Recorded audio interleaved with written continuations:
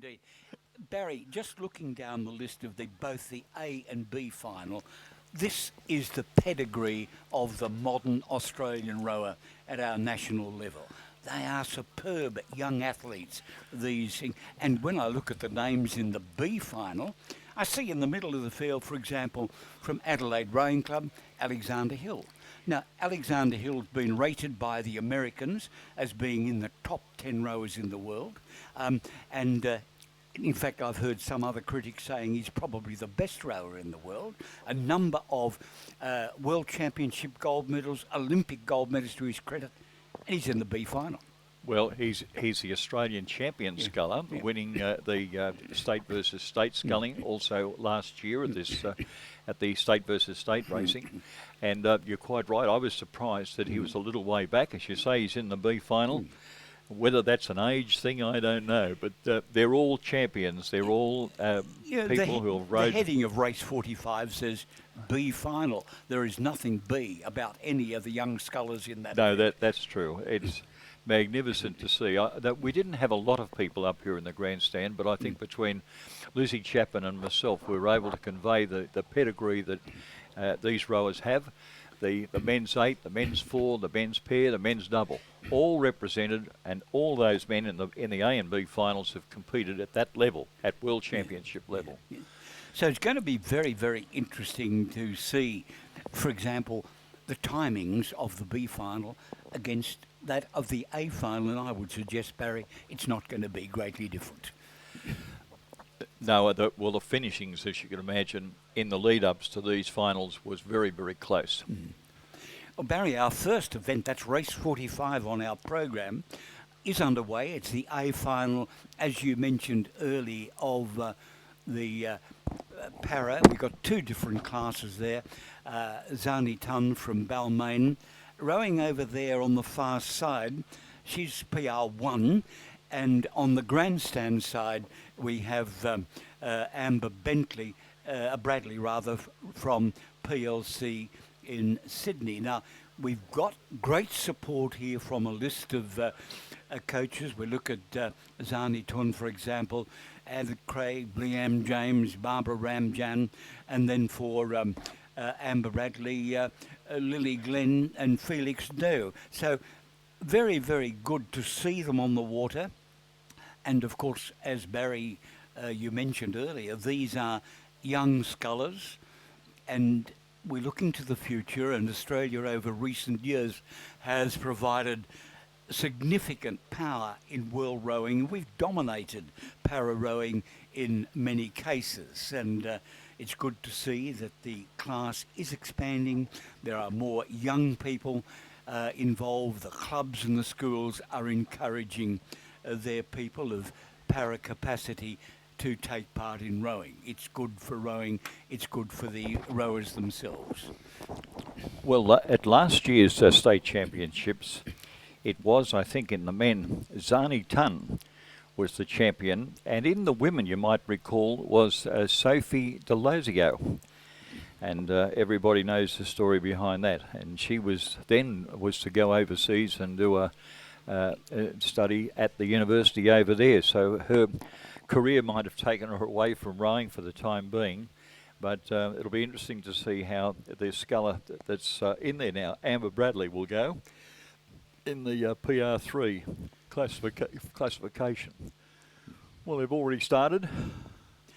And in retrospect, it looks like we might only have one starter. I was looking at the life-saving crew in the distance down there. I thought that may have been thing, but Amber Bradley it is from PLC. She's the PR3 category, and it's good to see her on the water. Unfortunately, our other two entries from Balmain, Tali Hind and Zani Tun, have scratched, not here. But well done, Amber, on the water, and the first race of day 2 of the New South Wales Rowing Championships. Well, with only the one there, and Zani Tun is cancelled out. Zani Tun was the current, or is the current, New South Wales champion in the 500 metre recreational run for the Paras, and I assumed that he would carry that mantle. Continue to carry the mantle. So that might be one of the reasons why he might have been withdrawn. But Zani Tun, not there, but still he remains as the New South Wales state champion over 500 metres for Paris. As is usual, Barry, our rowing conditions are very, very good here. I did say that earlier that the official forecast has given us a strong wind warning for the coast, and in fact the rescue boat people are saying, advising fishermen and recreation people, do not go out to sea. Now, it doesn't seem to be affecting us here at the Sydney International Regatta Centre at the moment. Conditions are good, they're good for small boats and good for our power rowing. But Amber, lifting her rating now as she moves up toward the finish, doing a very good job. This is a PR3 category, and she's finishing very strong. Stops, turns round, has a look how far to go, and picks it up again. But it was a quick sprint, and off again now toward the finishing line. Well, as a race warm-up, perhaps the people in the grandstand might recognise that by giving her a round of applause. She's turned up across the line, and what a good performance too. Thanks for that. She is wearing, or she has on her boats, the floats, which give them some sort of stability. And thanks to Rowing New South Wales, they've had the safety boat following her down to make sure everything goes well. We should mention the coaches there, Lily Glenn and Felix Gill from PLC Sydney. So congratulations to PLC Sydney also, John.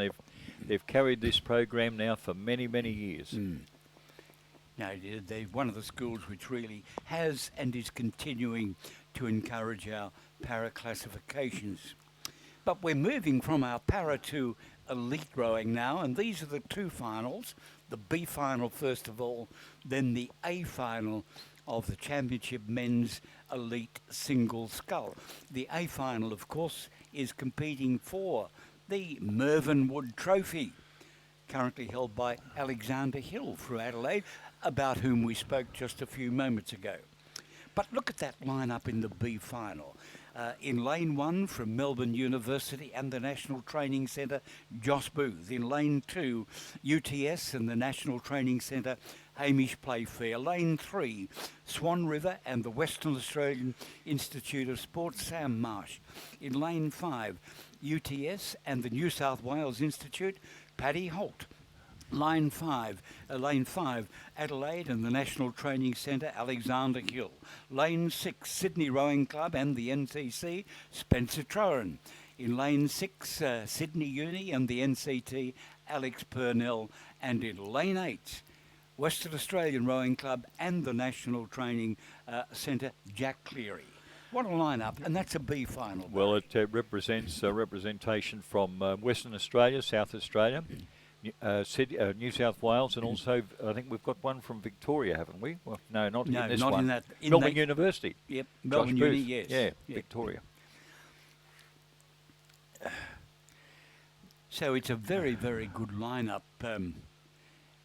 I notice for this event, we've officially declared a gold time barrier of 6:30.7. Now that is an optimum to reach for, very, very rarely reached. But the winner of the elite pair at the Small Boats Regatta here a few weeks ago were within a second of that gold time. Really? Yeah, very, very good row indeed. Yeah. Oh no, it was very good racing yesterday. And also the presentation that you can see. We've got a start, John. As you can see, it should be on the screen. I think you can see the start going across there with all those that you've named. And it'll be close to 500 metres. These are really sprints over 2,000 metres. I don't know whether they have any sort of games planned for the 1,000-metre mark, where coxswains control the race and they say, we'll give you a yell when we get there. This is an individual race and they really work hard right through the whole event. In fact, as I said to John previously, yesterday I looked at the men's pair at the concluding race for them. They were really, I think the term is buggered at the end, they were really tied out. Well, all according to our information available, a bit far to see with my ancient eyes, but all our program starters are on the water and competing. Well, it's a great view that you see on your screen. Now we're looking now towards the racing coming up here. And I think we do have the timers at the 500 metres, so we should get some idea of the small differences that you're going to see when they reach the 500 metre mark. When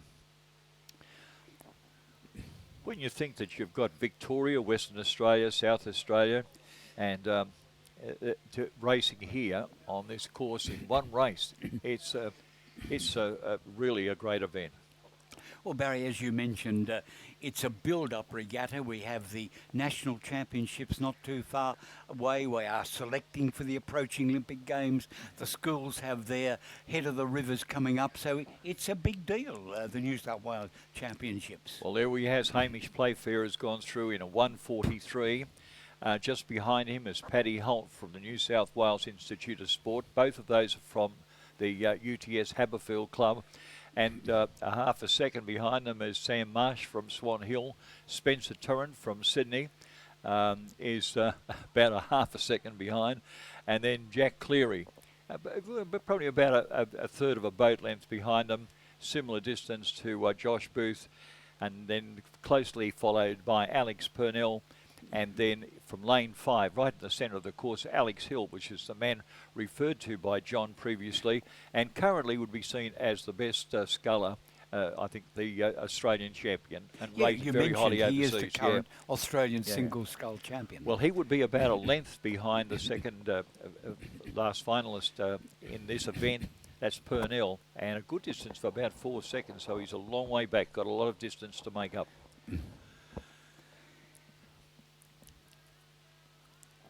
It's going to be fascinating to see how close this field can get to that goal time and what their time will be compared with the A final, which is the race immediately to follow.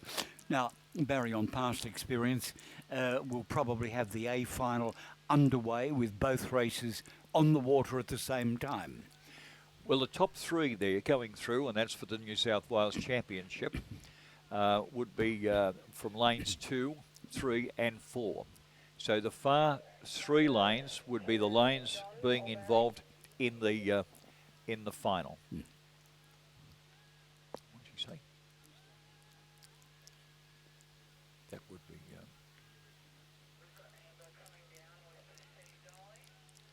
yes, Chairman, New South Wales. Ladies and gentlemen, while that B final is underway, we are able to move to the podium and look at our first medal presentation of the day. And the presentation being undertaken by the President of Rowing New South Wales, Stephen Donnelly. And Stephen, we're making the presentation to the winner of the PR3 category in the Para 500 metre event, race 45 on the program, and PLC Sydney, and representing PLC, Amber Bradley. Well done, Amber. Congratulations, coaches Lily Glenn and Felix Dew. Ladies and gentlemen, please acknowledge Amber Bradley, our winner, gold medalist for race 45, the A final of the para rowing event.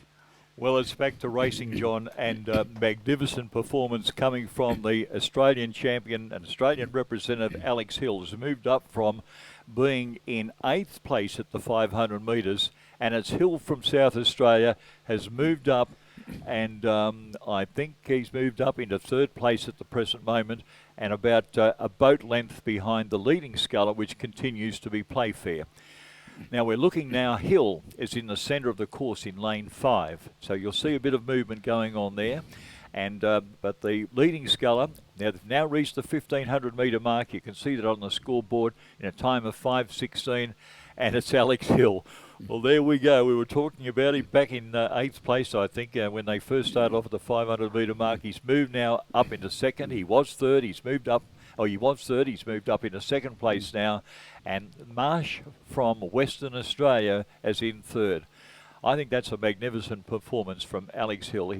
He hasn't push the pedal right to the metal. I think that's yesterday, and managed to get through, and he's taken his time, and it's proving to be very valuable in this final. Admittedly it's the B final, but it would be good for his confidence too to be up there and moving through the field very, very quickly.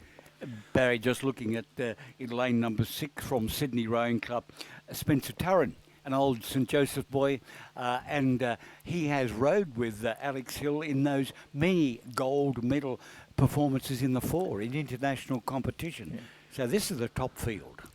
Well, we're looking now, if you have a look at over there at lane 2, I think it is, and that's where the leading sculler is coming from. It was the 1500. That's Hamish Playfair. And then you come to the darker colours here from lane 5, and I think he's moving up on him. That's where the action is, between lane 2 on the far side, and they've both brought their rate up here now. But the Australian champion sculler Hill, although it's the B final, right up there, a magnificent performance coming from him as he can retain his second place. But on the far side, it looks like it is with Hamish Playfair about to take the win, and Hill a fraction behind him. Hill takes second place, and it'll be followed by Paddy Holt. Unfortunately, there's no trophies for the B finals, is there, John? Not to my knowledge for that one, that's right. But Playfair, a good performance. The time, interesting enough, is a 7.03.69. Second place going to Hill. I thought it was a magnificent performance. He finished 0.59 of a second behind Playfair. So Hill takes second place, and third place then goes to Paddy Holt from the New South Wales Institute of Sport. Paddy Holt in lane 4. And following on from that, Marsh got 4th, Turren 5th, and I think was it Purnell in 5th place, back to Alex Purnell, and then Booth and Cleary. Well, the race 47, this is the A final. This will be the state championship elite scull, and a good lineup again in lane 1, Sydney University, NTC Cameron Girdlestone. In 2, Sydney University and the New South Wales Institute, David Bartolo. And in lane 3, Sydney Uni and the NTC, Jack Hargraves. Lane 4, Sydney Uni and NTC, Campbell Watts. Lane 5, Sydney Rowing Club and NTC, David Watts. In lane 6, ANU and the NTC, Caleb Antill. In lane 7, from Black Mountain and the ACT, winner of the heat yesterday, Luke Letcher. And in lane 8, Sydney Rowing Club and the NTC, Angus Moore. Well, the top 3 there, led by David Bartle, obviously gone through the 1,000 metre mark in a time of 3:27. Watts from Sydney University back. That's Campbell Watts back in second place. Campbell Watts is rowing out of lane 4. And then third place, David Watts. So let's not confuse the Watts family, but it's David Watts from the National Training Centre. And, well, I think the top 3, Bartlott, I don't think Bartlott's in the National Training Centre, is he? No, at the New South Wales Institute of Sport, yeah. So all of our competitors are in either the National Training or their state institute group. Well, Watts in third place, that's David, followed by Hargraves. Angus Moore in the centre of the field, that's an interesting one, John. He's moved from, I think he was racing out of lane 8, that would be on this side of the course, but he's moved up now into 5th place. He'd be anxious, and he's very good. He always finishes up a race well. A peculiar action he has in many cases, tends to make sure that he gets that finish well into the water. And I tell you what, he was a tired boy yesterday. Isn't it exciting to see these young men? Well, some of them not so young, have all competed for Australia, and here they are vying for selection. You can see the 3 cars on the right-hand side over there that would have the selectors in it and other observers, and making sure that they're keeping a check on what's going on out there on the water. They'd be right across the board. This is one of the greatest selection regattas for a New South Wales Championship we've ever experienced, John. For the non-rowing community, I don't think they realise what a strenuous training regime our international rowers are obliged to undergo. Probably the toughest training program of any sport. Well, the only rower that, or the only sculler here, just starting to slip back a little bit, is Cam Girdlestone. And he made the final. But look at this line coming across. You look at from lane 2 to lane 8. From here, you would not be able to pick the winner. And that tells you how good the training is at the National Training Centre. Well done. It's absolutely fantastic. Rarely would you see a finish like this, even at the Olympic Games. I don't think I've ever seen a finish where they are so close. Through the 1500 metre mark in the A final, it was Bartolo leading, Hargraves in second place out of lane 3, and Campbell Watts had moved into third. Initially he was fourth, he'd moved into third place. So Those are the top 100 three. metres to go, Barry, the elite champion sculler of New South Wales. Unbelievable over there on the far side, still hanging on there is David Bartolot out of lane 2, and you can see starting to move up on him now as the sculler. I think that's Hargraves in lane 3. Hargraves looks like he's about to take it from Sydney University and the National Training Centre. He'll take the win, and I think Bartolot might have hung on to second place there. I think we're going to have a photograph. Yep, we are for second and third, Barry. All right. No doubt about Sydney University's Jack Hargraves, a winning time of 7:00.04. Well, I think Bartolot, although we're not on the finishing line, I take a punt. I did mention his name. I think Bartolot might have just hung in there. But anyway, we'll wait till the photo. And Cantle would be judged in fourth. And Watts, that's Campbell Watts in fifth place. Black Mountains representative Luke Letcher, who has done a surprising boost to his career since he started off as an Australian reserve racing in the men's double sculls in the World Championship level. And there's Angus Moore, moved into seventh place. And then you've got Cam Girdlestone, a former national champion and Australian representative from Sydney University, ruled in eighth place. Barry, you commented earlier about it'd be interesting to compare the times between the A and the B final. The A final was certainly a quick, but less than a second faster. So really across the board, not a great deal of difference in the performance of these elite men's scullers. Yeah, now what was the time for the A final? 7:00.04. 0.04. Well, both that is close, John. Very, very close. 7:03 for the B final, and 7.00 for the other.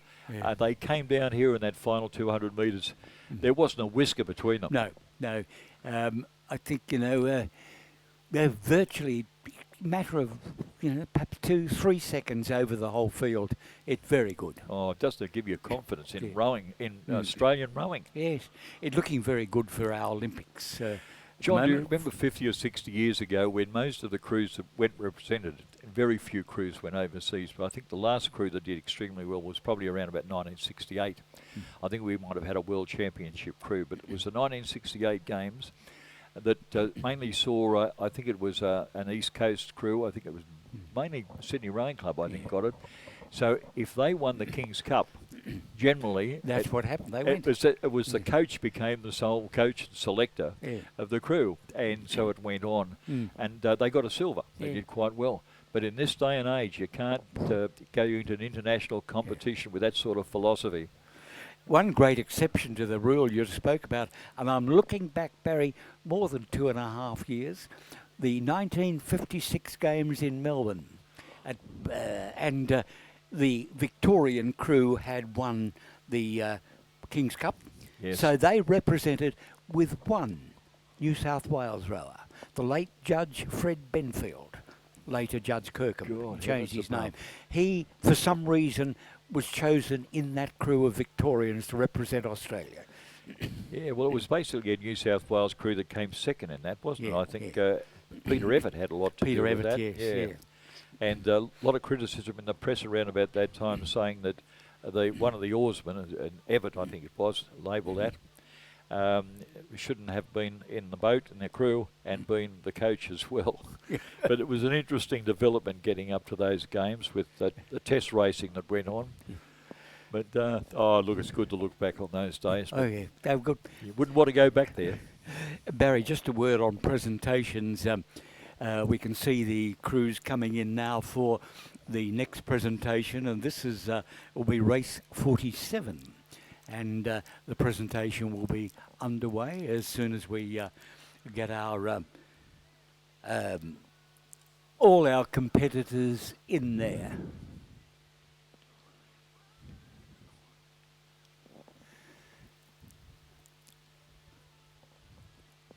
Ready when you are, gentlemen. We've got first and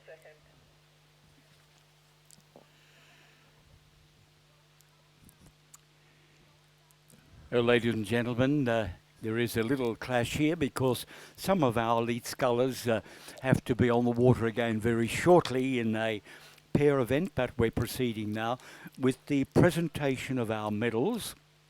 It'll be gold and silver for race 47. That's the championship men's elite single scull presentation by the President of Rowing New South Wales. Now, our silver medalist, representing Sydney Rowing Club and the National Training Centre, David Watts.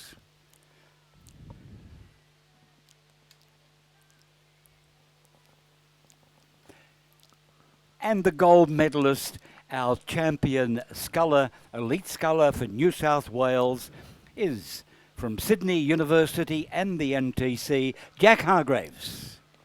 And of course, the award of the Mervyn T. Wood Trophy. Well done. Ladies and gentlemen, special applause for our elite men's scullers. First and second, Jack Hargraves, David Watts.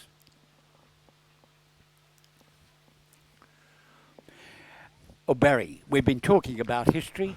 For those who might not remember, you might tell them who was Mervyn T. Woods, after whom this trophy is named. Well, Merv Woods used to row with in the double sculls with a bit of a scallywag at the time, and his name, what's it, just escapes me. Riley. Murray Riley. Murray Riley. He's still alive up in Queensland, I think, still dodging the constabulary.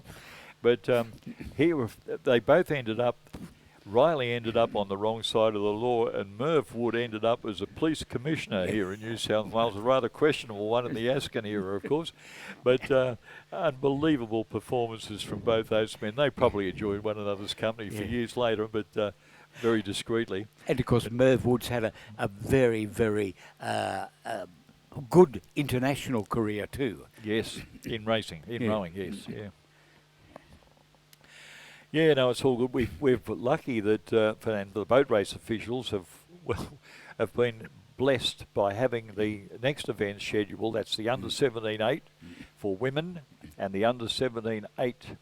Both heats, heat 1 and heat 2, have been consolidated now, and that will go. Those racing will go to the time of the final, and we'll talk about that a bit later. The next event that we'll see on the program, scheduled for 8:25, is the Championship Men's Under 17-8.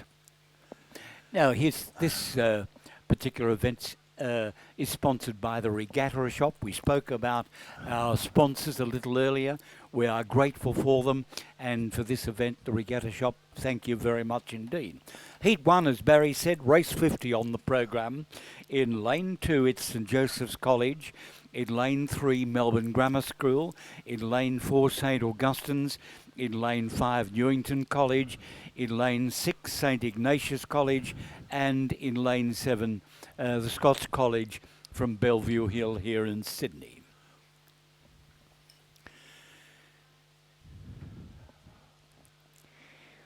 Well, you're a former schoolboy champion yourself, John, in this sort of racing, and I noticed that missing in both these heats, I think, is Scotch College, Yes.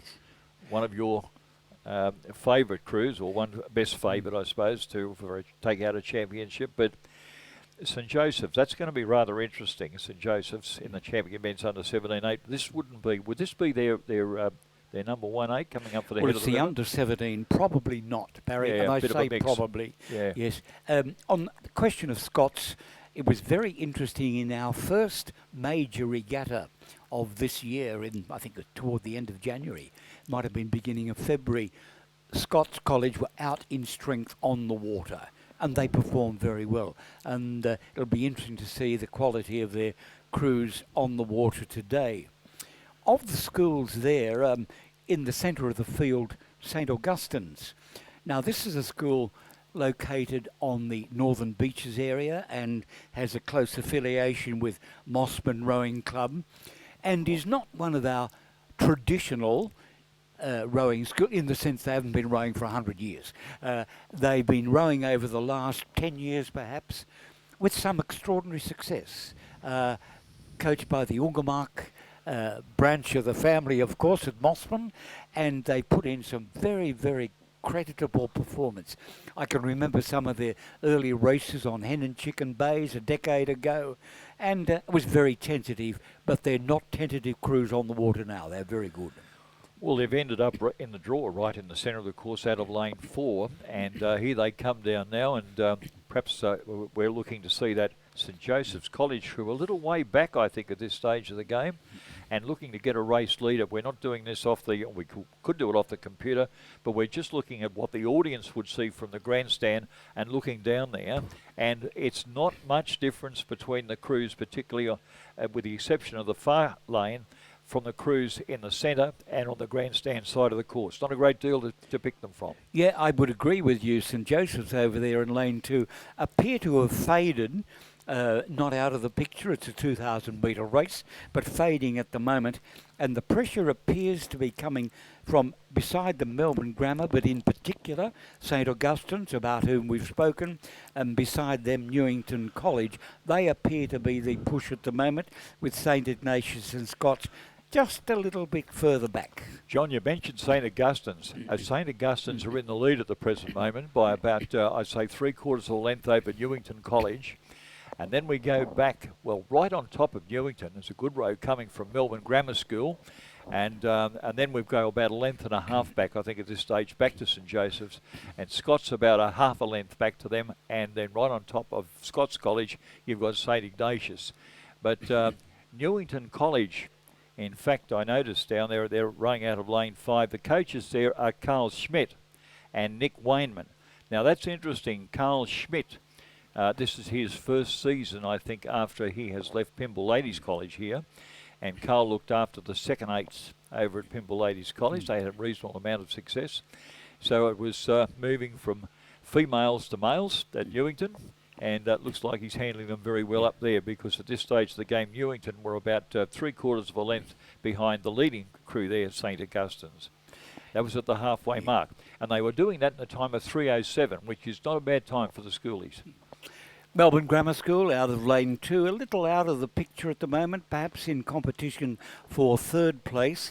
But Melbourne Grammar, located right in the virtual centre of the city, over the Yarra River from the CBD. Some luminaries from there, the late Prime Minister Malcolm Fraser, and of course Barry Humphries, all ex-students of Melbourne Grammar School. Obviously not rowing in those crews this morning, John. No, not there today. Not there today. Well, the good news is, if you're a backer of St Augustine's, they've managed to hang on to that lead there. Now just on 2 seconds, a slight gain there from Newington College. It's St Augustine's in the lead out of lane 4. Right next to them on their, I suppose, left-hand side is Newington College. And then you go back about 1 length to Melbourne Grammar School, similar distance back to St Joseph's College on the far side of the course. Scott's, that's Scott's here in Sydney. Scott's, similar distance back behind St Joseph's, and starting to fall back is St Ignatius College. So a good dice going on between Augustine's and Newington College. You can see them there now, right at the front. In fact, I think St Augustine's, what a tremendous performance. In the under-17s, a bit of a mix. As John said, they might not be the head of the River crew, but they're a mix of their first and second eights, and based on age, of course. And Newington College are going to have a look at a very close race coming from Melbourne Grammar School over there. In fact, Melbourne Grammar School have got some build-up, some momentum, and they're going to challenge Newington College. A good one coming up here for the finish of the under-17 eights. St Augustine's goes across, and it will be Newington College in second place, and third place then will go to Melbourne Grammar School. And on the far side, that is St Joseph's, who'll take out 4th place. 5th place then will go to lane 7. That's Scott's. In 5th and 6th place then, about a canvas behind, will go to St Ignatius. A good race. A nice looking crew, a big crew from St Augustine's, a nice rhythm and good use of bodywork, and a good time, Barry, 6:22.50. This is under 17, very good effort. I agree with you, John. It was a good race, an excellent race, and congratulations to Judith Ungmark and the Ungmark family for their representation at state, and also for their, I think they're right up there with the state coaches for the state versus state racing, and also they'd have a dip in the pond for the Australian racing and represents as well. So on the basis that 1, 2, 3 and 4 in these heats will progress to the final, that means that those who do so will be St Augustine's, Newington College, Melbourne Grammar School and St Joseph's College, all on to the final. Next race is race 51, heat 2 of this same classification, men's under 17, 8 and again 1, 2, 3 and 4 direct to the final. We have 3 schools from New South Wales, 2 from Victoria. In lane 3, that's the Southern Bank, the King's School. In lane 4, Shaw School. And in lane 5, Grammar, and that's Sydney Grammar School, with lane 6 and 7, 6 being Carey Grammar School from Melbourne and 7 St Kevin's also from Melbourne.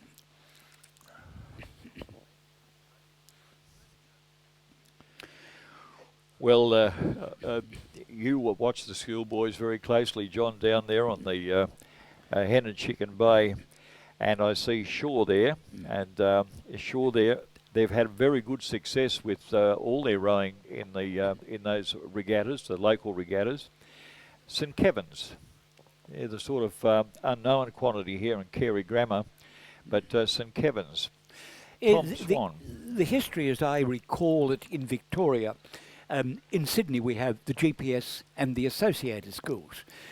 In Victoria that was the case, and the so-called public schools GPS equivalent all rode. Their equivalent of the associate did not. But then they combined. They've only got one group now. Both Carey Grammar and St Kevin's are in that group, who are more recent on the rowing scene compared to, say, Melbourne Grammar School, who rowed and got a third place in the previous heat. Well, I don't know, if you're a local, you'd be looking at the performance of Shaw School. Shaw, Barry, doesn't matter what season it is, Shaw are a strength, and they always a threat. And that's going back for many, many decades indeed. Doesn't matter what year it is, Shaw are always up there and a contender. Well, it's nice to hear you say that, because through the 1,000 metre mark, Shaw went through in a time of 3.09. And that was, they were ahead of Kings and they were ahead of St Kevin's back in third place, about a length covering both Kings and St Kevin's, and then back to Grammar, over a length behind, and then Carey Grammar, a similar distance back in sixth place. So I suppose the New South Wales audience there would be looking very closely at this between the two New South Wales crews there of Shaw and Kings. Shaw would have been, I suppose, the race favourite. They've gone through, as I said, the 1,000 metre mark in 3:09. Looking at the lineup there for Shaw, it's they don't give the name of the coaches now, which is probably not, but you've got some names there that young schoolboys. In the under 17 we can't with any certainty say that this is the head of the River Shaw crew. The basis for it obviously is in age. If you have a look at the crew over here, I think in lane 7, I think that, I don't know what that crew's doing there, but if that is the crew out of lane 7, which I suspect it is on this side of the course, that is the St Kevin's crew in the second heat. And they look like they've made up a bit of ground. Now, it was St Kevin's back in third place at the 1,500 metre mark. They were about a good length and a half behind Shaw, who'd been passed by Kings. That was a bit of a surprise. So Shaw had been pushed back to second place by Kings in the middle of the course in lane 3. But St Kevin's surprisingly starting to move through. Now a reminder, this is the second of the heats, and it'll be interesting to compare the times between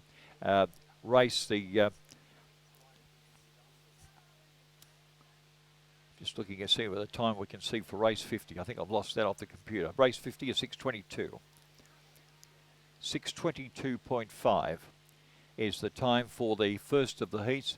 And here we come, the second of the heats. Now we're back into action again. 3 crews down here on the far side of the course. It is Kings, the low blue of King's School by a length. Out of lane 3, they take the win. And a length behind, not even of Clearwater, it would go to lane 4. Shaw bashed into second place. Third place, a good row coming from St Kevin's, Victoria. And then back to that blue boat out there from Grammar. They're in lane 5. They'll be judged in 4th place. And 5th place will then go to Carey Grammar. That's the top 5. The winning time for King's School there is a 6:25.07. 6:25.07. That's about 3 seconds slower than the first heat that was won by St Augustine's.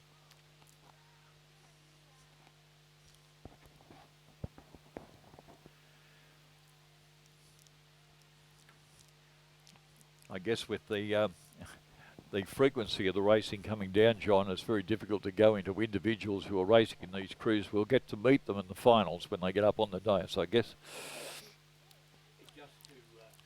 Just to reiterate, Barry, given that 1, 2, 3 and 4 are the final, it means that the 4 to progress will be the King's School, the Shaw School, St Kevin's and Sydney Grammar School, and they'll join with St Augustine's, Newington College, Melbourne Grammar School and St Joseph's for the final of the men's under 17-8 to be raced a little later in the program.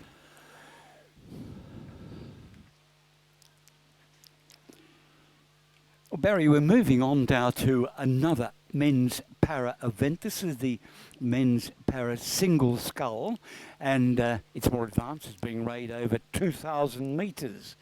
We're looking at the lineup in lane number 2 from Sydney University and the New South Wales Institute, James Talbot. In lane 3 from Balmain, it's Balmain number 2, Stephen Lawler. In lane 4 from the University of Queensland, Mac Russell. In lane 5 from Sydney Rowing Club and the New South Wales Institute, Ben Gibson. In lane 6 from Drummoyne, William Clifton. And in lane 7, Balmain number 1, Sam Shillahoob. Well, looking down those names, I guess we've got Balmain. I've got a couple of representatives there, but I'd make reference to that Drummoyne representative there, young Will Clifton, coached now by Kathleen Hextell. He started his career off at this, one of the small clubs down in Sydney, it's Leichhardt Rowing Club, and they didn't have the facilities or the coaching ability to take him on board. And Kathleen put her hand up, he moved over to Drummoyne, and around about the time he was competing for Australia in the racing that they had for people who had autism, that sort of handicap. And he did extremely good job up in the Queensland Championships where they had them up there. And here he is racing here in the men's para-single scull, the Championship of New South Wales. I don't think he'd be any more than about 15 or 16 years of age. He's only a youngster. Yes, I recall him rowing earlier in the season in a couple of para events, yes. Barry, you mentioned Leichhardt Rowing Club, of which you're a former president. Some sad news recently. A couple of very, very prominent rowers have passed away. Yes, we did. We lost Ross Tout, who was a good deal on the coaching side of things, and also a sculler who used to go out in the early hours of the morning and train, and he was a former New Zealand ice skating champion.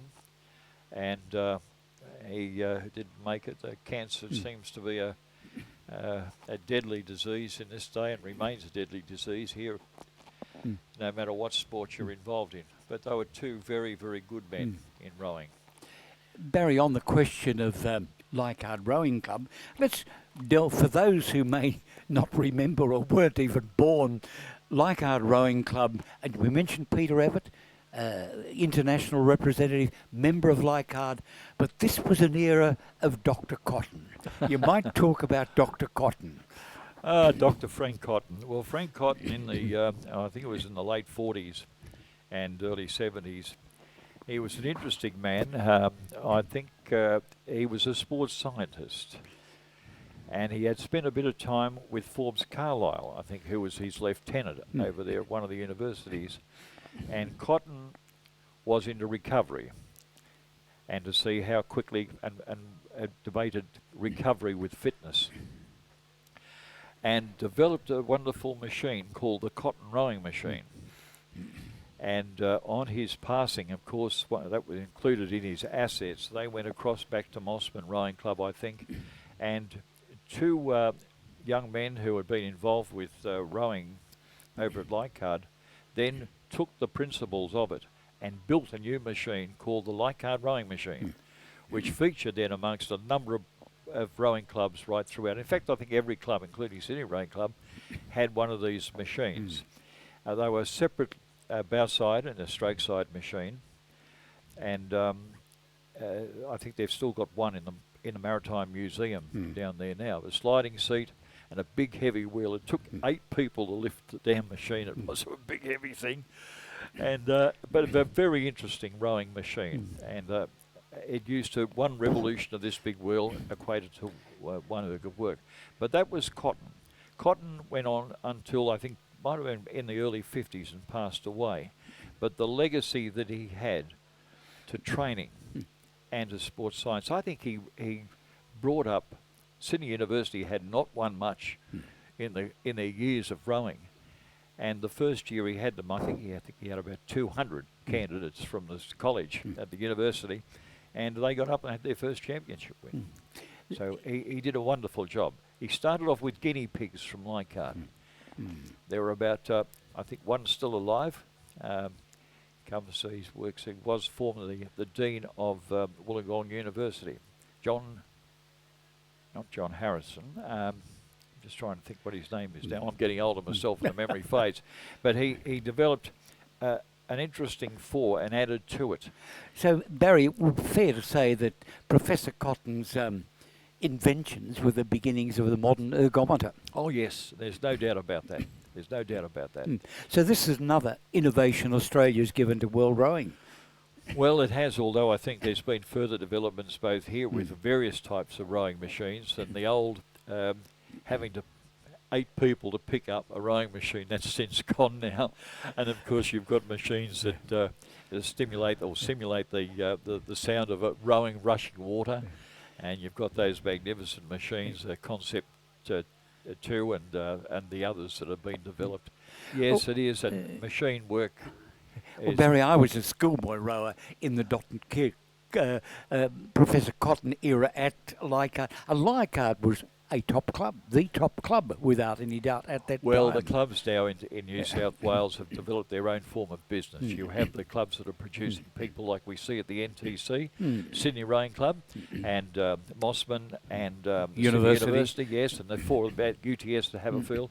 And the other clubs are more into a community type club. Yes, and masters rowing too. And masters rowing, yes. Yeah, there's a big line up there. Things have changed, certainly, in the rowing world. But down here now we have they're racing over 2,000 metres, I think. And I think Eric Horry, I don't think Eric's racing down here today. No, Eric's not here today. He competed at our small boat regatta a couple of weeks ago. Yes, the state champions that we have, Eric Horry, obviously the champion in the men's single sculls, and Tyson Saunders from Penrith in the men's PR2 single sculls. Then you've got, as we mentioned before, we saw them, well certainly Zani Tun had been withdrawn, but Ben Gibson was the state champion from Sydney Rowing Club in the PR3 men's single scull, and Will Clifton took out the championship last year in the men's double sculls. And the PR2, James Talbot from Sydney University Boat Club. And of course, in the double sculls, which they can race in, they can combine with an able-bodied one. But here comes Sydney Rowing Club now. A very confident row by Ben Gibson Oh, there. no, he's a champion. Very confident indeed. And Ben Gibson is, of course, the champion in the PR3 men's single sculls from Sydney Rowing Club. And looks like he will do it once again. So Ben Gibson. This race, incidentally, sponsored by Bentley's, who are the major sponsor of Rowing New South Wales. Thank you, Mr. Bentley. And second place behind him is University of Queensland. That is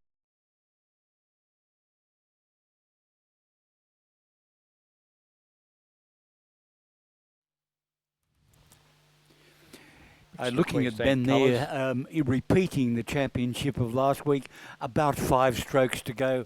As I said, confident, using his weight very well. Over he goes from lane 5, first place. And Mac Russell, coached by Michael Russell from the University of Queensland, taking out second place.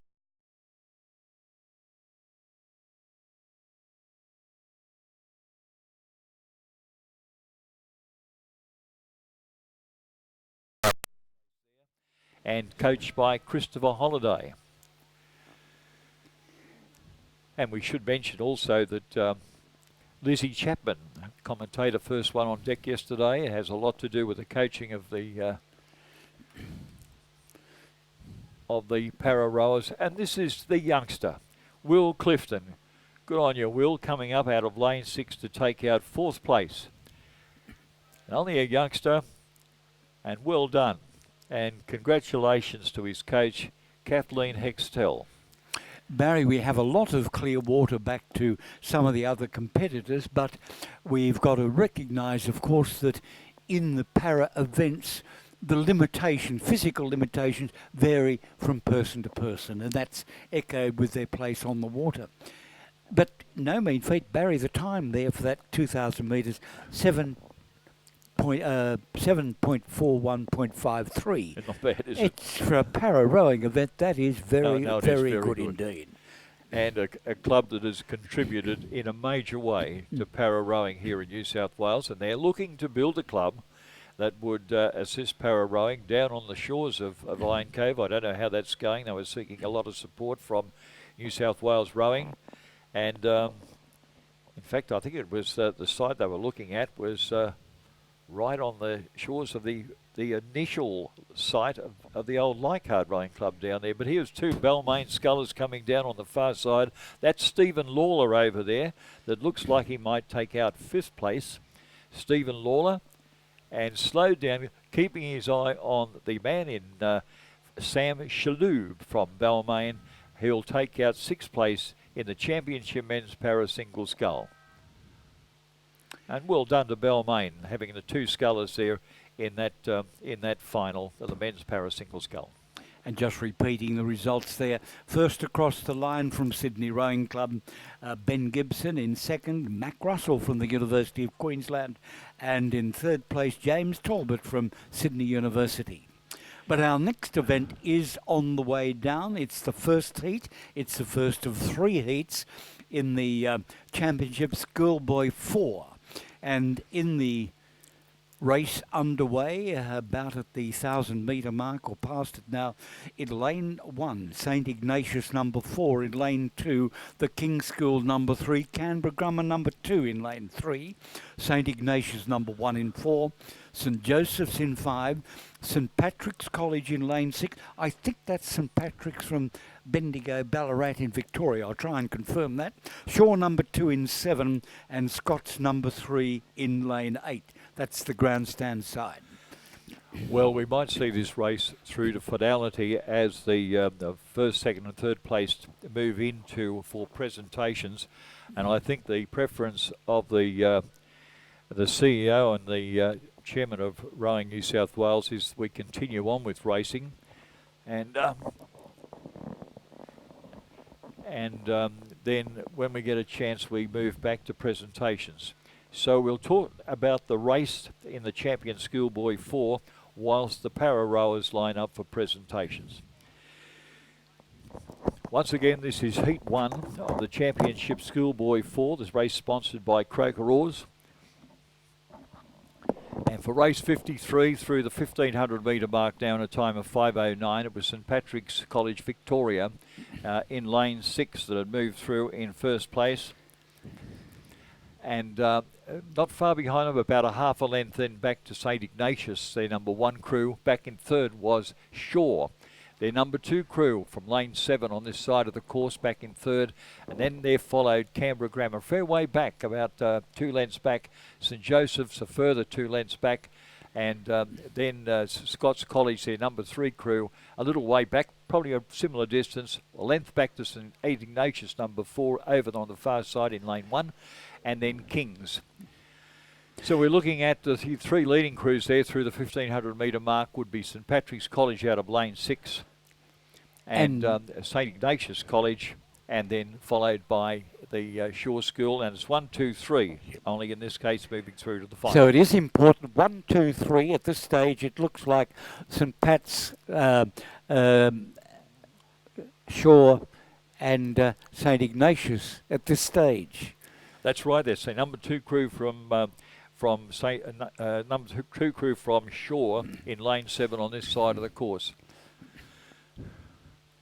They've slipped, I think, a little way back, but on the far side over there, lane 4 continues. They were initially in second place, but lane 4 will take the win. That's St Ignatius College colours, and second place will go to lane 6. That's St Patrick's from Victoria in second place. And then third place will go to lane 7. That's Shore number 2, and they'll be judged in third place. Only the top 3 moving through. As we see on the far side, then they'll be followed by Canberra Grammar number 2, St Joseph's College out of lane 5. And then a good race going on at the tail end of the field between this side. That's Scott's number 3, and on the far side is St Ignatius number 4. And then the final ones to finish will be King's number 3. So that concludes the Schoolboy 4.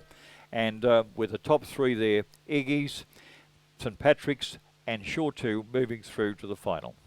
And the winning time there, 6:54.97.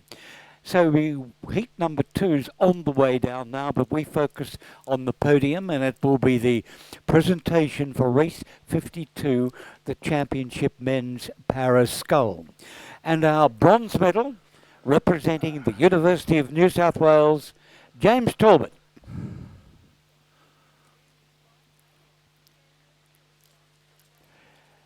Our silver medal goes to the University of Queensland, and representing the Uni of Queensland, Mac Russell. Obviously family affair. His coach is Michael Ross. And now our gold medalist for the championship men's para single scull for a second time, representing Sydney Rowing Club, Ben Gibson.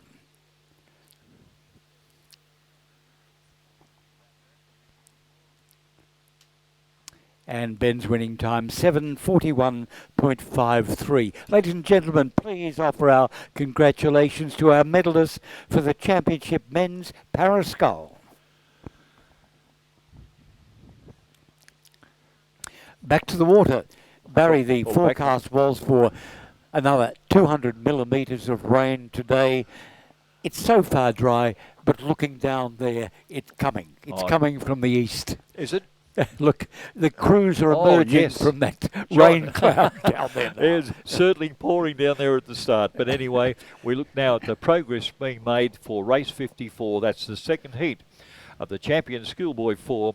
And it's pretty good, 54. They've gone through the 1,000 metre mark already. And it's Shore leading there in a time of 3:22. They were followed by Canberra Grammar. Now, that's these placings have not changed since the 500 metre mark. Exactly as they started off, they're at the halfway mark. Shore, Canberra Grammar, back to St Ignatius, Scott's, Carey Grammar from Victoria, Brighton Grammar also from Victoria, and finally Newington. I would think there's probably about 12 seconds separating second from the 8th or 7th place out of lane 8 of all those crews. But no doubt about it, it's Shore number 1 would be the race favourite if you're a run and take a bet at this stage, but the race is not over. And it's a good run coming from Shaw, number 1, on the far side in lane 2. You can see the standout there. Very close racing through the gloom now. That rain is starting to pour down. The rain has reached about the 1,500 metre mark, I think now, John, so they'll be saying to feel the effects, because it looks quite heavy down there. Well, we can say Heat 2 is bringing the rain with them. Blame them. Yeah, it's moving down there, and I can see all the cyclists there. They're the coaches of the schoolies, manning bikes. I think they'd be on this side of the course. I don't think there's too many cyclists on the far side of the course. That's the selectors' route over there. And of course they're rowing on the old road that used to be used for the course commentary for the Olympic Games in the year 2000. And they'd be very wet at this stage. But back to racing, and it's... Canberra Grammar, I think, from the centre of the field, Barry. One of our visitors from interstate, shall we say? Yes. And Canberra Grammar may have taken over from Shaw at the 1,500 metre mark. It was Shaw still leading by about a half a length over Canberra. It was at Canberra Grammar. And then back in third place was St Ignatius. So in that respect, the placings hadn't changed. Any crews making a move had been, I suppose, moving backwards. That was Scots who had moved back from, I think they were initially in third or fourth place. They'd moved back now and they were back in fifth place. And then we still have Brighton Grammar and Newington at the tail end of the field. But Shaw, not one to give in at this stage, and Shaw would be clinging on perhaps to a very, very slight, probably a canvas lead. A little bit of a break in the Shaw crew, and they're raced down, and the rain has obviously affected them because it always rains down. I suppose in Canberra, and Canberra Grammar have a lot of rain. Perhaps they're starting to know how to row hard in the rain. But their boat's waterlogged, that's what it is, Barry. But Shaw's still in the lead, John. Yeah, this is under 17, it's the Championship Schoolboy 4. Big crew from Shaw, they look in front in this heat. A big push, though, from Canberra Grammar School out of lane 5.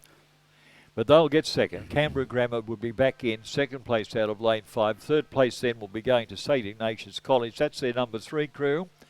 And then probably about a length and a half of Clearwater back to Carey Grammar. I think that would be Carey Grammar.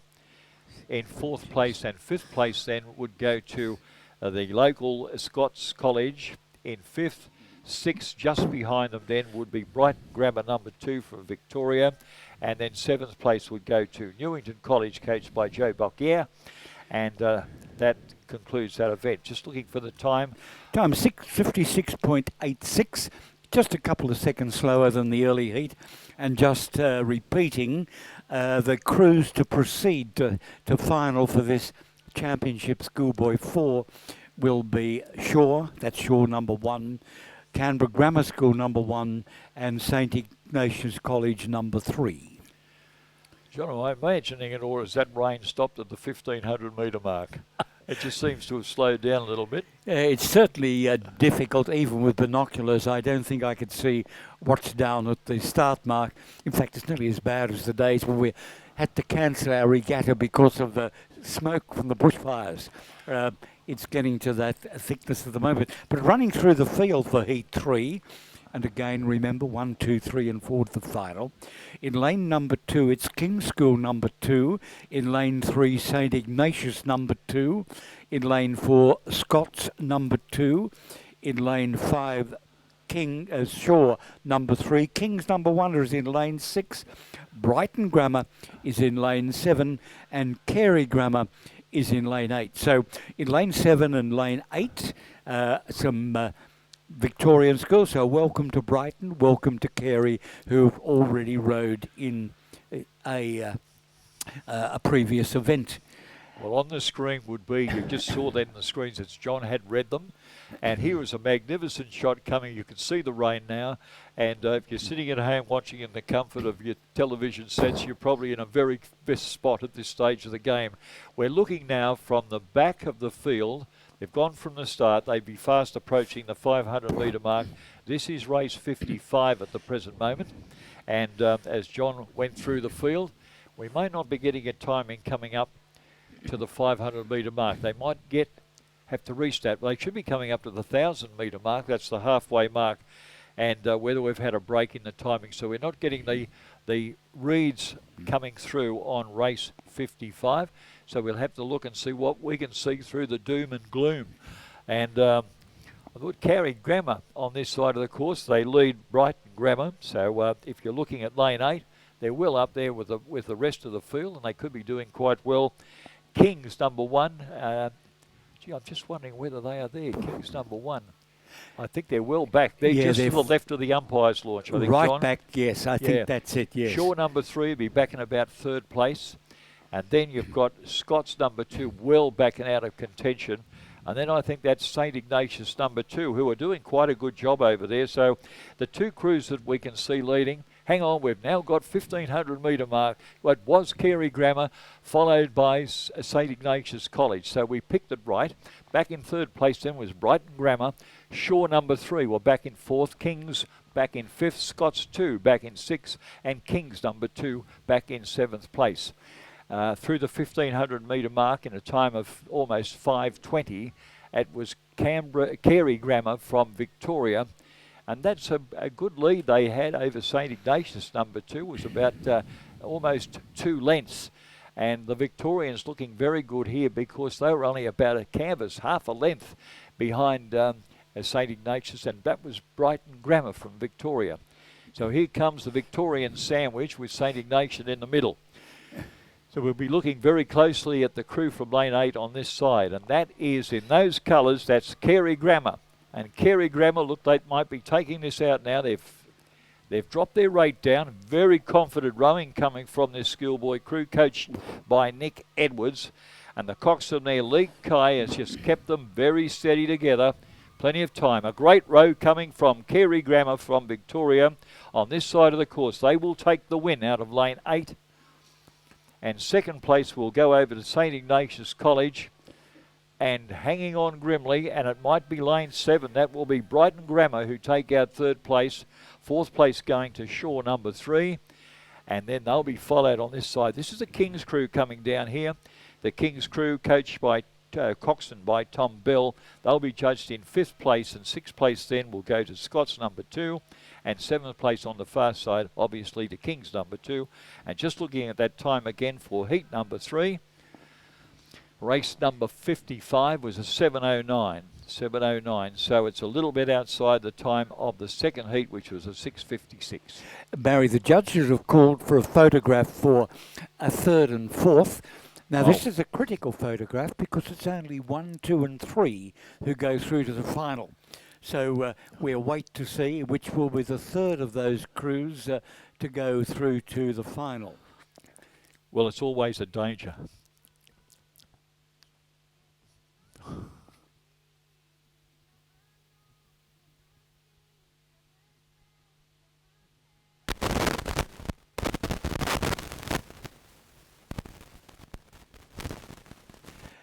Just a bit of a historical association, Barry.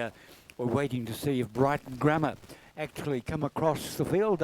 Roger Wilson, who was one of our commentators for decades at national championships, still does it in Victoria, is in Old Boy Road, in fact, for the first 8 for Brighton Grammar School.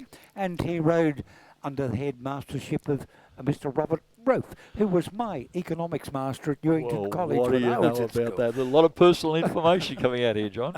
It's a matter of interesting. His name came up. You're talking about Roger Wilson. His name came up in discussions with John Meeking, who is the man who looks after all this direct television that you're seeing up here today, and they're following them down.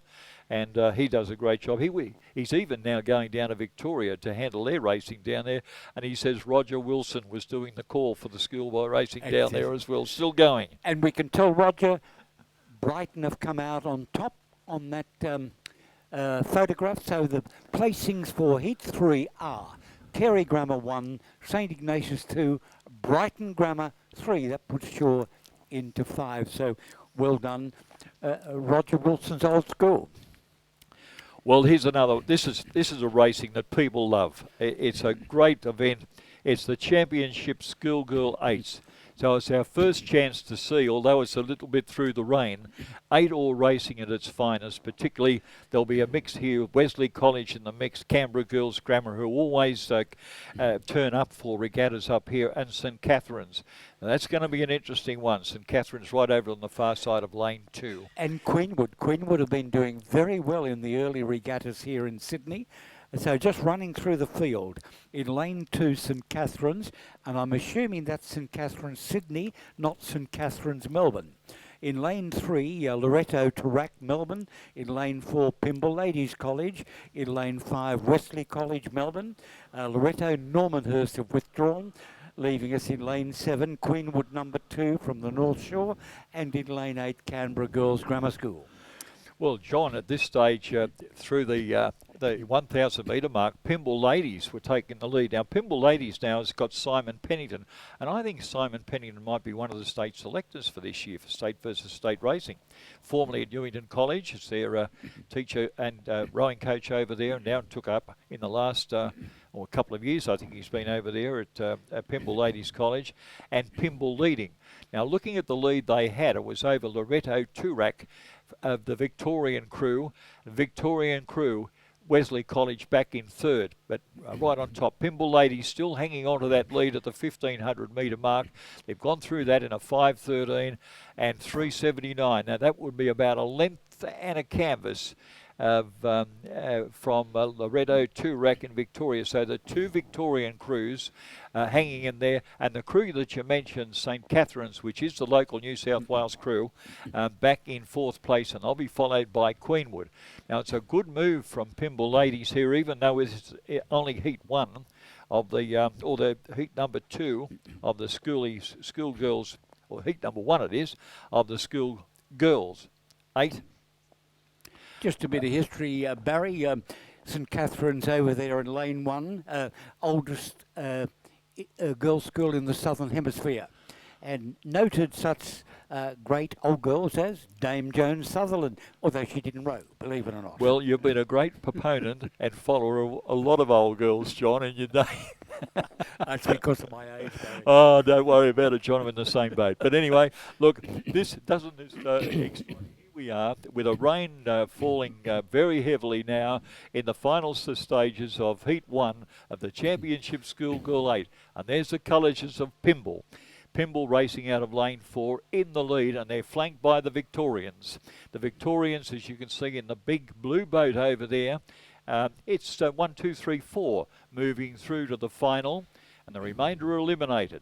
But Pymble hanging on in there. They've got a very dark blue boat, or I think that's one of their new craft that they've had this year, racing out of lane 4. Second place, and it's only about a length in the lead over the crew from Turak. Victorian crew in second place, and then a length of clear water then back to lane 5. That's Wesley College, also from Victoria, back in third. And fourth place is St Catherine's. And finally then, fifth place will go to lane 7 from Queenwood. This is Queenwood number 2. And their coaches there, Charlie Rosine and Max Stanistreet, they've been with them for quite some time.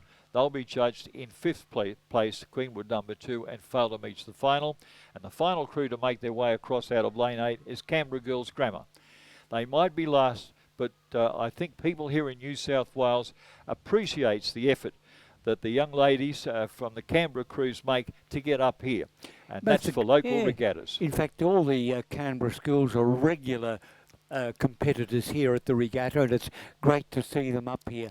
They and the Hunter Valley schools come down very regularly. It's good to see them here. Yeah, no, it is, John. Yeah. And it's not easy for them. They're either up, but they don't come overnighters. They come up in the early hours of the morning, and they've got to be back in time for school if it's a Sunday regatta.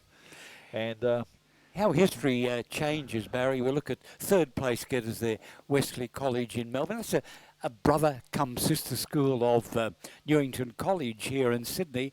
In my day at school, Wesley was all chaps. Now they have chaps and girls. So they've gone co-ed and have been for many years now, of course. You remind me of that song. Guys and dolls. That's right. You call them chaps and girls. Yeah. Winning time, incidentally, by that Pymble Ladies crew, 6:59.73. Oh, that's not bad. It's a very good time for Yeah. Schoolboy, Schoolgirl crew. And Heat 2 is underway. And again, it's 1, 2, 3 and 4, the direct to the final. Pimble Ladies number 2 in lane 2. Strathcona from Victoria in lane 3. Geelong Grammar also from Victoria in 4. Queenwood number 1 in 5. Loretto Kirribilli from lane 6. Canberra Girls Grammar number 1 in lane 7, and on the grandstand side, lane 8, it's Carey Grammar from Victoria. Well, you can see both the names that John went through there, and they're over looking back on the field as they approach. My God, this transmission is fantastic. I hope you're all enjoying it out of the rain, because it's absolutely it's clear as anything as they move up now. Would be to the first, I think, for race 57. They've moved through the first half of the event, which sees Geelong Grammar from Victoria in lane 4. They're the leading combination. They were about a half a length in the lead over Queenwood number 1, and then in third place Canberra Girls were back probably less than probably about a canvas over there in lane 1. I think that's Canberra Girls Grammar. They were in lane 7 on this side of the course. That's the one, Canberra Girls Grammar. And then fourth place to Kirribilli, and fifth place to Pimble Ladies out on the far side in lane 2, and then back to Carey Grammar. So we're watching now the crews in lanes 4, 5, and on this side the lane crew in lane 3. Barry, I've said it many times before, one of the greatest sights, looking down the course and seeing a full lane load of 8s coming down the course. Really a great sight. You've pushed back the rain. We said it got to the 1,500 metre mark, and there's been a miracle. The rain's been pushed back to the start. And so they come down here in absolutely magnificent rowing conditions. And as you can see on this side of the course, that third place crew, Canberra Girls Grammar, keep an eye on them. They're doing extremely well. That's their number 1 crew, coached by Carolyn Peages. And we've seen her and her crews up here for quite some years now. And they're well up there. And in fact, I think they might have taken over the lead. And that would have been over Geelong Grammar. Geelong Grammar of the crew, right over there on the far side, the yellow boat with blue blades.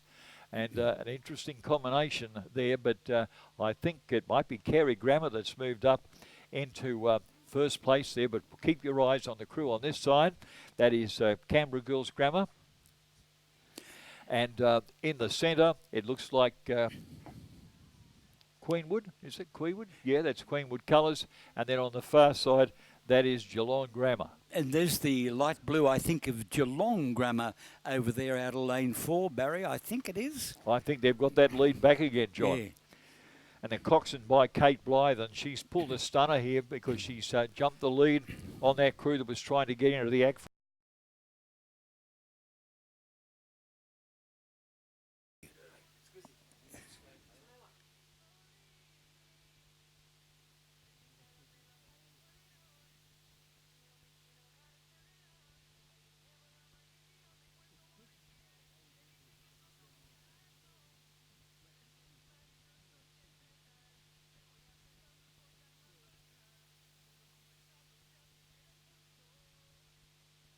Listen, just walking in here with us to join us is Dr. Phil Sharp, of course, who's the medical man up here at the regatta, and Squizzy Taylor, who, of course, has been part of the Australian team as a manager there over many years, but worked in the police force. And I think, wasn't it with the police divers you had a connection with? You don't want to mention too much. Are you? Yeah, you got to. Oh dear, they're all laughing their heads off here with Squizzy Taylor. A lot of the oldies here will remember the names, but Squizzy.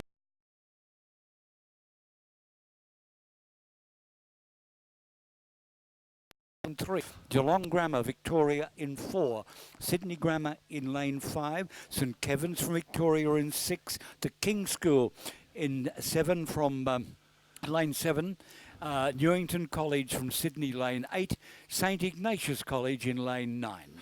Well, it was the Scots College going through the 1,500 metre mark in top place at the present moment. They had at least 5 seconds lead as they moved through at the 1,000 metre mark. Scots number 1 different to Scotch College. Scott's number 1 from New South Wales. Surprising, only about a length and a half back in second place. Then back to St Ignatius College. Xavier, number 1 crew, back, gee whiz, they're right on the top of St Ignatius College. And then Geelong Grammar, back to Newington College. St Kevin's number 2, Grammar number 1, and King's number 2.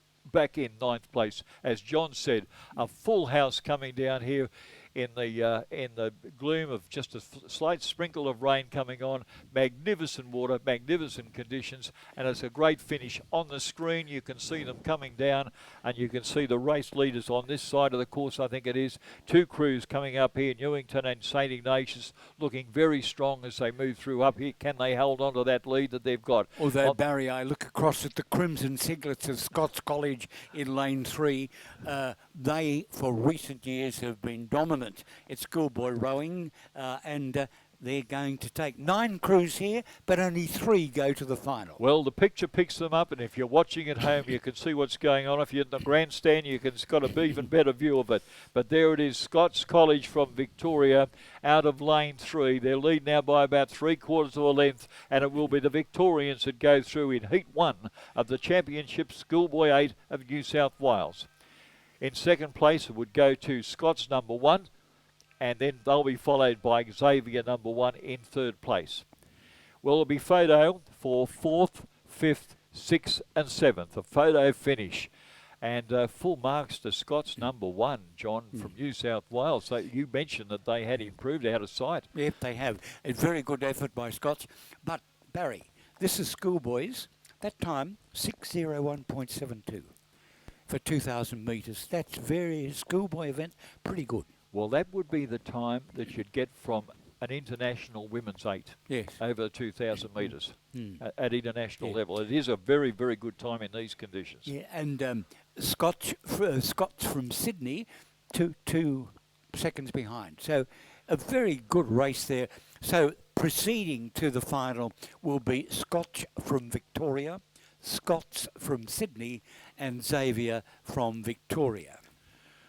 We will have to watch that then, because it is 1, 2, 3 moving through to the final, so I suppose that settles those who move through. But of interest will be the 1 have brought their rate up now. They're up roughly around about 34, 36 strokes a minute, and a very strong finish coming up here. And I think Shaw number 2 on this side even a little bit higher. 3 crews starting now to show up. Particularly with the dark coloured crew over Romola. Many of these, of course, are just outside or behind the grandstand area, and of course some down at the boat shed area. So please support them. They're merchandisers. They support our regattas. We should support them. While we're talking about things to support, perhaps I could mention, we do have the Kings and Queens Cup Luncheon. It'll be taking place next month, Friday the 20th of March. Now this will be acknowledge our extraordinary achievements of our state New South Wales team last year at the Interstate Regatta. And that's at the dockside at Cockle Bay, and you can order your tickets on the Rowing New South Wales website. So, Kings and Queens Cup Luncheon, Friday the 20th of March. John, a race call for race number 60 coming down there. This is the third heat of the champion Schoolboy 8. You've probably got the best seat in the house. Can you tell us who we've got down there? Yeah, we're running through it in lane 1 from Melbourne, Wesley College. Lane 2, also Melbourne St Kevin's number 1. Lane 3, Melbourne Grammar School. In lane 4, Newington number 1. In lane 5, St Ignatius number 1. In lane 6, Shaw number 1. In lane 7, Sydney Grammar School number 2. And in lane 8, St Joseph's number 2. Now this is an insight not only to our national championships, but the head of the river in all our states. Well, you can see how up to date the screen is up there, because they showed Shaw number 1 has been withdrawn.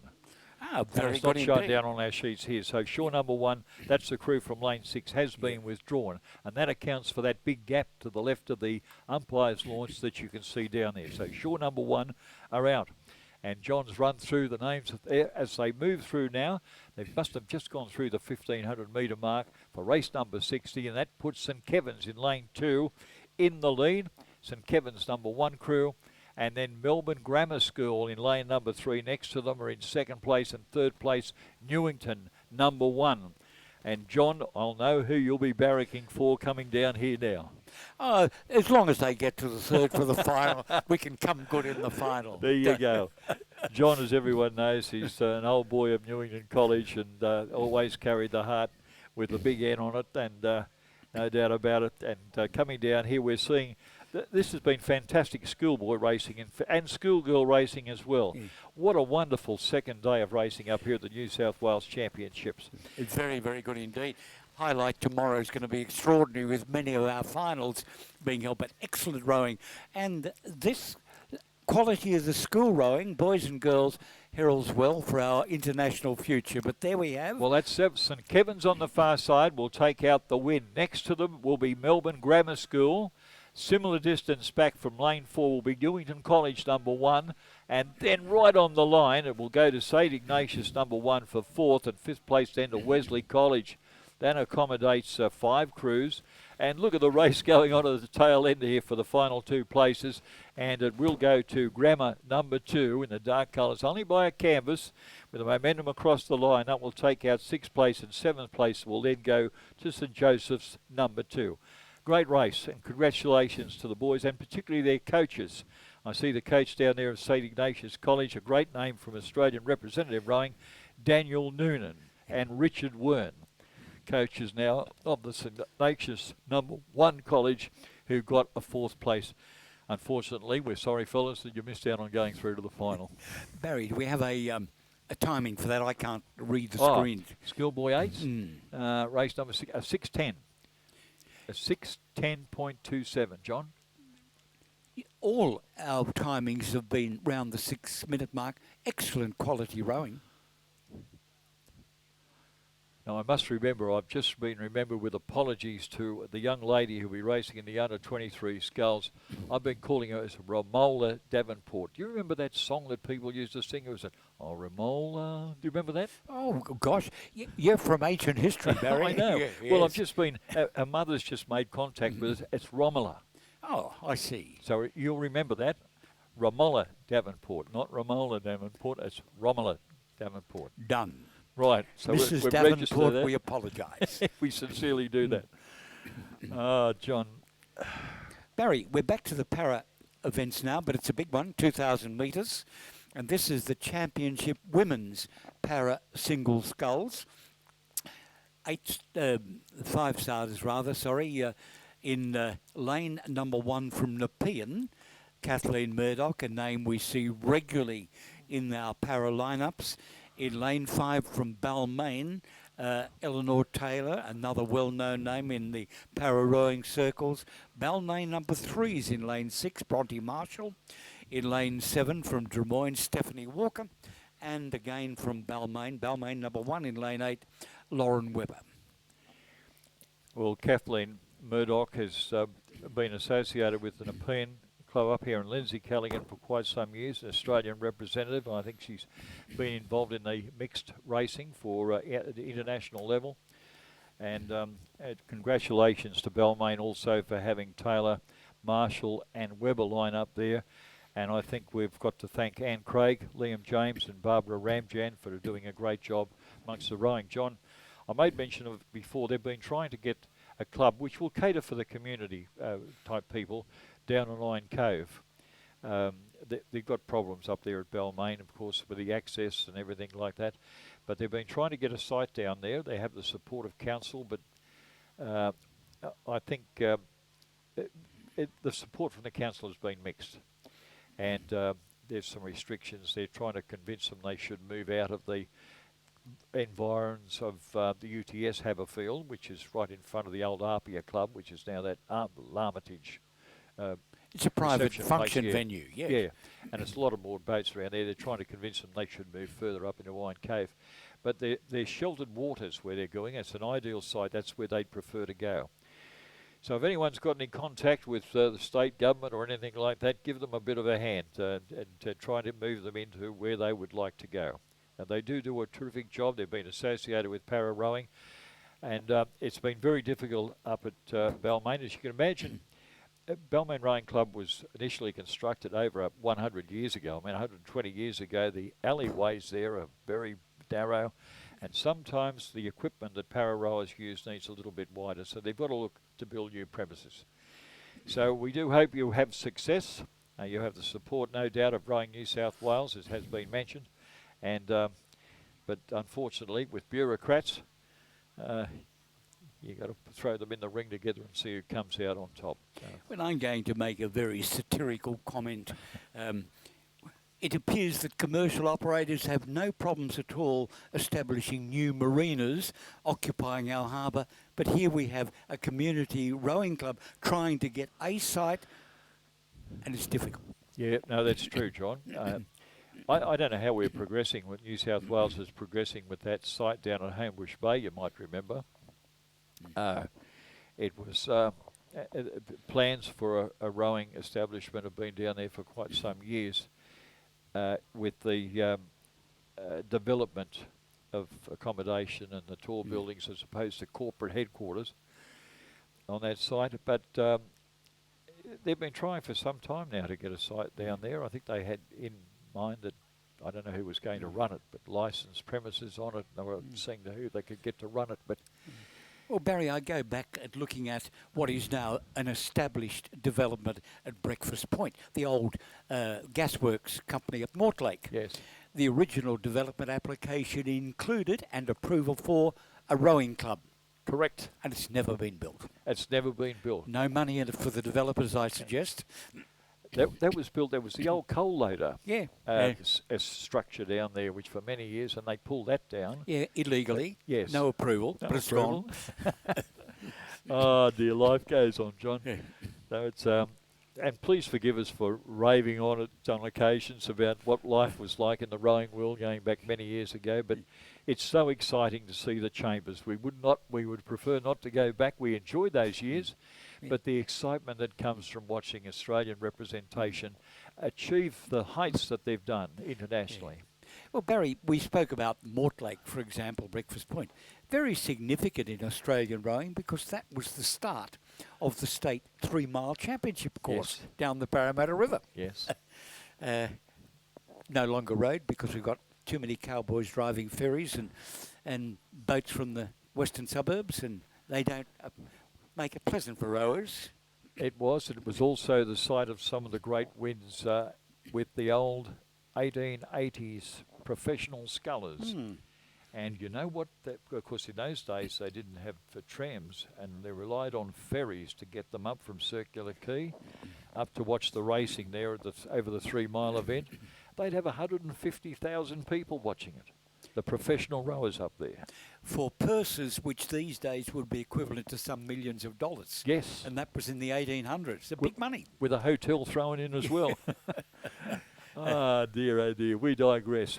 Yeah, we should go back to the water, Barry, because this is our coming down the championship women's para single scull. Current champion, incidentally, is Nikki Ayres from the Capital Lake Club in Canberra, the ACT, but she's not competing here today.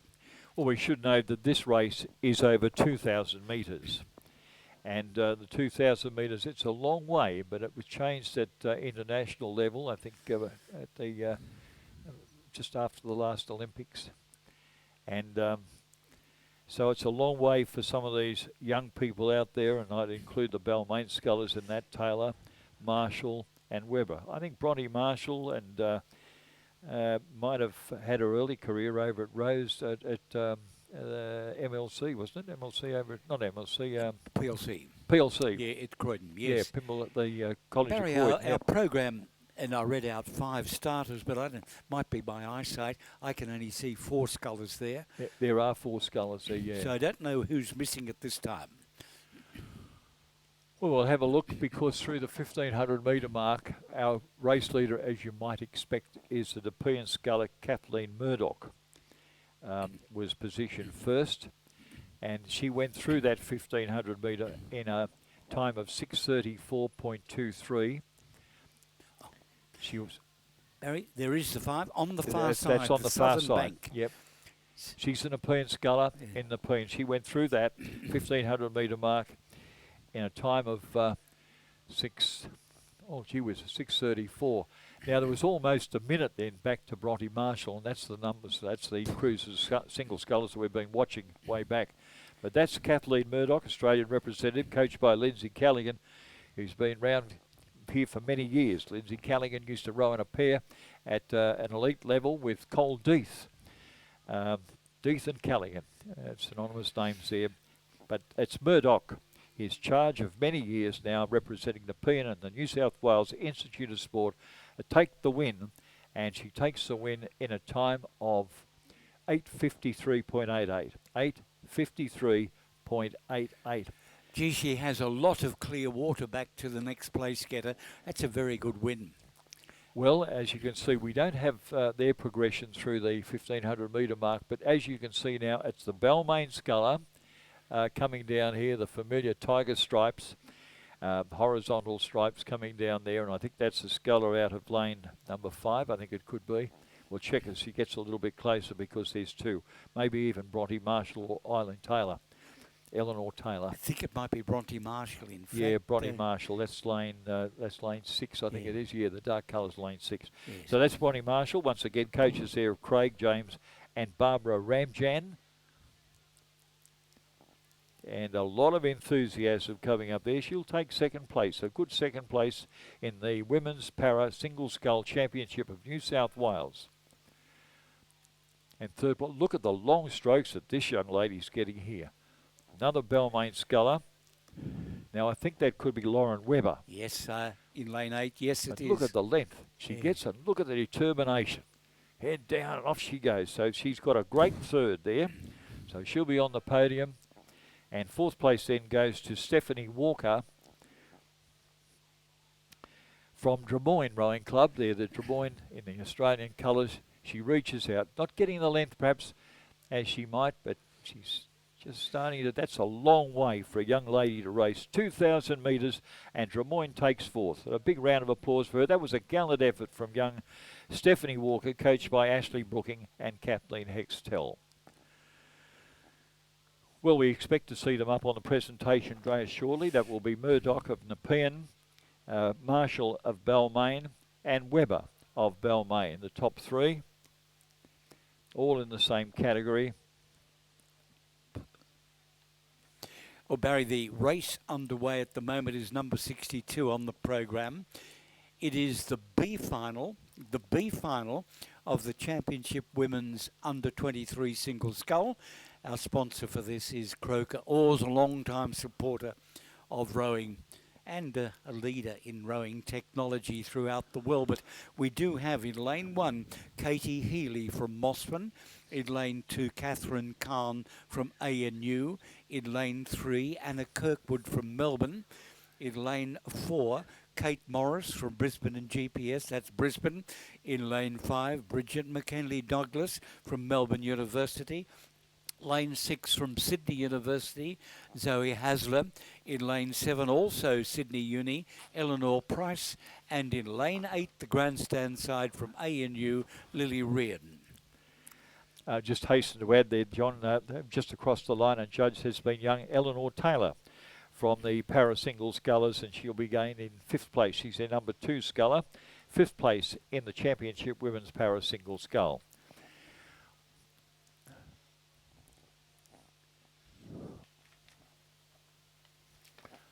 Well, we're now back and looking at the, as John said, the B final in the Championship Women's Under-23 Single Scull. Now, we mentioned there weren't just selection events here. This is the selection regatta, and the Australian selectors looking very closely at the makeup of the Under-23 Australian representative side. And this is the B final. And as John has said on previous occasions, we'd love you to check the times for both the B final and the race which follows, the A final, where we'll finally see that Romola Davenport, not Romola Davenport, racing in the A final.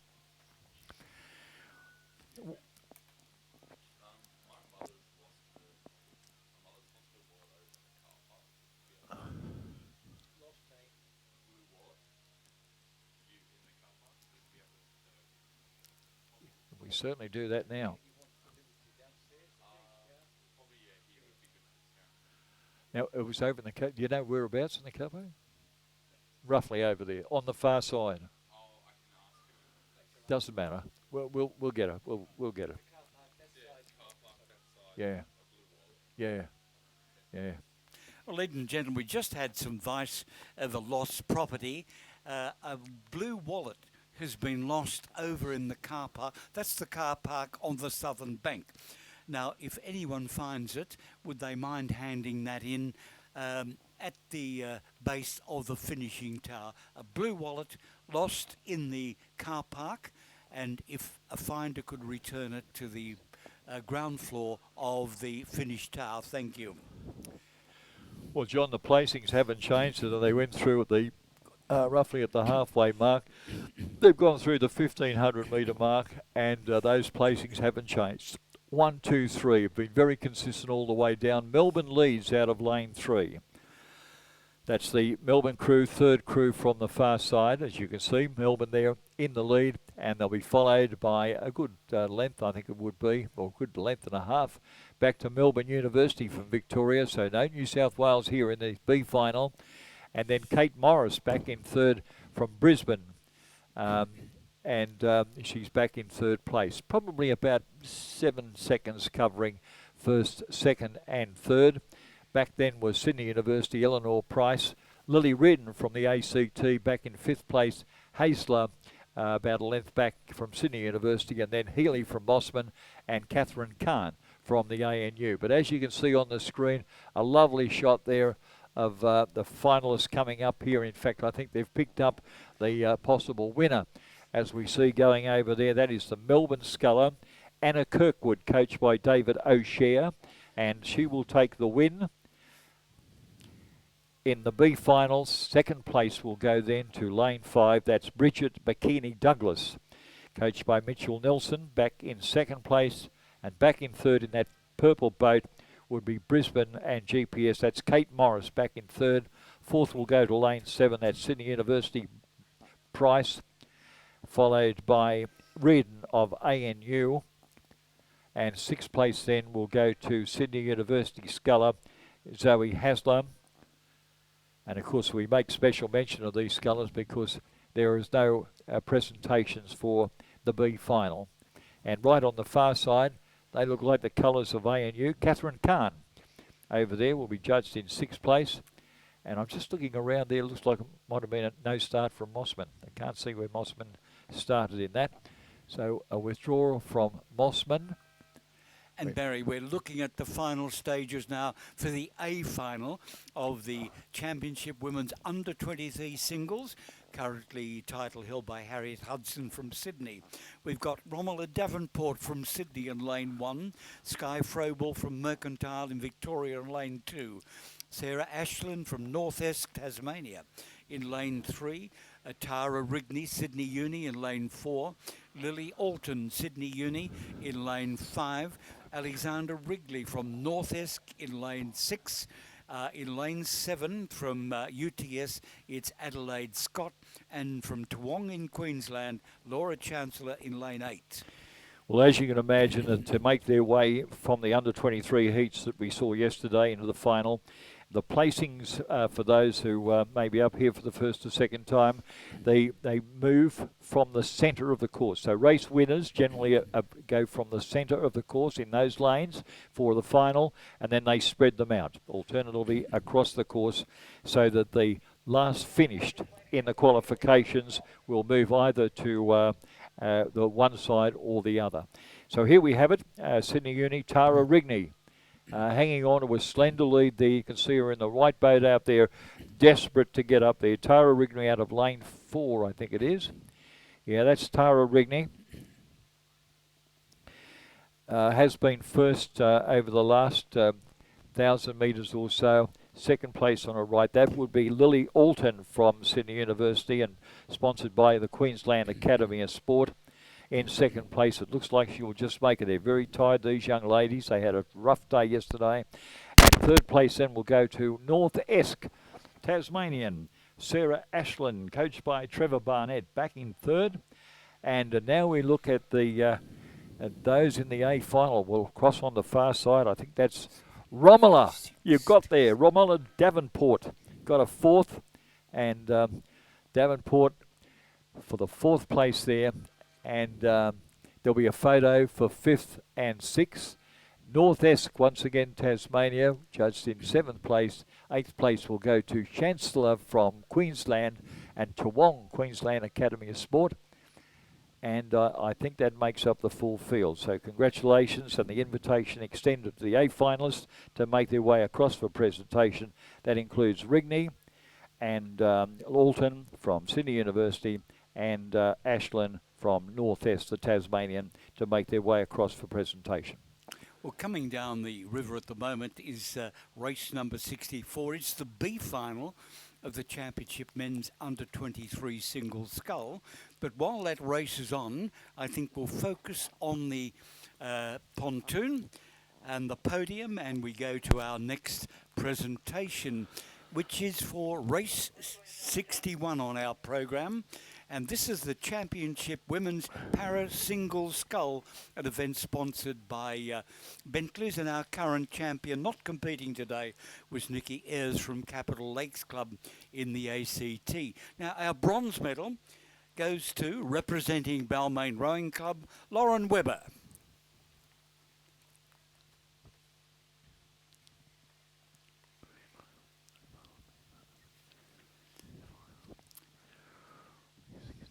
Our silver medal, also representing Balmain Rowing Club, Bronte Marshall.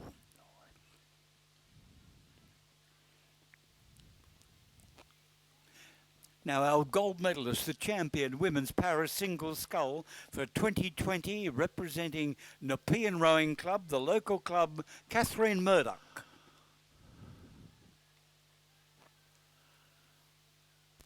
Oh, congratulations, ladies and gentlemen. Please acknowledge our medalists for the champion women's para single scull, and of course our sponsor Bentley's. But Barry, to the water. Straight back to racing, and it's Devlin Walsh, coached by Don McLaughlin from Sydney University, holding on to a very slender lead over there, originally back in third place. The placings, they went through the 1,500 metre marker, was Walsh, back then to Barrett of North Esk on this side of the course, and then across to Leswick.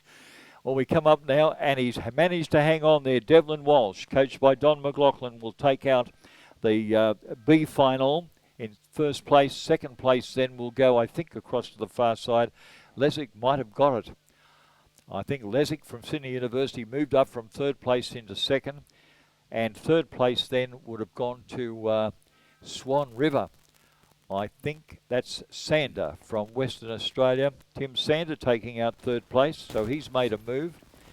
And then followed by James Meads of Banks, back in fourth place. And then it'll be a photo for fifth and sixth.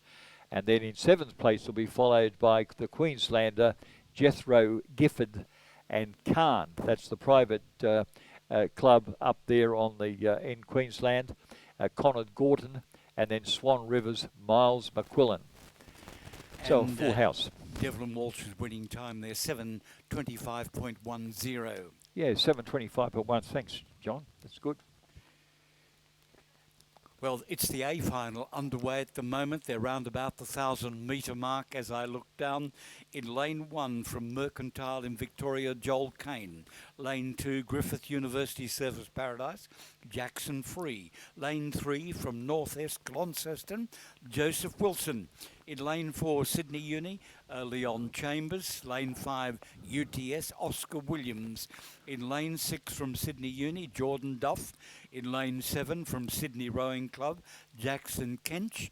In lane 8 from Western Australia Rowing Club, Hamish Henriquez. And in lane 9 from Sydney Rowing Club, Alex Nichol. This is the A final Championship Men's Under-23 Single Scull, sponsored by Croker Oars. Well, a top field there, John, and a top field of coaches. Just to mention them, Mitchell of Mercantile, you've got Marcus Free, a former Australian representative, almost a world champion, I think he was, from Griffith Uni Surfers Paradise, looking after his son. Jackson Free is racing out there. Then you've got Trevor Barrett and Brendan Long, another big name from Tasmania. Don McLaughlin, we've seen his performance of his pupils and stars from Sydney University. David Gilly, Hallie Chapman, Alex Field, Tom Lorridge as another big name from Australian representative. He's now the coach. And Donovan Check. Donovan Check looking after Jackson Kench and Alex Nicol. And what a great find he was to come over from South Africa and looking after all the top performances and New South Wales state performances here in Australia. Well, as they've moved through for race 65, it was UTS sculler Oscar Williams who had the lead, followed by Leon Chambers and Jackson Kench back in third place. They were the top three out of lanes 5, 4 and 7. Now, Jackson Kench has done a great job in lane 7, as you can see him, 987, in the light blue colours of Sydney Rowing Club. And I think his performance here, he'd only be a fraction behind the sculler from UTS, registering first place as they went through the 1500 metre. That's Oscar Williams. And it tends to show up there. I think he's now started to move. He's responded to his second or third place. And we'll just continue on with the racing, and it looks like this is going to be very close. This is the A final of the men's under-23 single scull, and it's a close race now going between the local boys, which is Oscar Williams from the UTS Haberfield Rowing Club, and two across here in lane 7, Jackson Kench. They're the top two at the present moment, and Kench is slowly making grounds and really accelerates the work through. A little bit of rough work coming from the middle of the course there from Oscar Williams, but it looks like he's got a stranglehold, and it's now Sydney University. Jordan Duff moving up on the field and is now challenging Kench, I think it is, or no, it is. It is lane 5. Oscar Williams takes the win, second place, very close, going to Sydney University, Leon Chambers, and third then will go to Jackson Kench, followed by Kane of Victoria, Free of Griffith Uni, Duff of Sydney University, Wilson of Esk, and North Esk, and then Henriks of the Western Australian Sports Institute over there, and Alex Nicol from Sydney Rowing Club, registering 9th in the A final of the Championship men's under-23 single scull. And we go from that race just finished back to the A final of the Championship women's under-23 single scull. Our medalists assembled on the podium at the moment, so let's move on with our presentation. And our bronze medal, all the way from sunny Launceston and representing North Esk Rowing Club, Sarah Ashlin.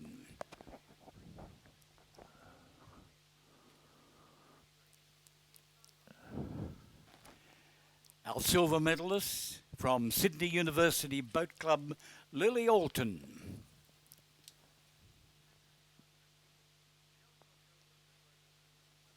Now our gold medalists, our champion women's under-23 single scull for 2020 from Sydney University, Tara Rigney.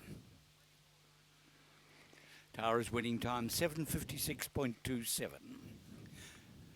Please acknowledge, ladies and gentlemen, our medalists for the champion women's under-23 single scull.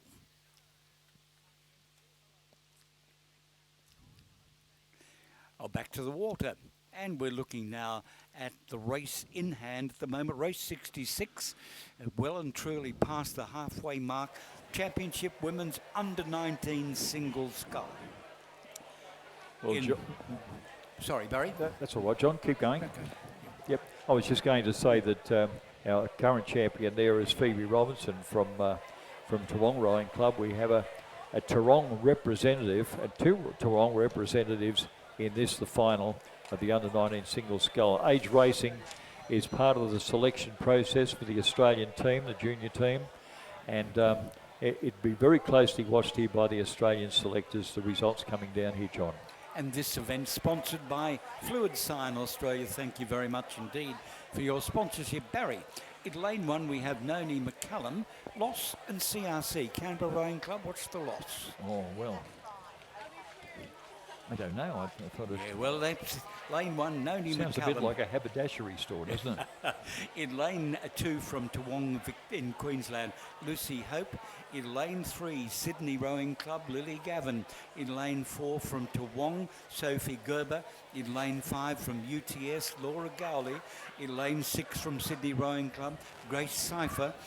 From lane 7, Sydney University, Zara Collinson. And in lane 8 from Griffith University, Surface Parika, Danica Free. Well, through the 1500 metre mark, it was Gawley from UTS Haverfield that had the lead. A good lead, about at 1.5 lengths over the Queenslander, Sophie Gerber, who was right alongside her. And then back in 3rd place from Sydney, Grace Cipher. They've carried the 1, 2, 3. They've been there all along. In fact, I think the only changes have been at the back of the field, with moving up there might have been Lily Gavin from Sydney, bettering herself in the up to the 1500 metre mark, and Danica Free being pushed back. But here they're getting close to the finish now, and it will be the UTS Scullub, as you can see in the horizontal or the vertical stripes out there in the colours, followed by Sydney on her left. And that is Laura Goulet out of lane 5. Laura Goulet, coached by Jelly, Chapman and Field. She takes the win for the championship. Bringing it back here, and in 2nd place. Is Sydney going to get there? Well, what do you know? Sydney got there. That's Grace Cipher from Sydney Rowing Club back in 2nd. 3rd place going to Toowong, Sophie Gerber back in 3rd. And 4th place then, I think that would be also Toowong, Lucy Hope in 4th. And 5th place then will go to Lily Gavin from Sydney Rowing Club, followed by, that's Griffith Uniserve, that's Danica Free, another one of the Free family, coached by Duncan, judged in 6th place. And the winning time there, incidentally, Barry, 8:08.14. Right, and McCallum from Lawson CRC and Collison from Sydney University back in 7th and 8th places respectively. And you mentioned the time, it was 8:08, was it? Yes, 8:08. 8:08.14. So let's go back to the podium at the moment. We're looking now at the presentation of the men's under 23 single scull championship, rate 65 on your program. And our bronze medalist,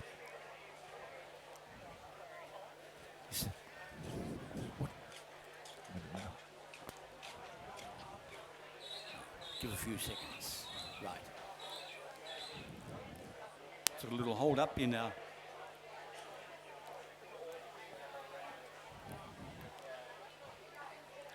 Wish.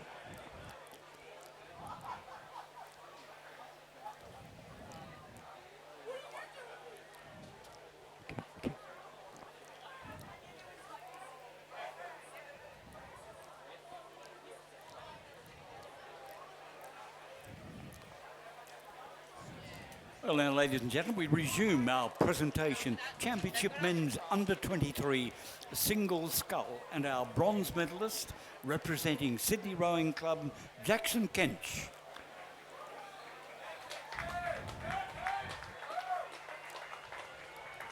Our silver medalist from Sydney University Boat Club, Leon Chambers.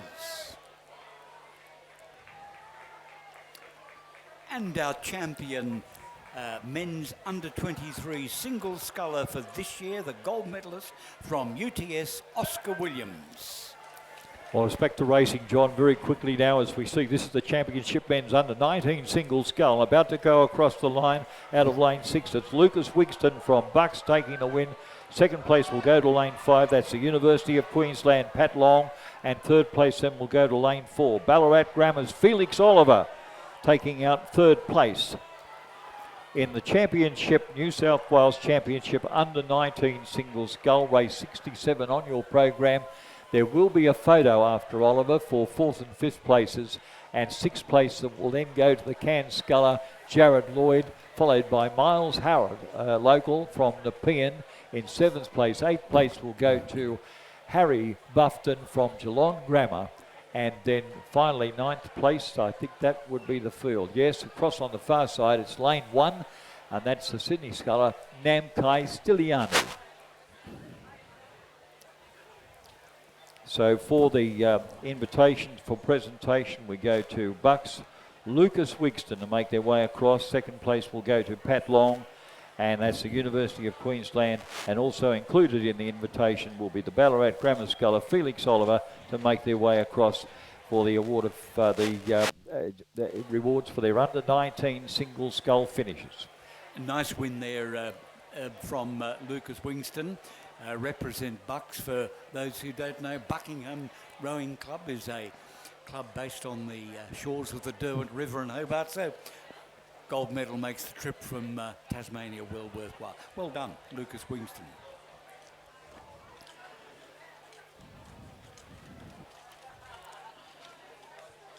Well, in these age racing, John, we've noticed that the New South Wales have been a little bit behind the single scullers from interstate in previous state championships. But on the other hand, Barry, it's good to see all the interstate representatives here at our state championship. Well, it's a selection regatta. This is probably, well, I think it's just as important, if not more important, than the national championships. We shouldn't be saying that, I know, but we're a bit parochial here in New South Wales. But this is part of the selection process for the under-19, the junior teams getting ready. And I just look at it from a spectator's viewpoint. I'm not involved in the selection process, but I would imagine the national selectors have in mind their potential crews at the moment, and come the national championships in a few weeks' time, that would just confirm their selection. That's how I see it anyway. Well, one thing for sure, John, we're not going to be on the under-19 selection group, selected group.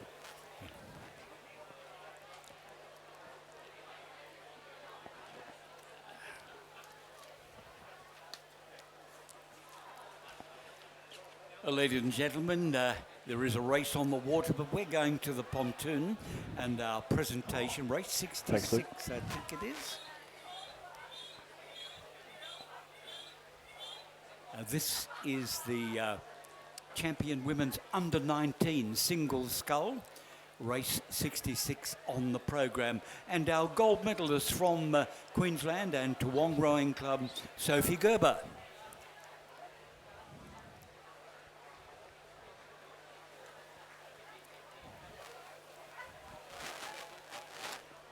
Our silver medalist is from Sydney Rowing Club, Grace Cypher.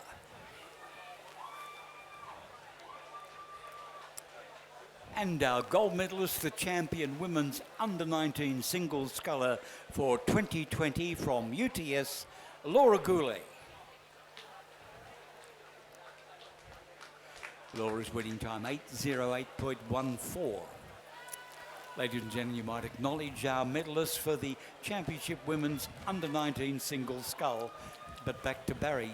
Well, very quickly running through rather than go through the full field. Let's pick up the field as they move down within 250 metres of the finish now in the under 21 single scull for women. And leading over there from the University of Queensland in Big Red Boat, I think she's had to forego a lead now. And the lead coming from the blue colours of Sydney Rowing Club, I think it is.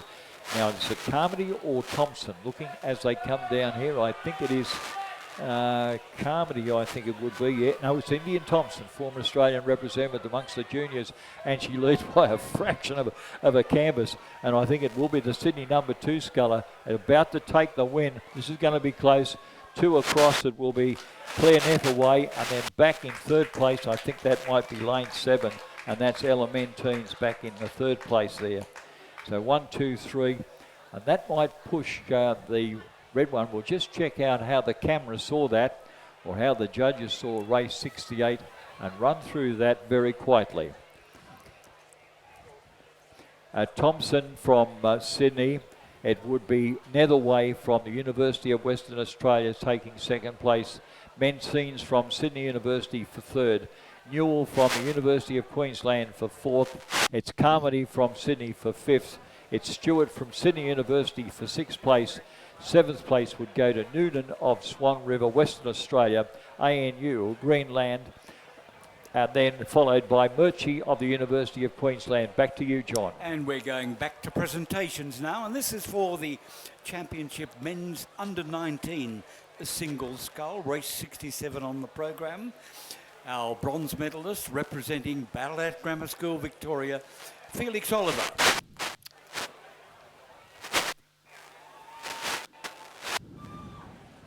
Our silver medalist from the Northern State, representing University of Queensland Boat Club, Patrick Long.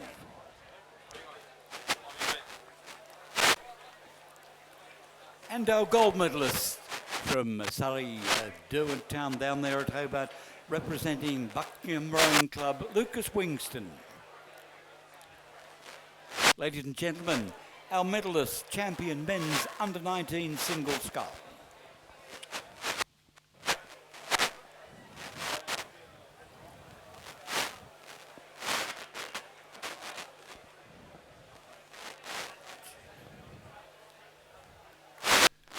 Well, it's back to racing now, looking at race number 69 on your program. This is the final of the men's under-21 single scull, and we've gone well past the 1,500 metre mark for race number 69. Through there we saw the Tweed sculler, Dylan Rhodes from Queensland, and back to Collie of North Esk of Tasmania, and then Miller Rowe, also the can sculler from Queensland, Miller Rowe. Hopkins from Mossman, back to Derricourt, Swan River. Rossi from Western Australia, Doe of University of Queensland back in 7th place, and Miles Devereaux. Coming down now, 250 metres to go in the championship women's under-21 single scull. And you can have a look at the big yellow boat out there out of lane, I think that's lane 3. And that is the Swan River now moving up into the lead. That's the Swan River boat. And Vivian Noonan has taken the lead. Or just in the lead. Well, 4 starting to give a shot at her, and it will be lane 4. What a lane 4 taking the win. And second place then will go to right next door to a lane 3, the Swan River. And back in third place,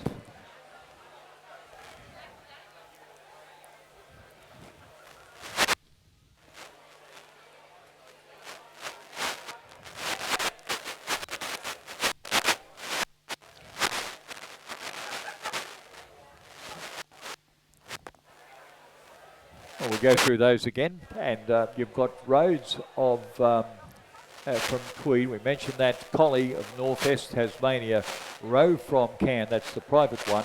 Hopkins from Mossman, Derricourt from Swan River. That were the placings at the 1,500 metre mark for race 69. I think we'll wait and see the final postings for the men's under-21 single scull. There we are now. That's the 2,000 metres. It was Collie of North Esk, Rhodes of Tweed, Queensland, Rowe of Cairn. And now it's official placings at a time for race 69 of a 7:19.80. And we have the Collie from lane 4 in first place.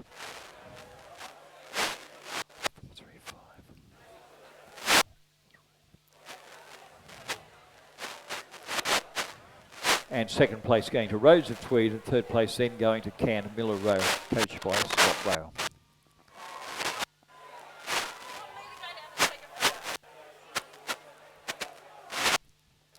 So race 69 now official. The official time there is 7:19.80. And the race is now underway for the para rowers. And this will be over 2,000 metres, Barry. It's a long 2,000 metres, yes it is. We do have one withdrawal. That's Eric Horry, unfortunately, our international gold medalist representing Sydney. He's not racing, which leaves us in lane 4, Catherine Ross from ANU. In lane 3, Simon Albury from Torrens in South Australia. And in lane 8, Gavin Bellis from Griffith University. But let's go back to our presentations, and we're looking here now at race 68. Race 68 was the championship women's under-21 single scull, an event sponsored by Sykes Racing. And our bronze medalist representing Sydney University Boat Club, Ella Mezentives.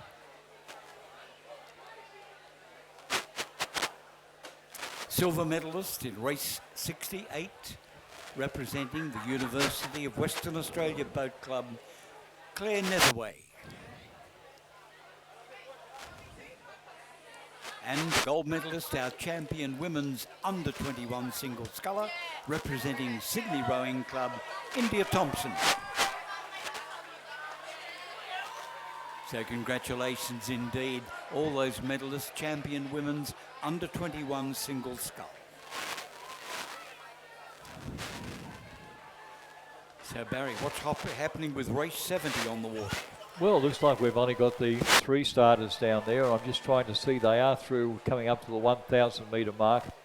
And of course, we have an interesting representation there, Catherine Ross. Now, young Catherine Ross, of course, is they're all competing in, well, we've got Catherine Ross is the only female competing out there, because you've got Simon Albury in the men's single scull and Gavin Bellis from Griffith Uni Surfers Paradise. So there are only the 3 out there. The woman Catherine Ross is on the far side of the course. Then you'll see a gap, and then you've got Albury and Bellis in the men's single scull category in the A final. Now this includes the both sexes in the event. I remember young Catherine Ross many years ago, not long after she'd had taken up the sport after a very serious car accident. She was working in the Westpac branch at Borkham Hills, and she started her career off on there. Of course, now she's down at the ACT, I would think, and either full-time with the Australian National University and working down there. But she was one of the tellers there, young Catherine Ross, and she's done a great job representing Australia, and I think she's been a current champion. Back to you, John.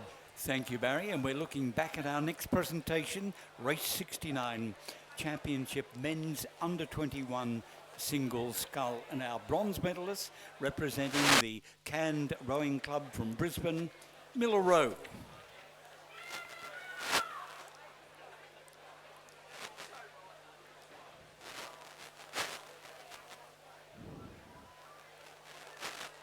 Silver medalist representing the Tweed Rowing Club in northern New South Wales, Dylan Rhodes. Now the gold medalist, our champion men's under-21 single sculler, representing North Esk in Launceston, Finian Colley.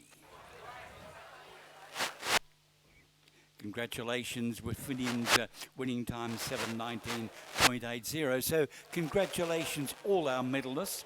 Championship men's under-21 single scull.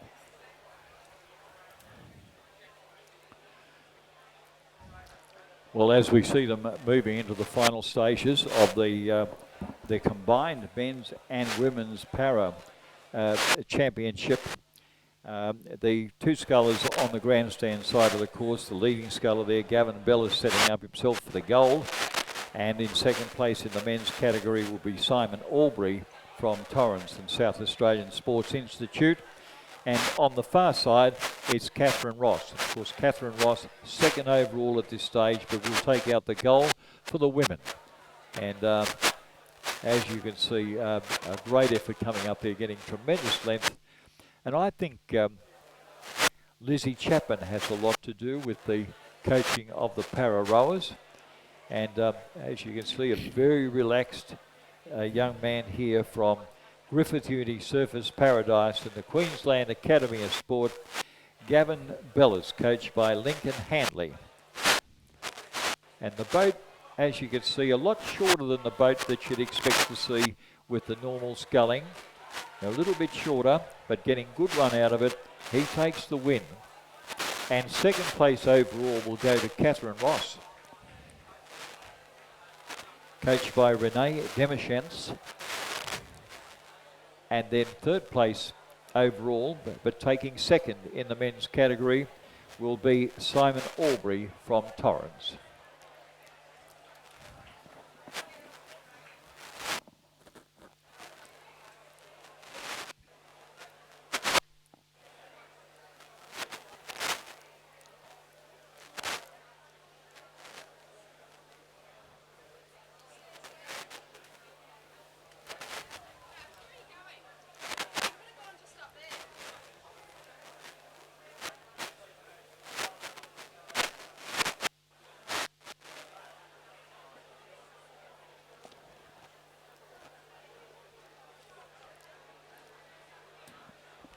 A little pause in our program at the moment. We're waiting for race 71, which is the B final of the Champion Women's Elite Singles Sculls. It's an event sponsored by Bentley. 3 starters in that. In lane 2, Joan Poe from Melbourne. In lane 5 from Toowong in Queensland, Rebecca Smith. And in lane 6 from Griffith University, Surfers Paradise, Morgan Reamer. Now that's the B final of the Champion Women's Elite Single Scull, and it's an event sponsored by Bentley's.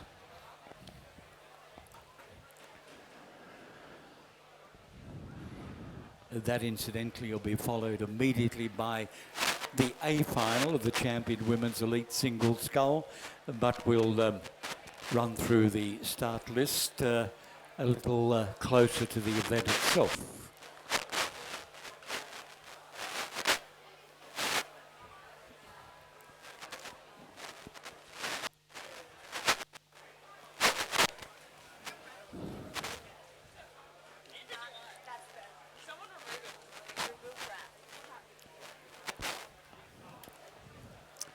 Oh, Barry, the weather has been relatively kind for us, given the fact that there's a strong wind warning for the coast, and the Weather Bureau suggested 200 mils of rain in Sydney. I think it's left in Sydney. Whilst damp here, it's not 200 mils worth. No, it's the conditions now are perfect for rowing. I think, John, and people just imagine that about 4 weeks ago they were sweltering in 45-degree heat.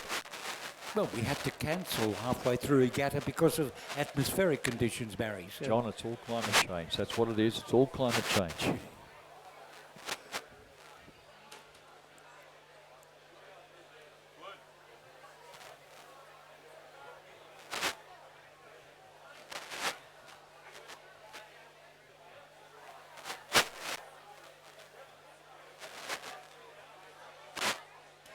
just a reminder, ladies and gentlemen, we mentioned earlier about a blue wallet lost in the car park. That's on the southern side. With the finder, if there is a finder, please return it to the lower level of the finishing tower. Blue wallet lost in the southern car park.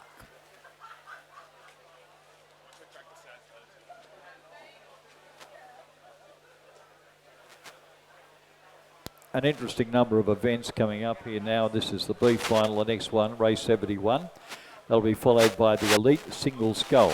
Now, one of the things in the A final, you can see that the current champion there is Genevieve Horton, of course, the Australian representative. And before you start asking questions, the A final, contention for the A final, of course, was amongst of, I'd say, people on the way up in Australian rowing. And because at that stage, the National Training Centre combinations and rowers were competing in the selection race for the elite pairs. A race also sponsored by Bentley's. Now, as you can see, the women's pairs are coming on with the B final, race 73, in a few moments' time, and that'll be followed by the champion women's elite pair, race 74. And that's where you'll see all the National Training Centre elite pairs there in races 74 and the men's elite pair in race 75, shortly on the program.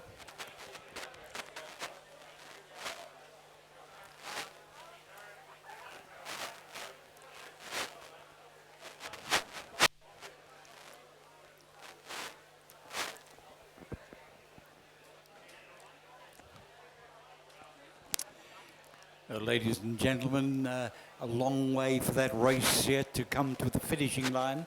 So we'll look at our presentations again, and this is race 70. This is the para men's and the para women's single scull. There were the two categories in the one race. So let's look at the women's category first, and our champion para single sculler representing ANU in the ACT, Catherine Ross.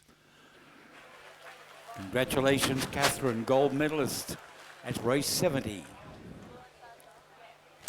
We now move to the gold medalist in the men's category, and representing Griffith University on the Surfers Paradise, Gavin Bellis. Congratulations, Galen. Congratulations, Catherine. That event was for the champion para singles club. Catherine Ross from ANU, Garen Bevis from Griffith University.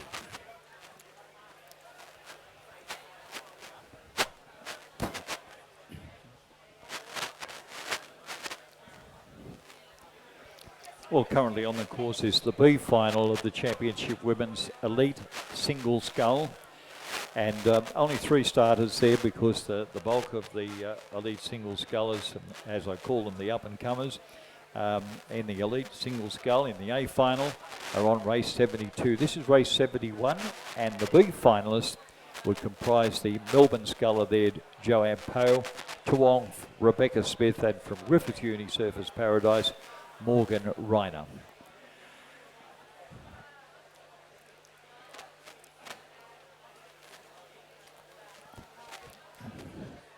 This race once again sponsored by Bentley's, and through the 1500 metre mark, the Toowong sculler, and that was Morgan Reiner from Queensland, or rather it was Rebecca Smith from the Toowong sculler in the lead, representing Toowong, and in second place at that stage, and a good 3 to 4 lengths behind was Morgan Reiner from Griffith Uni, Surfers Paradise, and the Melbourne sculler there was a fair distance back in third place.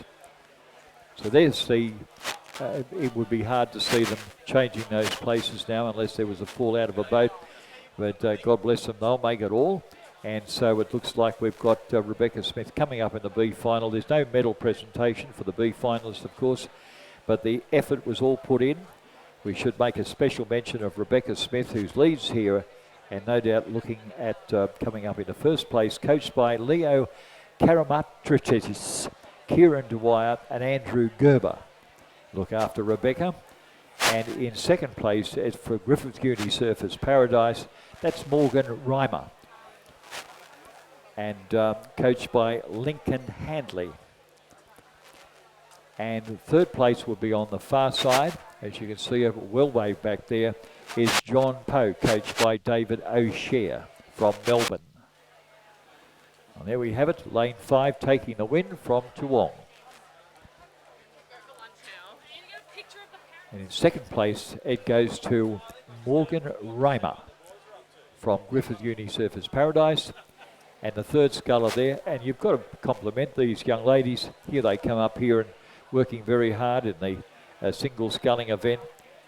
And even though she's back in third, she's putting in a really good, strong effort out there.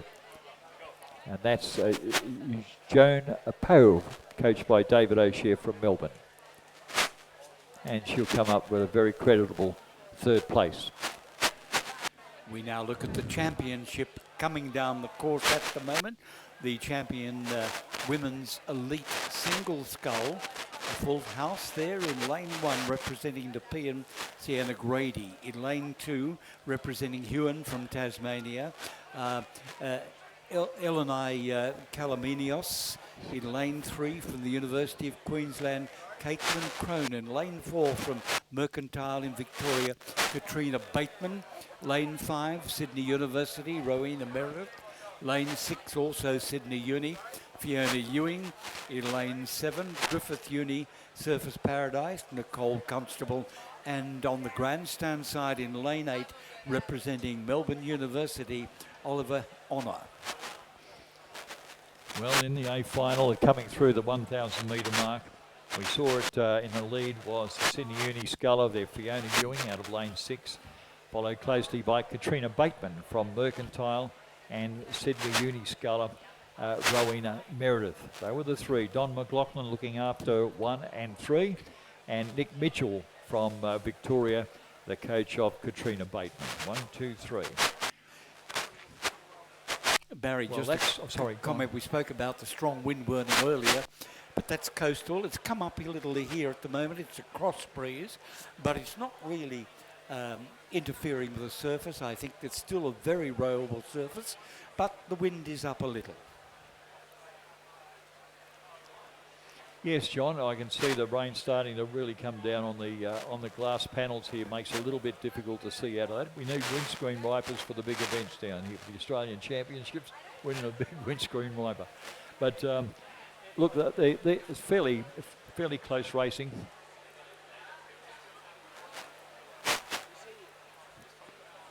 Well, I think we're just about to welcome John Moore's about to depart now, taken over by Tom Trabe. And John, we thanks for your insight and very pleasant manner as we see Tom Trabe moving now in to do the commentary up to the luncheon break.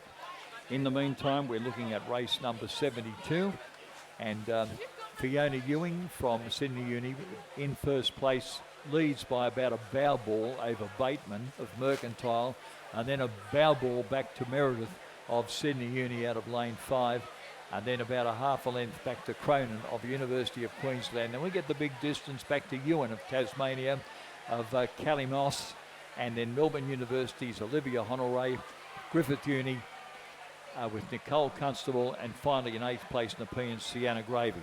Well, now it's pouring with rain here, as you probably see on your live streaming, as we look to see the colours of Sydney University now starting to make a move. The Sydney University sculler has been there. Fiona Ewing now having a desperate job staying there. I think that is Fiona through the doom and gloom, and right next to her she manages to move away. Or is that Rowena Meredith? I'm not too sure. Lane 5. That is Rowena Meredith. Rowena Meredith has moved in to take the lead and the win. So Rowena Meredith taking the win. Second place then will go to Fiona Ewing. And third place will go to Bateman of Mercantile. That was a sculler in lane 4.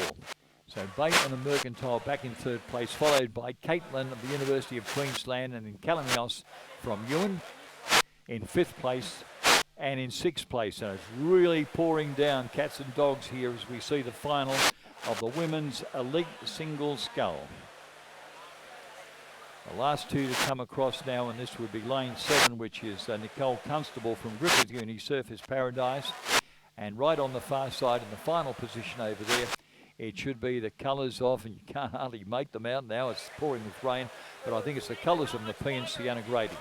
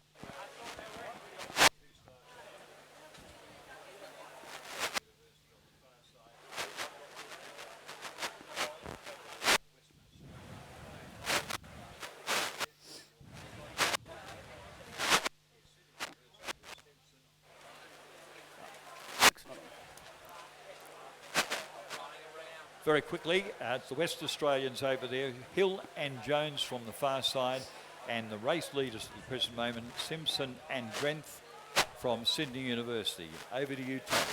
Yes, and it looks like the Sydney University crew's probably got about a length or maybe a bit of clear water over the Western Australian composite crew.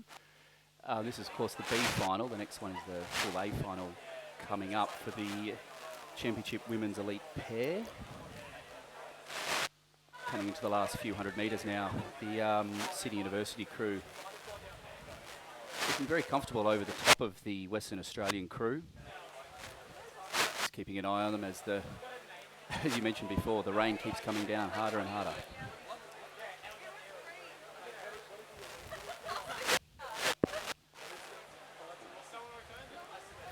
It's like the Western Australian crew just starting to pick up the rating a little bit into the last 100 metres. Sydney University now with probably a couple of boat lengths over the top. There we go, crossing over in the time of 7:43. With a margin of about 8 seconds back to the Western Australian composite crew of Hill and Jones.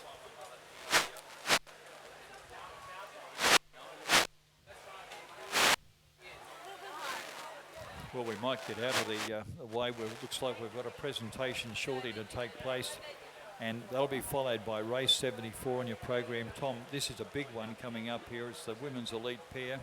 We've spoken about this as a selection regatta, but this is big time. This is going to be a selection event for all those crews down there. So I might get very quickly, if we can, the mention of the field coming down there in that, the women's elite pair. So as soon as we finish this presentation, from what you can see on the screen, you might be able to go straight to the event itself. So very quickly, over there on the far side, it's the they're all National Training Centre crews. So if we get an interruption, they are all National Training Centre crews. You've got Gotch from Sydney University, Tamar and Wilson.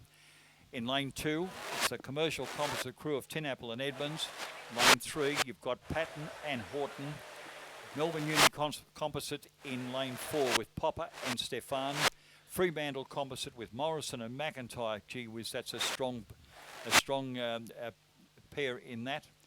They're, I think they're world champions. And then Adelaide composite, Hoare and Goodman. University of Western Australia with Aldersley and Cox, and then finally UTS composite with Saunders and Rowe.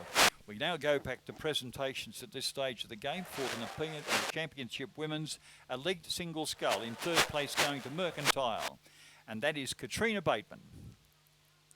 The Chairman of Rowing New South Wales making the presentation there, and moving down to second place, Fiona Ewing from Sydney University at the New South Wales Institute of Sport. And the gold medalist from Sydney University, the New South Wales Institute of Sport, their number 2 sculler, Rowena Meredith, and coached by Don McLaughlin.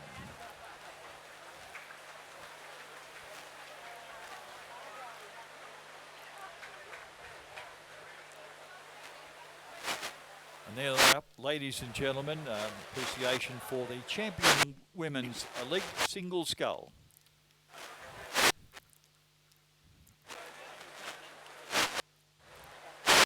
Thank you, Barry. Just going forward back to the A final of the women's pair, we did have that Fremantle and Mercantile crew going through the 1,000 metres first, bit of a gap back to second place. And then it did look like a tight race in the third place. Going through the 1,500 metres, it was the Fremantle and Mercantile crew, followed by Melbourne Uni Banks, back to Adelaide and Huon Rowing Club, very close again, back to Sydney University, Western Australia Rowing Club, UTS Sydney, and Western Australia Adelaide, then the Commercial and Swan River crew in 7th place, Tamar Sydney in 8th place. But again, looking like a very close race, as we would expect probably from the NTC crews. Been training a lot together. Probably going to see a combination of 8s and 4s coming out of this group of women here coming down the track. Yes, Tom, and as a matter of fact, certainly they kept this pair of Morrison and McIntyre together. And I think the remainder have been mixed around a little bit to see if they can get better combinations back there. But that certainly leaves Morrison and McIntyre shining as they move down here in the final stages. Yeah, again, looks like they might be getting forward to some clean water ahead of the combination over on their right-hand side from Western Australia, Swan River, over in lane 4. That's the Popper and Stephen combination.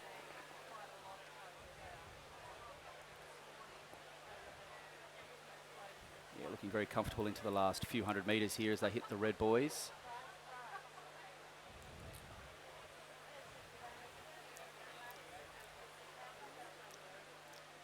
Very comfortable lead out there, and then again back to second place in lane 4, the Melbourne Uni Composite with Banks.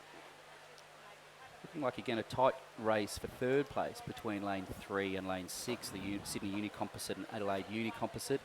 Looks like the Adelaide Uni Composite of Hoare and Goodman will probably get the third place. Winning time of 6:05, then 5 seconds back. 3 seconds of the margin. Close for 5th and 6th there again. The lane 1 composite crew from Tamar and Sydney Uni just going across the line there. Very competitive race there, Barry. Oh, as you would expect, that Morrison and McIntyre have been together for quite some time. They're a top Australian representative combination and in an international combination as well, Tom. Yes.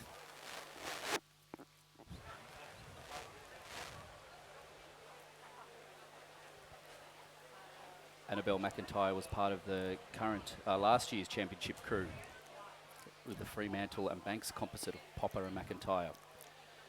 So a little bit of shaking up between first and second from last year as well.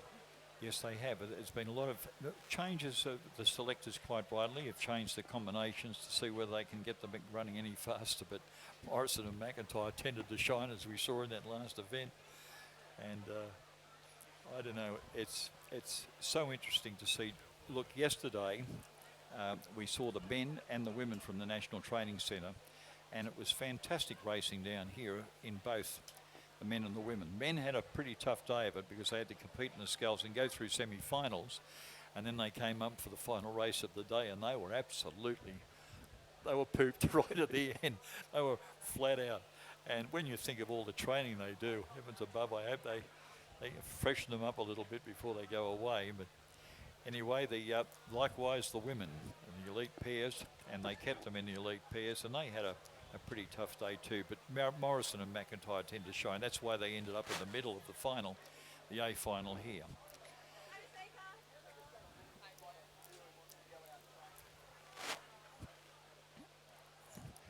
Tom, did you say you were up here at the Spring Championships as well? Were you up here? Last event you did here?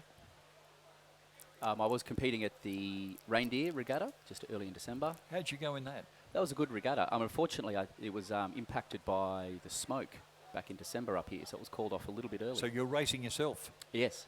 My goodness. Well, you're racing other people, of course, Yes. but I say you're racing yourself. But and it did have an effect, of course, sitting out in the lounge room looking at the live stream. I mean, you don't smell the smoke as much, but did it affect you?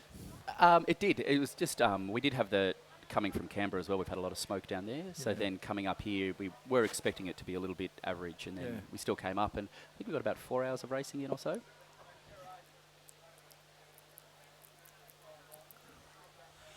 Well, look, they're on the line now. This is the championship men's elite pair. B final for the men's B pair. final, Yes. Yep. Championship, it's the B final. And very quickly, to make an introduction, I'll do this very quickly because you'll want to jump on at the start, Tom. It's Kirk and Roseman of University of Queensland, Cooper and Hooper from Melbourne University, Kibble from Toowong, and with Pincus, it's Holt and Lavery from UTS and the New South Wales Institute. It's Turren and Purnell, that very popular pair right in the centre of the course there from Sydney Uni Composite. And it's Mercantile, Wolf and Canham. It's Western Australia's Pensini and Davidson, Mulvaney and Fisher from Melbourne University, also with Melbourne University in lane 9, a full house with Page and Ellis.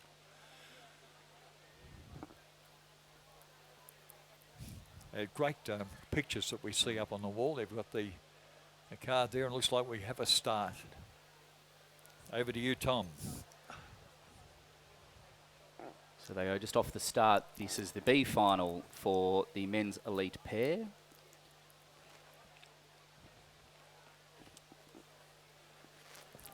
Tom, if anything, we might get a call from the CEO of Rowing New South Wales that we have to move to presentations in the middle of this. So it's you're looking at a race that you can't see down there because of the rain. It's not going to be easy. So I think that we'll probably get the call to go immediately to presentations.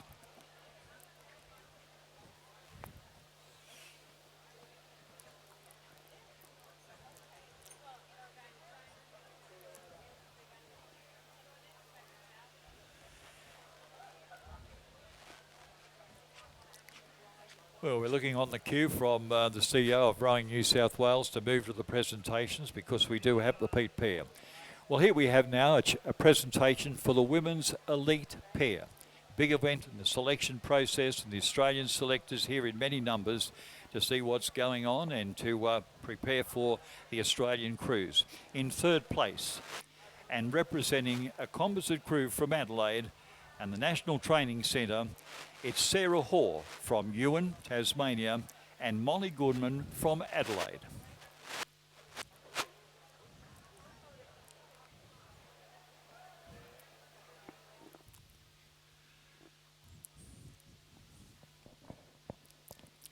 In second place, and representing Melbourne University, a composite combination, also out of the National Training Centre, Rosie Popper from Banks, Victoria, and Lucy Stephan from the Melbourne University Boat Club. And down to the goal, the Fremantle composite crew from the National Training Centre, Jess Morrison from Mercantile, and Annabelle McIntyre from Fremantle Rowing Club. Well, there we have, ladies and gentlemen, Australian representatives. They're all on the squads for representing our country. Now get together on the top dais there. Will you give them a round of applause for their accomplishments this weekend and for their accomplishments in future? Ladies and gentlemen, the winner and place getters in the championship women's elite pair.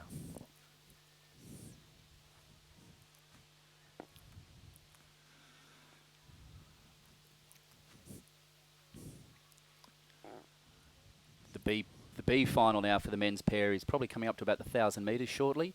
Going through the 500 metres, though, we had the Melbourne Uni UTS composite of Holt and Lavery going through first, closely followed by the Melbourne University combination of Cooper and Hooper. In third place, it was the Western Australian club of Pensini and Davidson going through. But as expected, a lot of these crews very close together, still as we go through the 1,000 metres.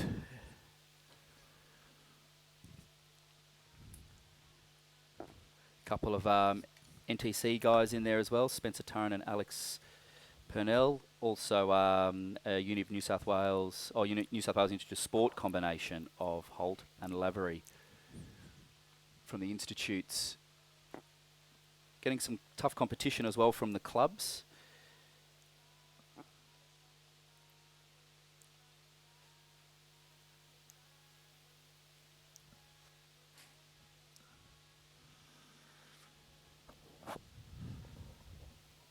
That combination of Holt and Lavery getting a bit of a lead through the 1,000 metres.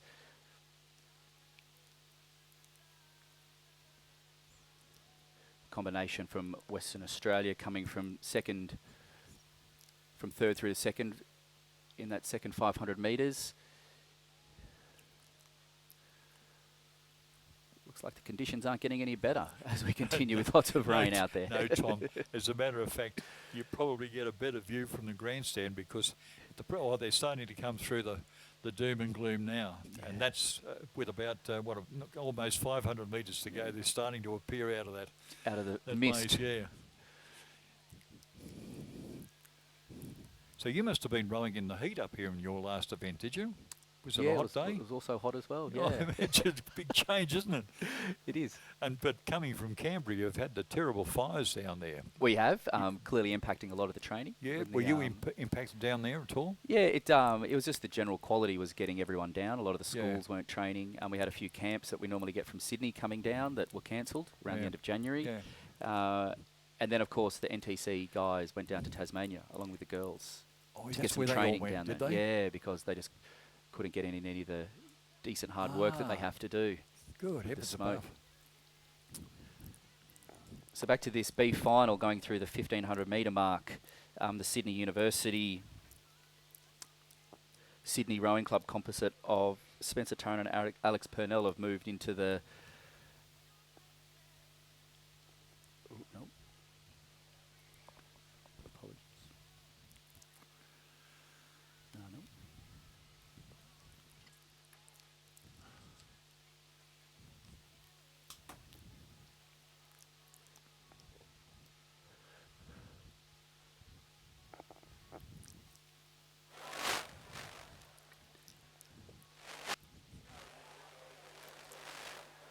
that looks like the crew of Turren and Purnell Purnell. doing particularly well out there from lane 5, isn't it? They've Yeah, coming back. Definitely pulling ahead of that combination crew over on their right from UTS and Melbourne Uni. Looking very solid into the last couple of 100 metres. NTC Training Centre. You can also see them by their grey and grey boats with the green and yellow on top. And that's the winning crew there of Sydney Uni Composite with Sydney Rowing Club of Spencer and Alex. Time was 6:42, followed by the Melbourne Uni UTS combination, then Western Australia combination of Pensy and Davidson in third place. Got a photo finish for 4th and 5th here.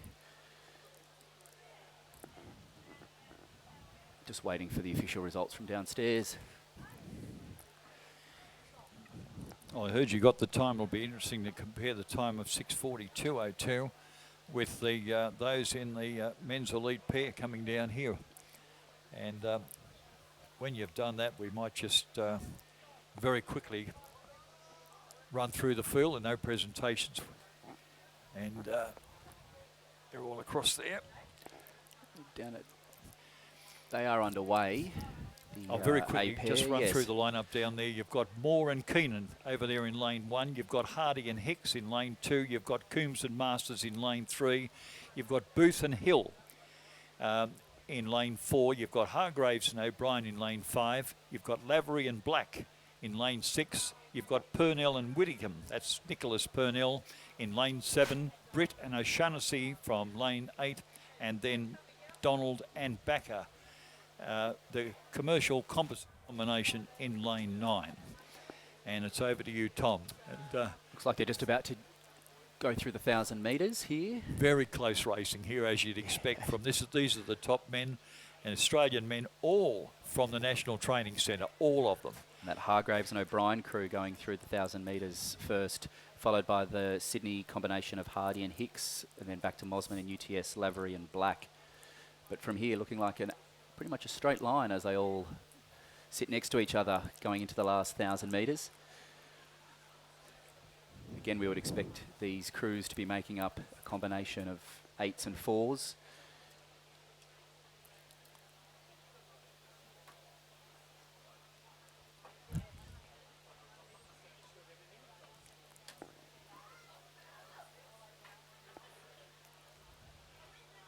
Also seems to be a bit of a breeze coming over from lane 1 a little bit. Yes, it seems to be coming from the Penrith town centre. And Doesn't seem to be impacting the water too much though. Hope maybe the rain's keeping it a bit flat. oh, it's a pretty fair course up here, Yeah. unlike the Canberra courses. But isn't that straight? Look, it's unusual to see, unless you get up to these National Training Centre crews, the straight line across. You mentioned that before, Tom, and that's exactly what we're looking down there now. The crew right on the far side, that's Moore and Keenan, falling a little way back perhaps, and likewise the crew of Hardy and Hicks. But for the rest of them, it's just a straight line. Little bit of lead coming through the centre, as you'd expect the way that they've come out of the semi-finals into the A final. And the heats, they've ended up in the centre. Good run coming from the crews right in the centre too. But I can feel, Tom, you're building up to a very exciting finish. I definitely think so. It's, I think these guys are trained together continually, probably like to be friends off the water, but definitely like to be extremely competitive when they get into these situations. Know what each other can do.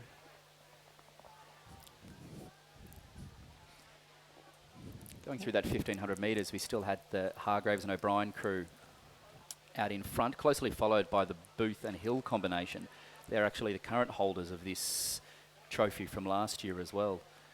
So I'm sure they're out to attempt to retain their trophy. Yeah. Booth and Hill have done well. They were back in, I think 4th place, and they moved up into 2nd at the 1,500 metre mark, and they won to watch. They're in lane 4, right in the centre. Booth and Hill. Having clearly a very solid finish. But those two crews in the middle, the Melbourne Uni crew, an Adelaide crew,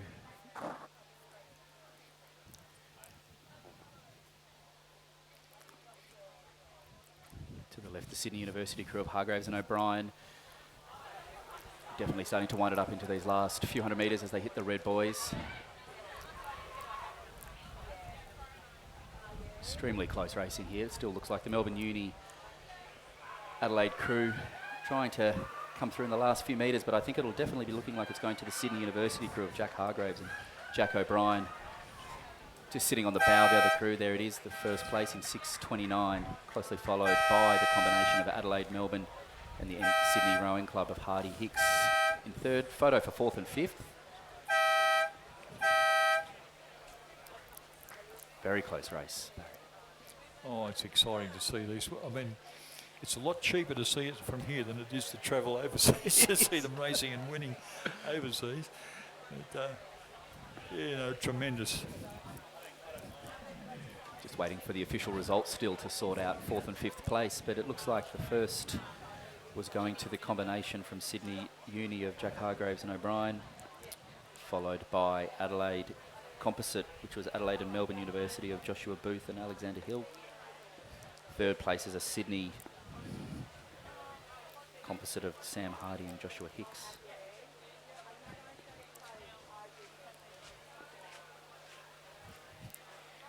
Well, they were vying for the Spencer Grace Trophy, and of course those who might have come from interstate, Spencer Grace was a great man here. He rode, I think, in the Olympics with going back to the late 30s, and was very fond of pair oars.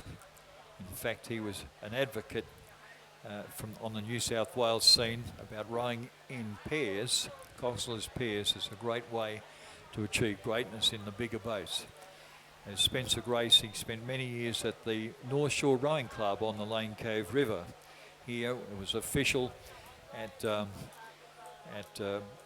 the New South Wales Rowing Association for some time, and I do recall, Tom, that in the days when boat coaches or rowing coaches used to follow very closely down in an old tinny, that on an Iron Cave course on Sydney Harbour, located down here, the Rowing Association said they would cancel all the North Shore crews because he'd be following them down with such vigour.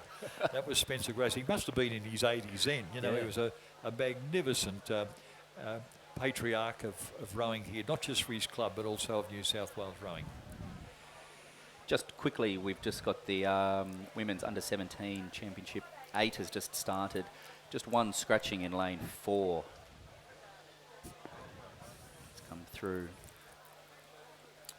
We might be getting to a presentation, but we might just quickly go through. We have over in lane 1 the Kinross Wooleroy crew, lane 2 Loretto Taruk crew, lane 3 Loretto Normanhurst, scratching in lane 4 from Roseville, lane 5 Carey Grammar, lane 6 Canberra Girls Grammar, lane 7 Queenwood, lane 8 Loretto Killaberry, and lane 9 is a Radford College crew.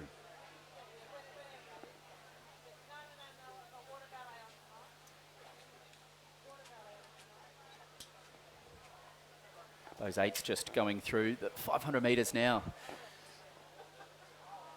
Looks like the Killaberry crew in lane 8 first, followed by Loretto Normanhurst in lane 3. Radford College in 3rd place, and then Canberra Girls in 4th place.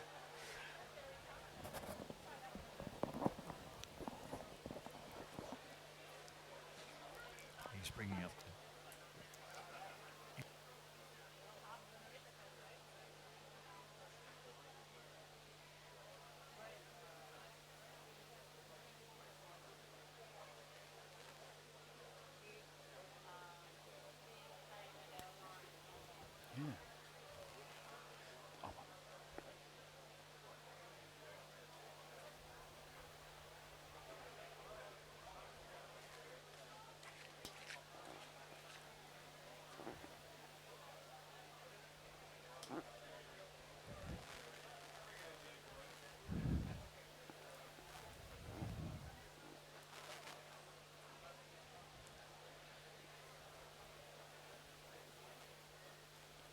Just quickly before we get to the presentation of the men's pair, going through the 1,000 metres for the championship, women's under-17 8.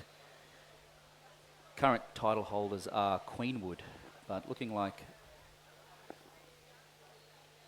crew from Loreto Kirribilli looking quite strong here over in lane 8, close to the grandstand side.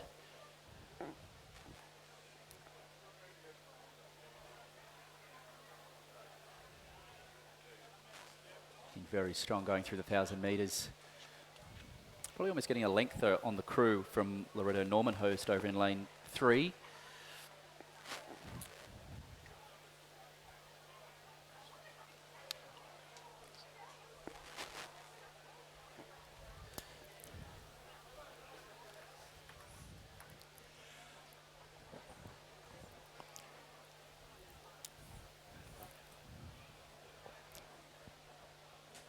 Look, we might start we'll take precedence on the racing as they approach up here. Thank you. We're now on the Championship Men's Elite Pair presentation, and in third place, representing Sydney Rowing Club, both members of the National Training Centre, Sam Hardy and Josh Hicks.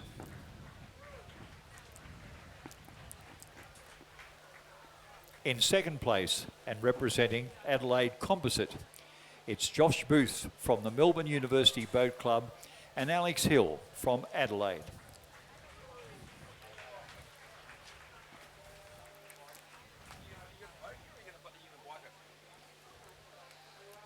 Now to the gold medalist, Sydney University from the National Training Centre, Jack Hargraves and Jack O'Brien. Ladies and gentlemen, a big round of applause for National Training Centre and what we hopeful will be a very successful Australian rowing team in 2020.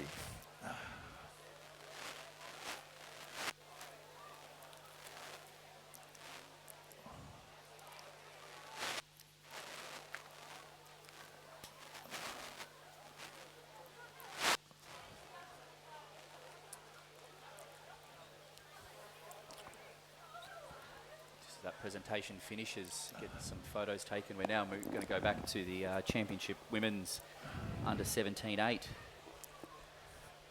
Very competitive over on the grandstand side. We still have that Loreto Kirribilli crew, by the looks of it, out in first place, but getting some tough competition from over on the right side. In lane 1, the Kinross Wooleroy crew coming forward. Second place, Loreto Turak in third place.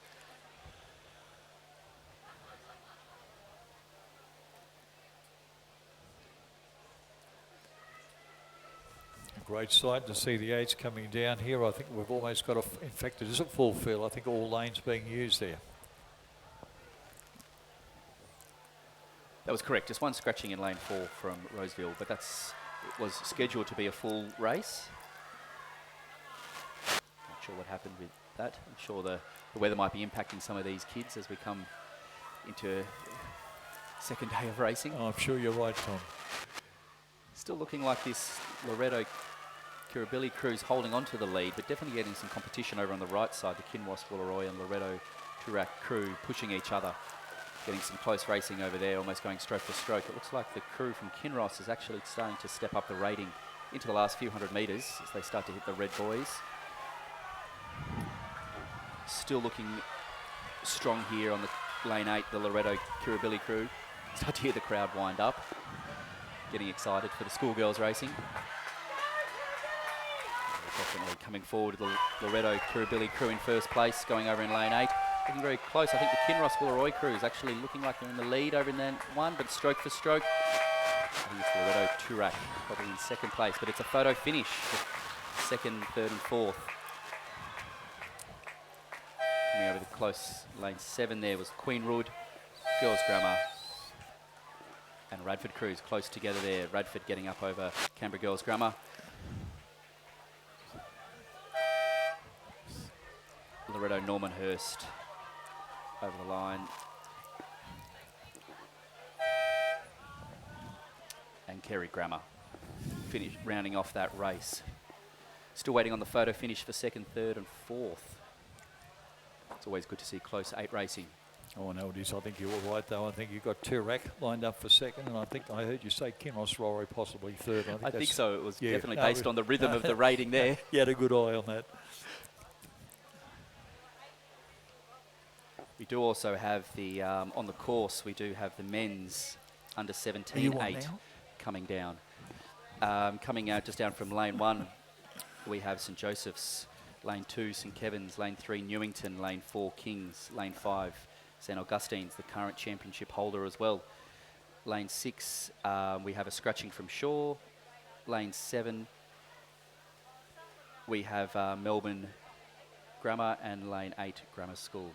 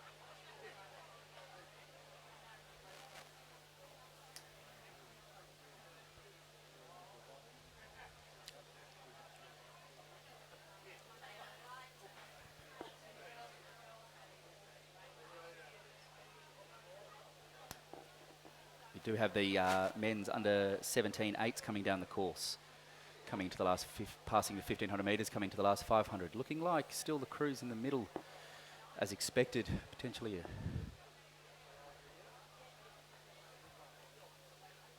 St Augustine's were out in head at the 1000 metres. As I mentioned earlier, the current title holders for this race. But again, looking like some extremely close racing, getting some pressure from the Kings crew, but possibly the Newington crew over in lane 3, vying for second place.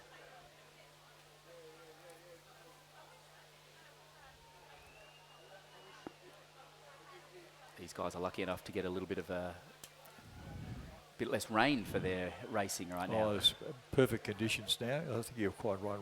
It's sort of like breeze coming from the Penrith City, but other than that, it's good water, very fair. Yeah, definitely the St Augustine's crew holding on to first place, but getting some good pressure from the Newington crew over in lane 3. Kings hanging on to third place as we come into the Red Boys, the last few hundred metres here.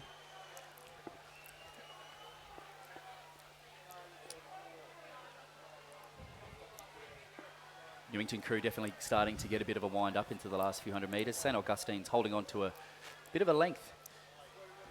About a canvas or so, back to Newington, and then to Kings in third place. So St Augustine's holding on to their title in first place, going across the line in 6:21, closely followed by Newington. Third place is Kings. Fourth place, Melbourne Grammar. St Kevin's in fifth. St Joseph's in sixth place over there in lane 1.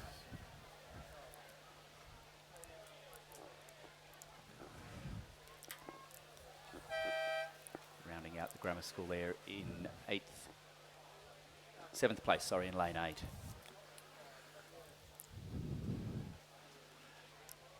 An interesting withdrawal there from the under 17 A's from Shaw. Yeah.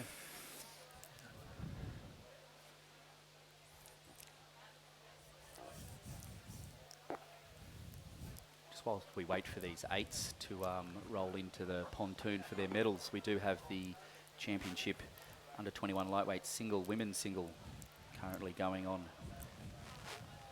Barry, if you'd like to roll through the competitors there. We'll make that very quickly. In fact, there was a couple of lightweight singles that we had at the elite level yesterday.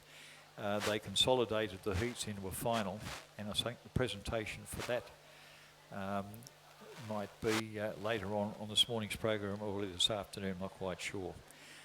But anyway, we'll just give you the names as Tom suggested. Race 79, that's the Championship Women's Under 21 Lightweight Single. We'll see the start, 11:02 is your scheduled time, so we're about eight or 9 minutes behind time at the present moment.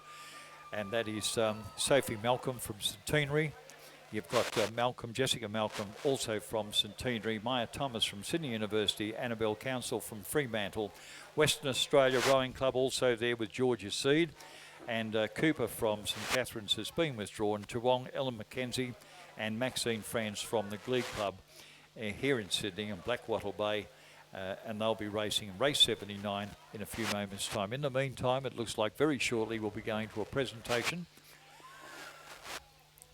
for the Championship Women's Under 17-8.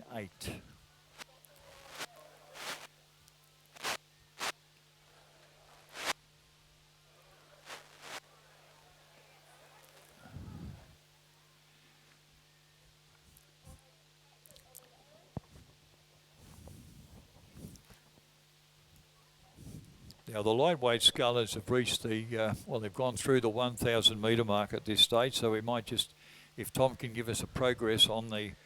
Yeah, so we have the Fremantle crew going through in first place. Annabelle Council, the Western Australian Rowing Club. George Seed going through in second place. Still quite close. There's only just over a second or so splitting these women going through the 1,000 metres. Back to Sydney University, single sculler of Thomas. And remember, we have the scratching of Amelia Cooper in lane 6 from St Catherine's. Again, some quite tight racing as we get to the championship finals, the A finals.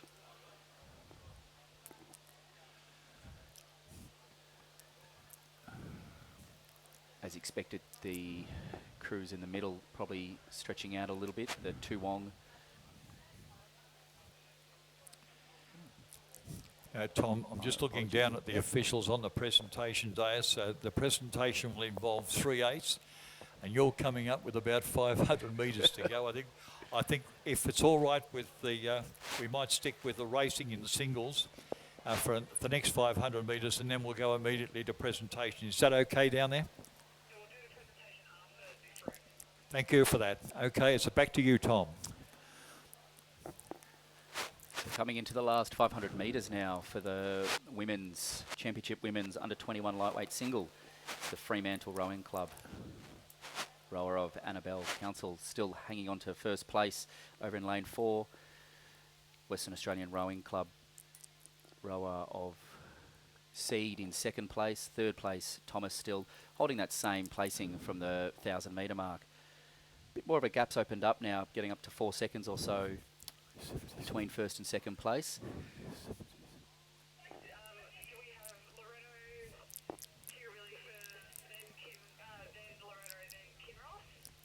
Correct.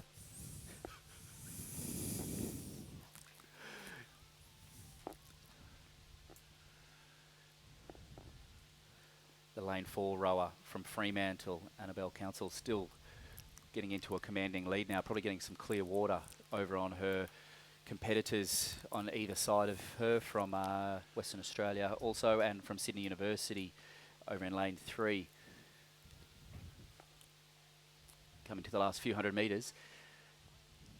It's always very hard in the single in the last few hundred metres to keep it. I'll tell you, it would be very hard for me in the single in the first 200 metres, I can tell you that now. I don't know how these kids do it over these 2,000 metres. But it was the same, I think, when I used to race. It goes back to the late 50s, early 60s. And it was never like this. It was always in a suburban course, either on the Nepean River up here or down on the Sydney Harbour. Never like these. This is absolutely luxury up here now. Well, we're almost there. Yeah, lane 4. As I mentioned, the Fremantle Annabelle Council, coached by Tom Gatty, coming over the line shortly. Definitely getting some nice open water on the competition from lane 5. Also from Western Australia, Georgia Seed, coached by Joseph Tamigi. It's just in a time of 8:19 across the line. And then just going back to third place now from the Sydney University, Mia Thomas. Over to the presentation. All right, thanks very much for that, Tom. We've got 1, 2 and 3 in the Championship Women's Under 21 Lightweight Scull. We now move to our presentations for the Women's Under 17-8, and in third place, representing Kinross Rolleroy. It's Georgia Sweetapple, Emma Livingston, Isabel Midway, Ella Kirby, Annabelle Woods, Hannah Richardson, Liv Fredrickson, Sally Carter, and their coxswain Yas Sinclair. They were coached by Eloise Thompson and Tobias Weirshadler. We now move down to second place, which was the Loretto Turak Victorian combination of Amelia Randell, Sarah Kilrose Smith, Rosie Jenkins, Emily Schrader, Felicity Murray, Isabel Thompson,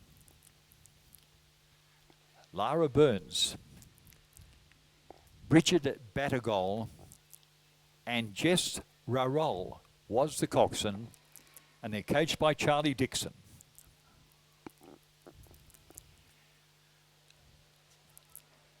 We now move to the gold medalists, won by Loretto Kirribilli and represented by Emma Noy,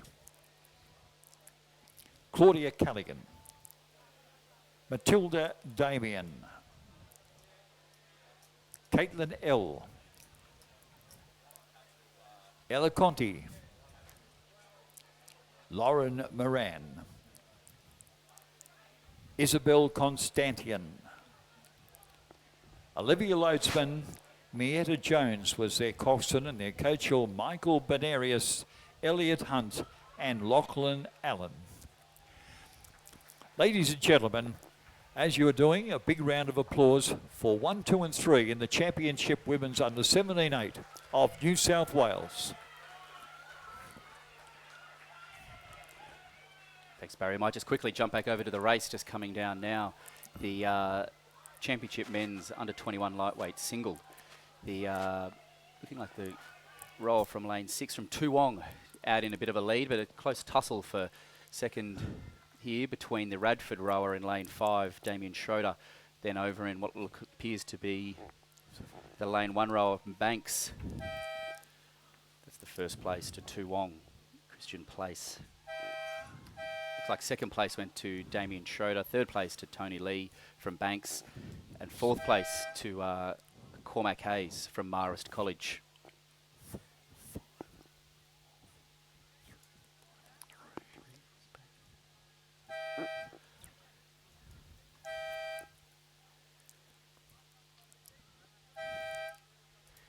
And then rounding that out, we had Cameron from Glebe in 5th place, Uni of Queensland, Kai Duplessis in 6th place, and another member from Toowong in 7th place, Ryan Barber.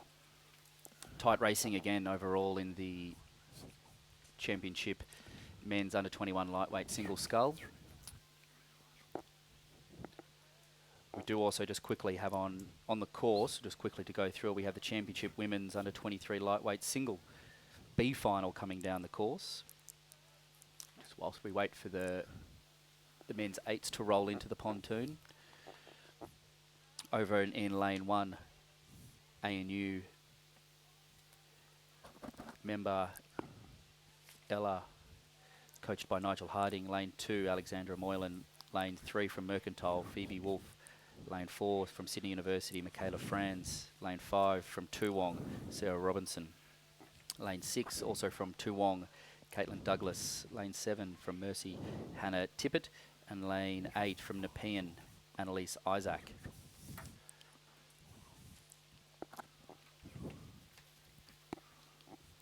That's race 81 just coming down the course. Michaela Franz from Sydney University going through the 1,000 metres in first place. Also is in first place through the 500 metres, looking quite strong out in front with a few seconds lead over the rower from Toowong, Sarah Robinson. Closely followed in third from another Toowong member, Caitlin Douglas.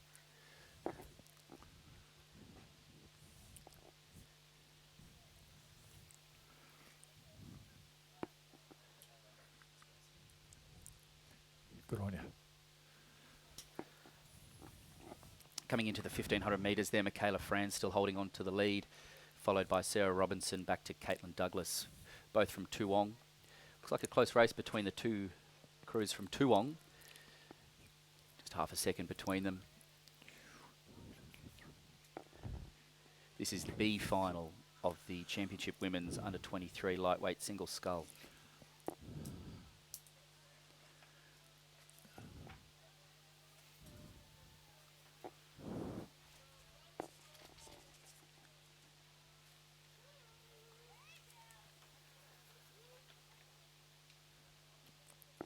The roll from Sydney University, Michaela Franz, coached by William Raven.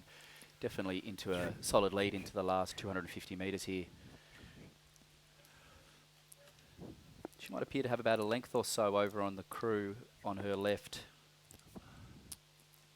from Toowong, Sarah Robinson. And then again across to the next Toowong crew. Toowong number 2 from Queensland Academy of Sport, Caitlin Douglas. Tom, it's really hard to hear you. Really hard. Keep going, keep going. Coming into the last few hundred metres, Michaela Franz holding on to that lead that she's had for the majority of the race. As I mentioned, coached by William Raven.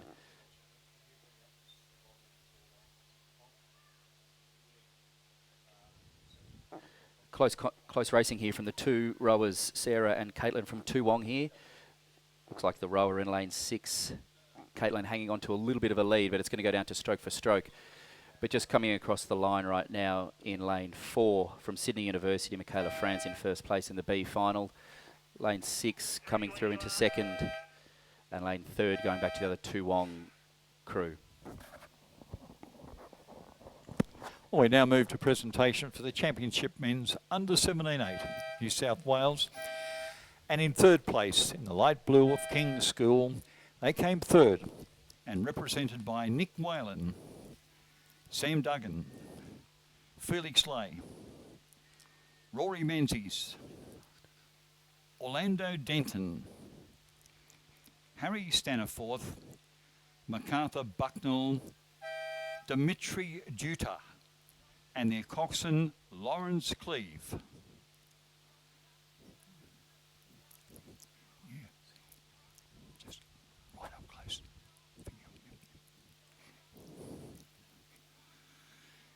In second place and representing Newington College here in New South Wales, Jeremy Webb, Henry Taylor, Tom McLean, Max Elliott, Charlie Carr, Alexander Page, AJ Whitnall, Hugh Harvey, Dominic Navati was the coxswain, and they're coached by Carl Schmidt and Nick Wainman. And now we move to the gold medalists from St. Augustine's, represented by Liam Kilpatrick, Alex Baum, Joe Lynch, Tom Faffin, Brandon Smith, Oliver St. Pierre, Josh Wilson, Bo Nicholas, and Ben Edwards, the coxswain, and they're coached by Judith Umbach.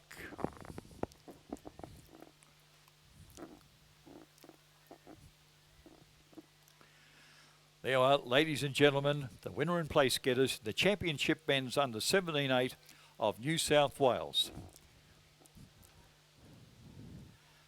And now very quickly we'll go back to Tom. So this is the A final for the women's under 23 lightweight single scull, coming into the last few hundred metres here. Combinations from Sydney University over in lane 1, Sydney University lane 2, Sydney University 3, Sydney University 4, Adelaide lane 5. Rania Zilm, who's actually out in the lead currently right now, into the last few hundred metres, then followed by Toowong crew, Adelaide, and then Huon. Lane 5 looking very strong here in the middle, close Lane 4 giving some competition from Lucy Coleman. Verinya Zilm, coached by Jason Lane, looking like she's going to hold on to this first place. Probably about a half a length ahead coming into the last 30, 40 metres. Looking very strong into the last bit. Lane 4, Lucy Coleman, coached by Alfie Young. Definitely not letting go, but first place does go to the Adelaide Sassy rower, Verinya Zilm. Second place, Lucy Coleman. Third place, also from Sydney University, Bianca Gillett. Also coached by Alfie Young. That was in a winning time of 8 minutes, 2 seconds across the line.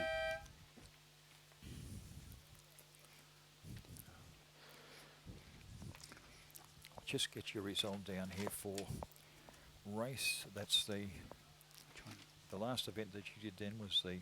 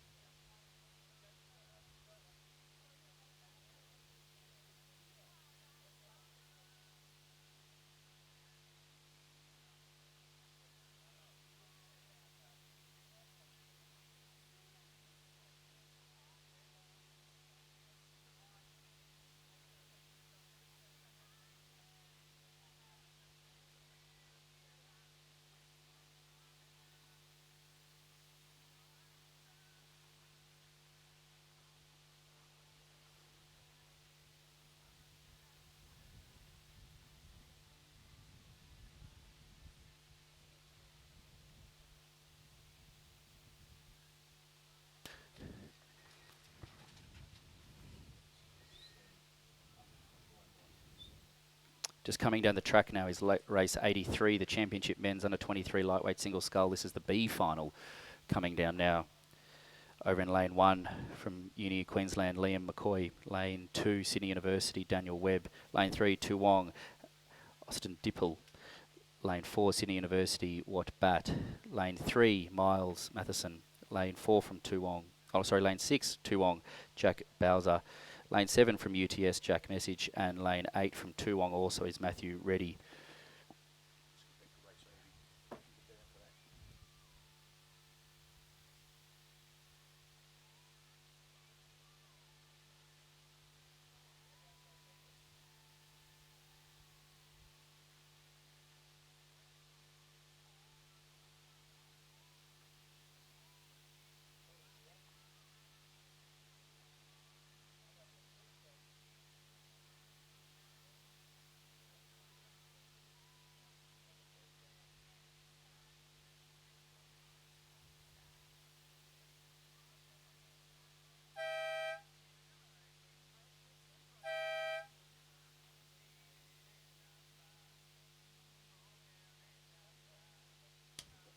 That was race 83 just coming across the finish there.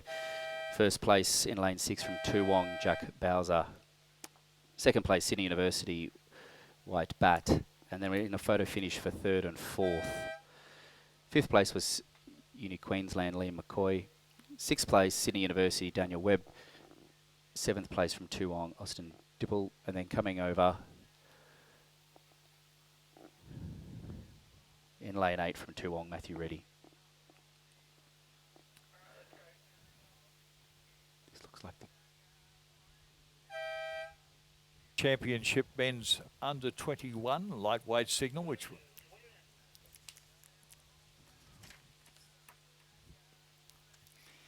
race 79. Wishful thinking.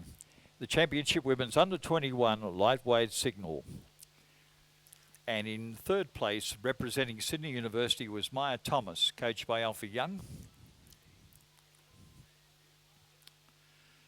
In second place, it goes to Georgia Seed, coached by Joseph Tamigi.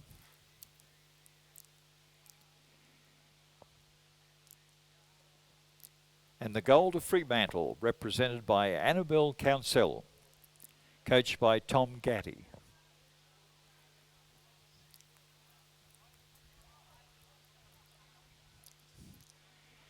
And ladies and gentlemen, a round of applause for the winner and place getters in the under-21 Lightweight Signal Championship of New South Wales. We've got a chance now to go to the next one, which is the men's under-21 Lightweight Signal.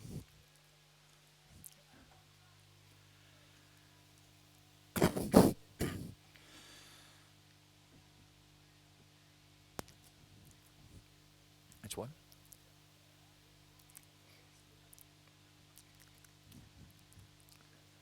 Lightweight Signal, that's the, yes.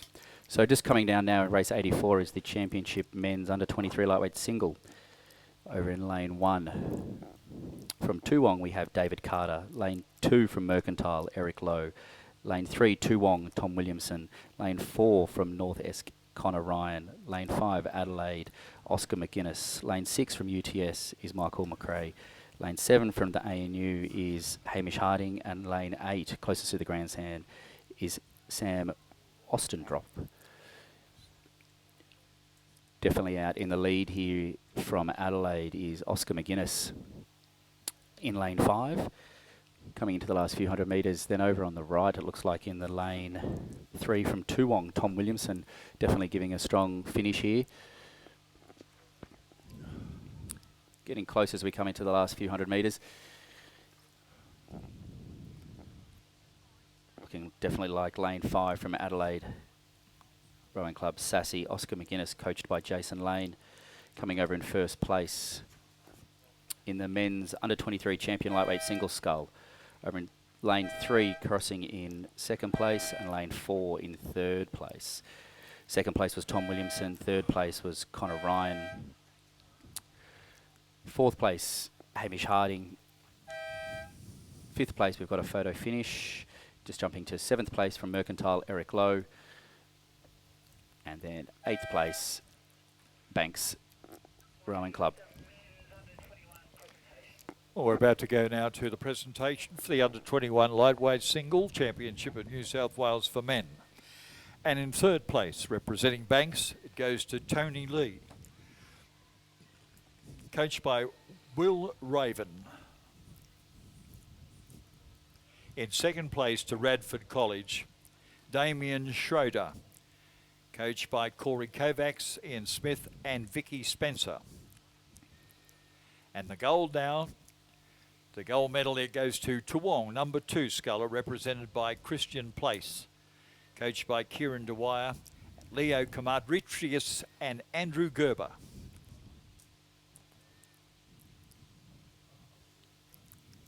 Okay, we'll go straight into the women's under-23 after this. That's the B final. Just quickly, just finishing off the official results for race 84. The photo finish was third place to Connor Ryan and fourth place to David Carter from Toowong. So that was first place from Adelaide, Oscar McGuinness. Second place from Toowong, Tom Williamson. Third place from Tasmania, North Esk Rowing Club is Ryan. Fourth place, David Carter. Fifth place, Hamish Harding. Sixth place from UTS, Michael McRae. Seventh place from Mercantile, Eric Lowe. And eighth place, Banks, Sam Ostendrop.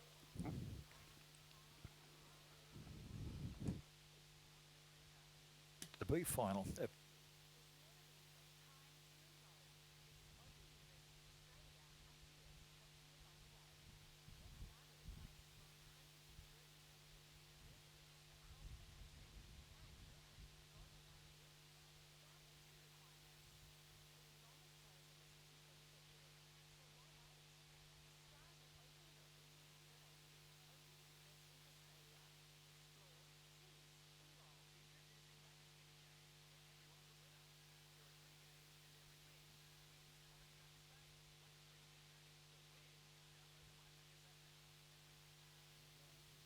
For the under-23 lightweight single scull, sponsored by Bentley's.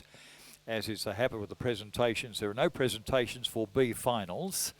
For B finals, it's purely now in the championship event for the A finalists. In the A final, the championship women's under-23 lightweight signal In third place, it goes to the Sydney University sculler, Bianca Gillett, coached by Alfie Young.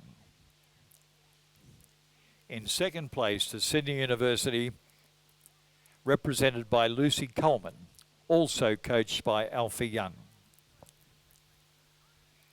And to the gold, representing Adelaide in the South Australian Sports Institute, Verania Zilm, coached by Jason Lane.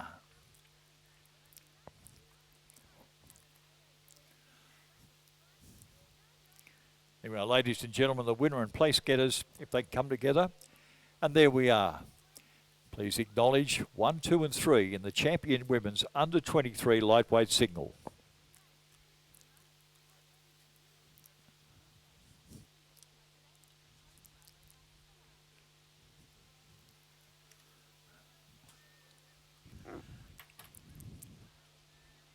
We do have a bit of a gap here. We had the cancellation of the B final, race 85 of the Championships Elite Lightweight Single Scull, but just kicking off on the course, we have got a start in race 86, which is the A final of the Championship Women's Elite Lightweight Single Scull. We have a scratching from lane 1 from Georgina Masters. Lane 2, we have Sydney University 2, Lizzie Trelaw. Lane 3 from Huon, Eve Muir. Lane 4 from UTS NTC, Sarah Pound, who's also currently the title holder for this event. Lane 5 from Huon, Georgia Nesbitt. Lane 6 is ANU, Annika Reardon. Lane 7 from Mercantile, Megan Hester. Lane 8 from Riverway, Louise Simmons. And lane 9 from UTS, Sophie Gerapetris. Well, we're going to go to presentations for the Under-23 Championship Lightweight Single Scull, sponsored by Bentley's. It is the A final. And in third place, to North Esk, Tasmania, represented by Connor Ryan. The coaches there, Trevor Barrett and Brendan Long. In second place, and representing the Queensland Academy of Sport, the Toowong Club, represented by Tom Williamson. And the winner of the gold from Adelaide and the South Australian Sports Institute, Oscar McGuinness, coached by Jason Lane.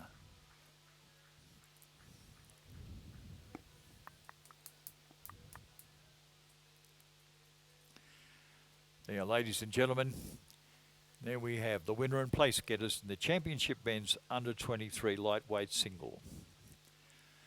Now, as Tom's mentioned, the race 85 scheduled for 11:32 has been cancelled, and that gives us the Championship Women's Elite Lightweight Single Scull, which is now a final. Going through the 500 metres, Sarah Pound was leading just over Eve Muir from Huon, closely followed also by Georgia Nesbitt, also from Huon and NTC crew. NTC from UTS, Sarah Pound out in lead, still holding on to that going through the 1,000 metres, closely followed. Oh, I apologise. So Georgia Nesbitt has pulled in to first place going through the 1,000 metres over Sarah Pound and back to Eve from Huon in Tasmania. Fourth place, Annika Reardon from the ANU Rowing Club in the ACT, Megan Hester from Mercantile. Again, as we get into these elite lightweight or elite races, Barry, we do get the close racing for the majority of the course here. Yeah, I'm a bit confused here. Tom, I must make a confession. Bless me, Father, for I've sinned. Look, I'm just looking at this A final, the Championship Women's Elite Lightweight Single Scull, and I'm pretty sure that this was consolidated from yesterday. And it was consolidated then and raced as a final. And I think in that final... So we've just had a correction there. Today is the final. Okay, lane racing yesterday. It was purely for seeding.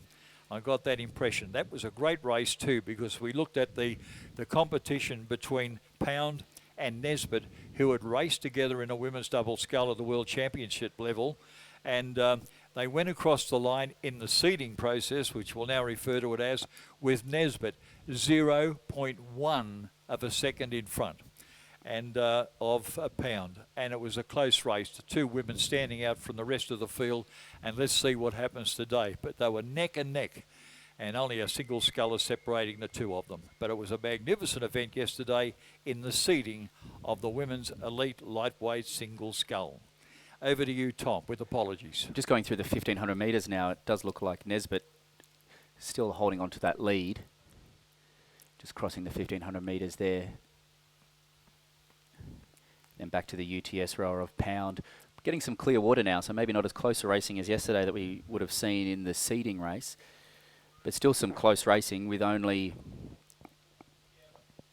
just over a second in between the scullers, between first and second, back a couple of seconds to the Huon rower, Eve from Tasmania.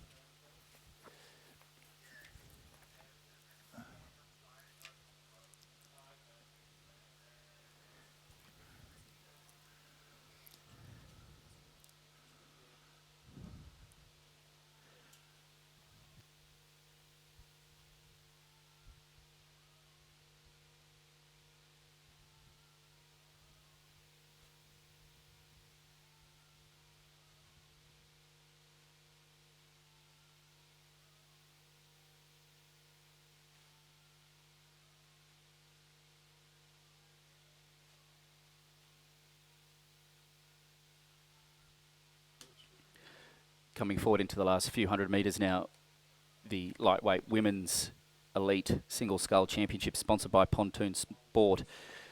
The current title holder is Sarah Pound in lane 4, looking like Nesbitt probably getting up over her into the last 300 metres here. Looking very strong out in front, starting to step up the rating, consolidating the lead there.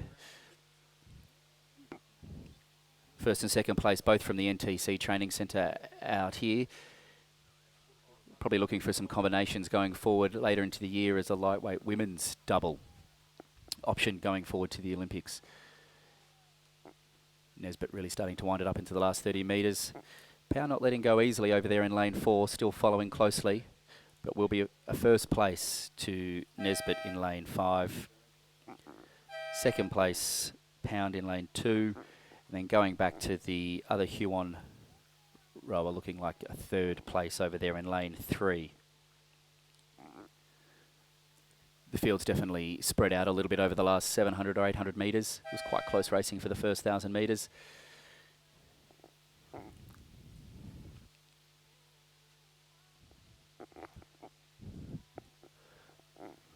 Fourth place going to Annika Reardon from the ANU, coached by Nigel Harding.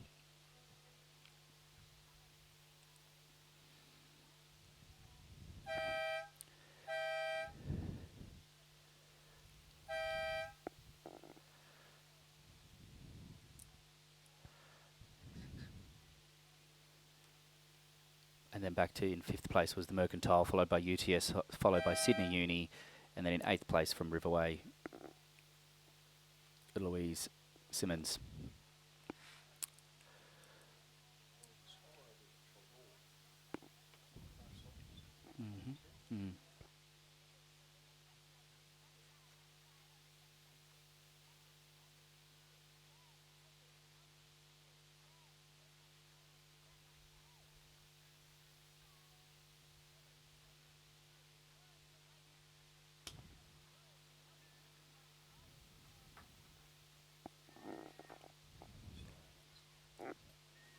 Race 87 has just kicked off, but we'll probably get a presentation in maybe before they get down here. But race 87 is the Championship Men's Elite Lightweight Single Scull, sponsored by Pontoon Sport.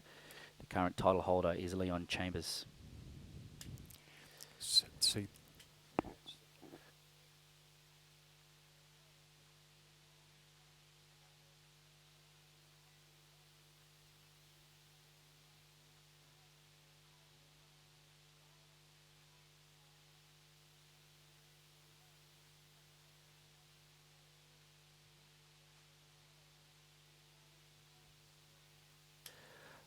So going through the 1500 metres now in the Championship Elite Lightweight Men's Final, Sean Murray from Mosman going through first, followed by Hamish Parry from Toowong.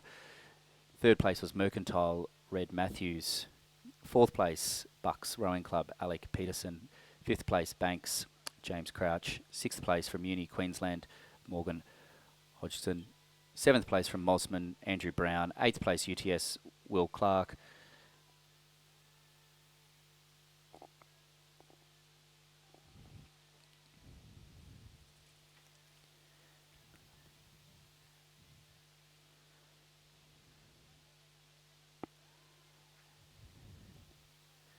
This field again looking quite close for the first few places between the Mossman, Toowong and Mercantile crews.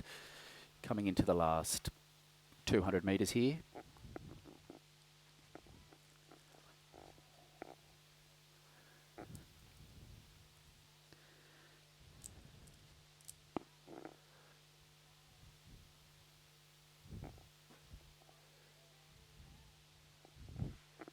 The Mercantile rower over there really starting to... Oh, sorry, the Mossman rower really starting to crank up the rating in lane 4.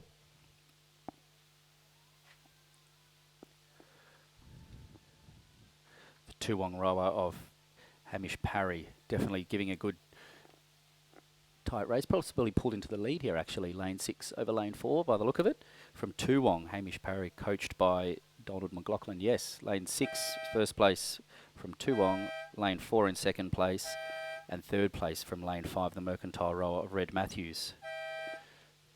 4th place over there in lane 3 from Bucks, Alec Peterson. Some close racing again for the top few positions.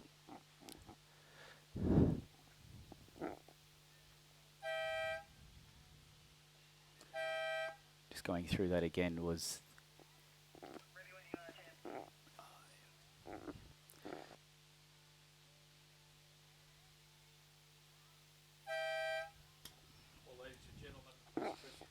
This presentation is for the Championship Women's Elite Lightweight Single Scull. And in third place, representing Huon, Tasmania, it's Eve Muir, coached by John Dressen.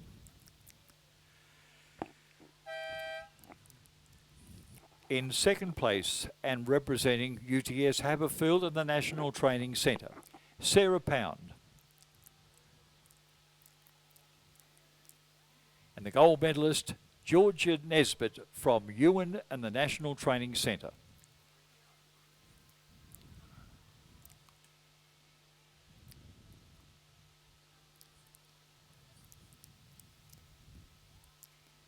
Our presenter that once again is the chairman of New South Wales Rowing.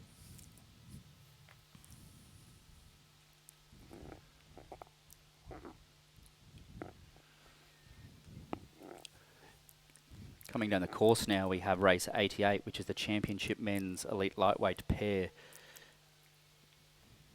Just 3 crews here from Banks, UTS and Sydney. Looks like the current title holders, the brothers, James and Peter, still hanging on to first place going through the 1500 metres. It's good to see again some close racing. Just over half a second between the UTS and Sydney crew.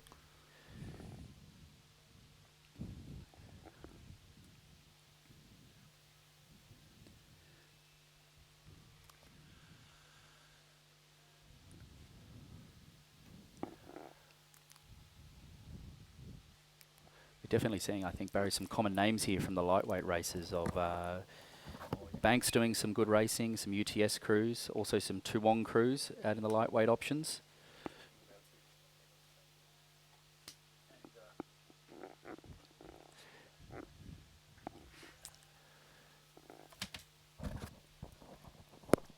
Yeah, you're talking about those in the Penrith Cup squad that'll be racing here in the state versus state racing, Tom.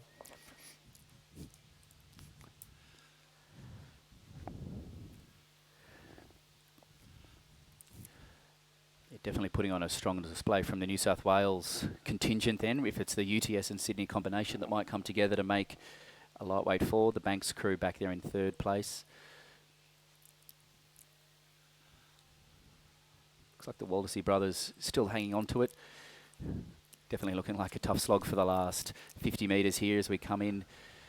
UTS crew trying to step it up a little bit. The Sydney crew coming in close. Definitely still in contact there. No clear water between them. The bowman of the Sydney crew having a little peek around just to see where they're at. Definitely looks like the UTS crew in first place, followed by Sydney in second place, Banks in third place. Just an announcement for all, we've had a request for bow numbers to be returned back to shed number 1.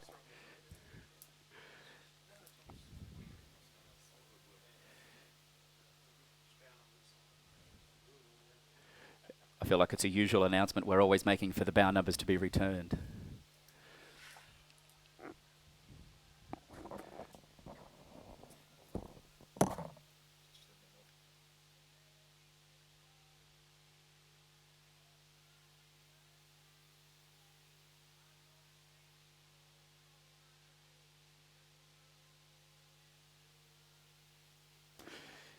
Also just like to mention as we go into the lunchtime for the day that the Lakeside Catering is open for everybody for refreshments and food.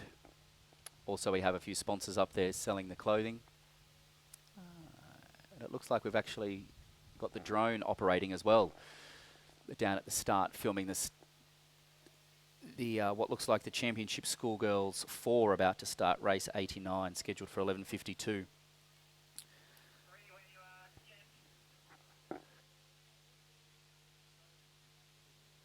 For the men's single, the elite lightweight single, and in third place from Mercantile Victoria.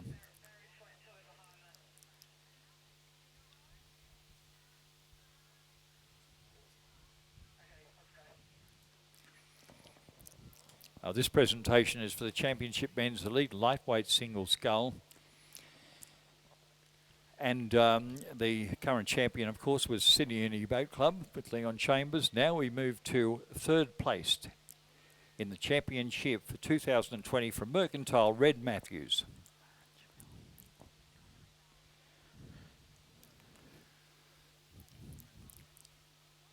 In second place from the New South Wales Sports Institute and representing Mossman Rowing Club here in Sydney, Sean Murphy, coached by Matthias Ungmark.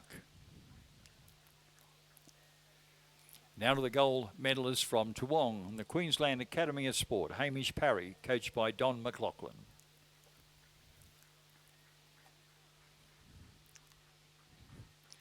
And our presenter there is Stephen Donnelly, the President of Rowing New South Wales.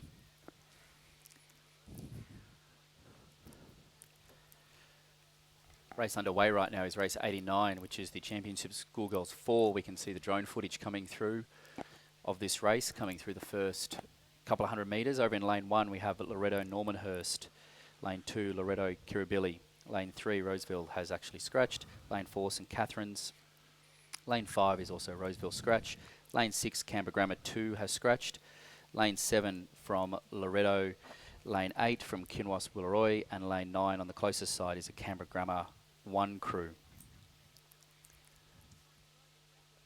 Just going through the 500 metres here, the Kinross Willeroy crew in first place, followed by the Loretto Kirribilli, followed by Canberra Grammar, followed by Loretto Normanhurst, and then back to St Catherine's. The current champions are actually St Catherine's, so we'll see what they can bring out in the next 1500 metres as we go into the finish.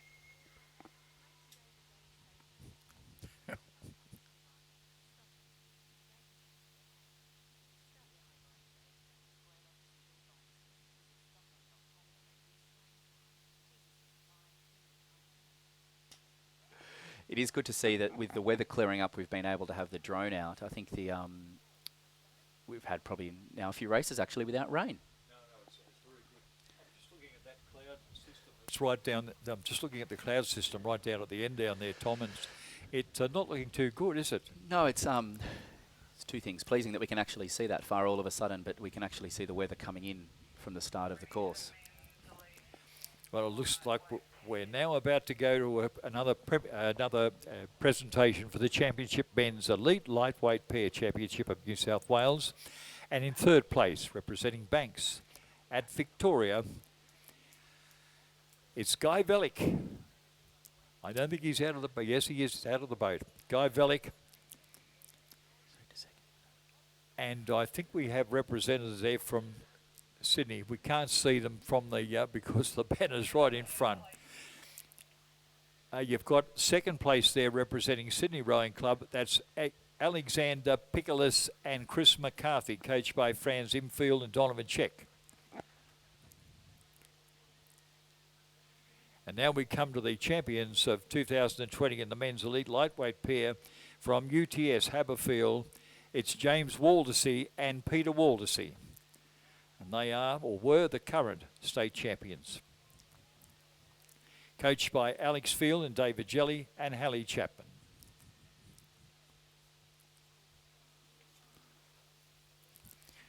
They come together on the dais, and for the good photographs, ladies and gentlemen, there they are, the winners and place getters in the Championship Men's Elite Lightweight Pair of New South Wales.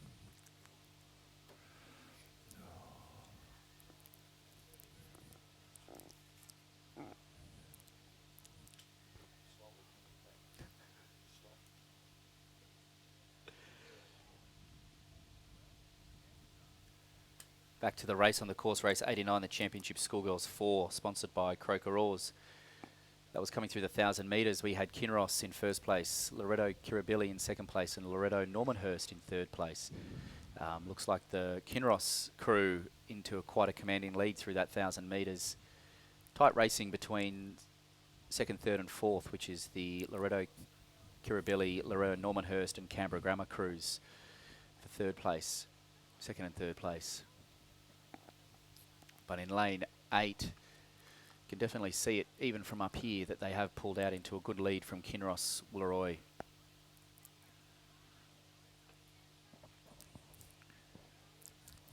We're a fair way out now, and you can see that rain starting to build up at the start end of the field.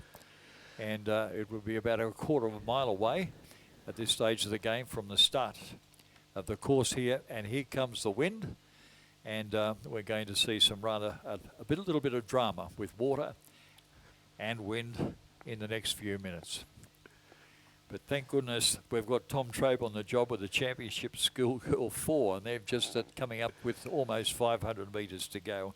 A lot of cancellations or withdrawals we had from that, from Roseville, the two Roseville crews, and Canberra Grammar. But you look like you might have picked a good one there. Is that Kinross Rolleroy, Tom? It is, just still in the lead. They've held on to that lead for the whole race, I believe. So coming up close to the grandstand side in the recognisable blue boats is the Kinross crew, followed by Loretto Normanhurst over in lane 1. Loretto Kirribilli in lane 2 coming in third place. Back to Canberra Grammar in fourth place, and fifth place is St Catherine's. Well, I think we've got 3 races to go before the luncheon break, and with a little bit of luck we might be able to do that. That rain now is just about approaching the start of the Schoolboy 4 down there, but in the meantime Tom Trabe is giving us a good account of the Schoolgirl 4. As we come into the last 200 metres, the Kinross crew still holding a good lead. Definitely getting a slight little bit of breeze over on this side, but I don't think that's impacting them at all. They're looking very strong. I'm sure they're using these races, preparing themselves for the national championships coming up in about 4 or 5 weeks. The girls from Kinross really hanging on there.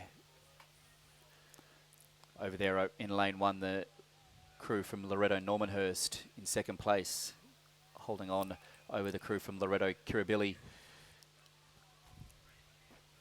Canberra Grammar crew close to us in lane 9. Looking like they're going to have a close race with the crew from lane 3, or lane 4, sorry, St Catherine's. But lane 8, first place goes to Kinross Wooleroy. 7:27 is a time there. Back over to lane 1, Loretto Normanhurst.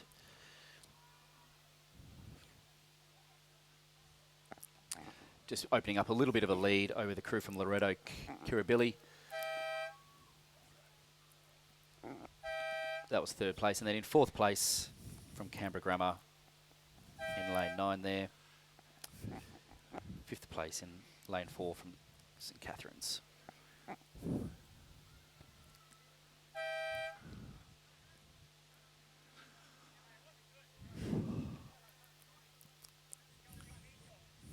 Just to repeat, we've just had the finish of the Championships Schoolgirls 4, sponsored by Croker Oars. First place, Kinross Wooleroy. Second place, Loretto Normanhurst. And third place, Loretto Kirribilli. Also on the field, we have race number 90 with the champion Schoolboy 4. And of course, they've covered now the first 500 metres, I think, or first 1,000 metres. They've gone through that. And very quickly, and Tom can give us an update on their progress, but it's really Shaw on the far side. Next to them, Canberra Grammar, St Ignatius again in lane 4, Carey Grammar in lane 5, Shaw number 1 crew in lane 6, St Patrick's College in lane 7, Brighton Grammar in lane 8, and St Ignatius number 3 in lane number 9. So a full house in the Championship Schoolboy 4 of New South Wales. And I was going to say, how do you see them going? But I tell you what, it's blotted out by rain, so you're going to have to do it. You probably could have got better eyes than I. You're probably able to see their progress now, Tom. Yeah, that rain that we spoke about has definitely come in, and the wind coming over from the Penrith side from lane 1. But going through the 1,000 metres, it was the crew in lane 7 from St Patrick's over Shaw 1, followed by Canberra Grammar, St Ignatius, Carey Grammar, St Ignatius 3, Shaw 2, St Ignatius 2, and then to Brighton Grammar from Victoria in 9th place in lane 8, closest to the grandstand. Sure, they're having a good battle now as we come in to the last 800 metres. The racing and the conditions giving them challenges all round. Yeah, well, I think we saw them coming down there. It was 1 and 2. I think you call it St Patrick's College and then Shaw. But in fact, I think that's probably still those two in very important positions coming into the final stages of the event. And you can see them now. If you're in the grandstand, you can see there's a little bit difference. I think that the crew Shaw number 1 might have moved into the lead. But we'll let Tom tell you some more about that. It's definitely close between the crew in lane 6 and 7, St Patrick and Shaw 1. Then over in lane 2, the Canberra Grammar crew pulling ahead of the crews on either side of them, the Shaw 2 and the St Ignatius crew. But I think it's going to definitely be a close race on the grandstand side between St Patrick's and Shaw 1 as we come into the last 500 metres. It is St Patrick's, followed by Shaw 1, followed by Canberra Grammar, St Ignatius 1, Carey Grammar 1, St Ignatius 3, Shaw 2, St Ignatius 2, and back to Brighton Grammar in lane 9. This rain has probably impacted a bit of the cheering going on from the schools here as we go into the races that quite often have a lot of activity by the shoreline. We're just going to make this, Tom, before the lunch and break. Only a couple of races to go, and people can have their lunch in the rain, which is a nice way to spend it. But yeah, it's a good close race coming up here, Tom, and I like the look of that crew 3 out from this side. That's the St Patrick's College crew. They look good. They've kept up. There's been a good race going on that you've been calling between those crews, and 3rd and 4th from the grandstand side of the course. Yeah, definitely looking, we're getting into the last 250 metres now. Looks like the Canberra Grammar crew has actually started to step it up over in the far side in lane 2. And a little bit of competition to the Shaw crew. But again, the Shaw 1 crew and St Patrick's in lane 6 and 7 having a good, very close hit out. Definitely looking like they're putting all in for the last couple of 100 metres, especially the Shaw crew. St Patrick's looking quite clean over on the far side. Canberra Grammar starting to step it up. It's getting very close here as we come into the final here. Shaw crew managing to probably hold on to first place, getting some close competition from Canberra Grammar on the far side. Looks like Shaw first, followed by St Patrick's, Canberra Grammar in 2nd place. Then back into lane 4 we have St Ignatius 1.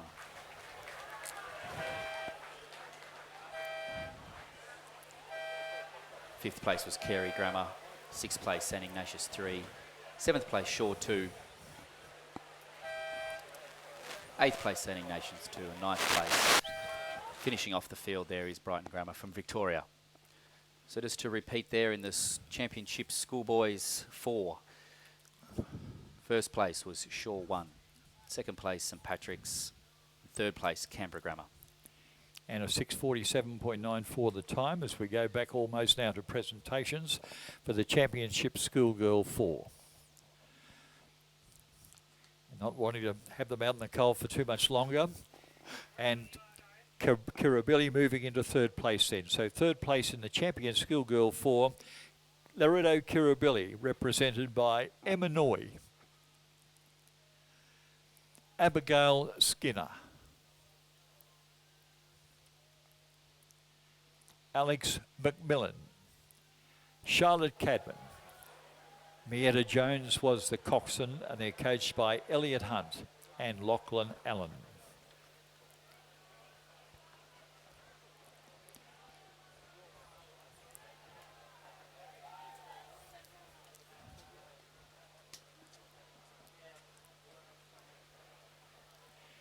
Our presenter down there, Margot Harley, the CEO of Rowing New South Wales. We go now to second place in the Schoolgirl 4 Championship.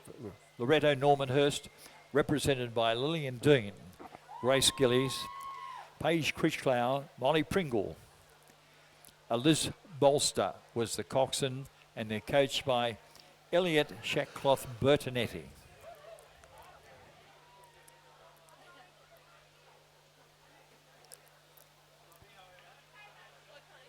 And now to the gold medalists representing Kinross Rollaroy, Lucy Jenkins, Bridget Yeomans, Isabella Scammell and Freya Neville. Jetta Kennett was the coxswain. They were coached by Sarah Cook and Tobias Weir-Candler.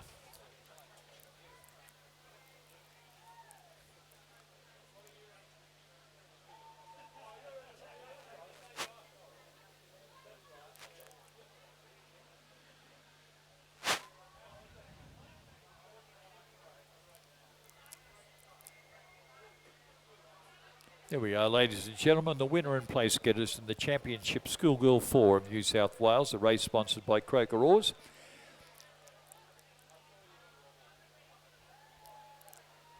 And there they are.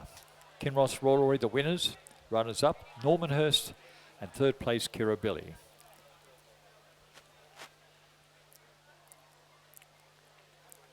Just while they all get their photos, we might just quickly jump to race 91, the Championship Schoolgirls 8. Sponsored by Bentley's. The current champions are Queenwood, but we'll just go through the crews in the order in which they passed 1,000 metres, which was in first place we had Pimble Ladies, followed by Geelong Grammar, Queenwood 1, Loretto Turak, Canberra Girls, Wesley College, Pimble Ladies and St Catherine's. Top 5 crews only separated by a few seconds, which is quite exciting for these 8s as we come into the last 500 metres here. Always enjoy some close 8 racing.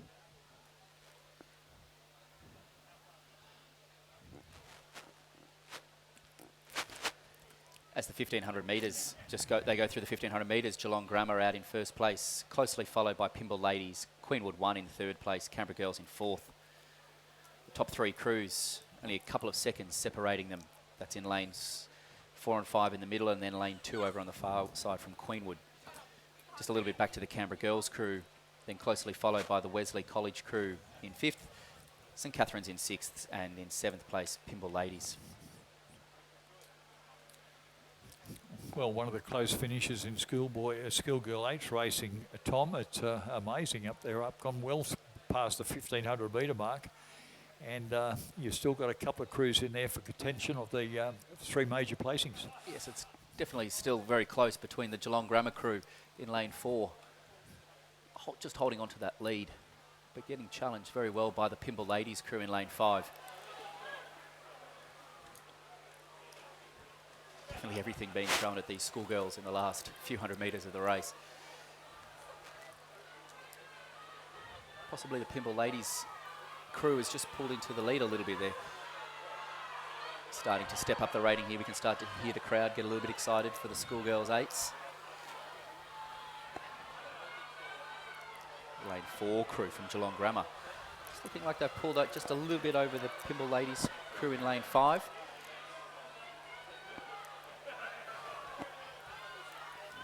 Definitely, I think the Geelong Grammar crew from lane 4 has come holding on to that lead. Just sitting about a couple of campuses over Pimble Ladies lane 4. Lane 5, sorry, back to lane 2. Queenwood in 3rd place. 4th place, Loretto Turak. 5th place, Canberra Girls.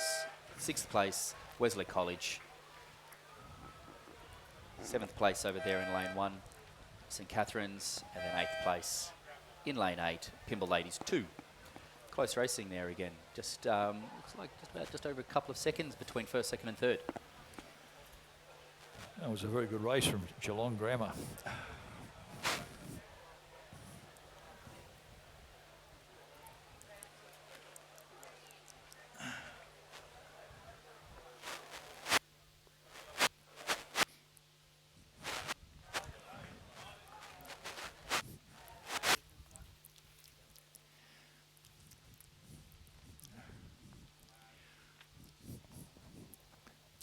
Well, our next presentation will be for the championship Schoolboy 4.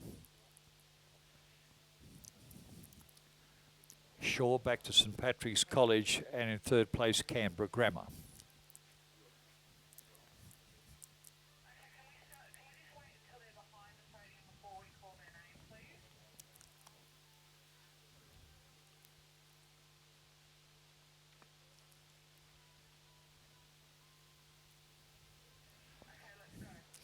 Well, for the championship Schoolboy 4, in third place Canberra Grammar, their number 1 crew, and representing Canberra Grammar, Nick Fitzgerald, Dougal James, Ryan McKay, Raphael Priest, and Lily Feeks was the coxswain, and they're coached by Chris Polly Shannon.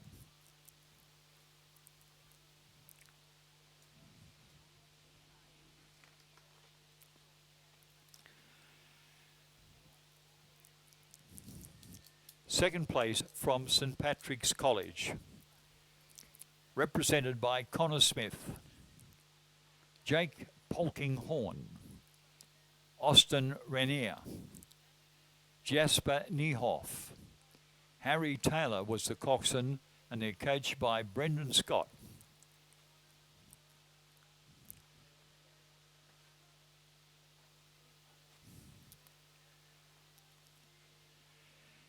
And now to the gold medalists. Shaw, their number 1 crew, represented by Gus Gregg,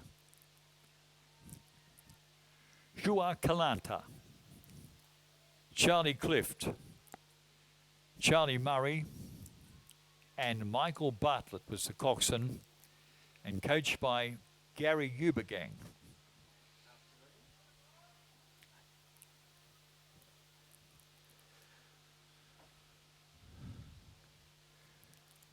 Here we are, ladies and gentlemen, first, second and third in the championship Schoolboy 4 of New South Wales.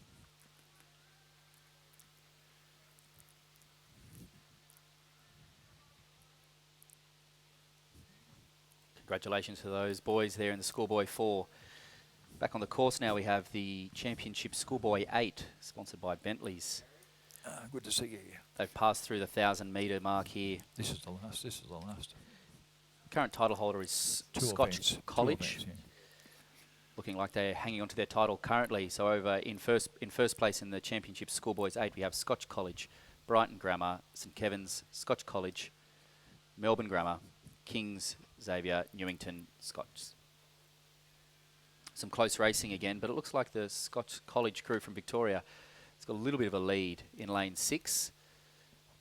Just over there, fellow Victorians from Brighton Grammar. It's a bit of a Victorian show actually now that I look at this.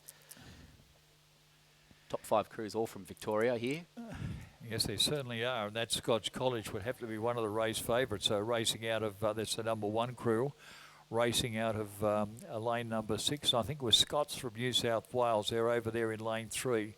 Scots College took out their, I think they took out their heat yesterday in a win, and in that particular one, Scots were right behind them. So we watch it, Scots from New South Wales and Scots College from Victoria. Back to you, Tom.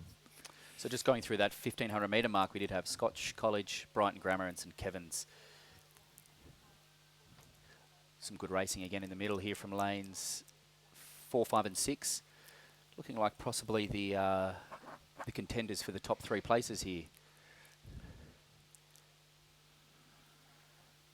Scotch in red, they're really starting to dominate into the last 250 metres, looking like they're pulling over some length on lane 5 from Brighton Grammar. Brighton Grammar definitely starting to put on a bit of effort in the last couple of 100 metres, also followed closely by St Kevin's. But I do think that Scotch is probably going to hold on to it as we start to hit the red boys here. I think they're putting on a bit of a display here from Scotch College, Tom. I was just trying to add a bit of They've excitement, brought up Barry. the rate. You can afford to do that when you're in the lead. Yeah, they look like they possibly might even get some clear water. That rate Over would the have Brighton Grammar that crew. rate's got to be up in the high 30s. It does, yeah. Look, there they go. They start to get some clear water. Going over the line first place from Scots College, lane 6. Closely followed by about a length or so behind in Brighton in lane 5. Lane 4, St Kevin's. Oh, and some close racing now in lanes 8 and 9 from Scots College and Xavier. We have Newington, Scots, Kings, and then Melbourne Grammar in 9th place. We'll have to wait for that photo finish for 4th and 5th, but it was first place Scotch College from Victoria, Brighton Grammar from Victoria, and St Kevin's from Victoria.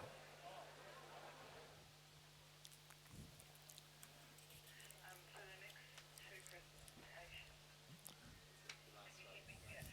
presentations, we've got Roger Ellison from Bentley presenting, one of our major sponsor, and we've got for the girls it looks like first, second. I don't know where third went, but they're obviously not in yet. Well, we welcome Roger Ellison from Bentley's, major sponsor for Rowing New South Wales, who's down there to assist in the presentations for the championship Schoolgirl 8s. And certainly Rowing New South Wales welcomes the assistance that you've been giving over there at Bentley's.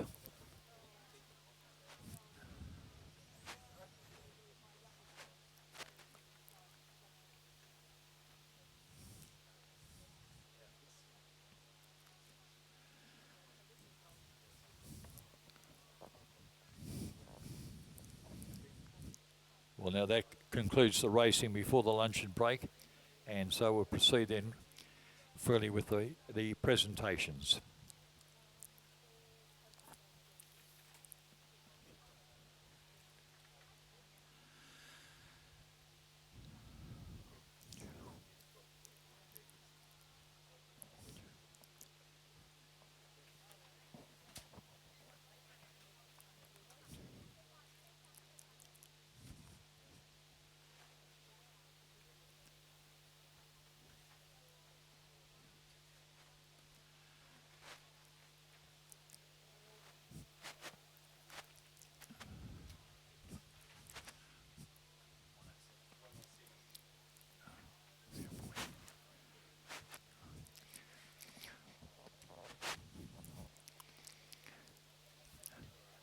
Well, with the Schoolgirl A, the championship, it looks like we have the first and second place crews there, and looking to get confirmation that we proceed with that presentation.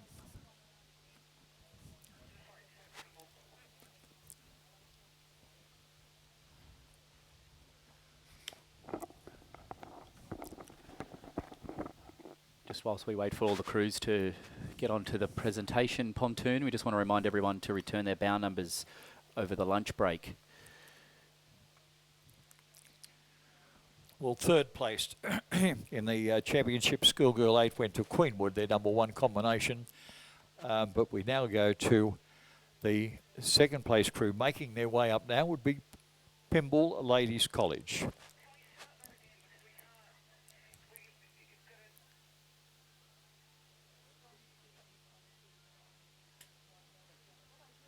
We move now to a presentation for the championship Schoolgirl 8.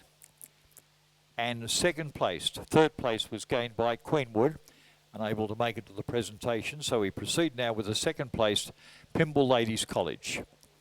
Moving to the far end of the presentation dais.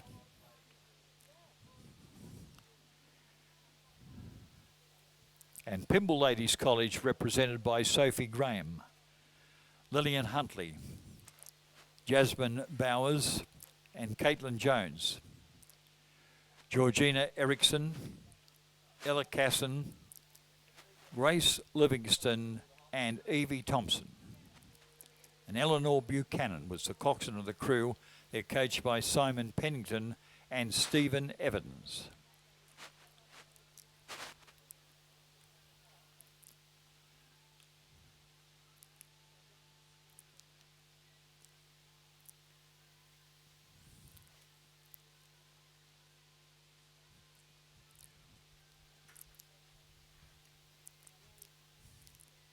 And now to the New South Wales State Champions, Geelong Grammar, represented by Luca Currell, Molly Sanderson-Baker, Hannah Buffin, Sophie Brown, Star Rose Miller, Sophie Ward, Brooke Pithy, and Millie McCurdy.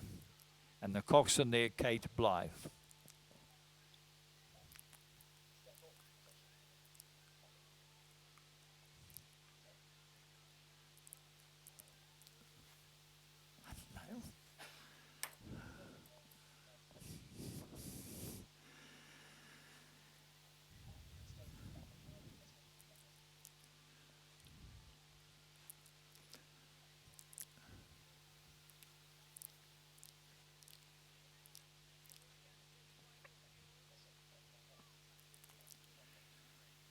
Well, there we are, ladies and gentlemen, the first and second placed in the Championship Women's or Schoolgirls 8 of New South Wales.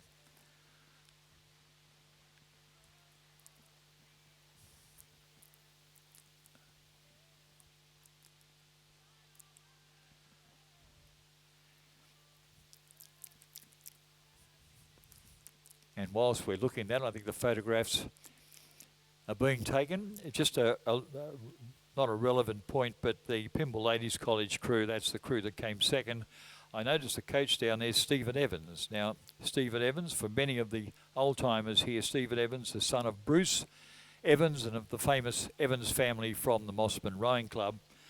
I might add that Stephen himself stroked, I think it was a World Championship 8 going back to the 80s. 1980s it was. So, Stephen, nice to see you back here in New South Wales. Stephen Evans, former Australian representative and stroke of a winning 8.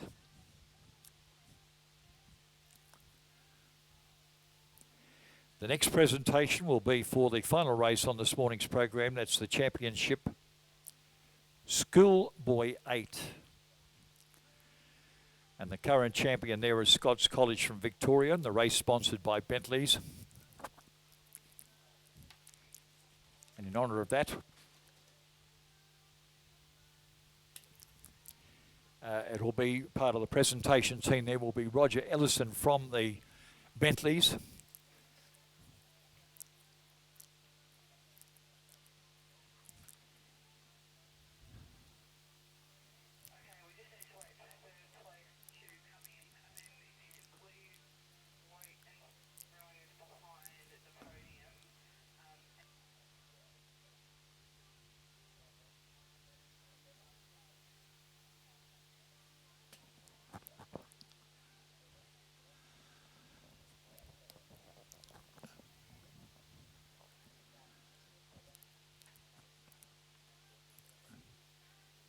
Well, the third place there was St Kevin's. They're moving into the third place. And, of course, second place will be occupied by Brighton Grammar at the far end. So a little bit of a changeover and shaking of hands going on there.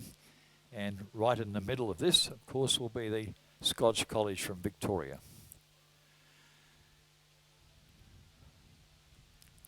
And they're the current, as well as the prior New South Wales Championship Schoolboy 8.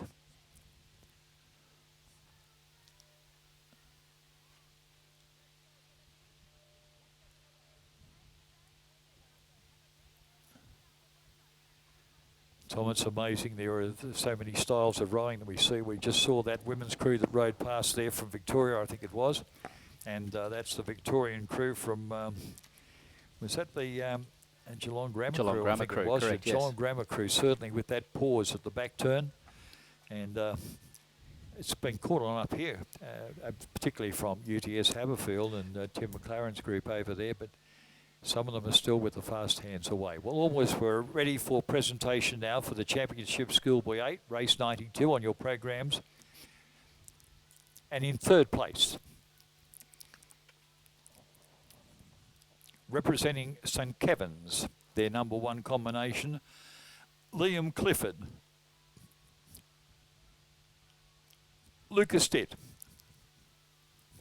Joshua Murphy, Flynn Snowden, Liam Foldy, Liam Burke, Sam Ball, Oscar Ryan, and James Pounding, the coxswain.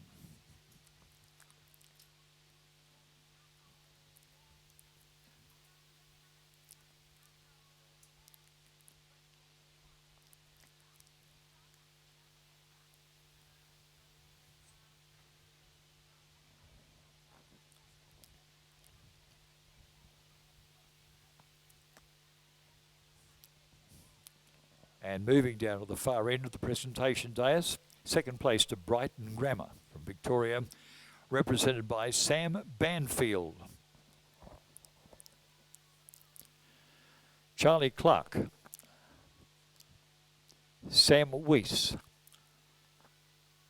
Jack Puis, Joshua Bortolucci, and Jacob Williams. Dom Federico, Harrison Kirkham. Charlie Durkin was the coxswain, and they're coached by Nicholas Lloyd.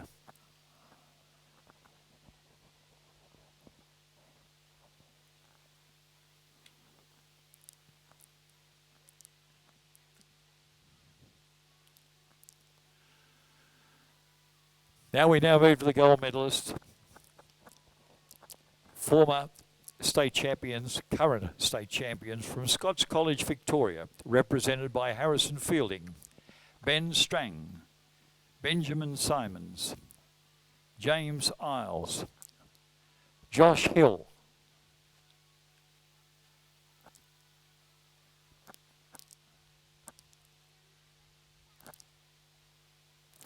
Leo Price,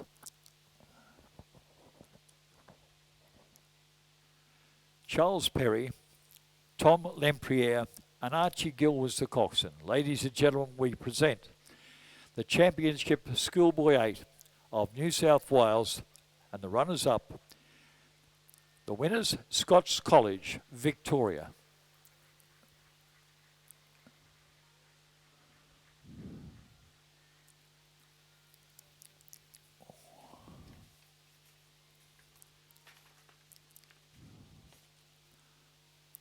And that there winds up the morning session for Saturday of the New South Wales Rowing Championships.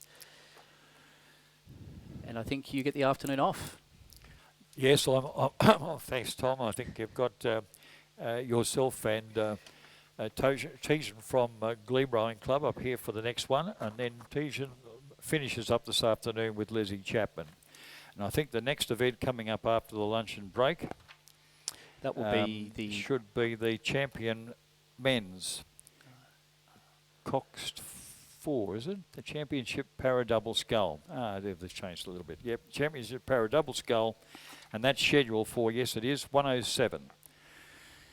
So this afternoon. So time for the luncheon break, and back then for the championship para double sculls of New South Wales, and that'll be followed by the heats of the men's elite 4 plus coxswain. Oh, geez.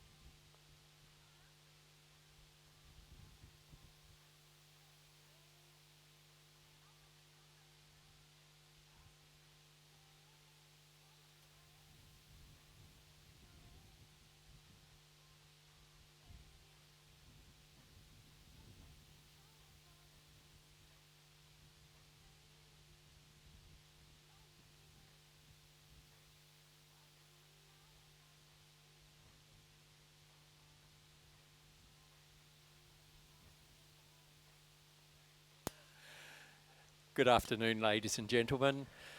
The first of the afternoon races will commence at 7 minutes past 1. The weather has taken a turn, so it's pretty rough out there. Hopefully everyone will be hopefully it'll be running on time, but we wait to see. A very strong wind blowing down the course, accompanied by a bit of rain to keep things going. As ever, we'd like to acknowledge all our sponsors. First up, Bentley's Chartered Accountants, and we'd like to thank them for their ongoing support season after season. Also, V Insurance. V Insurance Group is proud to be the insurance broker for Rowing New South Wales, and quite a few of us also have our club and private boat insurance with V Insurance. The Regatta Shop, Pontoon Sports, Croker Oars and Bont Rowing. This year, for this regatta, the Bont Rowing is the official live stream partner for 2020.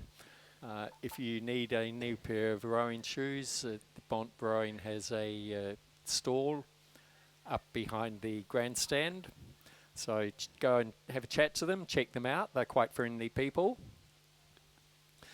Also, Lakeside Catering.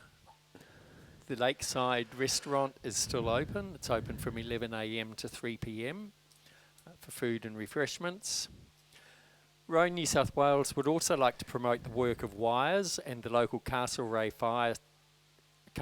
Rural Fire Service during this, what has been the devastating fire season. I think we're turning to floods now. But details of how to donate can be found on the website and in the Regatta Daily Wrap-Up emails. The Laurie Steptoe Scholarship is an annual award to an aspiring New South Wales athlete-based rower to commemorate the great contribution of Laurie Steptoe to the sport of rowing to ensure that his name and legacy live on. Applications close at 5 p.m. on Friday the 14th of February. And further information is available on the Rowing New South Wales website.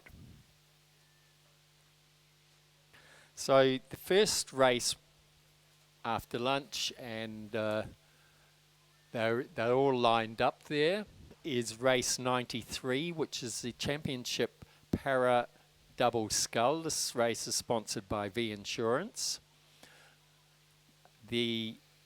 So we have 6 crews.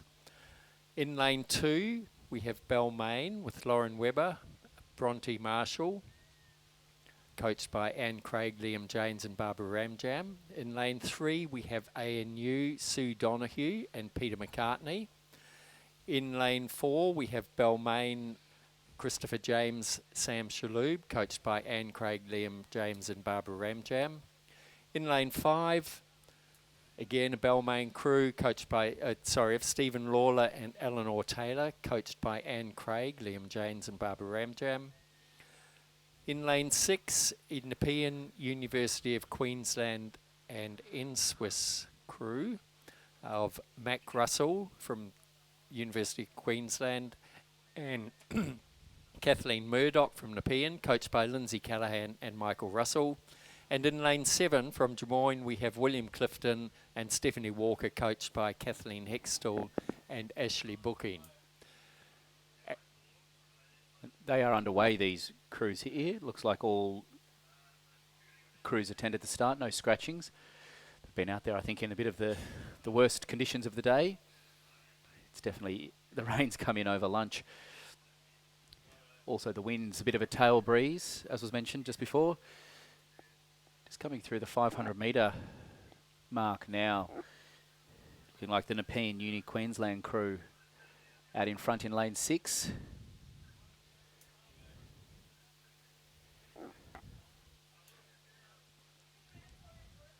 Followed by the ANU crew of Sue Donoghue and Peter McCartney over in lane 3, then Des Moines in lane 7, Clifton Walker combination.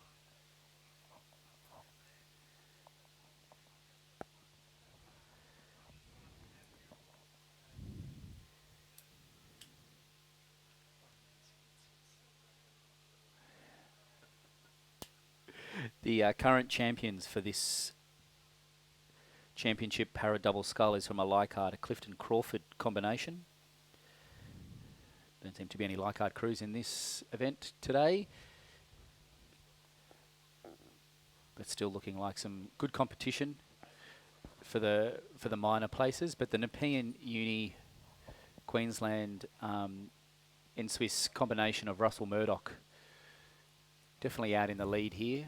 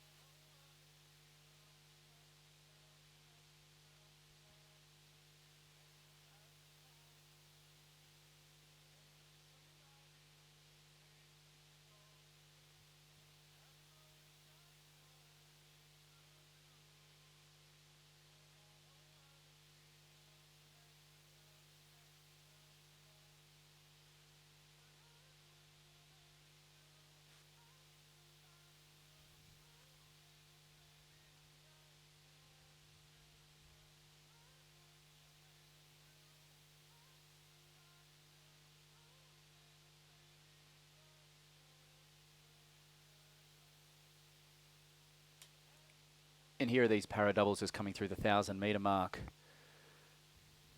Still holding on to that lead is the Nepean Uni Queensland crew, followed by ANU, followed by Drummoyne crew.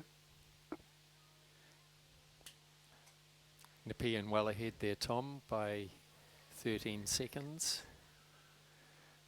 So the field is spreading out quite wide.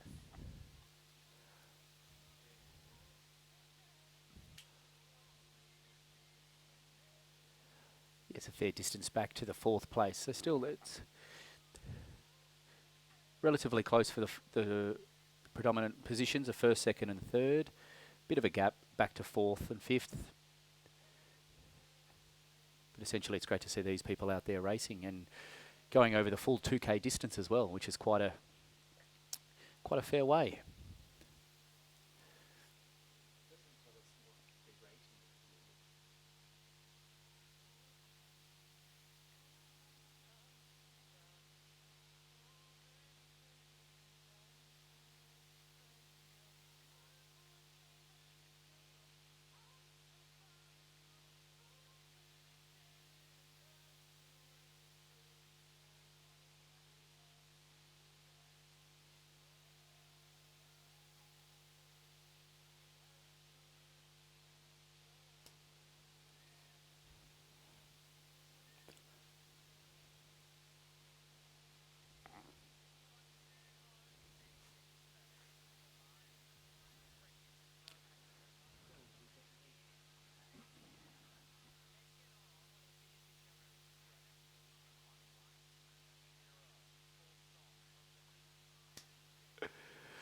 Just coming through the 1,500 metres now as well. That Nepean Uni Queensland crew still holding on to the lead. 21 seconds behind is the ANU crew.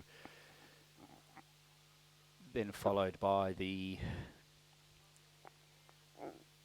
Drummoyne crew in 3rd place in lane 7. Closest to the grandstand for this race. The Nepean Uni Queensland combinations definitely stepped out quite a bit over the ANU crew. Field spread out over the last few hundred metres quite considerably.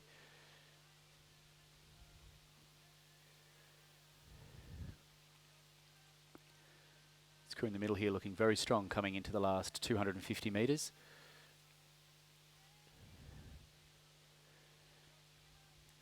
It's definitely easy to look that strong when you've got nice comfortable lead like they've got going on here.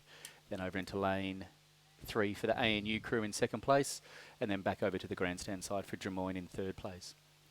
I think they've just upped their rating, Tom, to make sure they have a very strong finish. Looking good out there.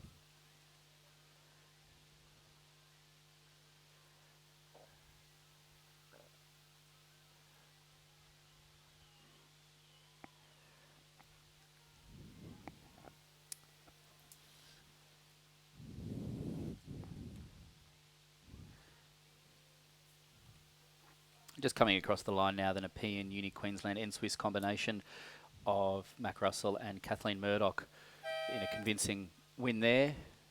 7 minutes, 39 seconds. Just going back now to the ANU crew of Sue Donoghue and Peter McCartney over in lane 3. A nice commanding lead over the Drummoyne crew. Looking very comfortable as well. Going to the last 30 metres or so.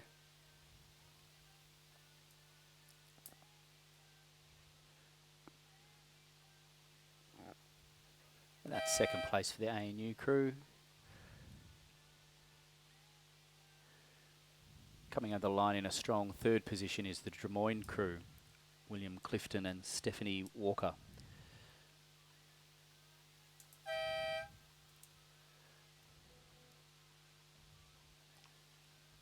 The winning time for the Nepean and Uni Queensland composite crew there was 7 minutes 39.34.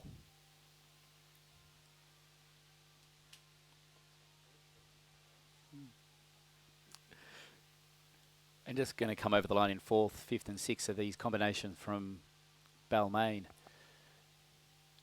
Quite a strong para club, the Balmain Rowing Club.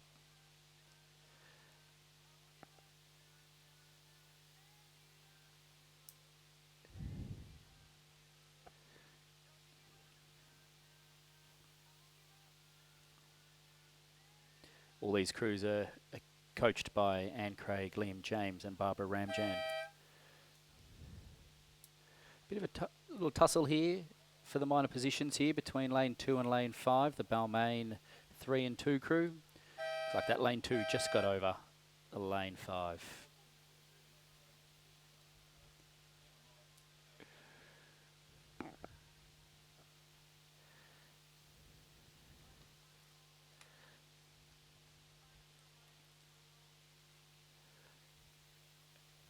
And just while we wait for these crews to come over to the medal presentation pontoon, we have what appears to be 2 heats of the Championship Men's Elite Coxed 4.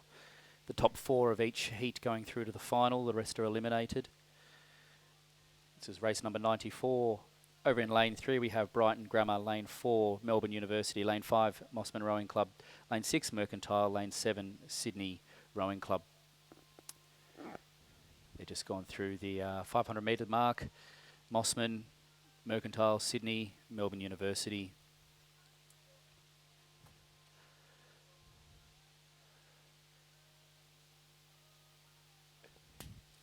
And very close as they went past through the 500 metre mark. We'll wait and see how they spread out once they hit the 1,000 metre mark. But from some of the names in there, could be a very fast and very close race.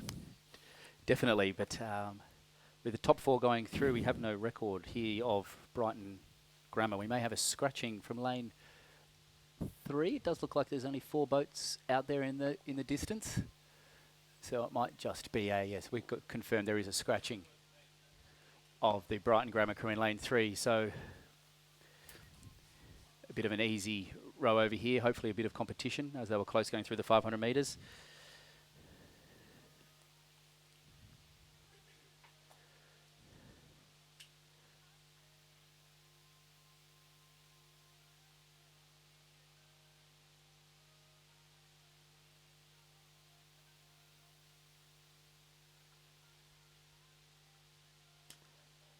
Just a little bit of a lost property here. We have Catherine Foldy's credit card. It's just down in the tower, the finished tower here from St Kevin's.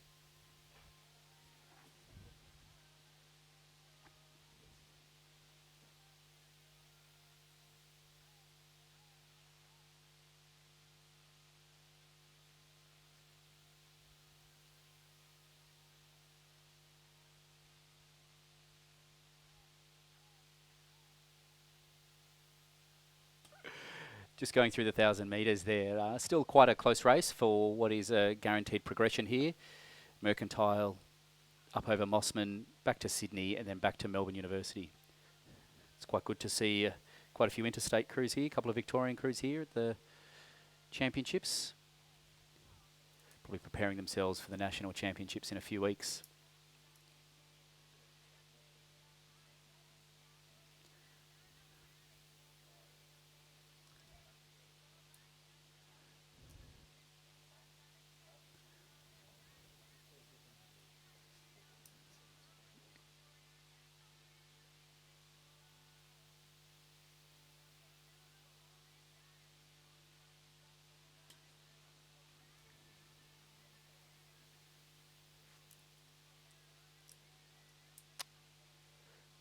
These crews still sticking quite close together, coming through the 1500 metre mark here.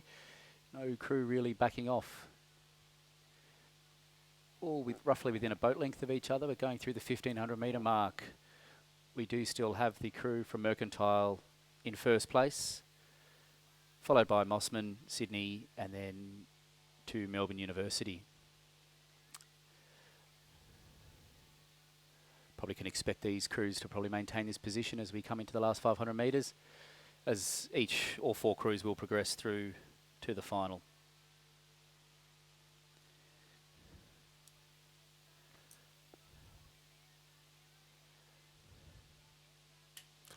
So if anything, they'd be jostling for lane position at the moment. Yeah. But who knows what the weather's going to be like in the final and whether the... Exactly, the way it looks at the moment, it looks like lanes 1 and 2 are probably the favoured lanes to row in. Some nice tail breeze coming closer to the lanes, the middle lanes to lane 9. Still this crew from Mercantile holding on to a nice lead, probably getting a bit of clear water. Probably not doing the rating that we would expect for the last few hundred metres, but still got a nice clean lead. You can just relax. Sydney Rowing Club closest to the grandstand, sitting in third place. That Mossman crew over there in, looks like third place actually. Still just coming through in a nice relaxed display of coxed 4 rowing.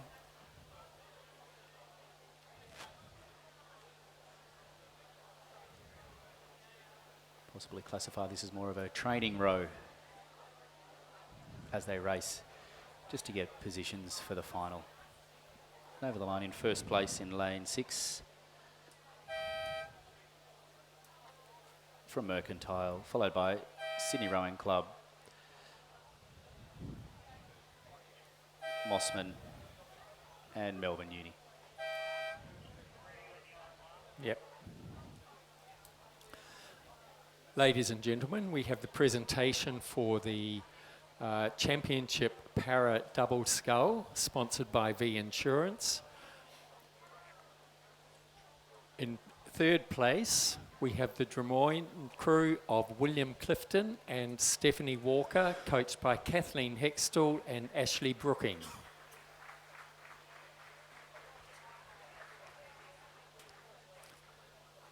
Taking the silver medal, we have Sue Donahue and Peter McCartney from ANU.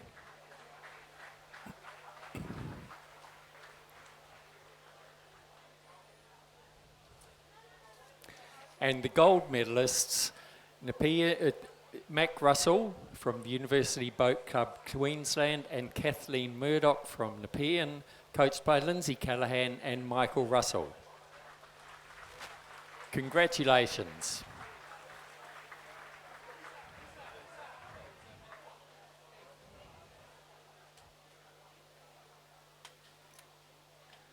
Just coming down the track now is the second heat for the Championship Men's Elite Coxed 4. Again, the top 4 progressing through.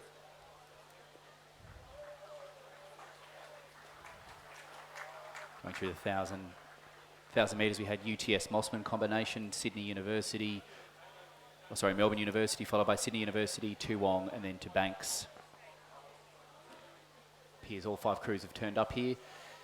So we will be having one crew eliminated that won't progress through to the final.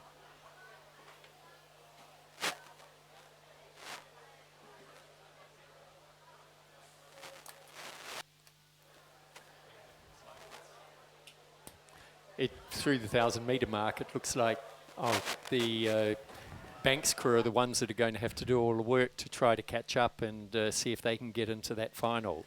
The Banks crew in lane 7, closest to the grandstand.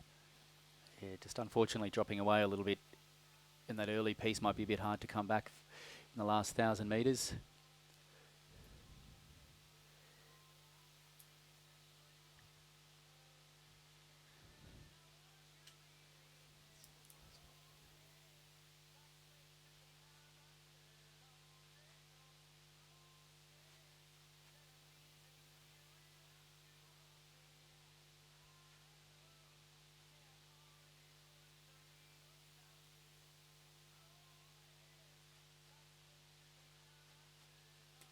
And through the 1500 metres, we have still in the lead the UTS Mossman crew.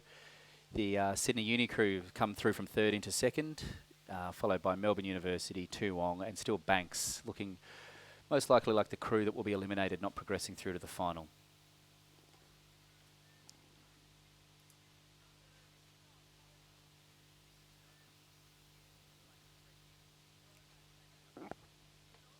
And you can see the Banks crew has upped their rating, trying to, as hard as they can, to catch the other 4 crews. Can they gain any ground there? It's looking tough as we come into these last 200 metres. These crews out in front. The crew over on the far side, Sydney Uni and the UTS Mossman combination, definitely looking in a solid lead. Those 4 crews rowing quite neatly as a pack. Banks just falling off, but they are definitely still putting in a bit of a press here as we come into the last 100 metres.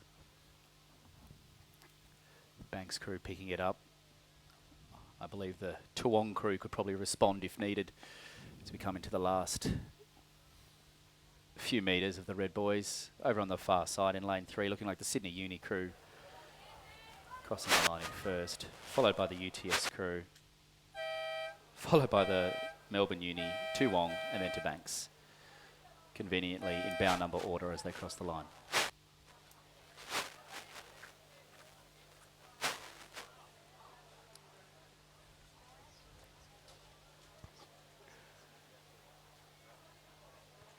Those crews progressing forward into the final will be the Sydney Uni, UTS Mossman, Melbourne University, Toowong.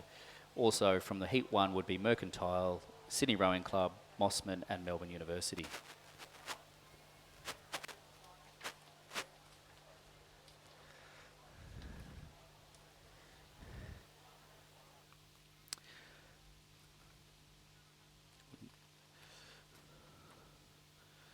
We now progress to the heats of the Championship Schoolgirls Coxed Quad Sculls. This event is sponsored by Wintec Racing Australia. There are 4 heats here, so we'll progress through to semi-finals. The top 4 going through to semis, the rest being eliminated.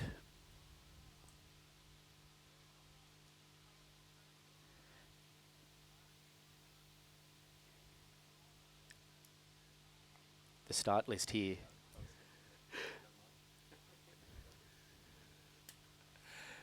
In lane 1, we have Hunter Valley Grammar.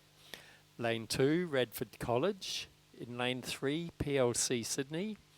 In lane 4, Canberra Girls Grammar. In lane 5, MLC School. In lane 6, Redlands 2 crew. And in lane 7, Redlands 5 crew. And in lane 8, Strathcona.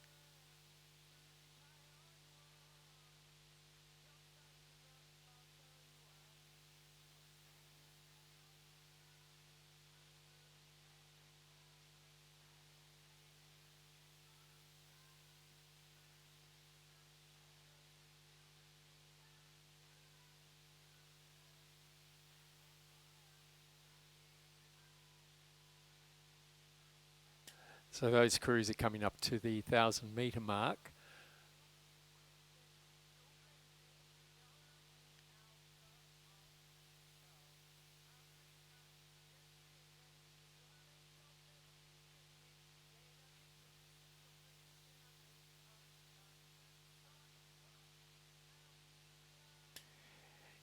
MLC appear to be holding their lead.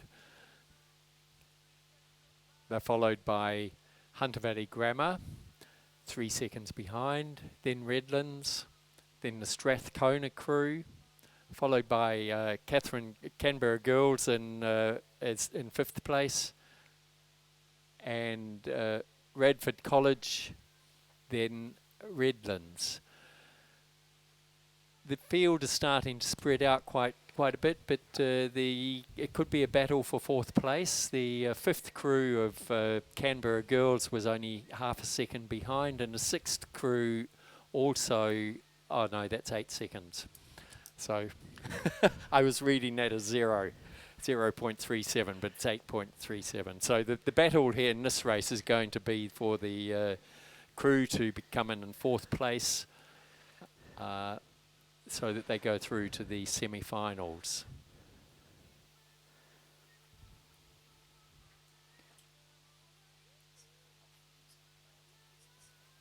Yeah.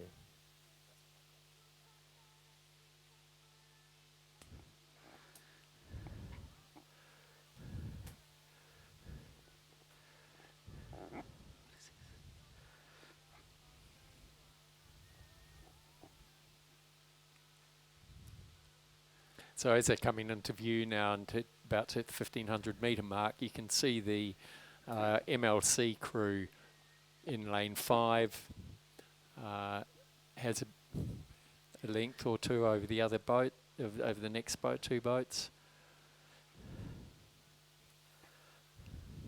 Hunter Valley Grammar definitely over in lane 1, hanging on to the field. Sitting in 2nd place, they were through the 1,000 metres.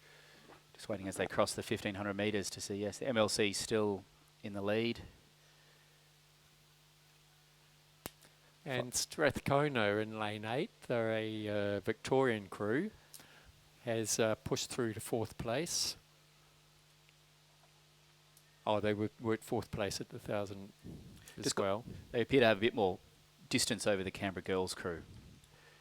Extended their lead by half a second up to almost 2 seconds.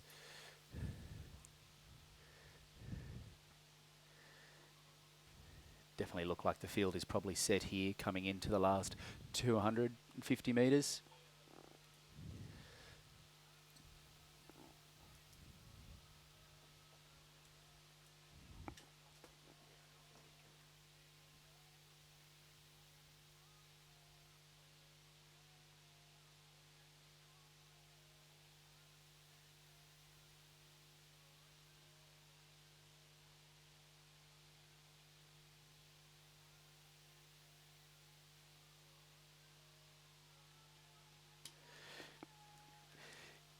As we come into the final 200 metres, the MLC school still hanging on to that 1st place. Over there in lane 1, the Hunty Valley Grammar School, still looking like they'll be in 2nd place. Strathcona over here on the grandstand side in lane 8. Looking like they've still got it up over the Canberra Girls Grammar crew. This will be a close race for 4th place. Strathcona probably actually still now pulling up on lane 6 from Redlands 2. But over the line in 1st place will be the MLC school in lane 5.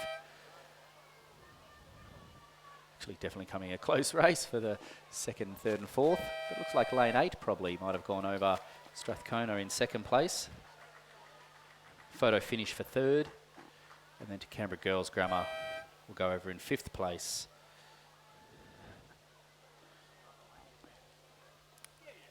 Then over in lane 2, Radford College 3, about to cross the line. And then lane 7, Redlands 5.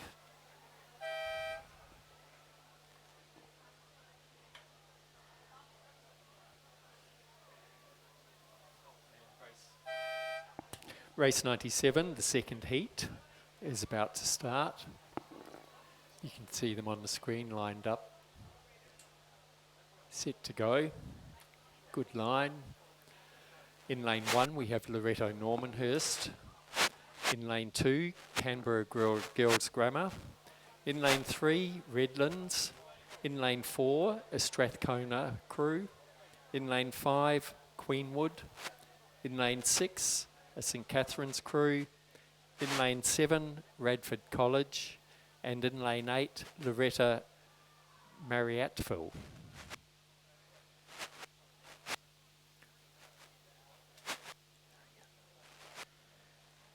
Just the official results came up there for race 96. It was first MLC, second Strathcona, third Redlands, and fourth was Hunter Valley over in lane 1.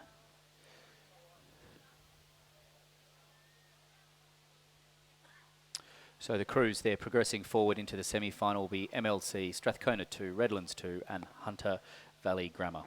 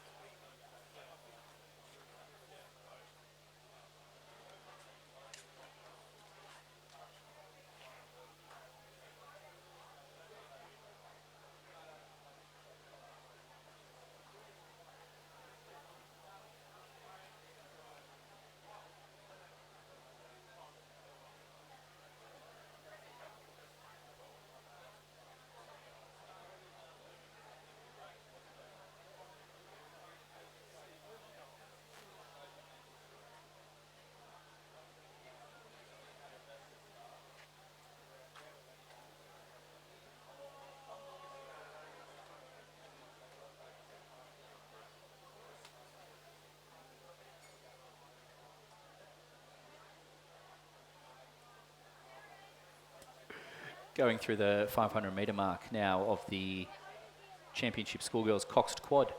It is Radford in first place, followed by Redlands 1, Queenwood, St Catherine's, Canberra Girls, Strathcona 4, Loretto Normanhurst and Loretto Marriottville in 8th place. Some tight racing still for those minor positions, but the Radford College crew getting out to just over a second lead in the first 500 metres is quite good for the Coxed Quad.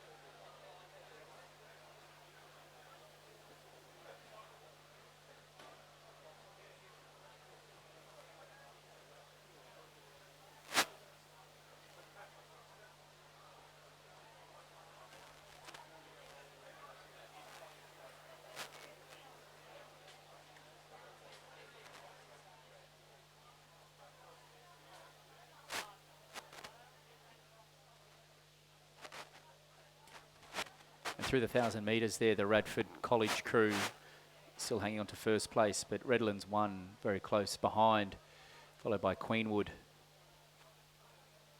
4th place, St Catherine's 2. And then 5th place, Canberra Grammar, a bit of a gap there. Again, the top 4 crews progressing through to the semi-final later on today. Looks like we've actually, the rain and the wind has now disappeared. As they say, don't count your chickens.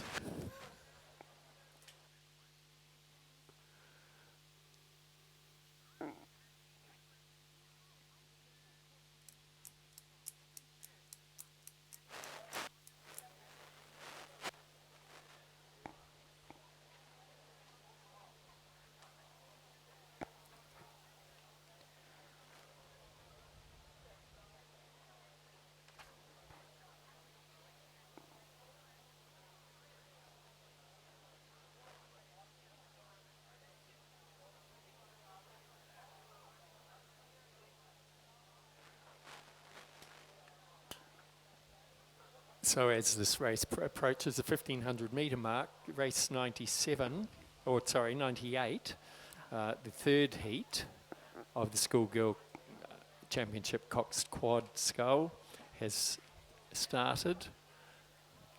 In lane 2 we have Radford College, lane 3 Redlands, lane 4 St Catherine's, lane 5 Kerry Grammar, lane 6 Wrighton Girls, lane 7 another Strathcona crew, and lane 8 Loretto Normanhurst. But back in heat 2, just going through the 1500 metres, Redlands has just got ahead of the Radford College crew. Bit of a tussle up there in lanes 3 and 7 on each side of the course. Followed by Queenwood, third in lane 5. Fourth place, St Catherine's. And then back to Canberra Girls, Grammar.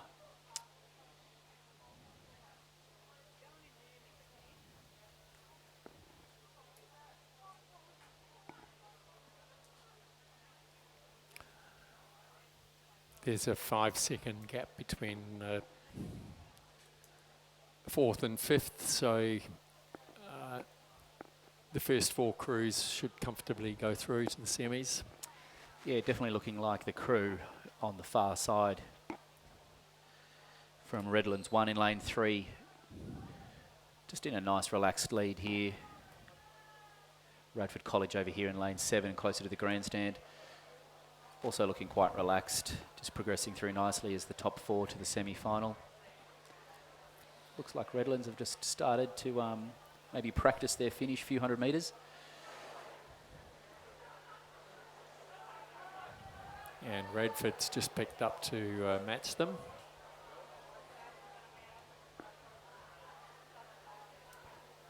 These two crews now is just pulling a bit more of a gap on the rest of the pack here.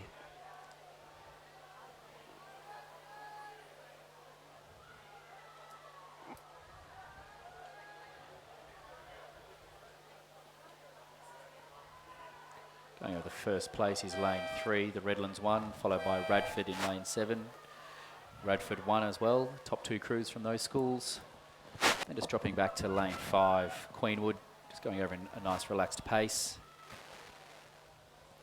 Lane 6 from St Catherine's 2, just starting to up it a little bit for the last few metres, but just progressing over the line nicely. Lane 5, Queenwood, and then St Catherine's in lane 6. Just rounding out the top 4, progressing through to the semi. Canberra Grammar over there in lane 2.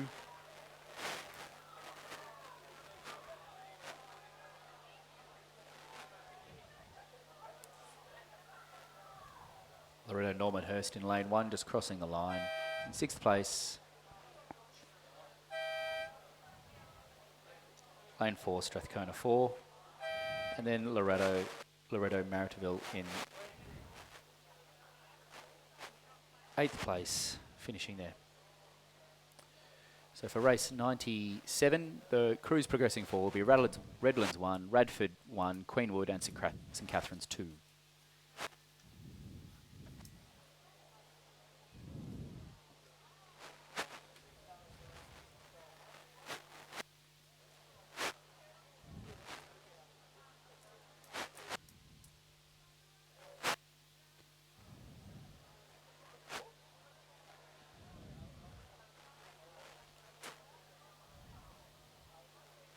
Race 98, just progressing through the 1,000 metres.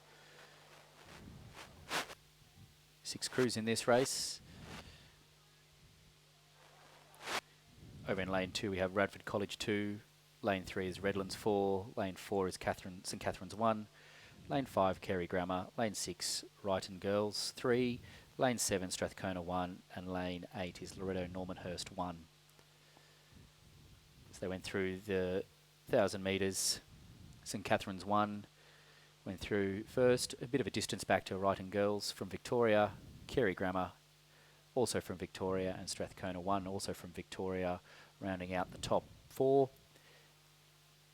A little bit of a gap back to Loretto Normanhurst 1 and Redlands 4 and Radford College making up 6th and 7th place. But yeah, that's the Catherine's crew definitely pulling out into a bit of a lead there for the first 1,000 metres. Probably see them from the grandstand as they come into the last 600 metres.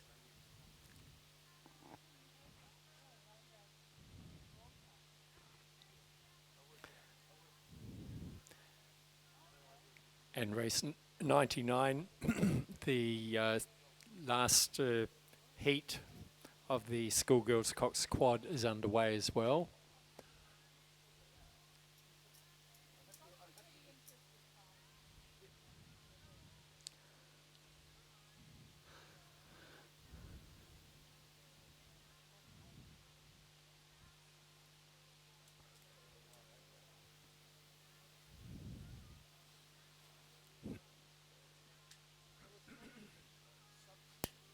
The St Catherine's crew over in lane 4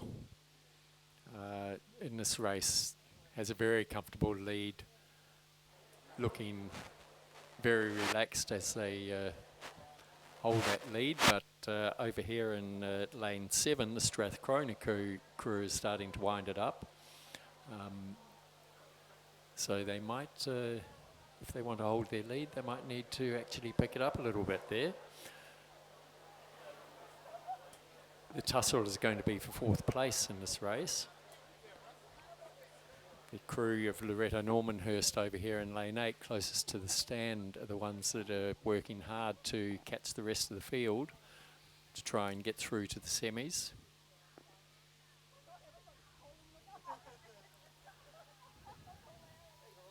Yeah, that's St Catherine's crew over there in lane 4, definitely in a nice lead. Good display of some relaxed rowing into the last 50 metres. But a really good race now for 2nd, 3rd and 4th here. Lane 7 from Strathcona coming home quite strong. Lane 5, Kerry Grammer. Oh, bit of a crab here in the last few metres. Critical. This is a good recovery there from the bow in lane 5, but over the line in first place was lane 4, St Catherine's. Lane 7, Strathcona. 6th, Writing Girls. Lane 5, Kerry Grammer. Lane 8, Loretta Normanhurst. Lucky to hang on to 4th place with a crab in the last moments. The St Catherine's crew displaying a really great example of getting maximum run out of your boat.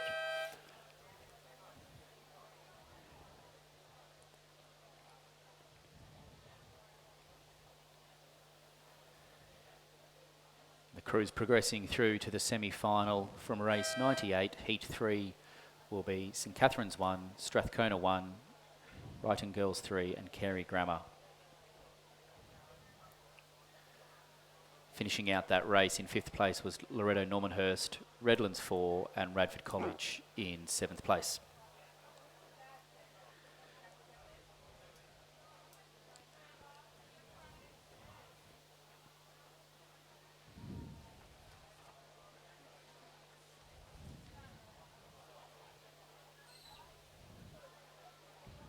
So race 99, the 4th heat of the Schoolgirls Cox Quad Scull. Have come through the 1,000 metre mark with Wrighton Girls having a fairly handy lead of about 5 seconds over Kinross Wallaroi, followed by Newcastle Grammar and then Sydney Girls. PLC are about nearly 1.7 seconds behind. PLC Sydney coming in 5th place is nearly 2 seconds behind, so they'll be the ones that are working very hard to try and get themselves into the semi-final.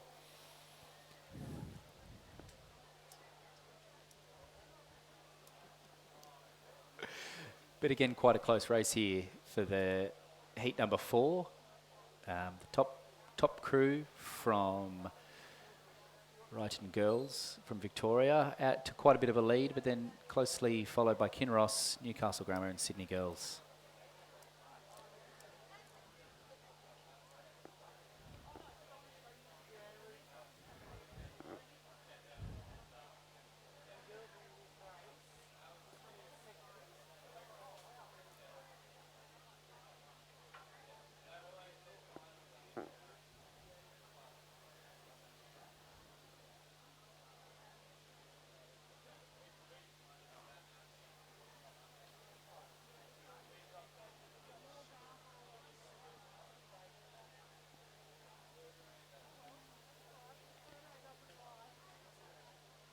Like a bit of a tight race here for the 4th position between Sydney Girls and PLC Sydney.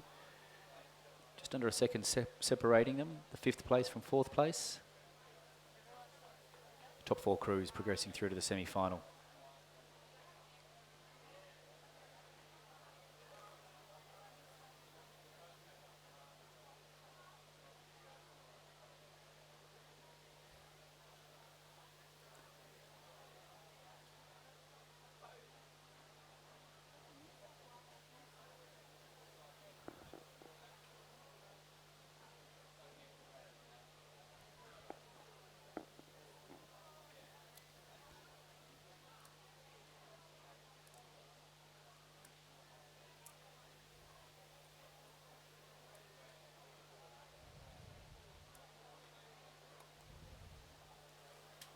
So the tussle is in lanes 2 and 3 across the far side there between Sydney Girls in lane 2 and PLC Sydney in lane 3.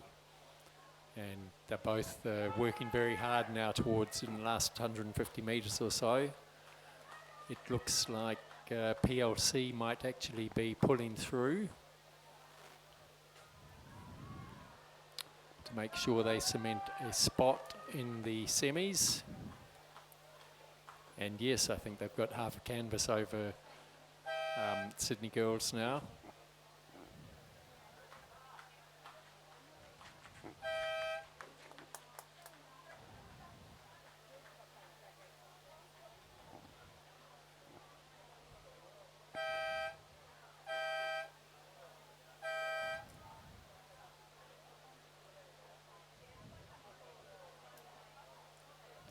So first place went to Wrighton Girls, second place Kinross Wallaroi, third place Newcastle Grammar, fourth PLC Sydney, and those 4 crews will go through to the semi-finals, followed by Sydney Girls, Strathcona from Victoria and Redlands.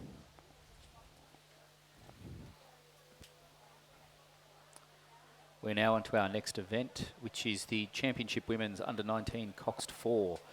This event is sponsored by Bentley's. The top 4 crews will progress through to the final, only 2 heats in this event.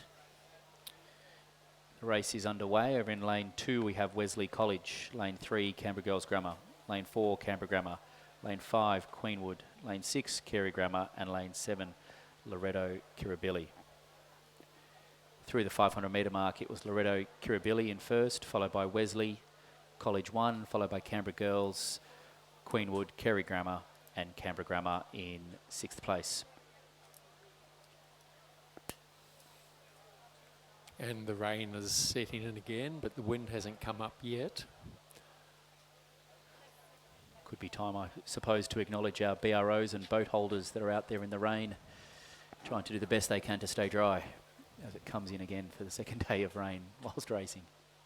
Exactly, and a reminder that all the boat holders and boat drivers, pros are all volunteers. These regattas don't operate unless we have a good team of volunteers, so if you have some time, please contact Luke at Rowing New South Wales, the volunteer coordinator, and offer your services. It's actually a lot of fun. From up here in the finish tower, we get a fantastic view, but certainly timing in the timing booths is a great way to see some top racing go by. Please feel free to contact Luke. He's the chap just walking across the front at the moment. He's trying to avoid giving us a wave. There he is.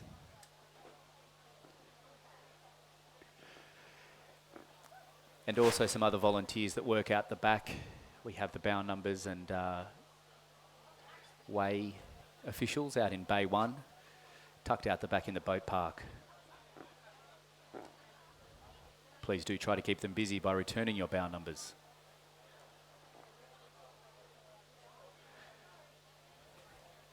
Race number 100 going through the 1,000 metre mark. We had Loreto Kirribilli in first, Wesley College, Queenwood, Canberra Girls Grammar, Canberra Grammar and Carey Grammar. Canberra Grammar coming forward to 5th place from 6th place in that 500 metres, so potentially going to squeeze up to get into 4th place as the top 4 crews progress through to the final later on today.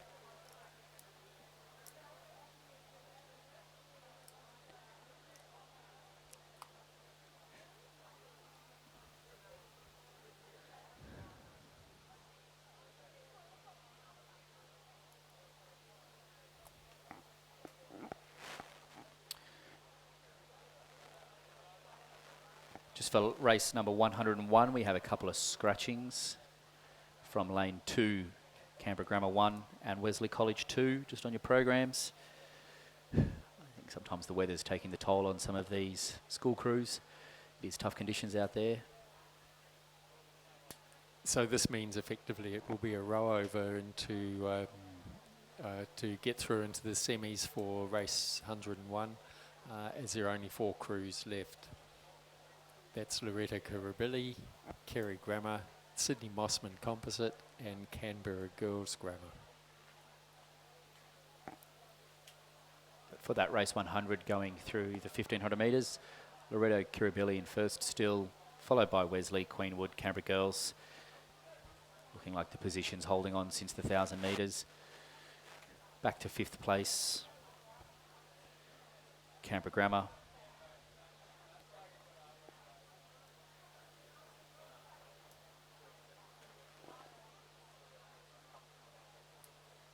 These top 4 crews probably quite comfortable out in the lead here, knowing they're going to progress through to the final.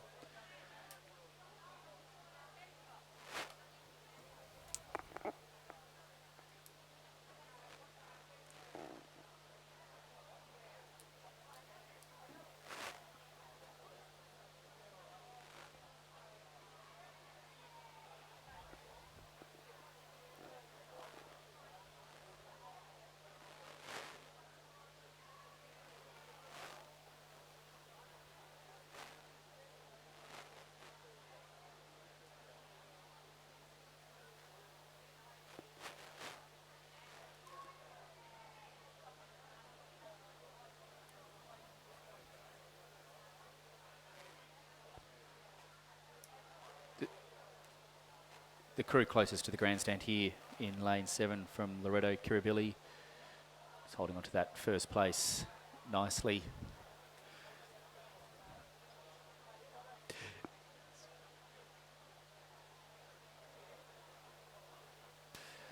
And then over there in lane 2, Wesley College just nice and relaxed coming into the last 30 metres of the race. First place, lane 7, Loreto Kirribilli. Second place would be Wesley College. Third place looking like Queenwood in lane 5. And fourth place looking like the Canberra Girls Grammar 1 crew. Also looking nice and relaxed over the line. Unfortunately missing out on progressing through is lane 4, Canberra Grammar 2 and lane 6, Kerry Grammar. Kerry Grammar putting everything into it though to make sure they have participated. Definitely exhausting themselves, looking quite good coming into the last 40 metres. Possibly going for maybe a time. Looking very clean coming over the finish there in lane 6, Kerry Grammar.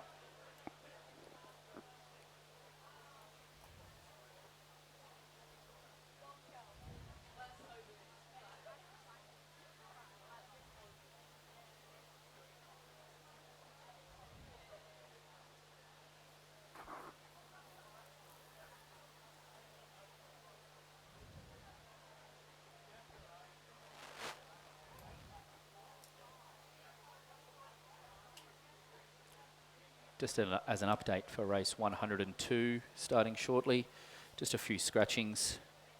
Setting Ignatius in lane 1, Ignatius in lane 3 and Newington in lane 7. But still waiting for race 101 coming down. This is heat 2. Due to the scratchings, all 4 crews will progress through to the final.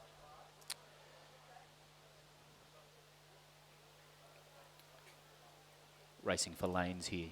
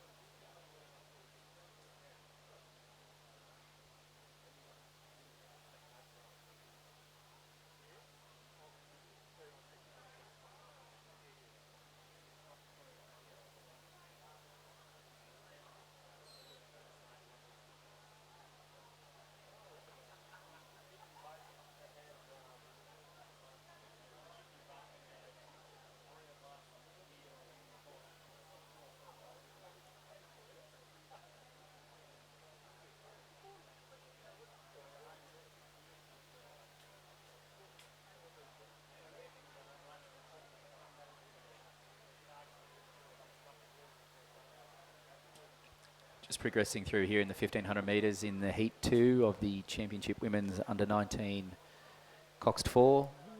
Sydney Mossman crew in a nice lead, followed by Kerry Grammar, Loretto, Kirribilli, and then Canberra Girls Grammar.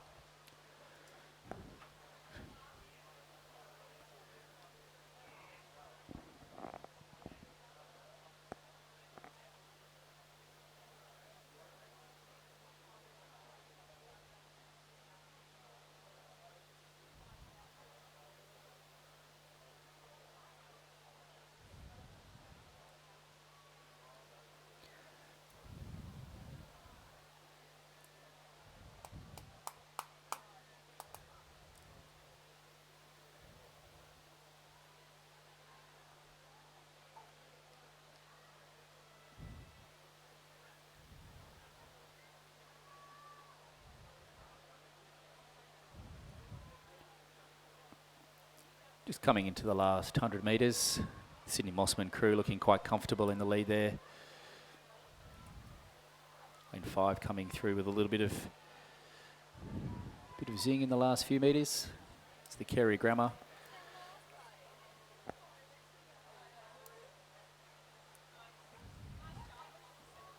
But comfortable in first place, lane 6, Sydney Mossman Composite.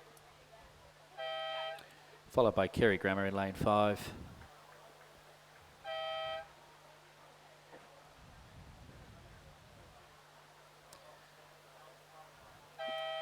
Lane 4, Loretto, Kirribilli, and lane 7 from Canberra Girls Grammar 2.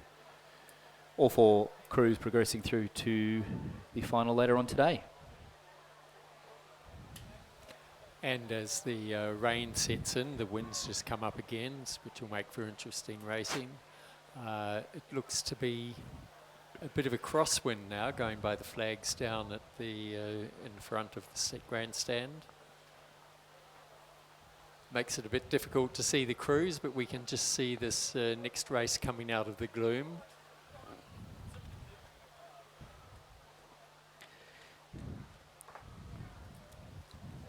This is the men's under-19 Coxed 4 Championship Heat 1. So the first 4 progress through to the final, and this race, this event is sponsored by Bentley's.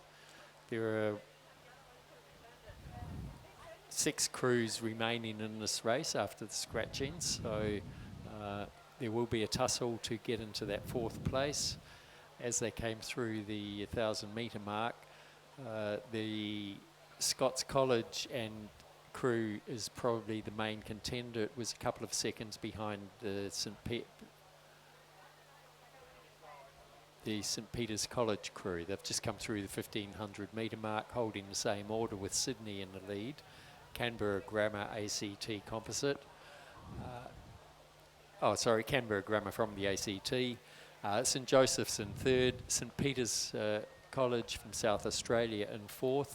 And 7 seconds back to Scots College. So fairly comfortable group of 4 going through into the final. Yeah, and as we progress into the last 250 metres, that wind has really picked up, coming from what appears to be a bit of the lane 1, maybe a tail breeze a bit. I think all they need to do is hold their blades square and they could blow down the course now. I think so.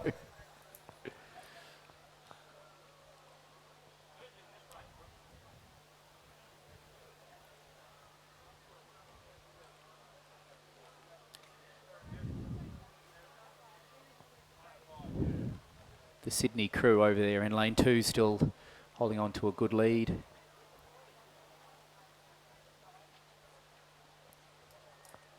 Probably keeping the rating at a good mid-pace. Canberra Grammar in lane 5, definitely coming through for the last 50 metres. Some of the guys that I know in that crew. I think Canberra Grammar is going to take this by probably a good canvas. Nice finish. Second place to Sydney, then to St Peter's College, and then to St Joseph's in 4th place. Lane 9, Scott's just coming over the line there. And then lane 4, Kerry Grammar, is coming across in the last 50 metres. And the second heat of the men's under 19 coxed 4 is underway. In lane 1 we have Scots College, lane 2 University of Queensland Composite, Xavier is scratched, lane 4 Canberra Grammar, St Ignatius is scratched, lane 6 Mossman, lane 7 St Patrick's College, lane 8 St Ignatius is scratched, and lane 9 Scots College, which leaves 6 crews. So again, there'll be a tussle to get in the first 4 to go through to the finals. Yeah, definitely there's a bit of a gap back to 4th place, but 5th place from Canberra Grammar definitely holding on to Scott's 3 after that 1,000 metres, just under half a second difference.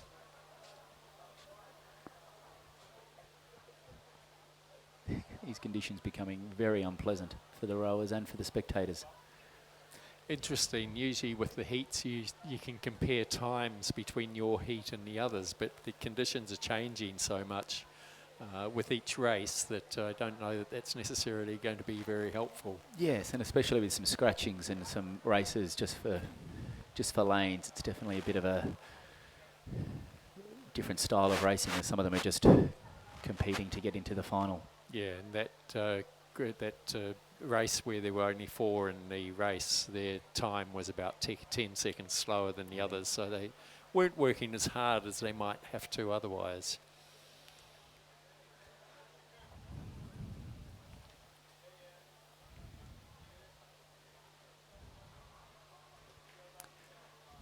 Coming up shortly, we do have what appears to be 3 heats of the men's under 21 8s, just locking on now at the start, but currently we have still race 103, heat 2 of the men's under 19 coxed 4 coming down. Just 6 boats coming through for this race. Over there in lane 2 is the composite crew,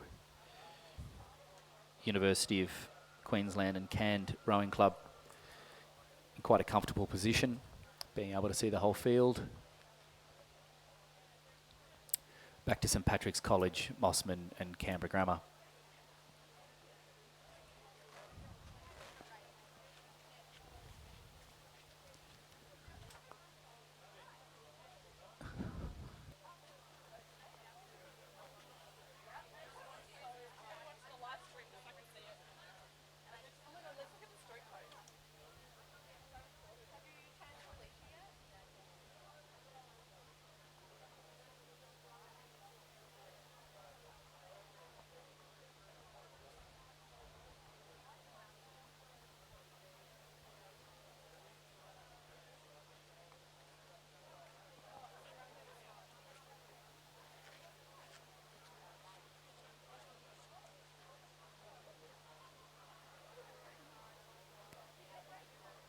Coming to the last 50 metres here, the crew over in lane 2, Uni Queensland Composite crew, looking comfortable to progress through to the final.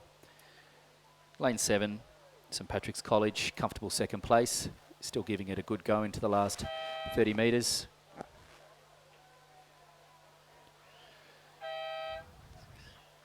Back to lane 6 in Mossman, looking like a comfortable 3rd. Bit of a tight race here between lane 9 Scots and Canberra Grammar here as we come into the last 50 metres.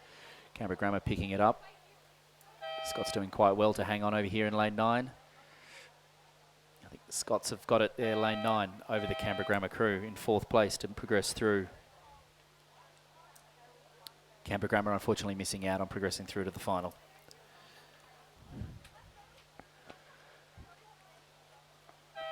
And just lane 1, Scots 2 crossing the line there to round out what is the championship men's under 19 coxed 4 heat 2.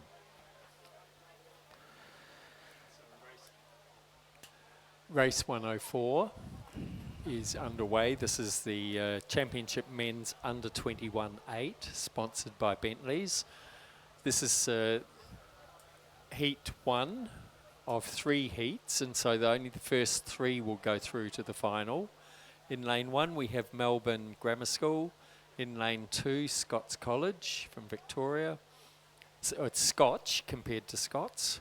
In lane 3, Sydney Rowing Club. In lane 4, Wesley College. In lane 5, Newington. In lane 6, Xavier. In lane 7, Shaw. And in lane 8, St Kevin's.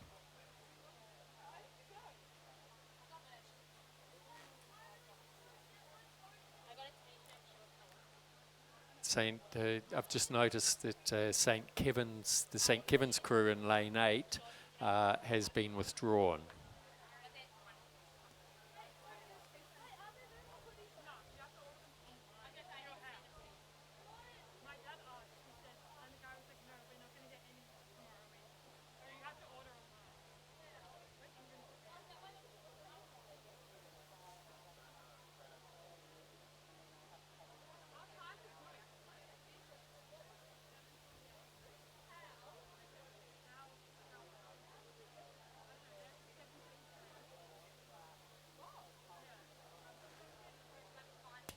And the 8s have come through the 500 metre mark, fairly closely bunched together. So it could be anyone for the first 3 to go through. In the lead at 500 was Scotch College from Victoria, followed by Sydney, then Shaw, then Newington, working very hard to stay in there by the look of it, and Wesley College as well. Xavier could still be in the running. They were only 1.5 seconds behind, and Melbourne Grammar School coming in at 7th place. Fairly tightly bunched field. We wait and see how they look when they go through the 1,000 metre mark. Conditions are setting in, or the weather is closing in, I should say, with quite a wind blowing. You can see the chop running down the lake.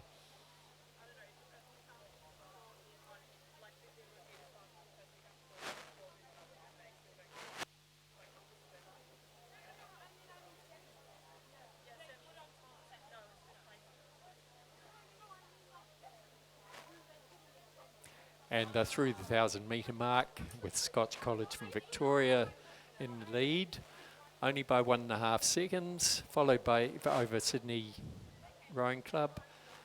They're followed by Shaw, which have dropped back to nearly 4 seconds. Then Newington, and a bit of a gap back to Wesley College. So it's the first 3 through to the finals with this race. So at the moment it's looking like Scotch College, Victoria, Sydney Rowing Club and Shaw. But Newington could pull it all out and give them a good hurry up, so to speak.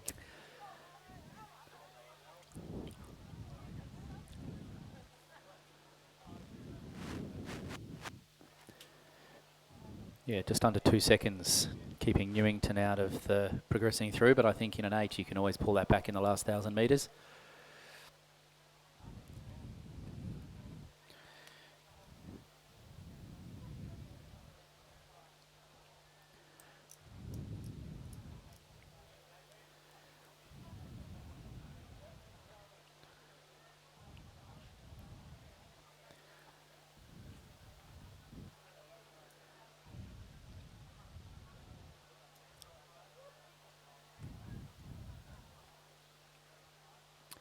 Just through the 1,500 metres there, we still have Sydney just picked up over Scotch College, going into first place. So Sydney, Scotch College, Shaw to Newington.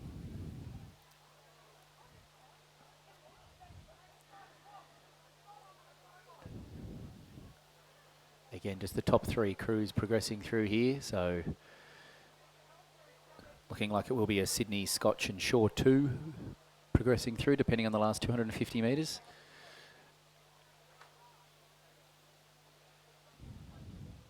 Big field of 8s though, still 3 heats. It's quite a lot of, quite competitive for the under 21 men's 8.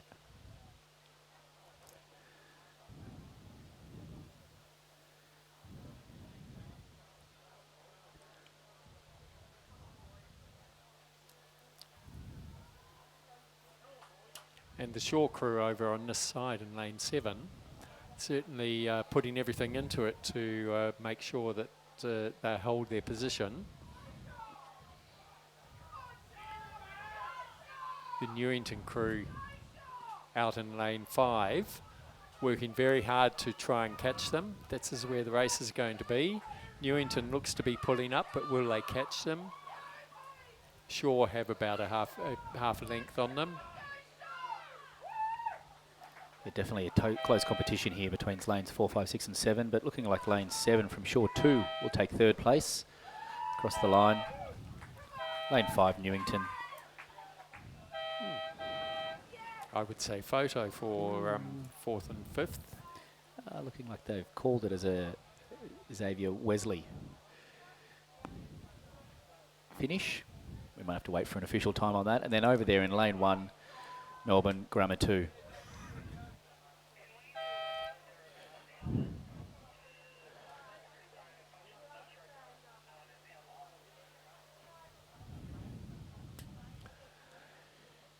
We'd like to remind all cyclists, please wear helmets. It's a legal requirement.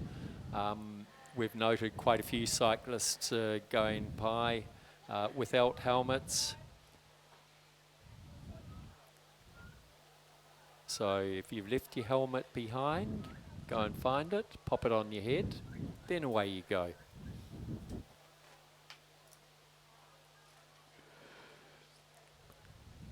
Yeah.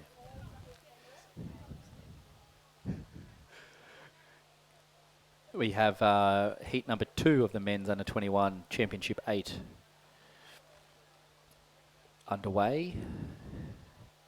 Over in lane 1 we have Scotch College from Victoria, Scotch Vic 2.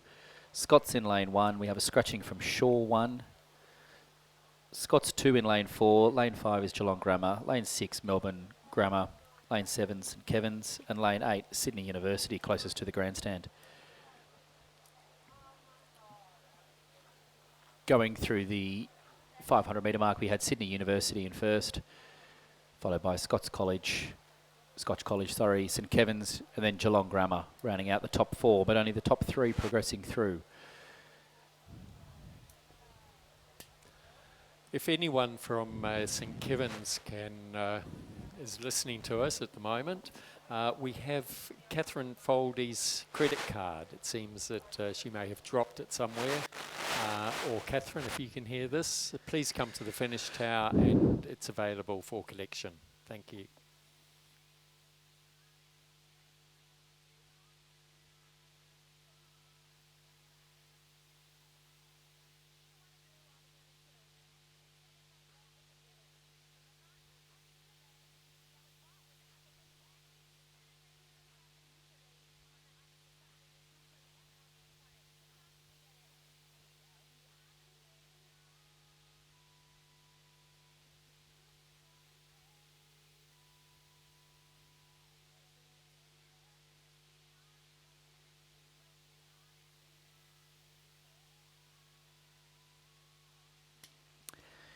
This second heat of the championship under 21 men's 8 has come through the 1,000 metres with Sydney University still out in the lead, followed by Scotch College, St Kevin's, and then back to Geelong Grammar.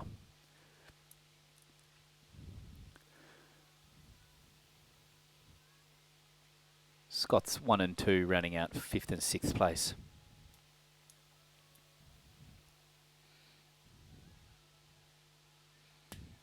This could be an interesting race. Geelong Grammar is not far back in 4th place, and then the 2 Scots College crews very close behind, less than a second each. So could be a real race to get through to that coveted 3rd position to go through to the final. Just through the 1,500 metres there, Sydney University still in lead, 6 seconds back to Scotch College. 3 seconds back to St Kevin's, but very, very closely, as mentioned, Geelong Grammar and the 2 Scots crews just behind. And Geelong Grammar have closed their gap as well, so could be an interesting finish here.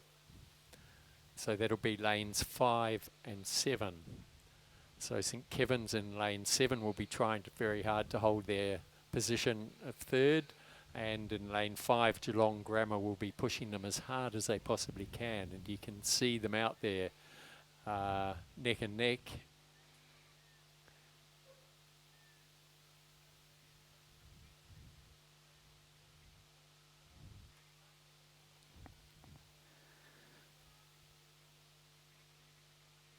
Just closest to the grandstand, the Sydney University crew in lane 8, looking comfortable to progress through over to lane 1, the Scots College from Victoria. Just holding on to a nice second place over there.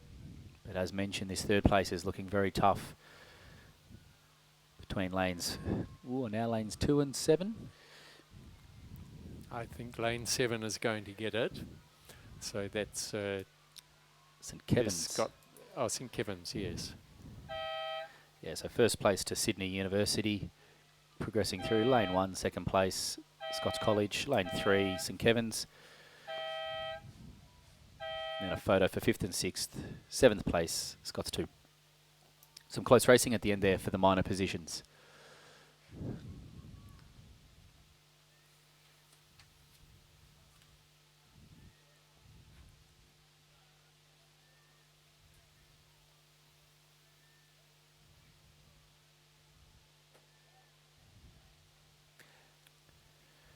And the third heat, race 106 of the men's under 21 eights. Again, this is sponsored by Bentley's. First 3 through to the final. It's a full field, or nearly full field for this race. In lane 1 we have Melbourne University. Lane 2, Brighton Grammar. Lane 3, another Scots crew. Lane 4, Kerry Grammar.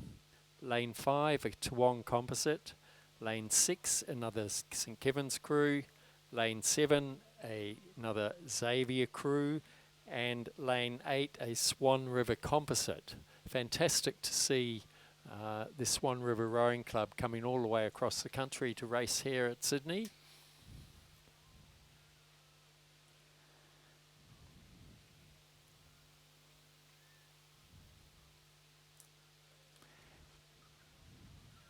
And they've come through the 500 metre mark with the Melbourne University crew in the lead, followed by the Swan River crew and then Brighton Grammar, all fairly close. Then a bit of a gap back to the Toowong Composite crew.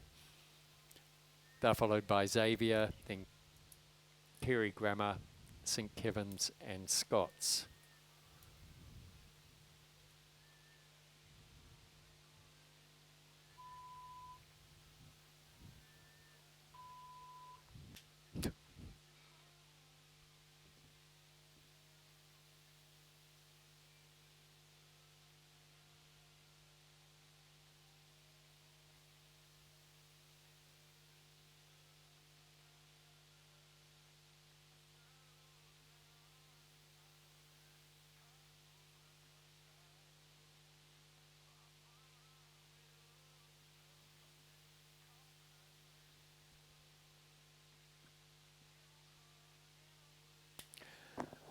We're looking for the bus driver of the St Joseph's College bus to please return to your vehicle as soon as possible, because the bus is parked so that it's blocking other traffic.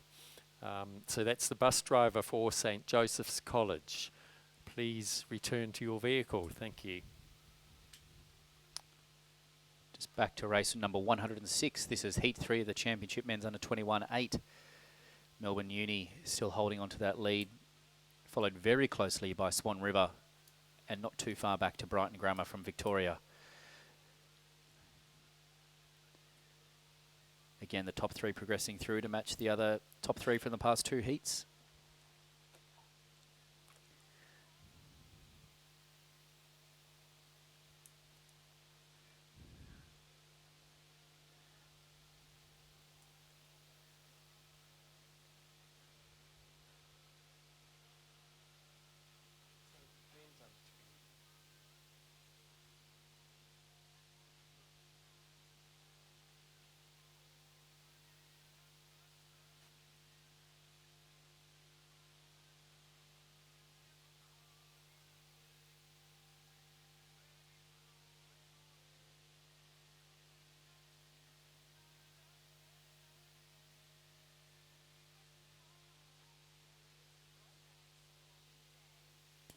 Through the 1500 metres there, the Melbourne Uni crew still hanging on to first place, but extremely close behind. Still over in lane 8, closest to the grandstand, is the Swan River Western Australian Rowing Club combination, keeping everyone honest.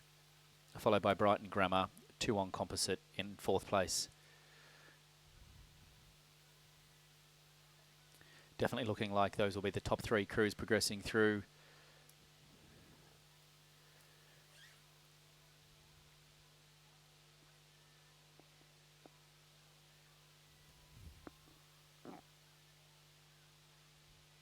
Over there on the far side, lane 1, Melbourne University looking in a good position.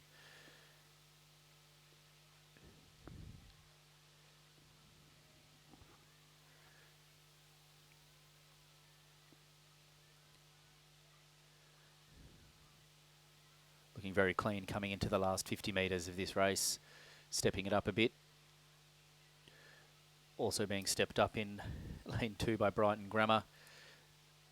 Lane 8 over on the grandstand side, the Swan River Composite, looking nice and relaxed, holding it through. Yeah, it looks like a first place probably to Swan River in the heat, followed by Melbourne University over there in lane 1. 3rd place will go to Brighton Grammar in lane 2.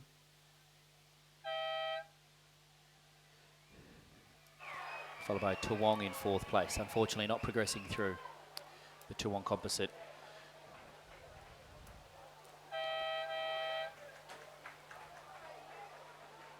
Fifth place for Carey Grammar, 6th place for Xavier 2, then back to lane 6 here, St Kevin's 3, and then lane 3, Scott's 3, rounding out the Championship Men's Under 21 8. And race 107 is now underway. This is the Championship Women's Under 17 Double Scull, sponsored by 776 BC. There are two heats in this event, and the first 4 will go through to the final. The rest will be eliminated. In lane 1, we have Newcastle Grammar, Grace Charge and Amy Georgia Barnett. In lane 2, from Wrighton Girls, we have Laura Bray and Charlotte Ball. In lane 3, from Centenary, we have Gemma Thompson and Sophie Malcolm. In lane 4, from Carey Grammar, we have Sasha Edney and Darcy Kelly Stout. In lane 5, from Hunter Valley Grammar, we have Molly Walkerden and Adelaide Goldfinch. In lane 6, Brisbane and GPS composite crew of Emily Graham and Mary Comiskey. In lane 7, from St Paul's Grammar, Charlotte Murray and Madison Joins. In lane 8, from Brisbane and GPS, Mietta Dawson and Georgie Pryor. And in lane 9, from Mossman, Grace Burke and Zaza Toth.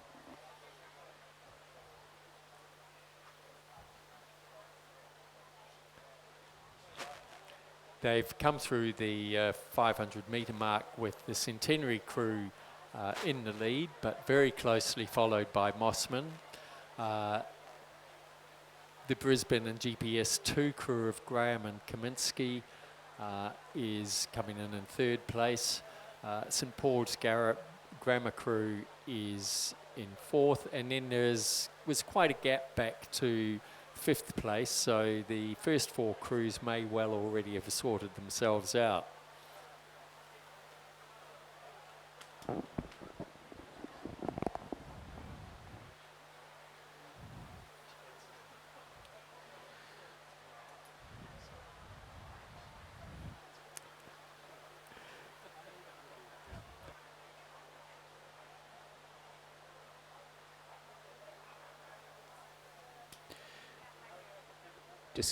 Just reminding everybody of our lost property inventory that we're building over here in the tower.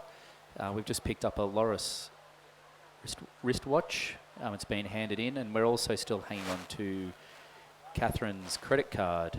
We believe she's from St Catherine's. So anyone from St Kevin's could come forward and come and claim that. And the women's under 17 double scull has come through the 1,000 metre mark, with Centenary still holding their lead. They've in fact increased it slightly over Mossman, followed by the Brisbane and GPS2 crew, and then St Paul's Grammar. There's the gap back to Newcastle Grammar has closed slightly. It was they're working hard to try and bring themselves through to get in that first four, but they're going to have to work pretty hard with a gap of 4 seconds at the 1,000 metre mark.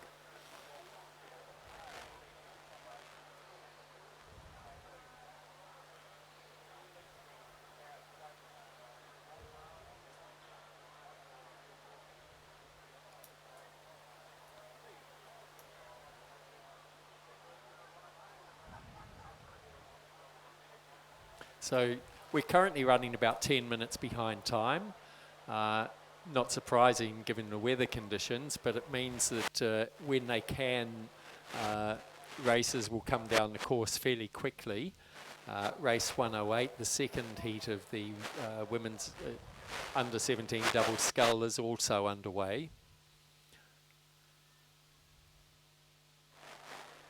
There are 8 crews in this race. In lane 1, Wrighton Girls. In lane 2, Sydney Girls. In lane 3, Kinross Wallaroy. In lane 4, another Brisbane and GPS crew. In lane 5, Kerry Grammar. In lane 6, Capital Lakes. In lane 7, St Catherine's. And in lane 8, Canberra Grammar. The first heat has just come through the 1,500 metre mark, and the first 4 crews have held their positions. That's the Centenary crew in the lead, Brisbane and GPS in second place, Mossman in third, and St Paul's Grammar in fourth. And the gap has opened up to Newcastle Grammar, so the first 4 will go through to the final. They're followed by Wrighton Girls, Hunter Valley, and the other Brisbane and GPS crew of Dawson and Pryor.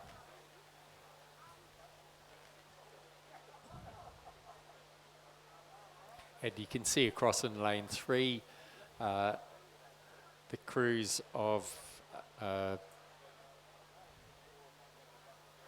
Gemma Thompson and Sophie Malcolm have a comfortable lead there.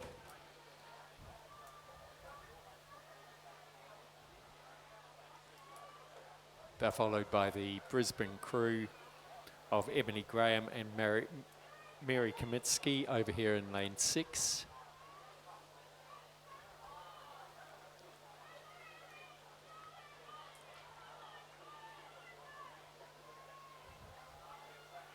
Quite a spread field as we come into the last 50 metres of the race here. That Centenary crew nicely going over to take first place in the first heat. Charlotte Murray and Madison Joins in the St Paul's Grammar crew have stepped it up, so they're overtaking the Mossman crew of Grace Burke and Zaza Toth.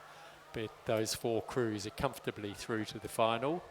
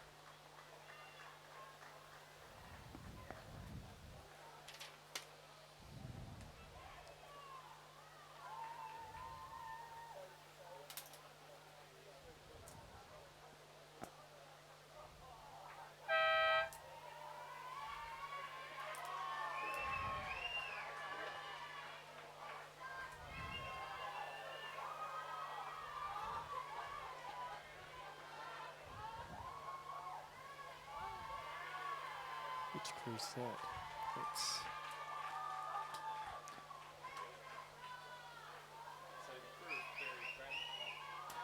the Kerry Grammar crew coming through, certainly have their fans, which is really good to see. Making every effort there and just crossing the line now. Well done. And that rounds out Heat 1 of the women's under-17 double scull. Heat 2 has just progressed through the 1,000 metres. We have Wrighton girls over in lane 1, Sydney girls in lane 2, Kinross, Wooleroy lane 3, lane 4 is Brisbane and GPS, lane 5 Carey Grammar, lane 6 Capital Lakes, lane 7 St Catherine's, and lane 8 Canberra Grammar.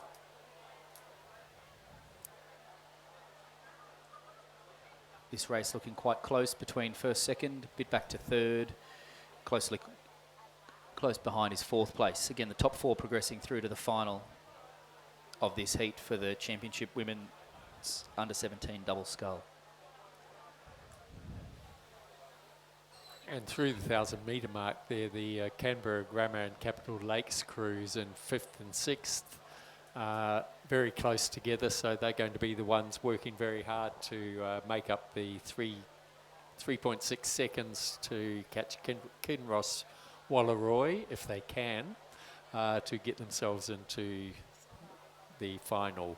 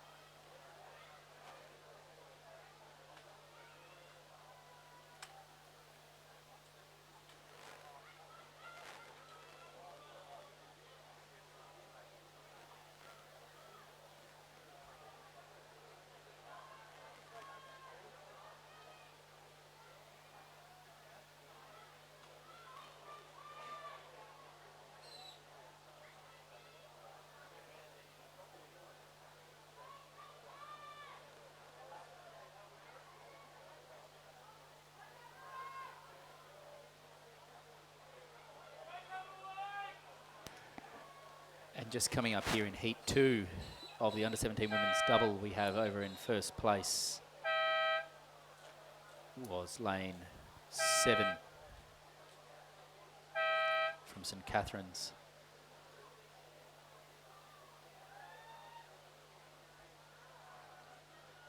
And then over in lane 4, Brisbane GPS.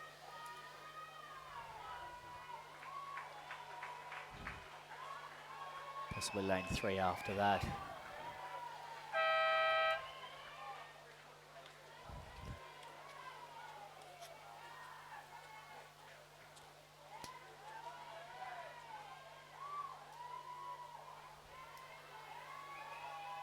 As we just wait for the official results from that second heat there, Carey Grammar finishing off the heats for the Championship Women's Under-17 Double Scull.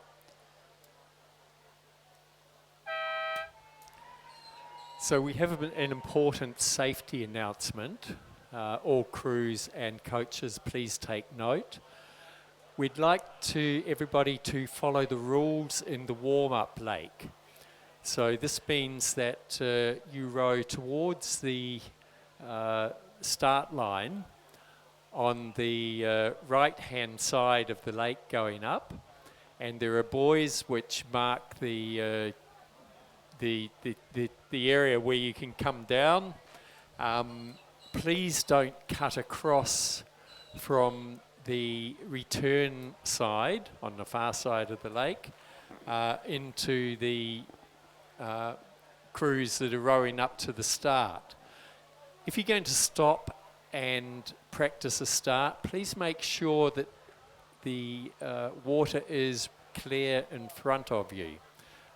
We understand there have been a couple of close calls out there, so please understand the rules and adhere to them. Coming down the track now is race number 109. It is the Championship Men's Under 17 Double Scull Heat 1. We have 2 heats for this event. In lane 1, we have Kinross Woolloomooloo. Lane 2, Cathedral. Lane 3, St Augustine's. Lane 4, Canberra Grammar. Lane 5, Drummoyne. Lane 6, Kerry Grammar. Lane 7, Hunter Valley Grammar. Lane 8, Kinross Woolloomooloo 3. And lane 9, Somerset College 1. And that race going through the 1,000 metres had Hunter Valley Grammar in lane 7 going through in first, very close behind by Drummoyne. Lane 5, Kinross Woolloomooloo close as well. And back to Cathedral, Kinross Woolloomooloo, St Augustine's, Somerset College and Kerry Grammar in 8th place going through the 1,000 metres. This event is also sponsored by 776 BC, which is one of the shops just located up behind the grandstand to get some Rowing New South Wales Championship merchandise or any other rowing clothes that are desired.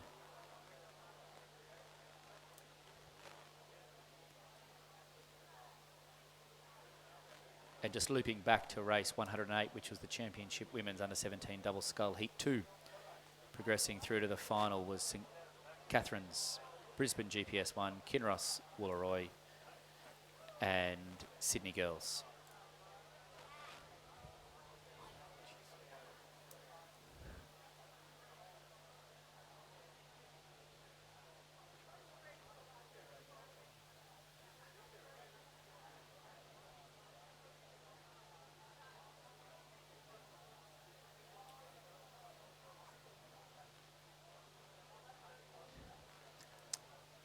Bit of a change going through the 1,500 metres there as Drummoyne comes into first place, followed by Kinross Woolloomooloo, back to Hunter Valley Grammar and back to Cathedral.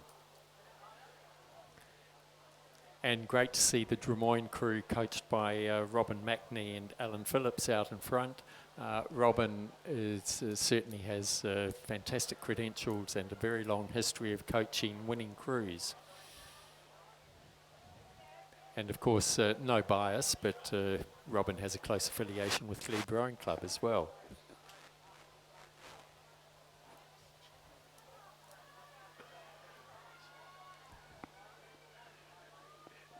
There's definitely some tight racing here coming into the last 250 metres. The Drummoyne crew still out in the lead in the middle of the course there in lane 5. Kinross over there in lane 1, still giving it a good go into the last 50 metres or so. The top 4 crews progressing through here, looking relatively well set. Most likely looking like Drummoyne, Cathedral 1, Kinross 1, and then Hunter Valley Grammar.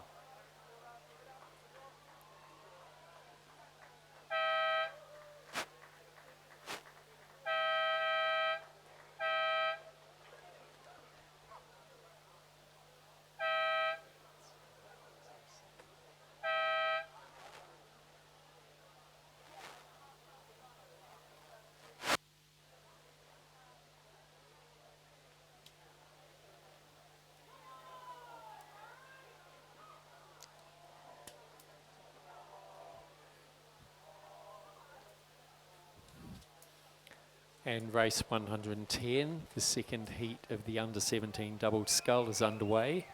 In lane 1 we have a Cathedral crew. In lane 2 Hunter Valley Grammar. In lane 3 St Augustine's. In lane 4 UTS. In lane 5 Kinross Woolloomooloo. In lane 6 Somerset College. In lane 7 Kerry Grammar. In lane 8 Newcastle Grammar, and in lane 9 Mossman. And down here on the course, the last crew of the first heat has just crossed the line from Kerry Grammar.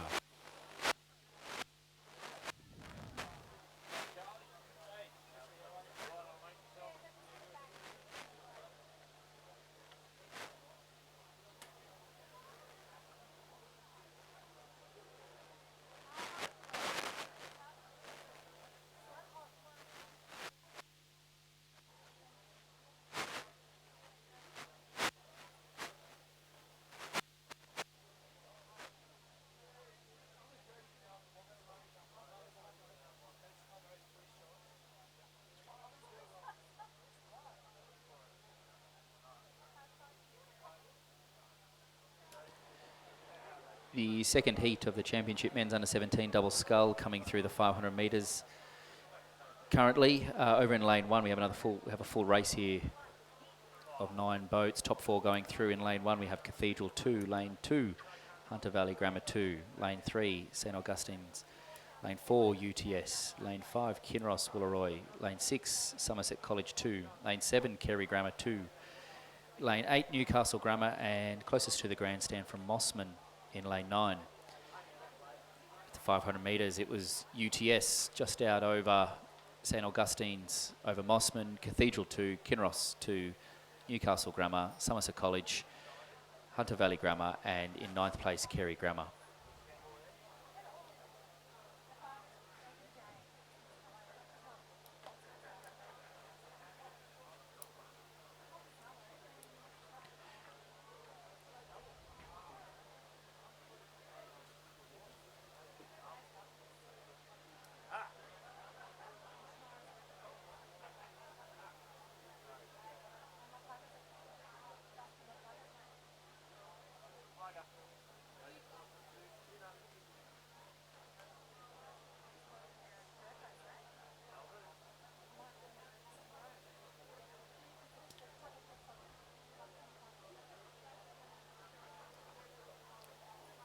As Heat 2 progresses through the 1,000 metres, St Augustine's just stepped up over UTS. UTS only just half a second behind in second place. Mossman a few seconds behind. Cathedral 2, back to Kinross, Newcastle Grammar, Hunter Valley Grammar, Somerset College and Kerry Grammar 2. The top of the top few positions still quite closely contended as we come into the second half of the race. The top 4 progressing through to the final. The following 2 races, race 111 and 112, the Championship Women's Elite Double Scull, have been cancelled, so those 2 races have been consolidated and will be a straight final later on in the program. I'm not quite sure where, but feel free to look it up.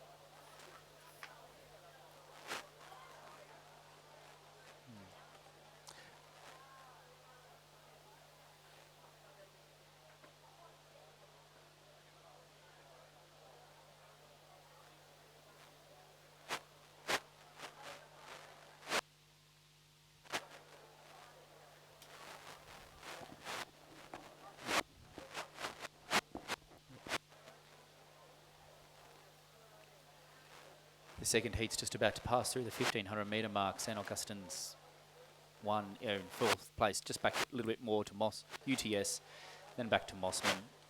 These crews probably getting quite comfortable out in their little lead, just as the top 4 progress through.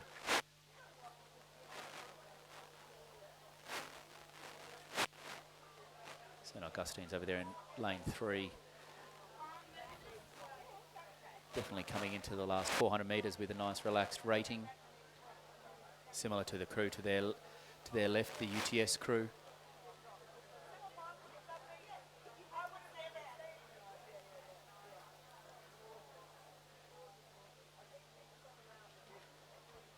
Almost looking like a bit of a tail breeze again has come up for this race.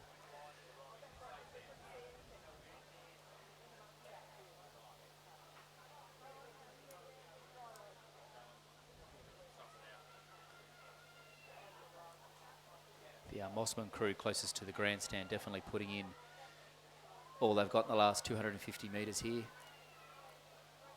Just trying to confirm their 3rd place by the look of it over the Cathedral 2 crew over in lane 1.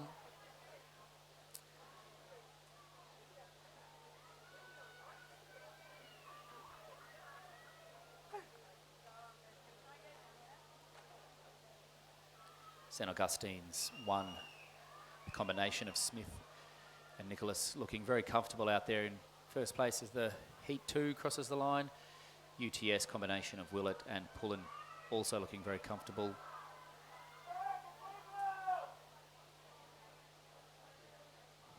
Saving themselves for the final.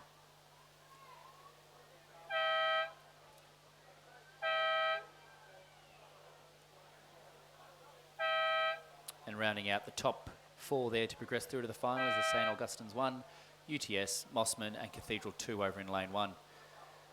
Lane 8 crossing the line there. Newcastle Grammar in 5th place, unfortunately missing out on progressing through.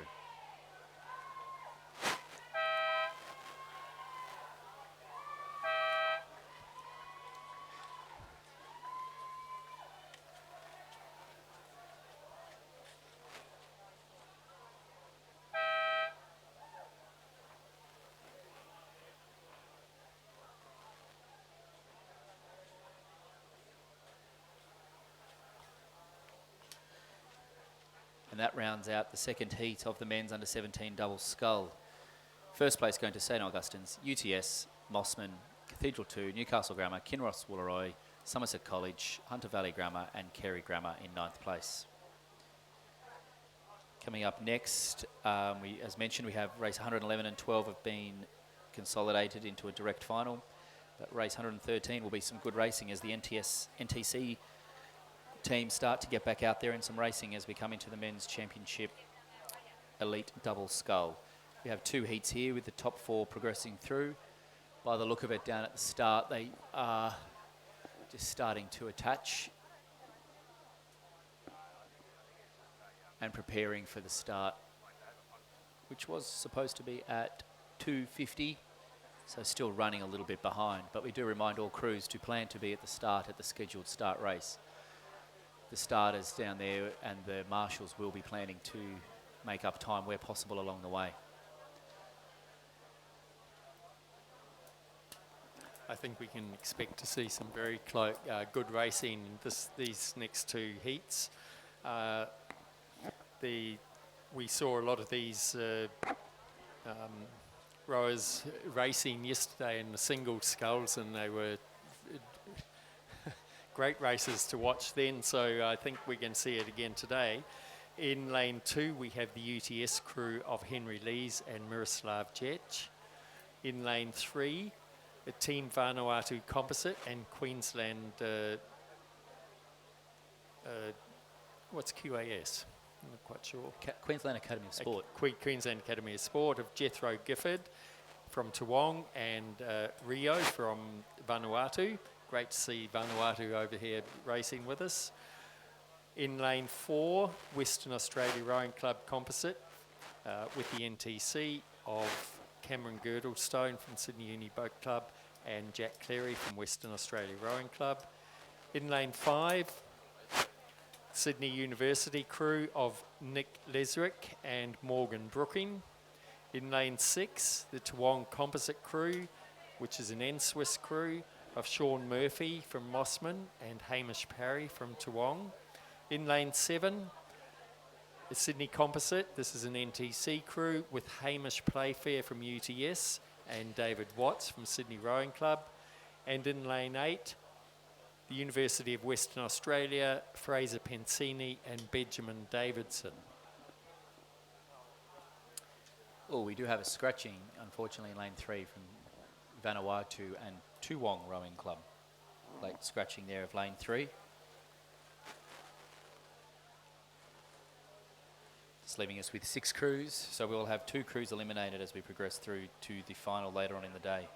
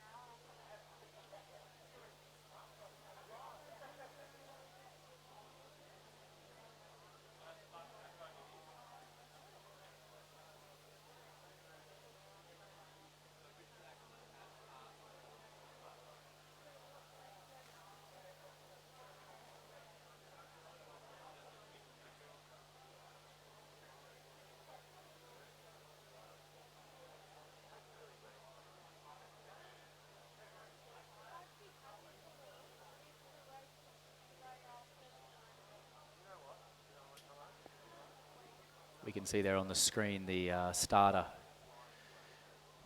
Just looking up this way, checking out the conditions.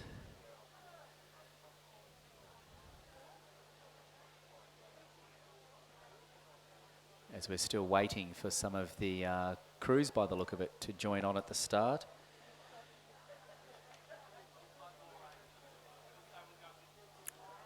The events coming up are the Championship Men's Elite Double Scull. We have 2 heats coming forward.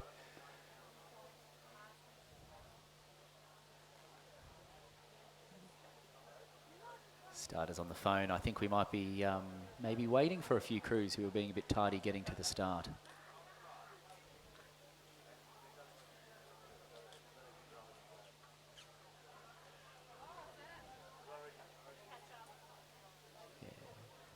The binoculars are out too. I think hunting for the other crews waiting to get to the start.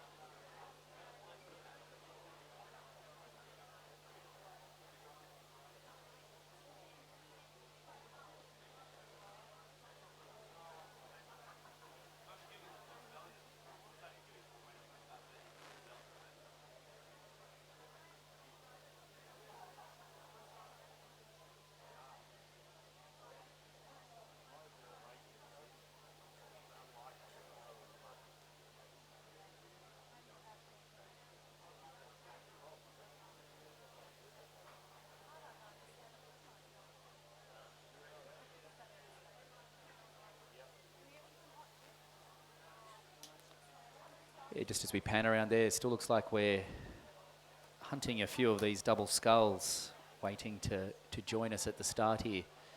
Very few boats are there. Looks like a lane 5. Sydney University's there.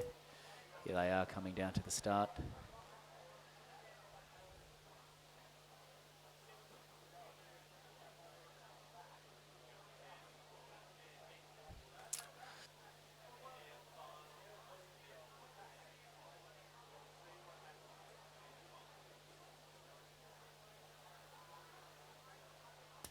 Crew of Sean Murphy and Hamish Playfair can be seen there wringing out their wet gear in preparation for the race.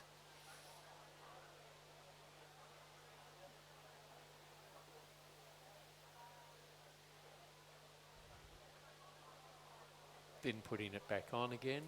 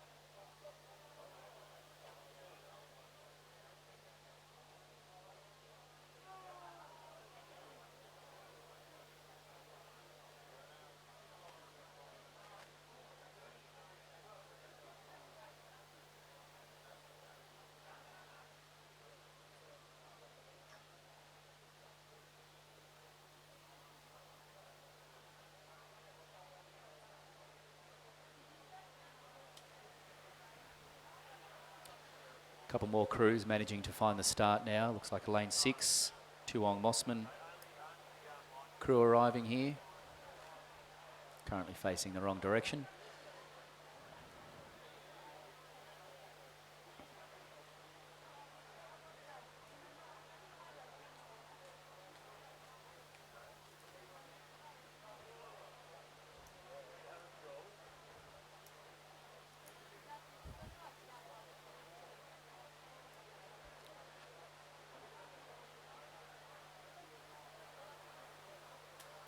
Well, from what we're seeing on our screen, it looks like the crews that should be lining up at the start are trying to stay warm by keeping moving, but turning that part of the course into a bit of a warm-up lake. We're not quite sure of the reason for the delay at this stage.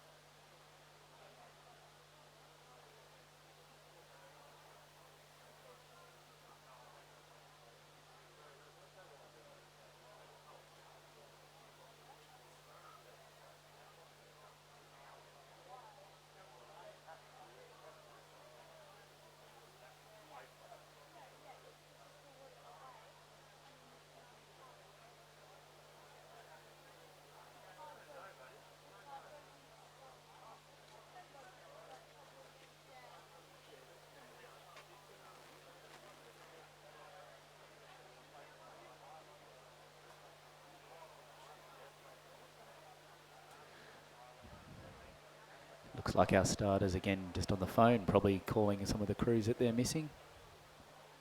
Hopefully they'll pick up.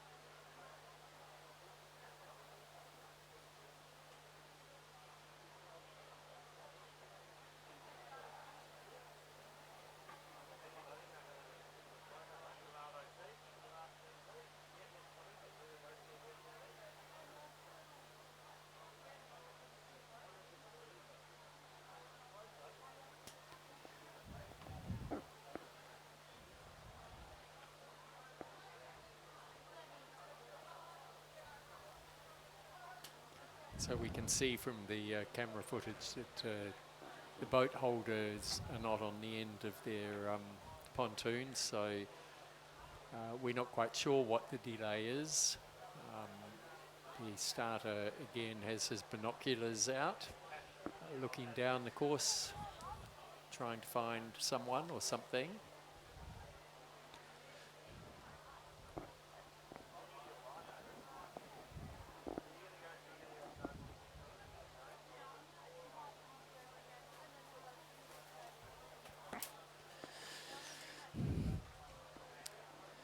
Whilst we sit here waiting for the next race, 113 to start, we could of course mention and recognise some of the Rowing New South Wales major sponsors and event sponsors. Of course, Bentley's Chartered Accountants and Business Advisors. We thank them for their support again this season. The Insurance, which is the insurance broker for Rowing New South Wales. Other sponsors are also the Regatta Shop, Pontoon Sports, Croker Oars and Bont Rowing. Bont Rowing are also the official live streaming partner for the 2020 year, specialising in rowing shoes. Up in the merchandise area, we do have the Regatta Shop, Pontoon Sport, Croker Oars down at Boat Shed 4, Fluid Design at Boat Shed 1, Sykes Racing, located at the northern bank of the competition lake. Perfect Balance Rowing.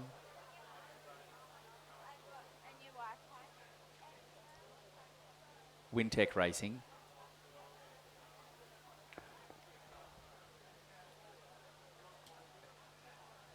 And Bont Rowing.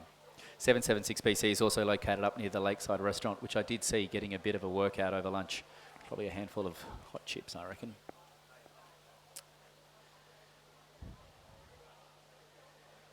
The state championships have seen entries from all states and territories around the country. We have a total of 1,612 athletes from 32 clubs and schools.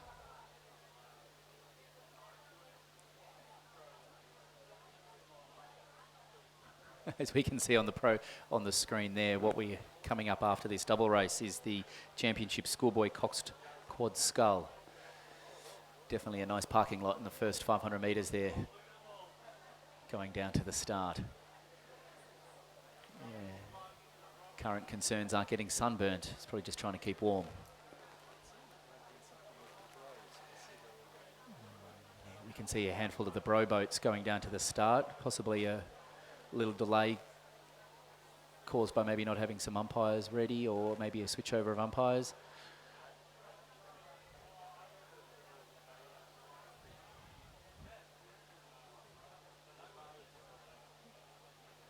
Down at the start, the double's still not attached and still waiting for the boat holders to come and help with the start alignment.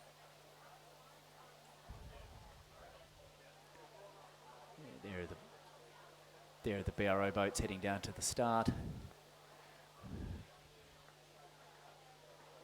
Maybe one of them just needed a dry pair of shoes. And socks, yes.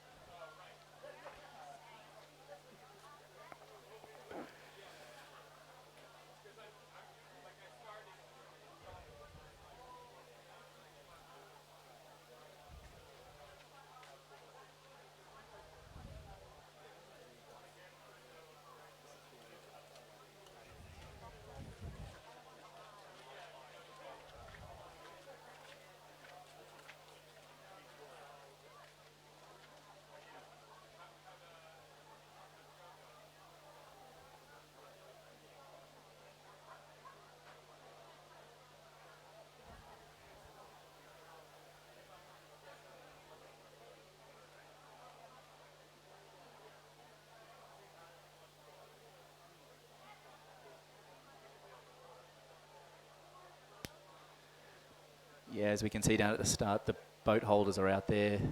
All the doubles appear to be attached. We did have a scratching in lane 3 from Vanuatu to Toowong Composite.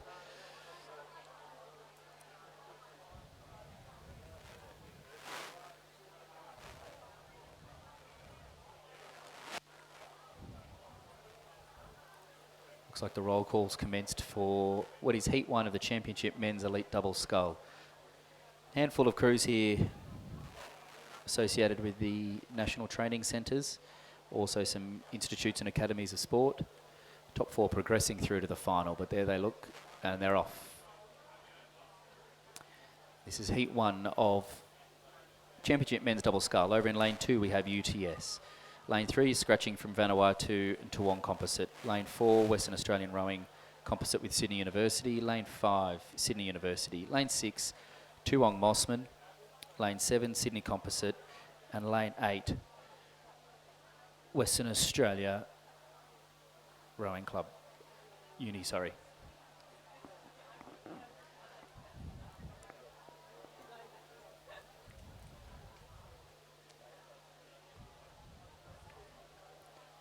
Just quickly, that whilst we have had a bit of a delay, we do remind all crews to be ready for their scheduled start time as per the program. Starters and marshallers will try to make up the time that we've just lost.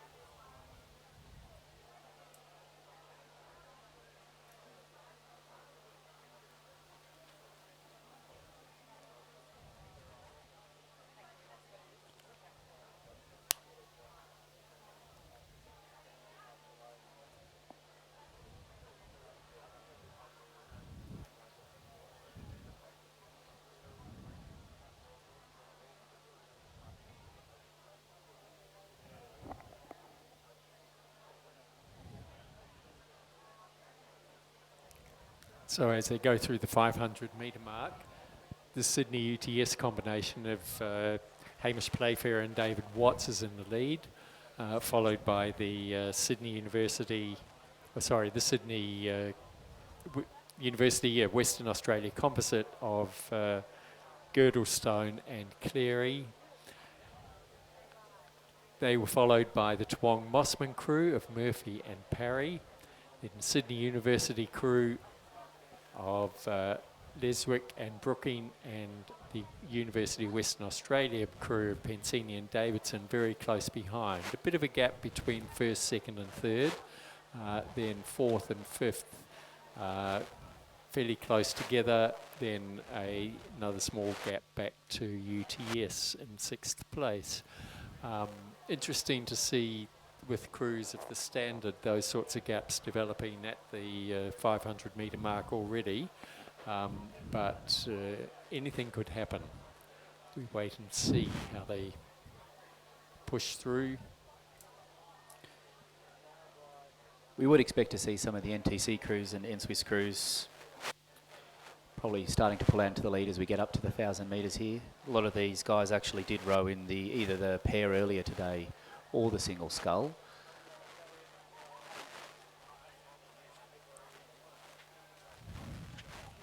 So Hamish Playfair and David Watts seem to be out in front, yes. As they come through the 1,000 metre mark, they've done that in 3 minutes and 8 seconds. They're followed by the Western Australia crew of Girdlestone and Cleary, then the Toowong Mossman crew of Murphy and Parry, followed by the University of Western Australia crew of Pensini and Davidson. Then the UTS crew has come through of Lees and Jetch, and Sydney University of Leswick and Brookings is basically neck and neck with them. A reasonable distance between each crew of between 3 and 4 seconds, except for the last two. So we wait to see how they make it up as they come through the 1,500 metre mark.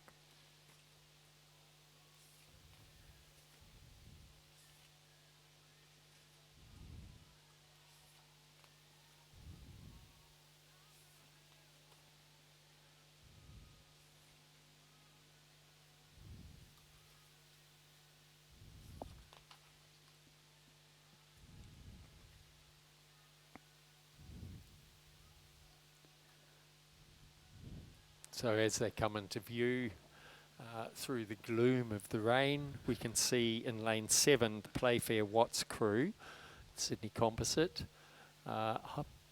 appears to be holding their lead, followed by the Sydney University crew of Leswick and Brookings over in lane 5. No, I think that's the Girdlestone Cleary crew of from Western Australia.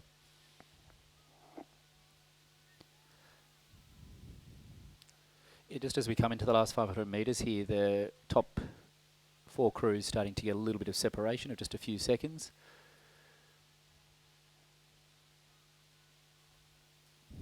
It is the top 4 crews going through, so a bit of the crews defining themselves, but that UTS crew definitely keeping very close to the University of Western Australia crew just to try to progress through to the final later on today. So the real race is going to be for that 4th place. The UTS crew at the 1,500 metre mark was 2.22 seconds behind, so they could make that up and catch the University of Western Australia crew of Pensini and Davidson. They're now into the last 250 metres. Definitely the crew closer to the grandstand in lane 7. Girdles, Playfair and Watts certainly holding their lead, looking very comfortable. Yeah. Likewise, Girdlestone and Cleary over there in lane 4. Just knowing what they have to do to progress through to the final. Top 4 through. Quite clear currently which ones are going to get through. The UTS crew over in lane 2, giving it a bit of a good go into the last couple of 100 metres. Trying to catch the crew here in lane 8, the Western Australian crew. So that's where the battle is. It's going to be very close finish for those two crews. And the... Ooh. A final surge there by the crew in lane 8. It's going to be a photo finish, but I would call the Pensini and Davidson crew over the UTS crew of Lees and Jetch, but we wait for the photo finish results. Coming down the course would be the second heat, which is underway, or which is the heat 2 of the men's championship elite double scull. In lane 2 from North Esk, Joseph Wilson and Jack Barrett. Lane 3, Sydney University composite with ANU, Caleb Antill and Campbell Watts. Lane 4 is a Black Mountain composite of Black Mountain and Sydney University, David Bartholow and Luke Letcher. Lane 5, Glebe, Brad Smith and Jake Sharam. Lane 6 from Huon composite with Swan River is Sam Marsh and Wilson Muir. Lane 7, University of New South Wales, Christopher Malouf and Michael Jones. And lane 8 is a mercantile composite of James Crouch from Banks and Red Matthews from Merckx. So the photo finish on that race has come through. The winning time was 6 minutes 36.39, and so that's first place to Playfair and Watts from Sydney and UTS. Second place to Girdlestone and Cleary from Western Australia and Sydney Uni. Third place to Murphy and Parry, so my call was wrong, from Toorong and Mossman. And fourth place to... Sorry, it has just disappeared from our screen. Fourth was University of Western Australia, followed by UTS in fifth. Yeah.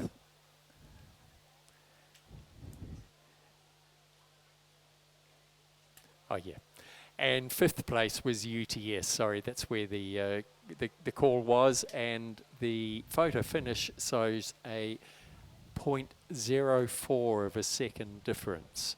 That could, what I'd say that'd be about a quarter of a bow ball myself. And very little. It was a good close race for that fourth place. Clearly, both crews excited to get into the final as the top 4 progressed through. But as we go back to heat number 2, going through the 500 metres, it was the Sydney University ANU composite was in first place, but now going through the 1,000 metres, the Black Mountain Sydney composite of Bartholow and Letcher into first place, very closely followed by the Sydney University ANU composite of Antill and Watts. Huon Swan River about 5 seconds behind of Marsh and Muir. So again, there's a couple of boats out in the front here, definitely trying to get a bit of a nice lead. Both NTC crews. And a special shout out to the Glebe crew, of course, of Brad Smith and Jack Sharam. Just a couple of club rowers having a go. In what has become a very hot race all of a sudden.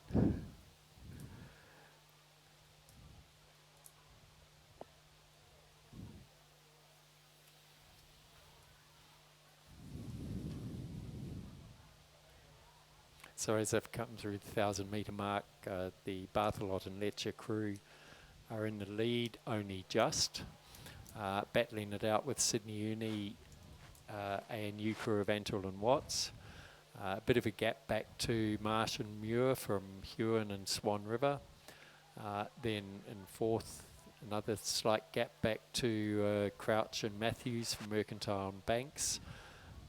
The very closely followed by North Esk, Wilson and Barrett, so those two crews are battling it out. Then a wider gap back to the University of New South Wales crew of Malouf and Jones, and the Glebe crew of Smith and Sharam are keeping them very honest, so it could be either of those to take the end of race position.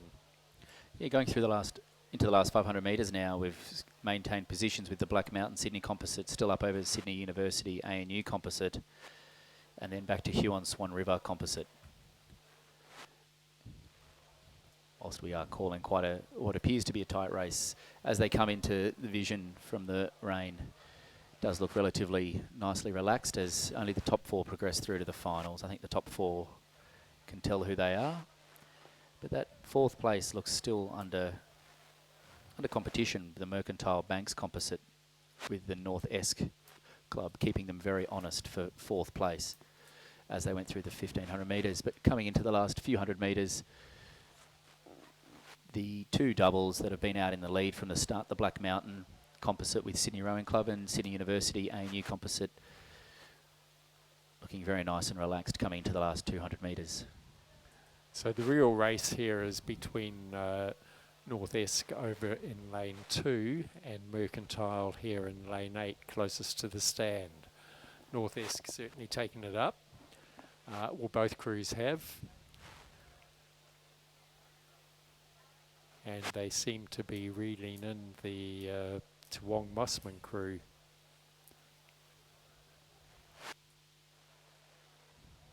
Down here in lane 6. Yeah, very. Lane 8 definitely coming through the Mercantile Banks combination.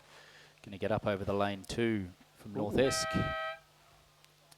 And I would say that they came in third, even though it's a photo finish.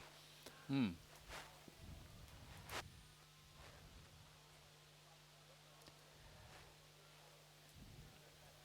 rounding out Heat 2, going to lane 7, which is the University of New South Wales, Christopher Maloof and Michael Jones, and lane 5, Glebe Rowing Club, Brad Smith and Jack Sharam.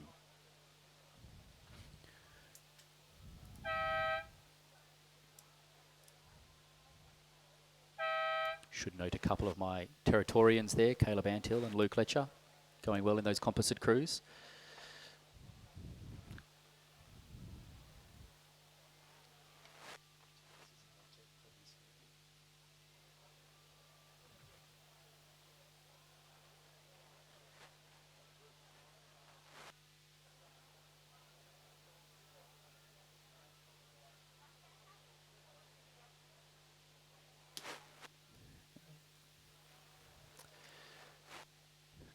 We do now progress through to the championship Schoolboy Coxed Quad heats. These heats we did see queued up in the car park waiting for the doubles to start. They've got 2 heats of 9 boats, top 4 progressing through to the final. This event is sponsored by Wintech Racing. Over in lane 1 we have Newcastle Grammar, lane 2 Radford College 3, lane 3 Newington 2, lane 4 St Augustine's, lane 5 Redlands 1, lane 6 Brighton Grammar, lane 7 we have a scratching from Xavier, lane 8 Marist College 1 and lane 9 Radford College 1, closest to the grandstand. And it seems the scratching has been taken out so that the Radford College is in lane 7 and Marist College in lane 8. Keep them nice and close together.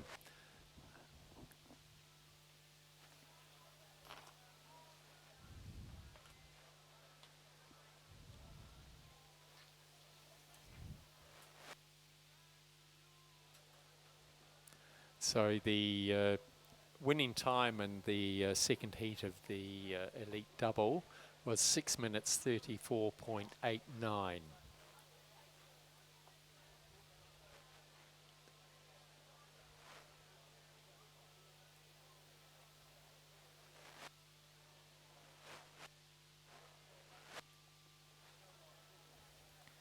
And the first heat of the Schoolboys Coxed Quad is approaching the 1,000 metre mark. Very close across the 1,000 metre mark there. It's between St Augustine's, Redlands and Radford College. Then a small gap back to Newcastle Grammar. Newington College keeping them very honest. Another gap back to Brighton Grammar. And again, very closely behind them, Radford College, and coming along in the rear is Marist College. Still 1,000 metres to go. In a Coxed Quad like this, anything could happen between there and here.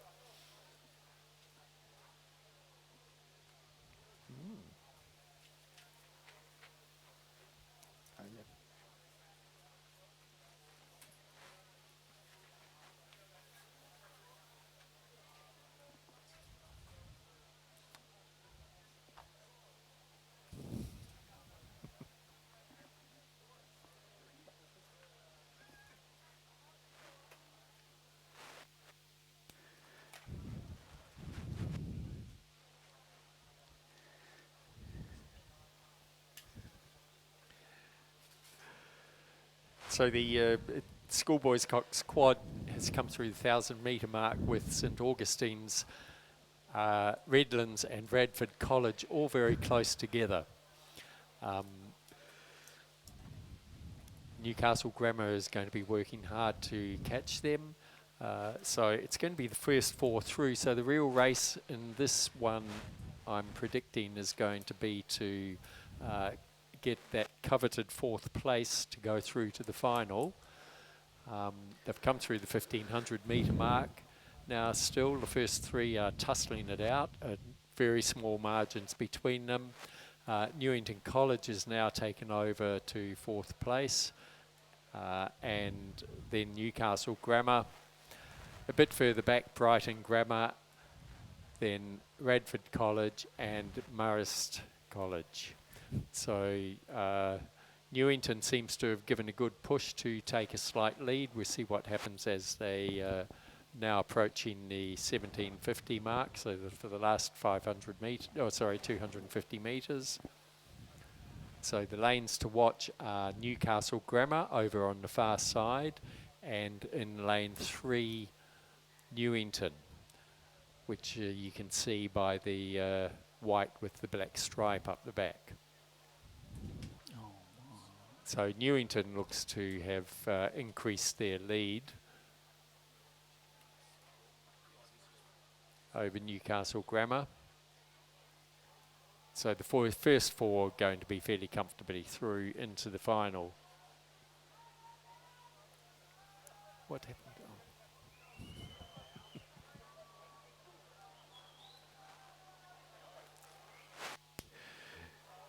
Just coming into the last 50 metres or so now.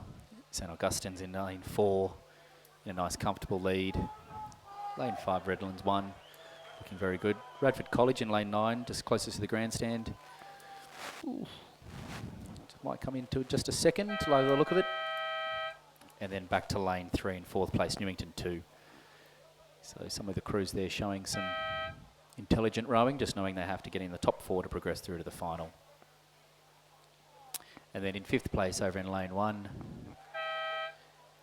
Newcastle Grammar,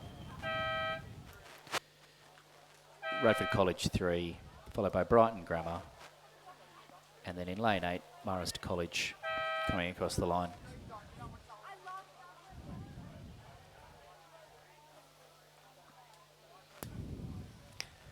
And the second heat of the Schoolboys Cox Quad is underway. Again, first 4 through to the final.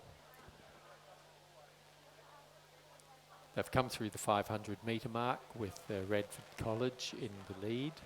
They're followed by, well, there's a real tussle going on there at that stage between Newington, Kinross Wallaroy and St Peter's College. They're followed by Marist College, Brighton Grammar, 2 Redlands crews. There's a bit of a gap back to the second Redlands crew already at the 500-metre mark, and Hunter Valley Grammar.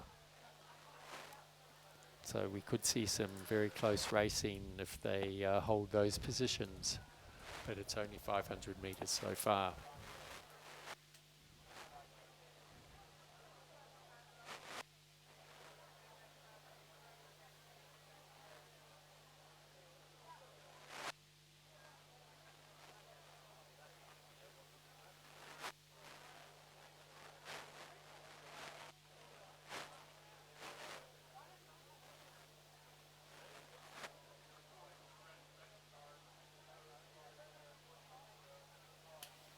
The winning time for the first heat was 6 minutes 50.09.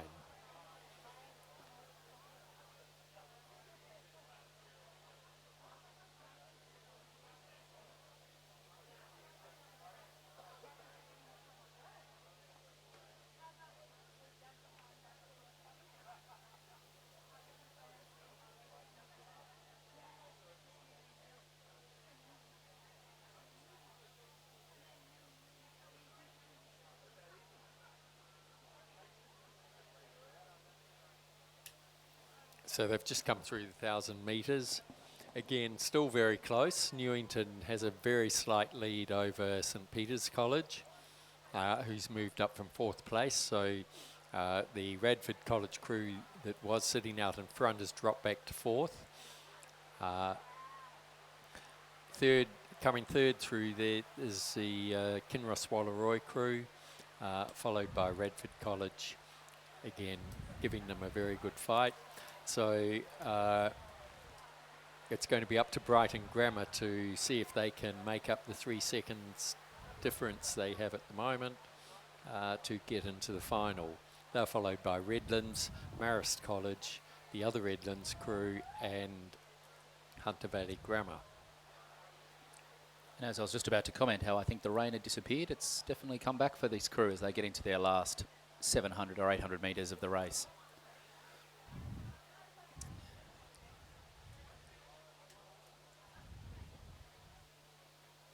You can definitely see pouring down out there, making it very challenging, especially in these races for the poor Cox.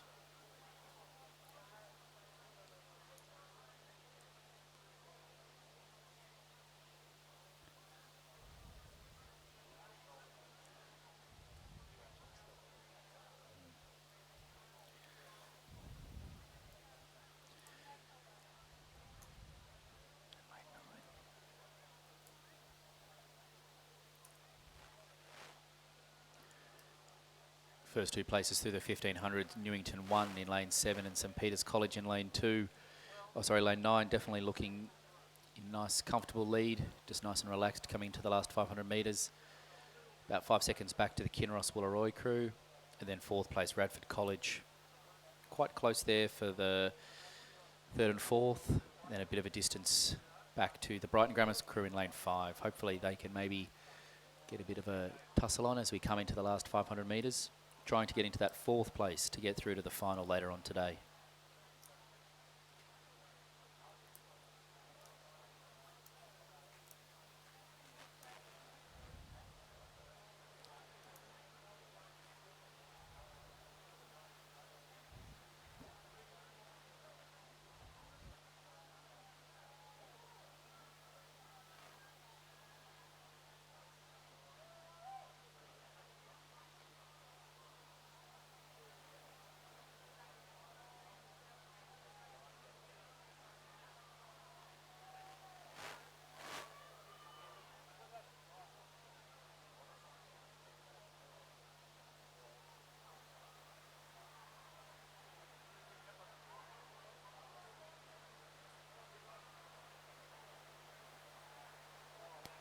And just as we come into the last 50 metres here, lane 7, the Newington crew in a nice comfortable lead. Just to their left in lane 9, St Peter's College also just nicely going over the line, but Radford in lane 2 starting to pick it up. Bit of pressure from the Kinross crew, and then back in lane 3, Brighton Grammar definitely trying to make the other crews work for their 4th place. As Kinross goes across in 3rd, Radford 4th, Brighton 5th.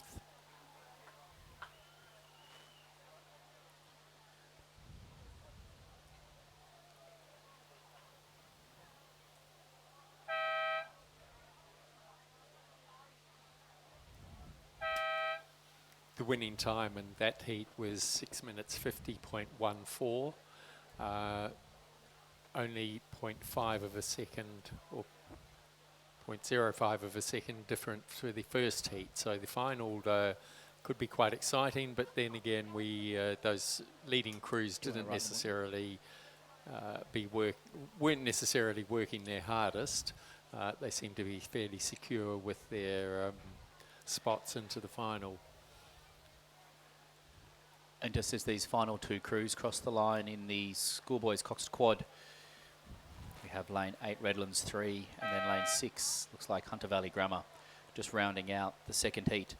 We do have down at the start, or actually underway, sorry, is the semi-final 1 of the Schoolgirls Coxed Quad Skull. In lane 1 we have Carey Grammar, lane 2 we have Redlands 2, lane 3 we have Kinross Wallaroi, lane 4 MLC School, lane 5 Redlands 1, lane 6 Strathcona 1, lane 7 Queenwood, and lane 8 PLC Sydney. These crews are vying for the final, and the top 4 progressing through to the final later on today.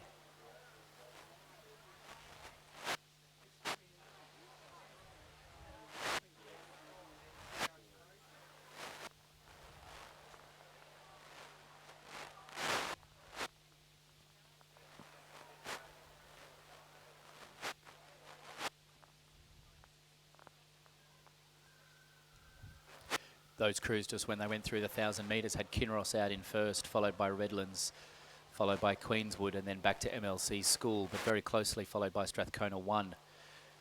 Again, we see that 4th place very hotly contended for. Then back in 6th, PLC Sydney, lane 7, Kerry Grammar, and lane 8 is Redlands 2.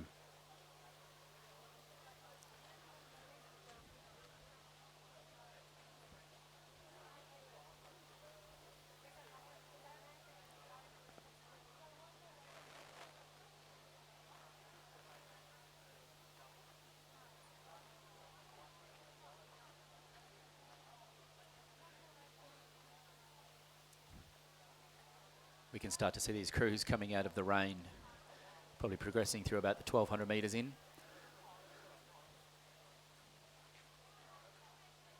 Kinross crew over in lane 3 can be definitely seen out in the lead. And then back into the middle of the course, the Redlands crew not too far behind, and then over on the grandstand side, Queenwood in lane 7. The contenders as we progress this semi-final through to the final.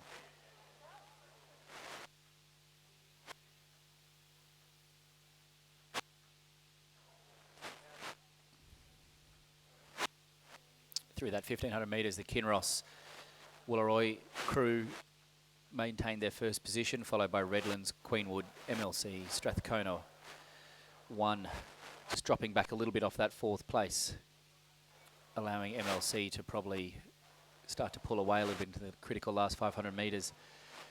Strathcona followed by PLC Sydney, and then in 7th place, Kerry Grammar.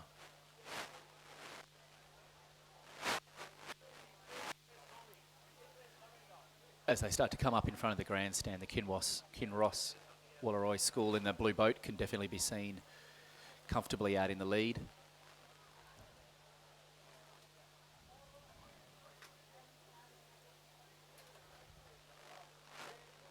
Redlands Grammar in lane 5.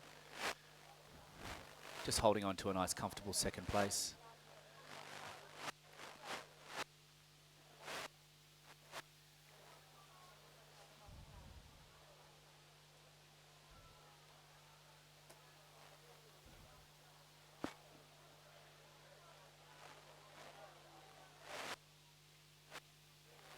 Looking like another tight race for the 3rd and 4th.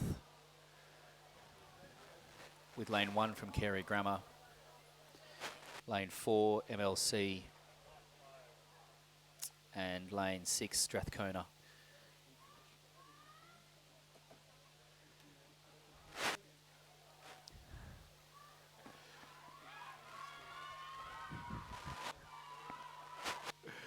And just comfortably coming into the last 30 metres here, we have the Kinross crew in lane 3 coming across. Lane 5, nice and relaxed as well, coming in for 2nd place. Lane 3, third place in lane 4, MLC School, looking nice and comfortable. And lane 7, Queenwood. Lane 6 from Strathcona, definitely putting on a strong effort in that last 50 metres to try to make the top 4, but unfortunately not. Lane 8, PLC in 6th place. Lane 7th, Kerry Grammar over in lane 1. And then coming over the line in lane 2 is Redlands 2. We do have race 118 underway. This is the semi-final 2 of the Schoolgirls Coxed Quad Scull. Over in lane 1 we have St Catherine's 2. Lane 2 we have Newcastle Grammar. Lane 3 Strathcona 2. Lane 4 Ryton Girls 1. Lane 5 St Catherine's 1. Lane 6 Radford College 1. Lane 7, Ryton Girls 3, and lane 8, closest to the grandstand, we have Hunter Valley Grammar. As they went through the 500 metres, we had Ryton Girls 1 in first, followed by St Catherine's a few seconds behind in 2nd place, Radford College in 3rd place, Newcastle Grammar, Ryton Girls 3, Strathcona 2, St Catherine's 2, and Hunter Valley Grammar in 8th place.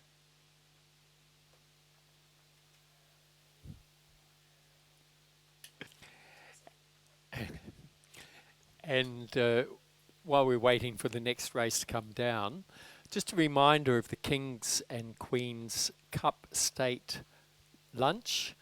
It will be at the dockside at Cockle Bay Wharf, Darling Harbour, and on Friday the 20th of March. And this acknowledges the fantastic achievements of our state team from 2019, and also to look forward to the 2020 Interstate Regatta. You can book this via the Rowing New South Wales website. Do it now. Pull out your phone. You can log in. This year is, of course, celebrating 100 years of women's interstate rowing.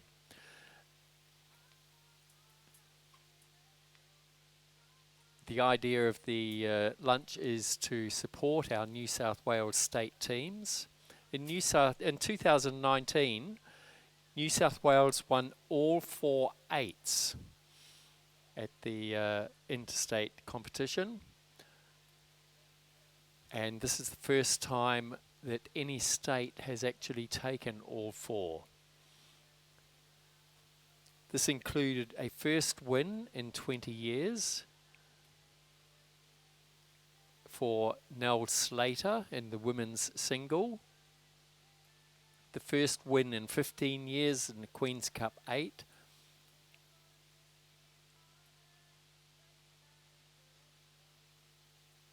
So the King's Cup won to make 11 wins in the last 13 years. These are fantastic achievements. It was a great regatta out here celebrating the 100 years. And so this lunch is a fantastic opportunity to celebrate this and show your support for the teams.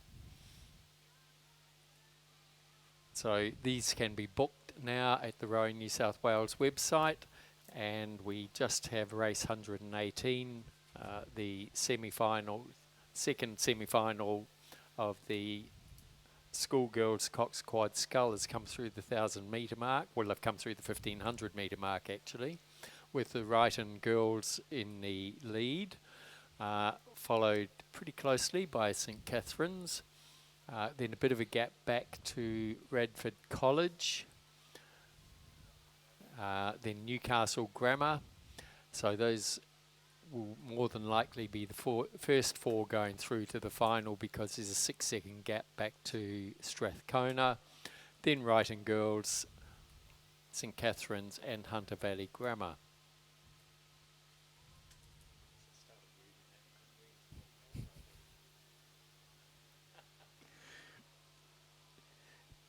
These girls now coming into the last 250 metres. Wrighton Girls over in lane 4 in a very commanding lead, looking nice and relaxed, just doing what they need to do to maintain their first place to progress through to the final. Second place just to their left-hand side in lane 5 from St Catherine's. Just a couple of seconds behind, maybe a little bit more now as we've got into the last few hundred metres.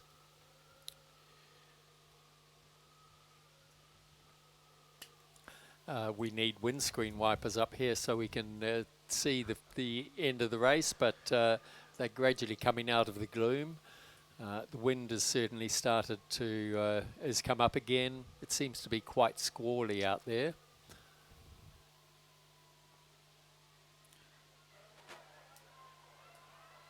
And just nice and relaxed over the line. Lane 4, Wrighton Girls, looking very much in control. Then lane 5, St Catherine's. Going back to lane 6, Radford College. Very comfortable third place there, also just doing what they need to do. And then over there in lane 2, we have Newcastle Grammar. Just holding on to their 4th place. They can see their competition in lane 3 from Strathcona, saving their energy for the final later today. That'll be Strathcona in 5th place, going over the line. Back to lane 7, Wrighton Girls 3. Crossing the line, probably followed by Hunter Valley Grammar closest to the grandstand, and then over in lane 1 St Catherine's 2.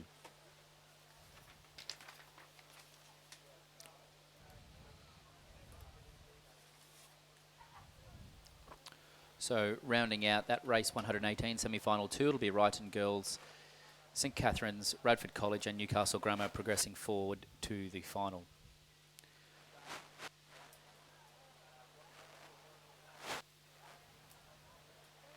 Coming up next is the first heat one of three for the Championship Women's Under-16 Double Scull. This event is sponsored by Fluid Design Australia. Top three progressing through to the final. And being under 16, this is a 1,000-metre race, which so you can see on this screen the starts are not held. The starter will line them up in as straight a line as possible across the lake, which could be quite tricky in this wind and in these conditions. It appears to be a slight crosswind, so not only is it very hard to get a line, but the crews can blow onto the buoys, which can be a little off-putting as you start. Yes, definitely probably a moment they'll remember as under 16-year-old women later on in their rowing careers. They're a thrilling start to a race. Over in lane 1 we have Loretto Maritville. Lane 2 is PLC Sydney. Lane 3 is UTS. Lane 4 Kinross Woolloomooloo. Lane 5 is Tara School. Lane 6 is PLC Sydney 4. Lane 7 Hunter Valley Grammar 1. Lane 8 Pymble Ladies 2. And lane 9, closest to the grandstand, is Cathedral 2. Good again to see some interstaters from South Australia and Queensland in this race. And with 3 heats, it's the first 3 through to the final.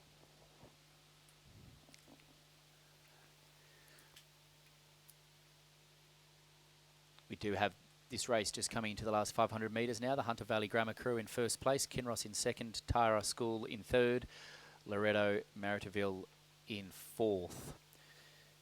That is a close race for third and fourth with the top 3 going through. So again, definitely tough competition for those final progression places coming into the last 300 metres here.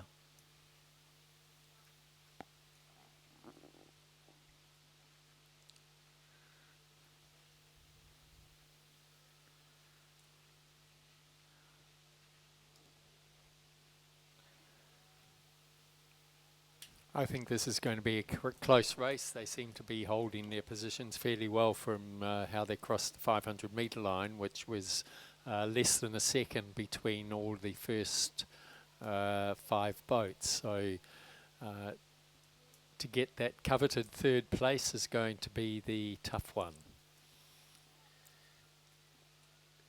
Closer to the grandstand sign, just a few boats in. The Hunter Valley Grammar crew still looking nicely in control. Kinross over in lane 4, holding a nice position now as we come into the last 200 metres. Over on the far side in lane 1, Loretto Maritville 1 also coming forward into the last 300 metres to make it a competitive race.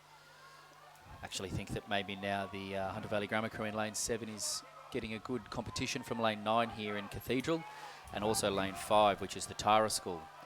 Kinross looking like they're still going to take out this heat in lane 4 in the signature blue boats. Ooh, lane 9 looking like they're going to get first actually over Kinross, and then back to lane 7. So that's a Cathedral 2. Ooh, possibly waiting for the photo finish. Don't want to call it too soon. Third place was Hunter Valley Grammar. Fourth place Loretto Maritville. Fifth PLC Sydney. 6th UTS, 7th Pymble Ladies, and then over in lane 2 PLC Sydney crossing the line, and then in lane 6 we have PLC Sydney 4 rounding out the first heat for the women's under 16 double scull.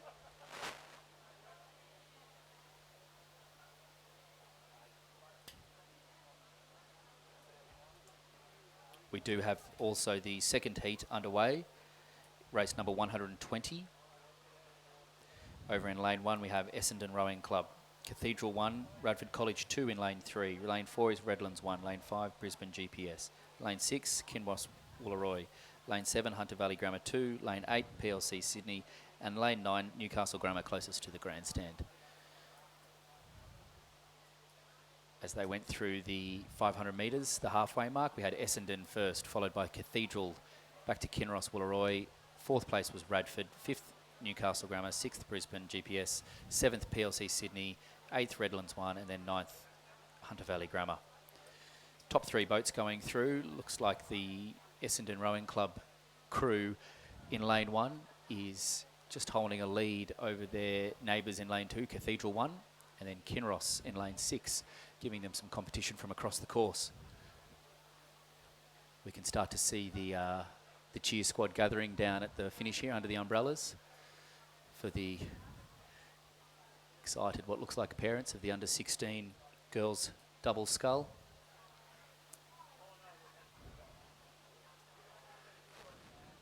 Umbrellas definitely needed for today.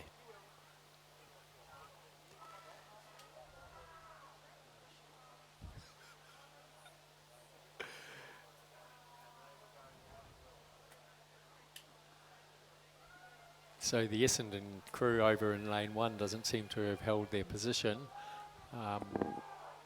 It is the crew in lane 2 of Cathedral pulling through there, and the crew over this side in lane 9, PLC Sydney,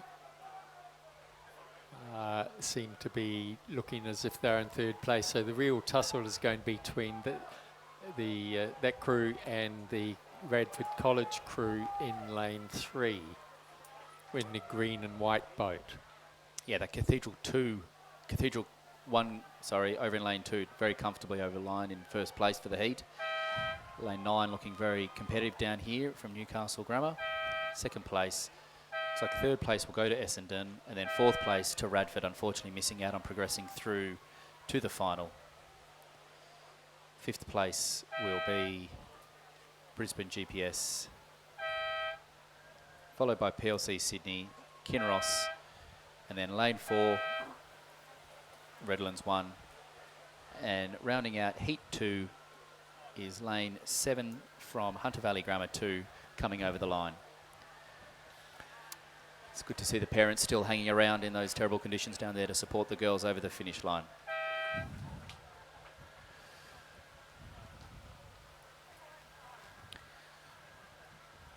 Race number 121 is underway. This is the 3rd heat of the women's double scull. We have a couple more 1,000-metre races, which is the boys under 16 double sculls. In this event, we have Radford College in lane 1, PLC Sydney 5 in lane 2, Pymble Ladies 1 in lane 3, GPS Brisbane 1 in lane 4, Manning River in lane 5, Loretto Maritiville 2 in lane 6, Redlands 2 in lane 7, Hunter Valley Grammar 3 in lane 8, and Mossman Rowing Club in lane 9. As they went through the 500-metre mark, we had Pymble Ladies in 1st, followed by Radford College, followed by Brisbane GPS 1, then closely followed by Manning River and Mossman in 5th place.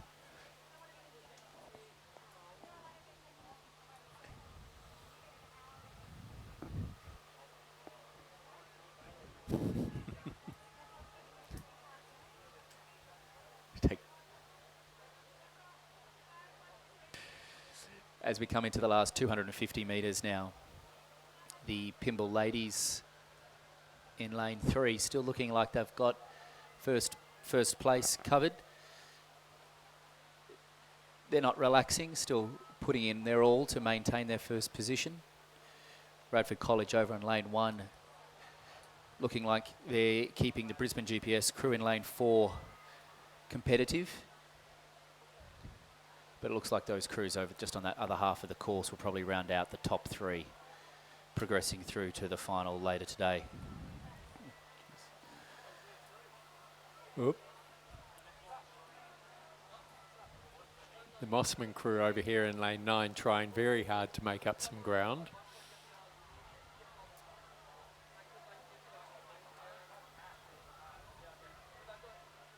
Does look like the lane 3 Pymble Ladies crew just nicely relaxed over the line.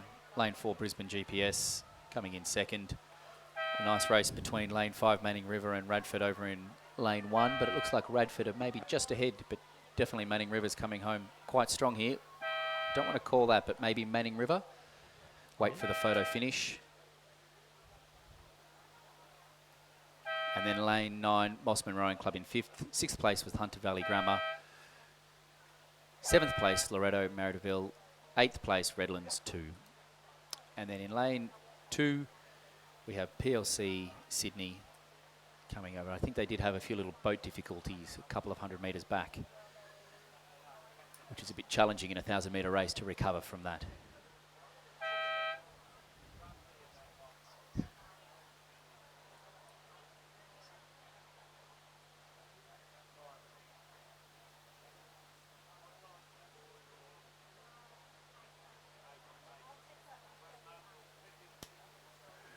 Whilst we wait for the photo finish for third and fourth to see who progresses through, we do have the men's heat 1 for the men's under 16 double scull underway.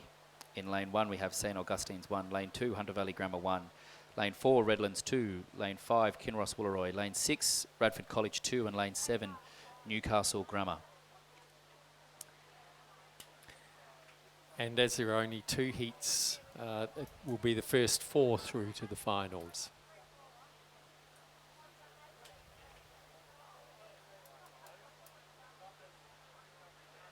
As they went through the 500-metre mark, we had Newcastle Grammar in first, followed by St Augustine's, and then to Kinross Wooleroy, and then just under a couple of seconds back to Hunter Valley Grammar, making out the top 4. Still wait on the photo finish from race number 121 for that third place to see who does progress through.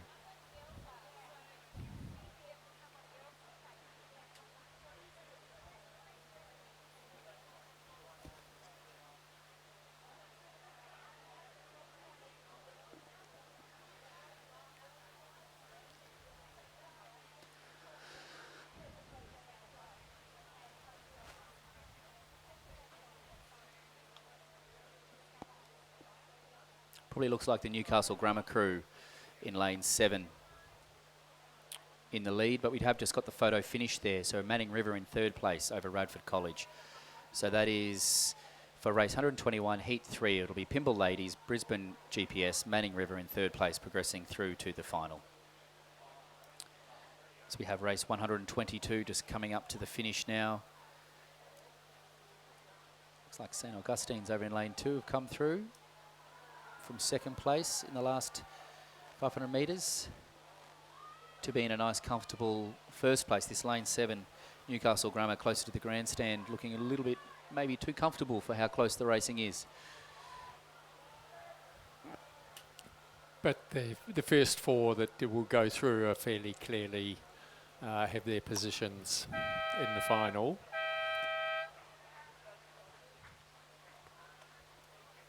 Radford College in lane 6 working very hard to try to get there, but not on this, not today. And followed through by the Redlands crew.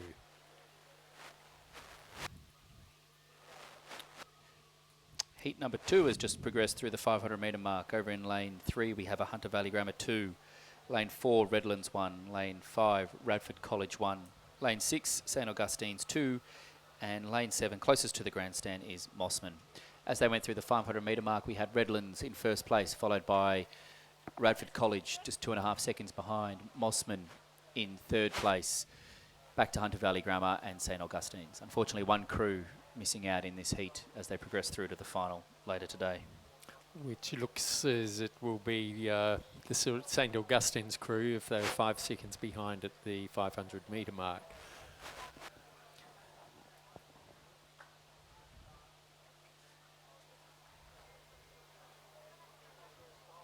But anything could happen. Yes.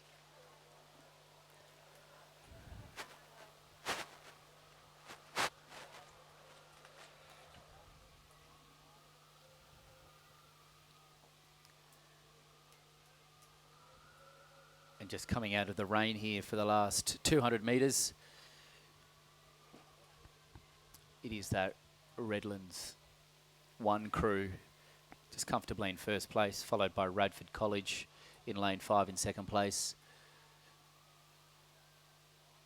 Then over to the far side, Hunter Valley Grammar in third place, Mossman closer, and St Augustine's in 5th place.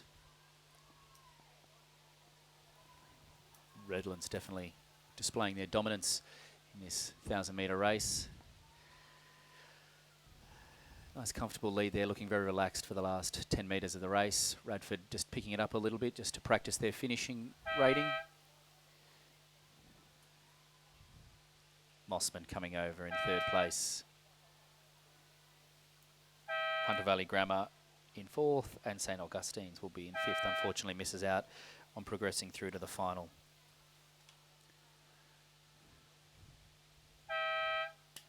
So we'll go back to the 2,000 metre racing. Race 124 is the Championship Women's Under 19 Coxed 4. This is the final race. In lane 1 we have Canberra Girls Grammar. In lane 2 Loreto Kirribilli. So there are 2 Loreto Kirribilli crews in this race. In lane 3 Wesley College. In lane 4 Sydney Composite. So with Mossman. In lane 5, the other Loreto Kirribilli crew. In lane 6, Kerry Grammar. In lane 7, Queenwood. And in lane 8, a second Canberra Girls Grammar crew. So there could be a bit of rivalry going out on the course for this race. The conditions out there are Questionable. rough. Yes. There's certainly from up here for us to see waves as the size that we can see them indicates that on the course it's probably a little bit bumpy. Mostly a tailwind with rain squalls coming through. So from light to heavy, mostly heavy at the moment.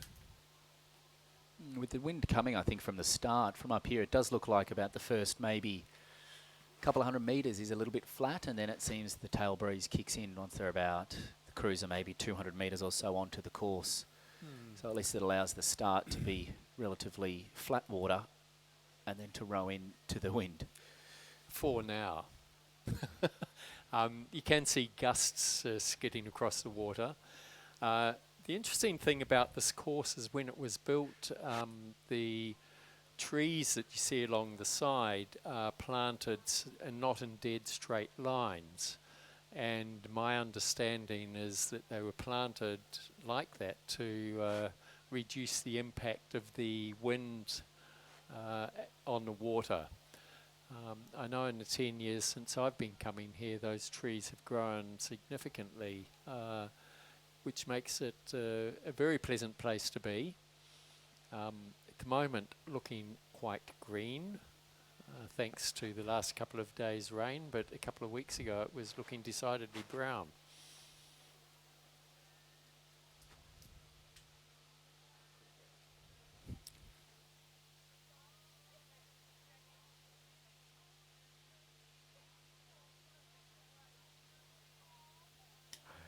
As they've just come through the 500 metres there, the Loreto Kirribilli 1 crew has pulled out into the lead with a couple of seconds over Wesley College.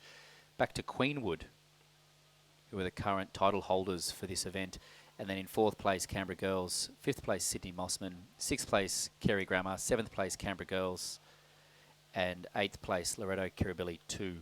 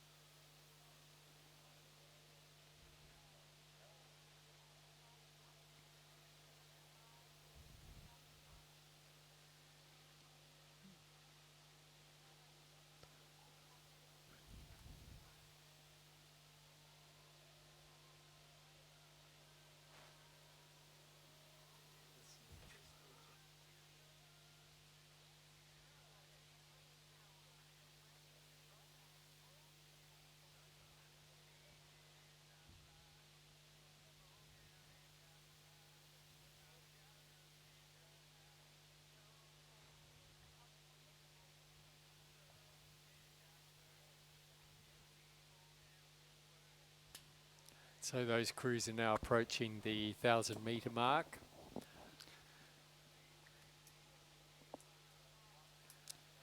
That Loretto crew definitely pulling out to probably about a length in lead now. Oh, sorry, I apologise. The Queenwood crew out over the Loretto Kirribilli crew. About a length in lead.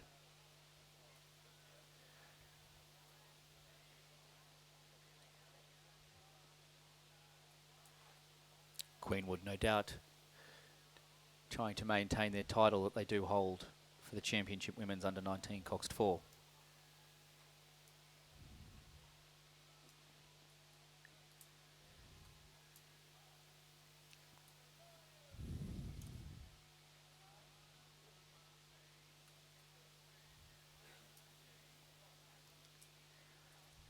We can start to see the crews coming out of the misty rain. Still quite relatively close together in a line across the course. Queenwood crew in lane 7, just one boat in from the grandstand side, does look like they are stretching out into a bit of a lead and holding that as they go through, coming up onto the 1,500 metres. Loretto Kirribilli in lane 5 in the middle of the course.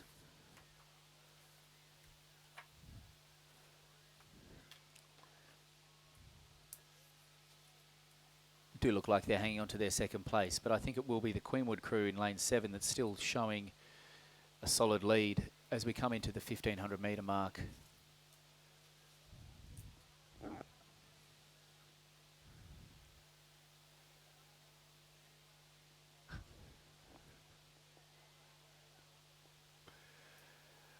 And then a very comfortable lead now, actually probably about a length of clear water from the Queenwood crew over the Loretto Kirribilli crew over in lane 2, very closely followed by, oh sorry, apologies, the Wesley College in second place, closely followed by Loretto Kirribilli.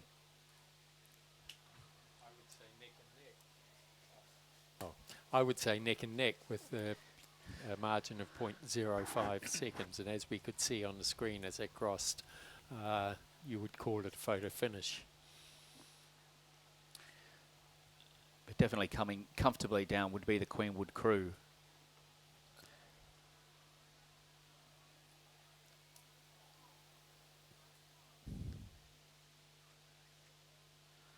The Queenwood crew just in lane 7 of Eddie Sarson, Stephanie Priella, Chelsea Prout, Beth McLean, Kira Ostradal, and coached by Glyn and Boyle as the 2 coaches for the crew.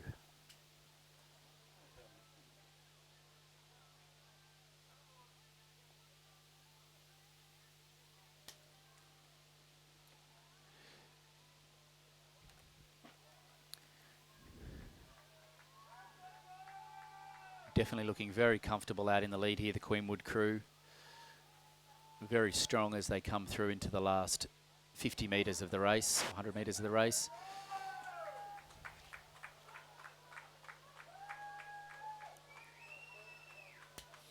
The competition's going to be for silver and bronze between the Carey Grammar crew and in lane 3, the Wesley College crew in lane 3, and the Loretto Kirribilli crew here in lane 5, but the Wesley College is taking that, followed by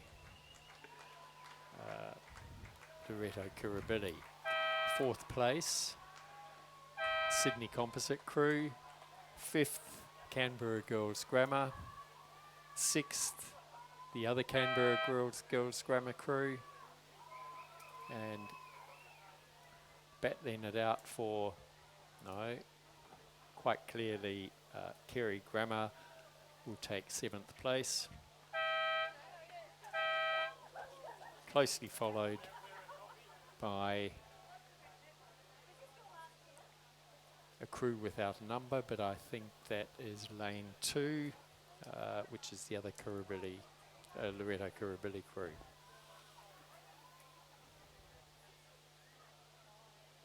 We also do have another race underway whilst we wait for the winning 3 crews to come across for their medals.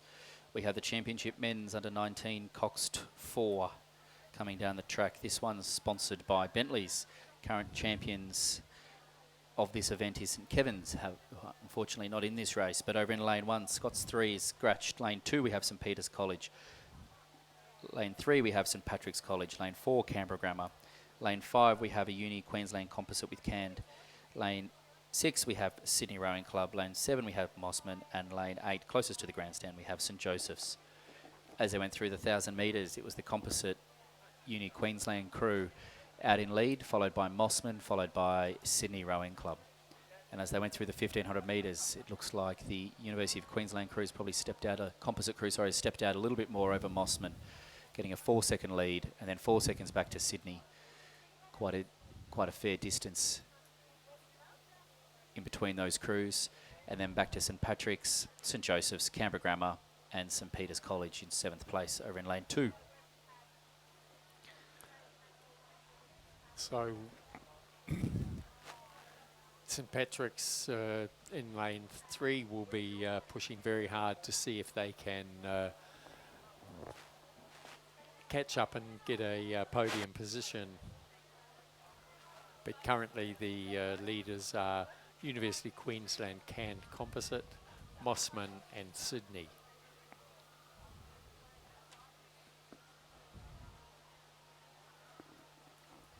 Yes, that composite crew in lane 5 has definitely pulled out into a solid lead as they come into the last 200 metres.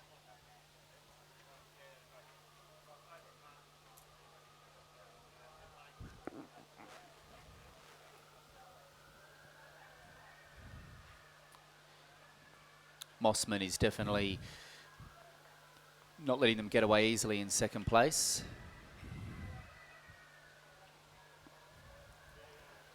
But a comfortable lead still for the Uni Queensland Canned Composite, coming over the line in 1st place. Zane Kirk, Noah Roseman, Jared Lord, Patrick Long, Jaden Clement as the Cox, coached by John Bowes, Gabrielle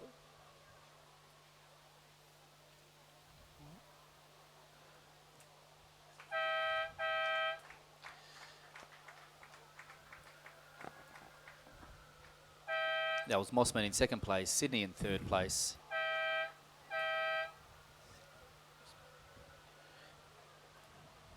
St Patrick's in 4th place, Canberra Grammar in 5th place, St Joseph's in 6th, and St Peter's in 7th place as we have the finalists for the Championship Men's Under 19 Coxed 4.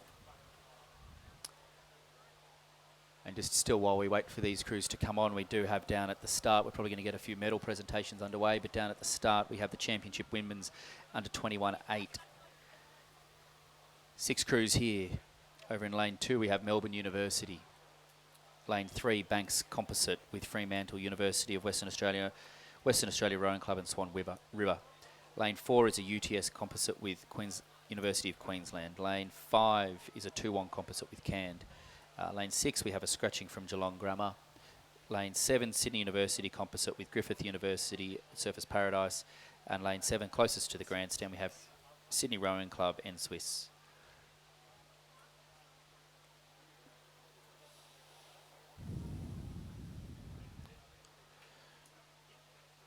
As these crews went through the 1,000 metres, just coming up on the 1,500, but as they went through the 1,000 metres, we had Sydney in 1st place, 6 seconds back to Melbourne, but very close behind is the 2-1 Canned Composite, and then close behind that is the UTS Sydney Uni Composite. So looking like a tight race probably for 2nd and 3rd, but I think the Sydney club, Sydney Rowing Club over in lane 8, closest to the grandstand, is add into a solid lead as they come through the 1,500 metres. 7.5 seconds over Melbourne, and then 1.5 seconds back to 2-1.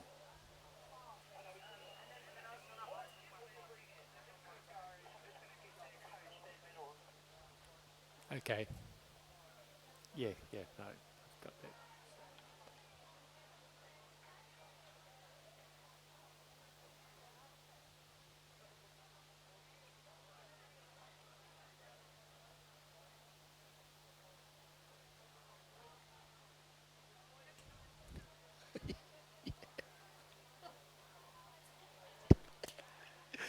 And coming into the last 250.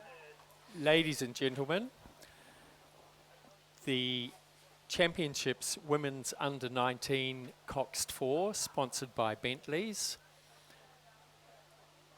In third place, Loretto Kirribilli, Josephine McDougall, Emma Jones, Lily Eels, Eliza Dunlop, coxed by Teresa Harris and coached by Michael Benerius and Lachlan Allen.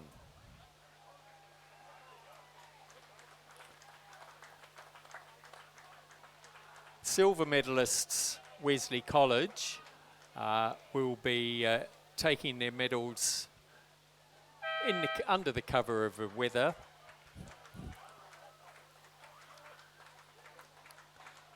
And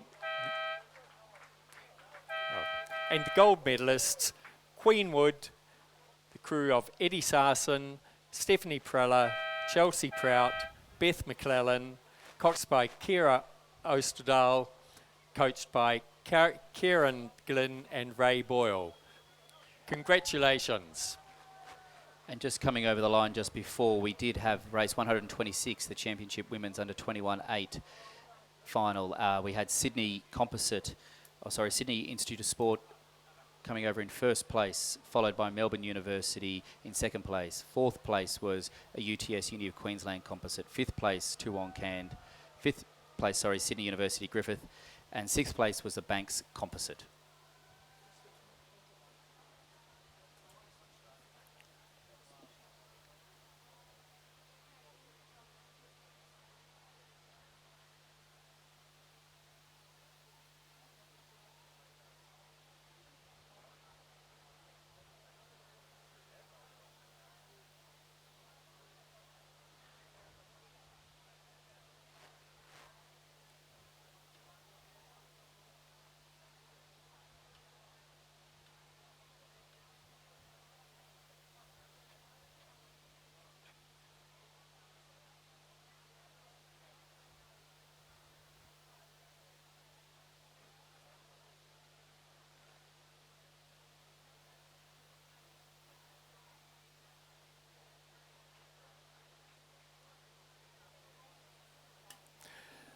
Ladies and gentlemen, the medal presentations for the Championship Men's Under-19 Coxed 4, sponsored by Bentley's. Silver medalists, Sydney Rowing Club, Gabriel Carmody, Namkai Stilianu, Henry Farrer, and Gordon Applecrin, coxed by Eleanor Buchanan and coached by Brendan Longman and Donovan Check.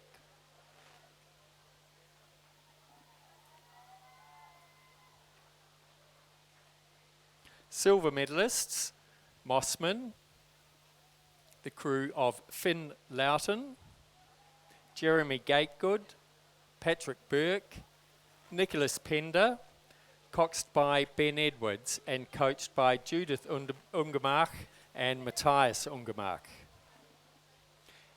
And the gold medalists, University of Queensland Composite with the Canned Rowing Club of Zane Kirk, Noah Roseman, Jared Lord, Patrick Long, coxed by Jaden Clement, coached by John Bowers.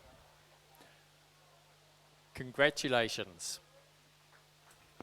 On the course now, we have race number 127, the final of the Championship Men's Under-21-8, sponsored by Bentley. They are racing for the Colleagues Cup, and the current holder is Sydney Rowing Club.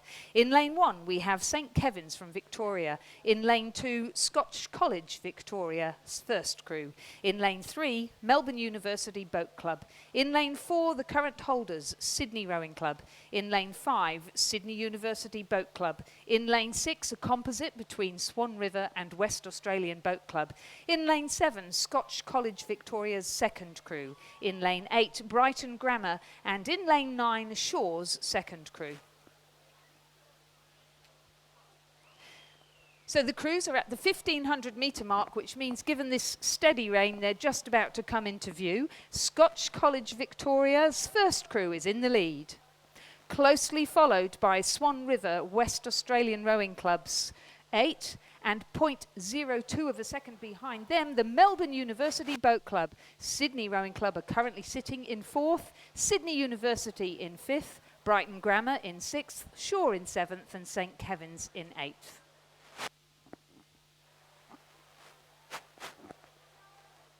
So, Scotch College, Victoria, across there in lane 2 in the yellow M-Packer, and on the inside of them, the Melbourne University Boat Club, also in a yellow M-Packer.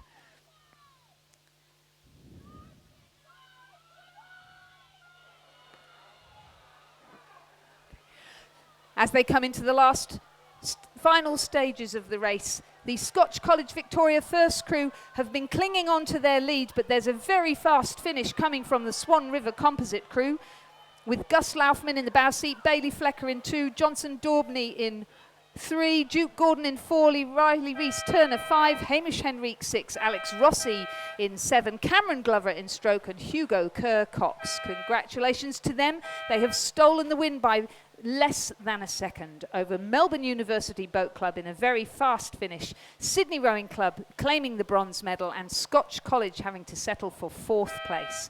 Sydney University Boat Club in 5th, Brighton Grammar in 6th, Shaw in 7th, and St Kevin's crossing the line in 8th. The winning time, 5 minutes, 47.89 seconds, the margin 0.54.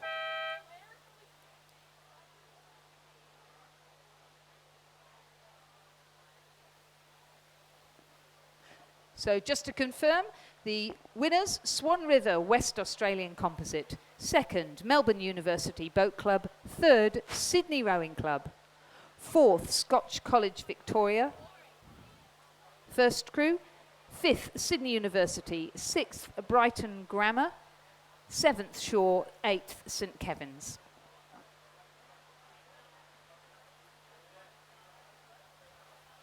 The race underway is race number 128, the Championship Women's Under-17 Double Scull, sponsored by 776 BC. The current champions are Sydney Rowing Club, Lily Gavin and Sarah Abrams. But sadly, Sydney Rowing Club are not in the event this year. This year, in lane 1, Mossman Rowing Club, Grace Burke and Sazza Toth. In lane 2, Kinross Walleroy, Liv Fredrickson and Hannah Richardson. In lane 3, Brisbane and GPS, Emily Graham and Mary Comiskey. In lane 4, St Catherine's, Claudia Horrell and Alia Rahman. In lane 5, Centenary, Gemma Thompson and Sophie Malcolm. In lane 6, Brisbane and GPS First Crew, Genevieve Painter and Jade Somerville. In lane 7, St Paul's Grammar School, Charlotte Murray and Madison Joins. And in lane 8, Sydney Girls, Mia Vinciguerra and Josephine Perry.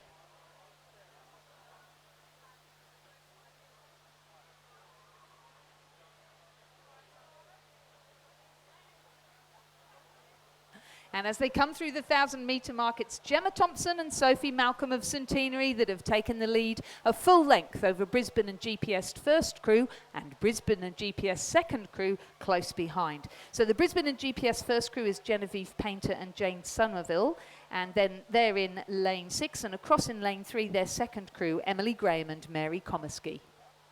Currently in 4th, St Catherine's School, Sydney. In 5th, Kinross Walleroy from Orange. In 6th, Sydney Girls. In 7th, St Paul's Grammar, and in 8th, Mossman.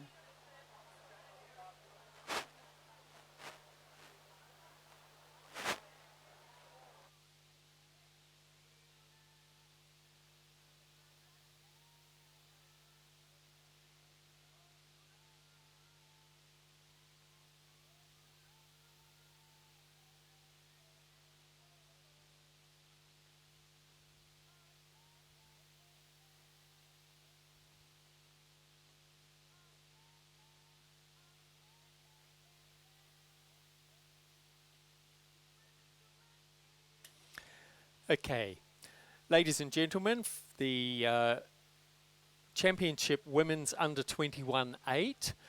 We're going to try and get through this fairly quickly because another race is coming down the course. Bronze medalists, the UTS Composite Crew with the University of Queensland of Grace Gillies, Eliska Prodrazilova, Anna Santrukova, Laura Wunderlich, Elizabeth Newell, Sabina Murchie, Esther Hajnavic, I apologise, I can't pronounce that, Laura Gooley and Elizabeth Bolster as the cox, coached by David Gilly and Michael Russell.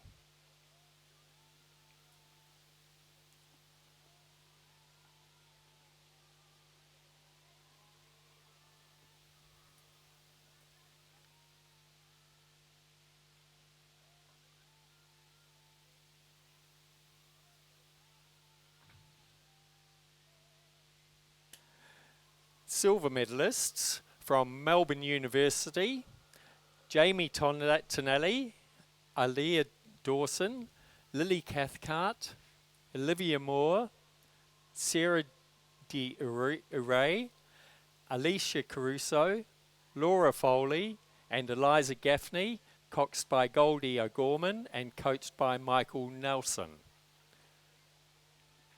And as the girls are being presented with their medals, just quickly back to racing, just to let you know that Centenary remain in the lead as they come into the last 500, with Brisbane and GPS still in second, Brisbane and GPS second crew still in third, Kinross Walleroy now in fourth, St Catherine's fifth. And the winning crew from Sydney Rowing Club and NSW of Grace Cypher, Evie Thompson, Ingrid Holthurer, Liam Graham, Sophia Carmody, India Thompson, Lauren Graham, Isabel Farrer, coxed by Hannah Cowap. And we will go to the doubles race on the course. With Centenary, Gemma Thompson and Sophie Malcolm, coached by Michael Opstelton and Peter Wadsworth, a fine lead there of some 3 or 4 lengths as they cross now to take out the Championship Women's Under-17 Double Scull of New South Wales. In second position, Brisbane and GPS first crew of Genevieve Painter and Jade Somerville, coached by Joseph Patterson. And third, Brisbane and GPS second crew, Emily Graham and Mary Comiskey, also coached by Joe Patterson and Gary Townsend. Very close for fourth and fifth there, but it's Kinross Walleroy's Fredrickson and Richardson who just cross less than a second in front of Sydney Girls, who were fifth. Sixth, St Paul's Grammar. Seventh, St Catherine's. Eighth, Mossman. The winning time, 7 minutes, 46.51 seconds. And congratulations to the women's under-21 8 medal winners currently on the podium.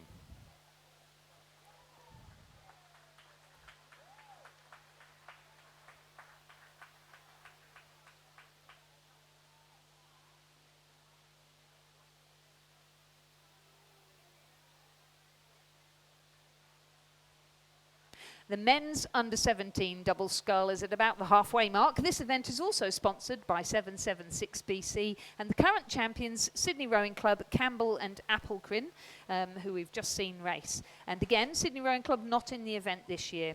In lane 1, Hunter Valley Grammar School, Benjamin Hudson and Cooper Blatchley. In lane 2, Mossman Rowing Club, Joshua Wilson and Oliver St Pierre, coached by Judith Ungermach.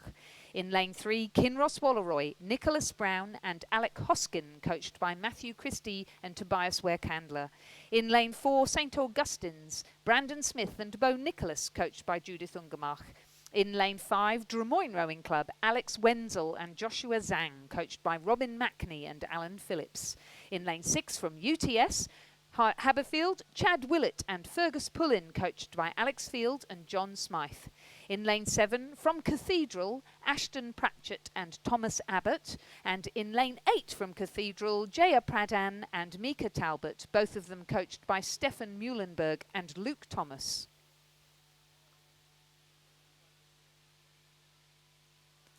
As they enter the final stages of the race, it's Mossman Rowing Club's crew of Joshua Wilson and Oliver St Pierre, coached by Judith Ungermach, who have a narrow lead over St Augustine's crew of Brandon Smith and Bogan Nicholas, who are also coached by Judith Ungermach. Judith, who took the junior men's coxed 4 to the Junior World Championships in 2019.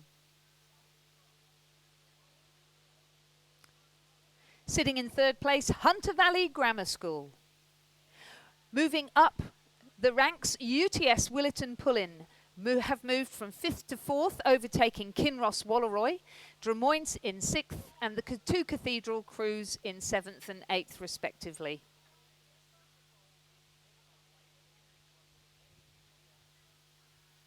Well, it's a really tight race to the finish coming into the last 100 metres. It's neck and neck between Mossman and St Augustine's, both of them who boat out of the Pearl Bay Training Centre over there in Military Road. Mossman still maintain a very narrow lead over St Augustine's.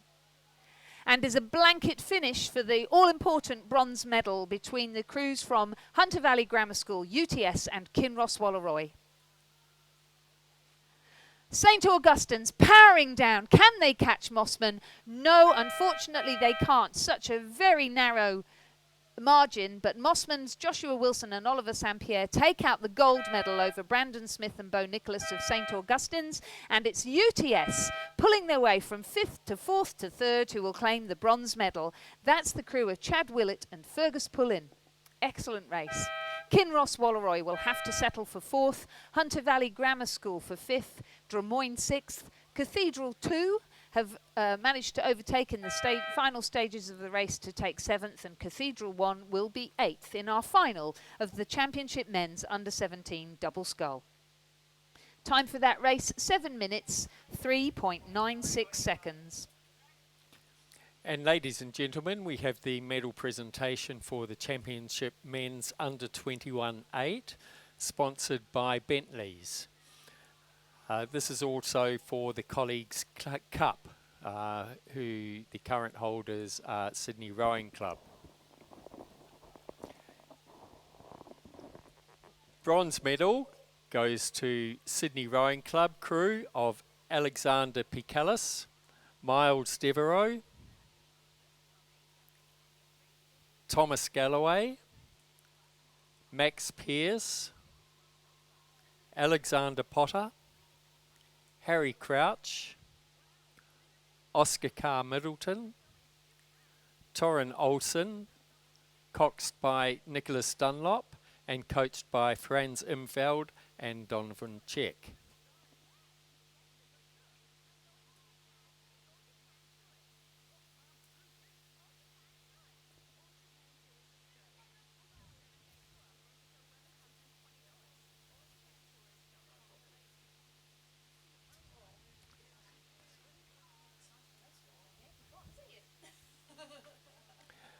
Silver medalists, Melbourne University, Callum McPeak, Ross Agalopoulos, Harrison Miller, Marcus Cameron, Martin Kulesa, Nick Smith, Marcus Emmett, Rowan Lavery, coxed by Lucy Purnell, looking as if she's trying very hard to keep warm, and coached by Michael Poulter.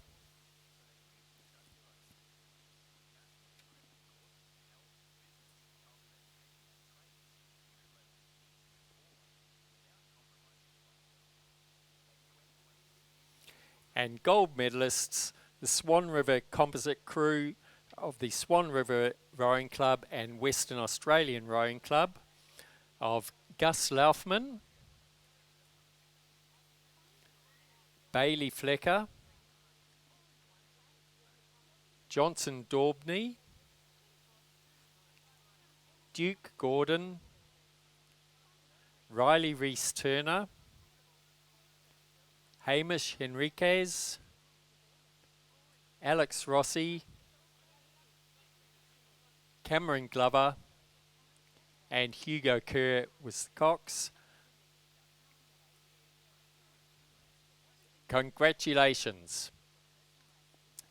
So in the background we have a very exciting race going on. Race number 130 on your programme, the Championship Women's Elite Double Scull, sponsored by the Regatta Shop. The current holders of the title are Amanda Bateman and Jen Horton from Mercantile and Sydney Uni respectively, who are in the national double last year. They're not racing right now. In the lead now, we have half of the 2019 women's quad. That is Fiona Ewing and Rowena Meredith, representing Sydney University and the New South Wales Institute of Sport. They are in the middle there in lane number 7. They had a very slow start and went from 5th to 1st in the second 500 metres, and they have continued to extend their lead coming into the final. They're closely followed by under 23 contenders, Lily Alton and Tara Rigney from Sydney University and the New South Wales Institute of Sport.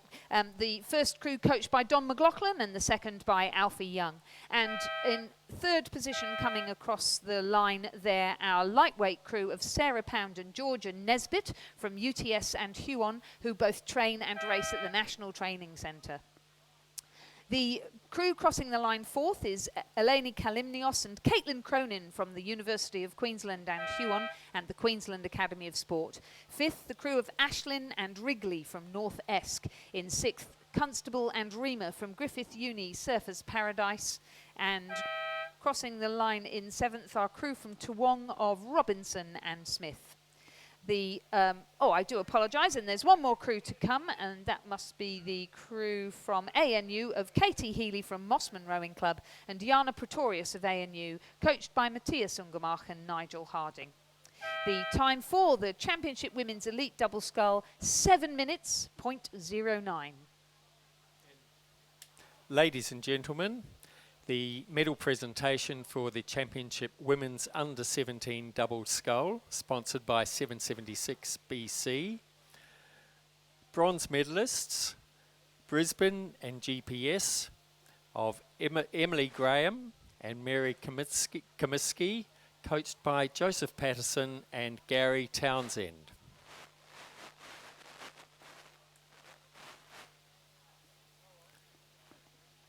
Silver medalists, their compatriots also from Brisbane and GPS, Genevieve Painter and Jade Somerville, also coached by Joseph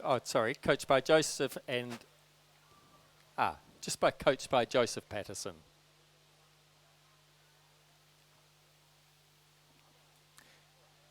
And gold medalists from Centenary, Gemma Thompson and Sophie Malcolm, coached by Michael Opstelton and Peter Wadsworth. Congratulations.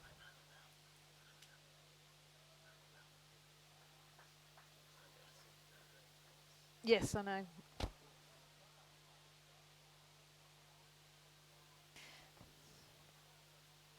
So on the course now we have the Championship Men's Elite Double Scull, also sponsored by the Regatta Shop. They are racing for the Frank Gardiner Memorial Trophy. The current holders, Sydney University's Cam Girdlestone with Sydney Rowing Club's David Watts. This year those two men are in different crews. So the lineup for this race: in lane 1 from Huon and Swan River, Sam Marsh and Wilson Muir, coached by Johnny Dreesen.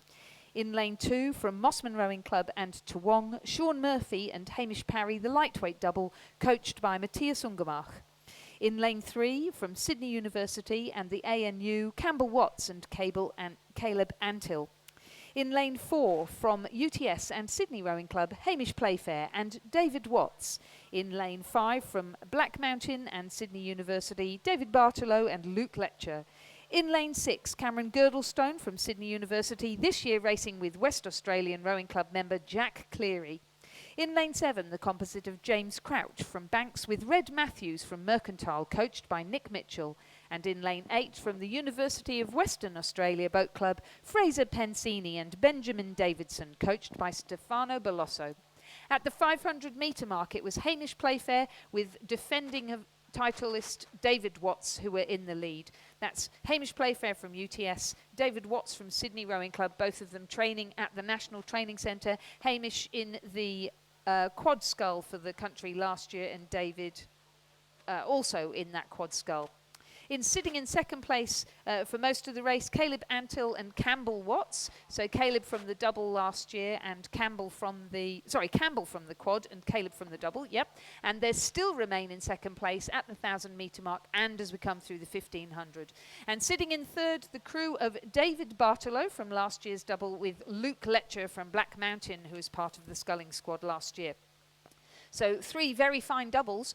But wait, there's more. Cam Girdlestone and Jack Cleary sitting in 4th position, but really fighting hard as they come towards the grandstand now, with Luke Letcher in that distinctive red of Black Mountain, with David Bartolo in the colours of Sydney University. And they're all sprinting now for the line, these people who are contending for the national team, wanting to go to the Olympics, probably wanting to compete in either the quad or the double.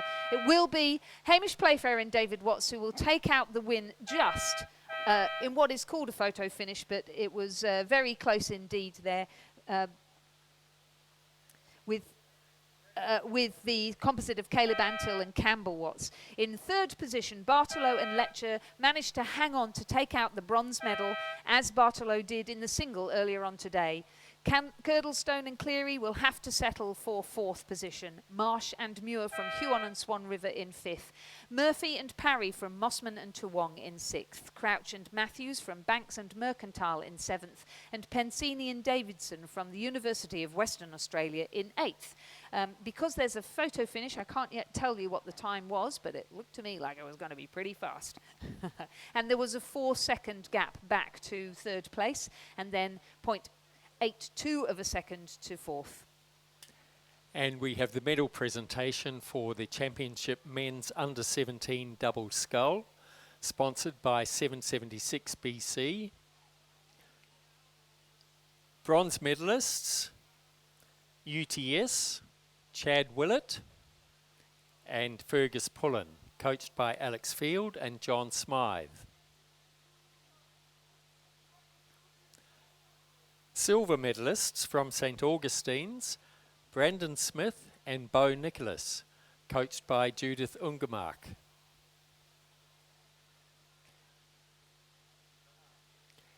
And the gold medalists from Mossman Rowing Club, Joshua Wilson and Oliver St Pierre, coached by Judith Ungemark.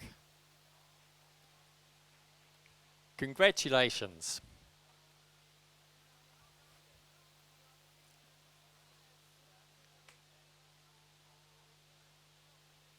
Well, we're still waiting for that photo finish to be judged and to give you the final time of the Championship Men's Elite Double Scull. But in the meantime, on the course, sponsored by Croker Oars, is the Championship Women's Elite Coxless 4 racing for the Ada Goodman Memorial Trophy. In lane 2, a composite from West Australian, Mercantile and Swan River of Mimi Tuddenham, Charlotte Hill, Georgie Gleeson and Olivia Jones, coached by Bridget Carlisle. In lane 3, a composite from West Australian, Sydney University, UTS and Sydney, Leah Saunders, Georgie Rowe, Genevieve Horton and Georgia Patton from the Women's National Training Centre. And ladies and gentlemen, the Championship Women's Elite Double Scull, sponsored by the Regatta Shop, the medal presentation, silver medalists to Sydney Uni N-Swiss crew of Lily Elton and Tara Rigney.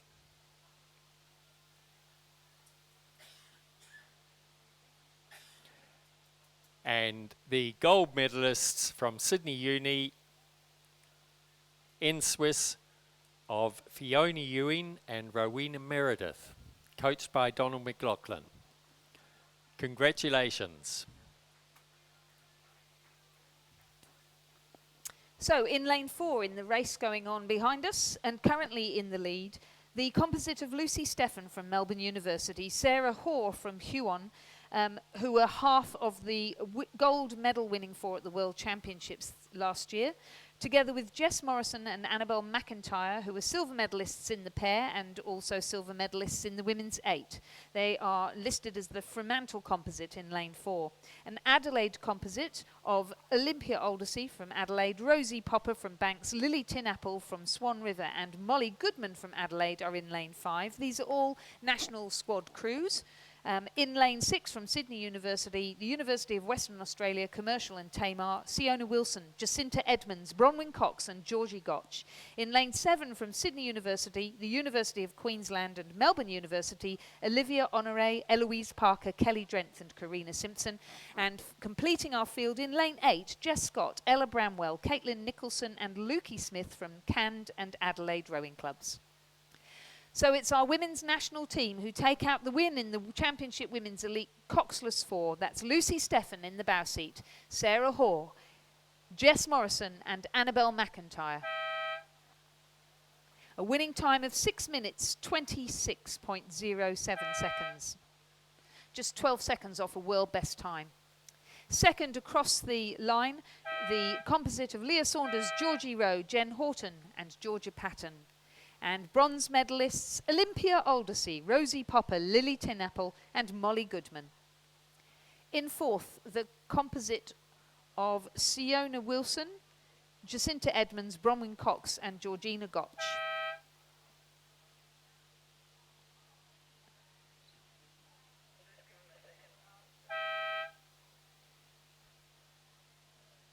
In fifth position, a really good showing there for the crew from Cand and Adelaide Rowing Club. In sixth position, the Sydney University Composite, and coming in seventh, the West Australian Rowing Club Composite.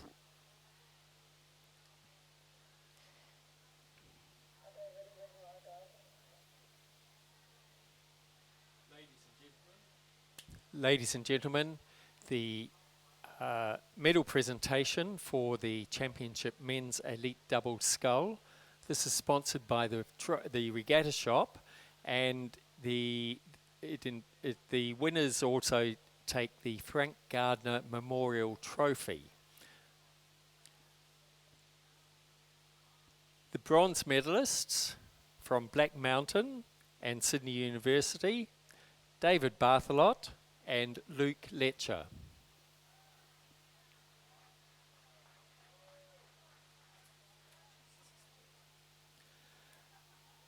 Silver medalists from ANU, Caleb Antle, and from Sydney University, Campbell Watts.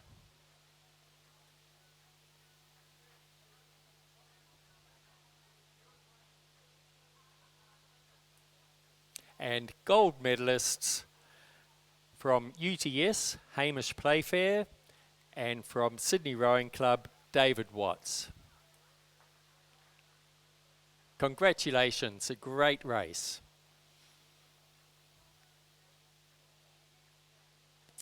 So more exciting racing on the course now. The Championship Men's Elite Coxless 4, sponsored by Croker Oars and racing for the TC Tom Nixon Trophy. So racing here, we have again members of our national team who represented Australia, have represented over the last 3 years in their quest for gold at the Tokyo Olympics this year. Currently sitting in first place, the crew across in lane 3, a composite of Alex Purnell from Sydney University Boat Club, Spencer Turren from Sydney Rowing Club, Jack Hargreaves from Sydney University Boat Club, and Alexander Hill from Adelaide Rowing Club, all members of the National Training Centre. Sitting in second position, a composite from Mercantile Sydney and UTS of Liam Donald from Mercantile, Tim Masters from UTS, Sam Hardy from Sydney Rowing Club, and Andy Widdicombe from Mercantile. In third, the commercial composite of Angus Moore from Sydney Rowing Club, Simon Keenan from Melbourne University Boat Club, Ben Coombs from UTS, and Adam Backer from Commercial. In fourth, from Sydney University, Melbourne University and Sydney, Josh Hicks from Sydney Uni, Nick Purnell from Sydney Uni, Josh Booth from Melbourne Uni, and Jack O'Brien from Sydney University Boat Club. And in fifth, the Mercantile Rowing Club crew of Kane Grant, Joel Kane, Alexander Wolfe and Benjamin Canham, coached by Nick Mitchell. So we basically have 4 crews that are senior men from the National Training Centre who raced in the 4, 8 and pair last year, racing against essentially an under-23 crew from Mercantile in the middle of the course. So as they come across the 1500 metre line, so they were 1 minute 27 to the 500 metres, they're now 4 minutes 27 to the 1500 metre mark. So it's taken them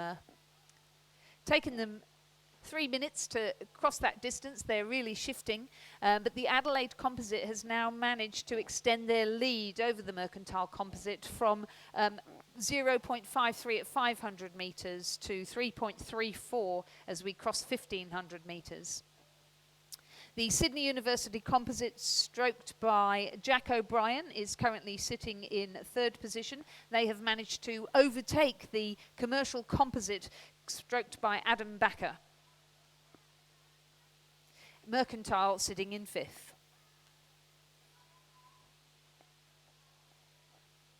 And here we go, folks. These fine athletes contending for places in our Olympic team, and hopefully we'll be watching them on our screen later on this year, winning medals at the Tokyo Olympics. They crank it up now as they're coming into the closing stages of the race. The crew of Alex Pennell, Spencer Turren, Jack Hargreaves, and Alexander Hill, taking out a fine win there in our Championship Men's Elite Coxless 4. Very tight for the finish, but Mercantile Composite taking out second position and the Sydney University Composite taking out third. Commercial Composite having to settle for fourth in a really tight finish. Less than a second between those three crews. The winning time provisionally 5 minutes 56.57 seconds. The margin from the Adelaide Composite to Mercantile 4.15, and then 0.9 and 0.87 between those remaining crews. And the Mercantile under 23 Composite closing out that final of our Championship Men's Elite Coxless 4.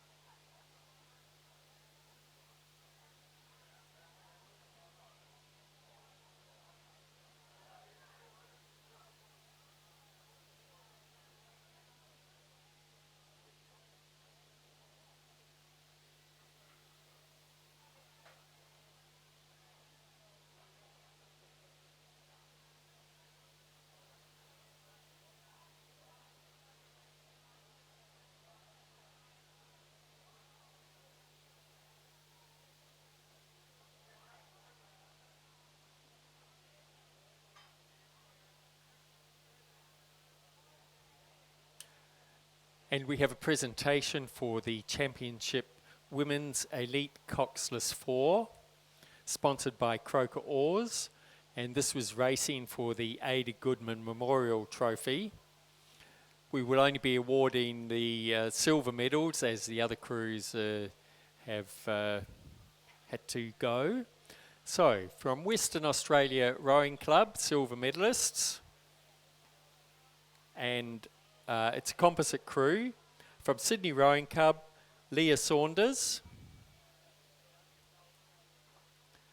From UTS, Georgie Rowe. From Sydney University, Genevieve Horton. And from the Western Australia Rowing Club, Georgia Patton. Congratulations, a great race.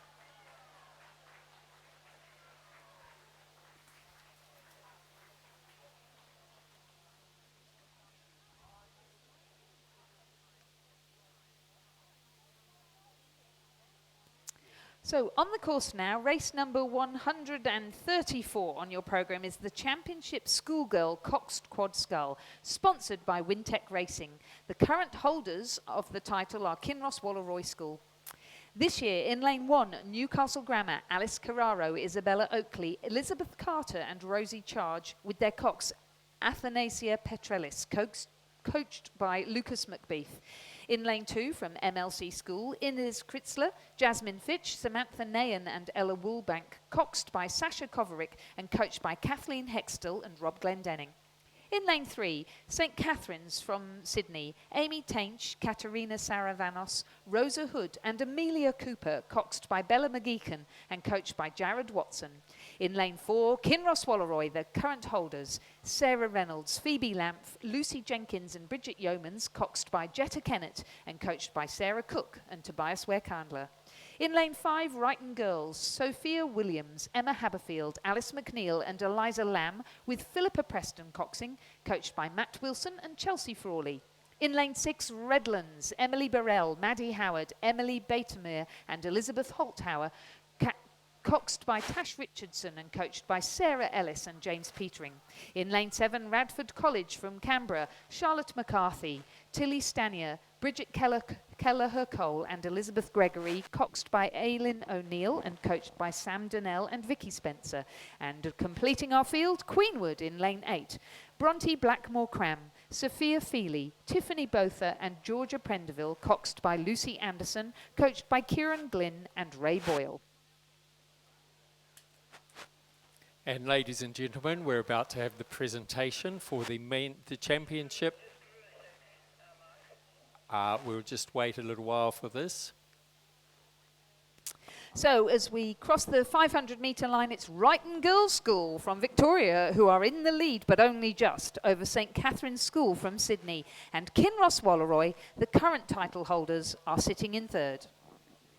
Radford College are fourth, Redlands fifth, MLC School sixth and Newcastle Grammar seventh and Queenwood currently in eighth. And now we'll have the presentation for the Championship Men's Elite Coxless 4. This race was for the TC Tom Nixon Trophy, and it's sponsored by Croker Oars. Bronze medalists, Sydney Uni Composite of Joshua Hicks from Sydney Rowing Club, Nicholas Purnell from Sydney University, Joshua Booth from Melbourne University, and Jack O'Brien from Sydney University.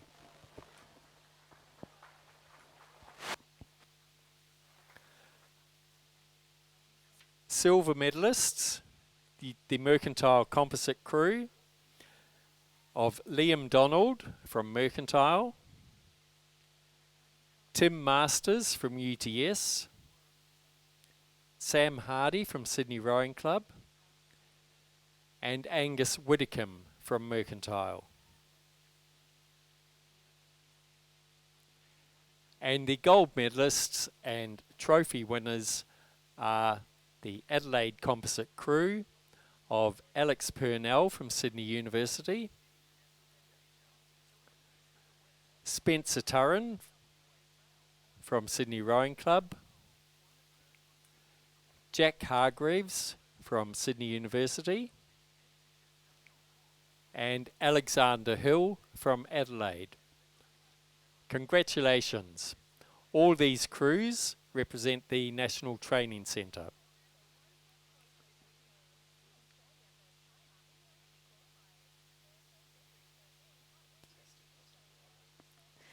So in our final of the championship, Schoolgirl, Cox Quad Scull, pretty exciting. It's a battle to maintain the lead, but Wrighton Girls School took the lead at the beginning and they are still in the lead at the 1,000 metre mark, but only just over the crew from St Catherine's.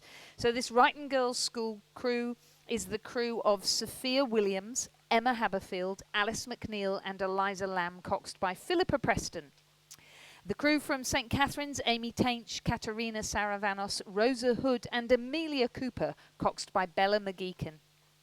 As they cross the 1,500 metre mark, those two crews have pulled away slightly from Kinross Walleroy, still sitting in third. Redlands, in the early part of the race, was sitting in fifth, but they managed to haul in Radford College and are still maintaining their position in fourth. Radford College fifth, MLC School still sixth, Newcastle Grammar still seventh, and Queenwood still in eighth position. But a pretty good battle going on for that seventh and eighth position as well. But it's Wrighton Girls. Can they maintain the lead from the start right through to the finish in this final of the championship, Schoolgirl Cox Quad Scull? It's very exciting to have crews from Victoria come up from all over all over the local district really, and come from ACT as well. A good battle going on between Wrighton Girls of Victoria, St Catherine's of New South Wales.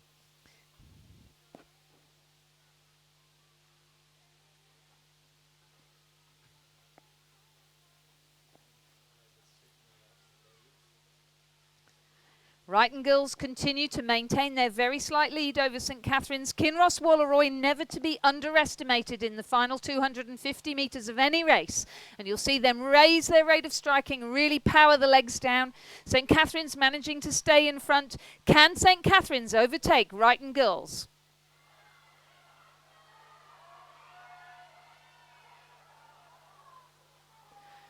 An excellent finish from Redlands as they pull away further from Radford College.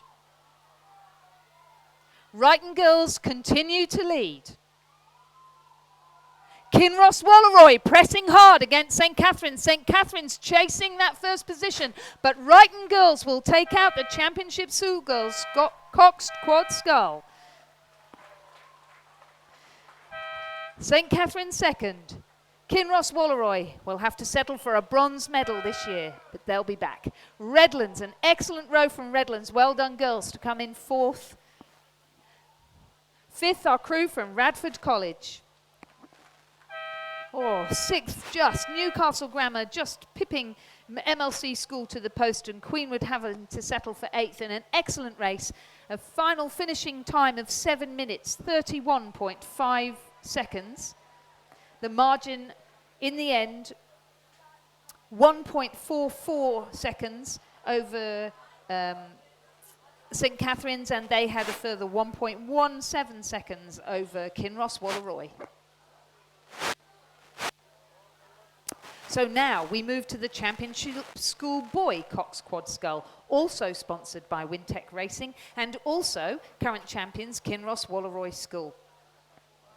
In lane 1, Radford College with Angus Walker, Ethan Kruger, Lucas Lang and Ethan Toscan, coxed by Jemima Green, coached by Corey Kovac, Ian Smith and Vicky Spencer. In lane 2, Redlands, Mitchell Simpson, Nicholas Wilkes, Max Durrant and Alexander Holthauer, coxed by Alex Coney, coached by Anders Batamir and James Petering.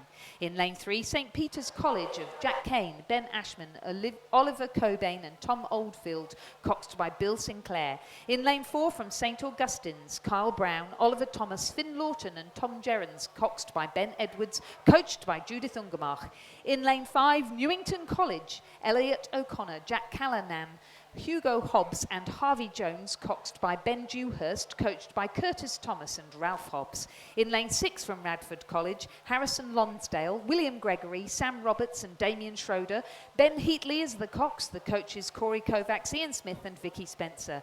Kinross Walleroy, current champions, are in lane 7 this year. Harry Horton, Archie Lamont, Jack Weeks and Thomas Richardson, coxed by Lucinda McCartan, coached by Matthew Christie. And in lane 8, Newington College, Nicholas Yule, Callum Latham, Zach McGeechan and Simon Latham, coxed by Dominic Navati, coached by Curtis Thomas and Ralph Hobbs. And at the 1500 metre mark, it is Newington College who have just overtaken Redlands to take the lead. Radford College are sitting in 3rd, St Augustine's in 4th, St Peter's College in 5th, Newington's second crew in 6th, Kinross Walleroy in 7th and Radford College in 8th. They're into the last 250 metres, an epic battle between Newington and Redlands going on there in lanes 5 and 2, and Radford College in lane 6, pushing hard to try and maintain that bronze medal over the fast finishing St Augustine's School. We just saw St Augustine's take a medal in the 8. What can they do in the quad? Redlands, they don't like the fact that they got overtaken. They are pushing really hard, trying to come back at Newington College in the dying stages of this race. They are neck and neck, bow ball to bow ball. Newington College lift again and take out the win in the Championship Schoolboy Cox Quad Scull over Redlands. 3rd, Radford College from the ATT and Newington 4th, St Peter's College 5th, St Augustine 6th, Kinross Walleroy 7th, and our crew from Radford College, our second crew, coming in 8th. The provisional time for that race, 6 minutes, 50.13 seconds. The margins 1.94 and 2.88.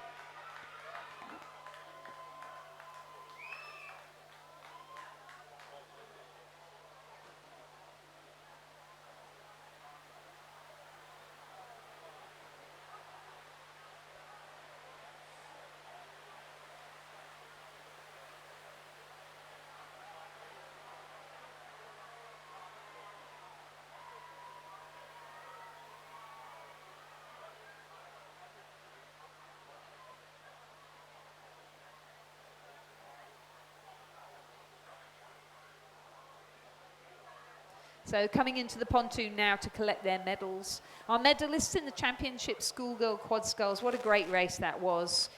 Bronze medal Kinross Walleroy, the silver medal St Catherine's, and Wrighton Girls took the gold.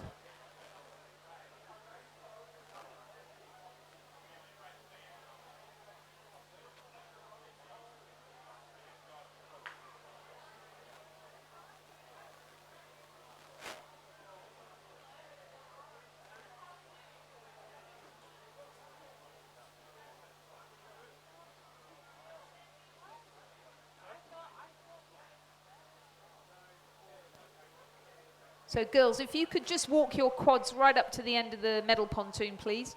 Kinross Walleroy, if you could just walk your boat up a bit, and then we can get the boys' quads on there as well. Thank you.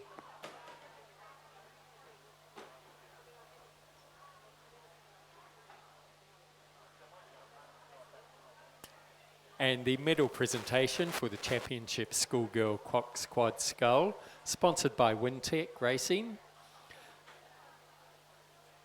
For bronze medals, Kinross Walleroy, the crew of Sarah Reynolds, Phoebe Lampf, Lucy Jenkins, Bridget Yeomans, coxed by Jetta Kennett, coached by Sarah Cook and Tobias Ware-Candler.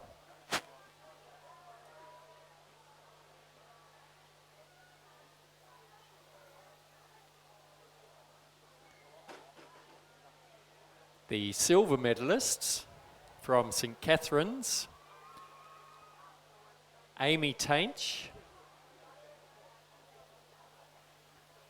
Katerina Saravonis, Rosa Hood,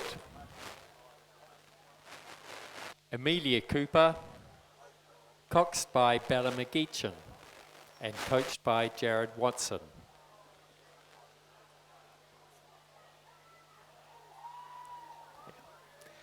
And the gold medalists, Wrighton Girls, Sophia Williams, Emma Haberfield, Alice McNeil, Eliza Lamb, coxed by Philippa Preston, coached by Matt Wilson and Chelsea Frawley. And the Wrighton Girls will have a good cheer. Congratulations. On the course now, we have the Championship Women's Under-16 Double Sculls, sponsored by Fluid Design Australia. Pine Rivers Rowing Club are the current holders, but they're not here this year. However, we have a really strong representation from north of the border. So could it be one of them that takes out the title? Manning River are in lane 1, represented by Marley Hoadley and Hannah Smith, coached by Roy Halliday. Newcastle Grammar are in 2, Grace Charge and Ava Myers, coached by Gabby Angus and Lucas McBeath. Kinross Walleroy are in lane 3, Ella Wesnell and Lily Robson, coached by Matthew Christie. In lane 4, Pymble Ladies College, Liesl Page and Jessica Colbrand, coached by Thomas Whitehead. In lane 5, Cathedral from Queensland, Scarlett Woodbury and Steffi Simon. In lane 6, also from Cathedral, Isabel Egan and Abigail Cox. In lane 7, Brisbane and GPS, Minnea Bishop and Eliza Bridgefoot. In lane 8, from Essendon in Victoria, Alyssa Mirabelli and Annika Siratich. And in lane 9, the Hunter Valley Grammar School crew of Mia Finch and Arabella Blomfield.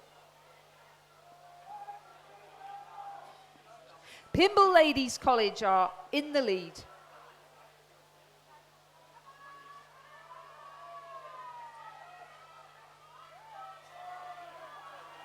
Ah, yes, because they're under 16, it's only 1,000 metres. So Pymble Ladies College were in the lead at halfway, Essendon in second, Cathedral First Crew in third, Brisbane and GPS fourth, Kinross Warrawoi fifth. Pymble Ladies College crew of Page and Colbrand continue to lead in the final 100 metres.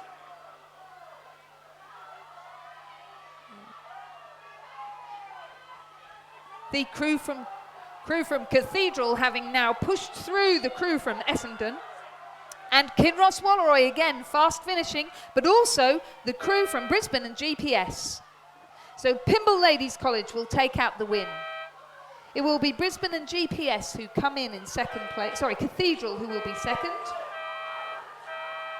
Essendon who will take out the bronze medal. Kinross Warrawoi just missing out. A photo finish for 5th and 6th. Newcastle Grammar School will place 7th. Cathedral's second crew will place 8th. And 9th will be the crew from Hunter Valley. So we're just waiting for the photo finish between Manning River and Brisbane and GPS to be judged. But the provisional time for that race in the under 16 women's double scull, 3 minutes 54.28 seconds. A fine win for Pymble Ladies College over Cathedral and Essendon. Closely followed are the championship women's under 16 double scull is the championship men's under 16 double scull, also sponsored by Fluid Design Australia. The current champions, Hunter Valley Grammar School's Hudson and Blatchley. In lane 1, Hunter Valley Grammar School's crew this year of Hudson Walker and Treffan Stamboli. In lane 2, Mossman Rowing Club's Lachlan Fraser and Finn Satava, coached by Linda Reid. In lane 3, from St Augustine's College, Liam Kilpatrick and Joe Lynch, coached by Alex Van Helden and Barney Potts. In lane 4, Redlands, Patrick Walker and Finn Woodward, coached by Timothy Robertson and James Petering. In lane 6, from Newcastle Grammar, Caelan Routley and Alexander McDougall, coached by Amos Noon. In lane 6, Radford College, Hunter Jolly and Oliver Fox, coached by Stuart Sampson and Vicky Spencer. In lane 7, Kinross Warrawoi, William Chamberlain and Archie Dowling, coached by Matthew Christie. And in the lane closest to you in the grandstand, Hunter Valley Grammar School's second crew of Ben James and Finnegan Slattery O'Brien. And through the 500-metre mark, it was Newcastle Grammar School who had taken the lead. That is the crew of Caelan Routley and Alexander McDougall, and they continue to lead as they come into the final 100 metres.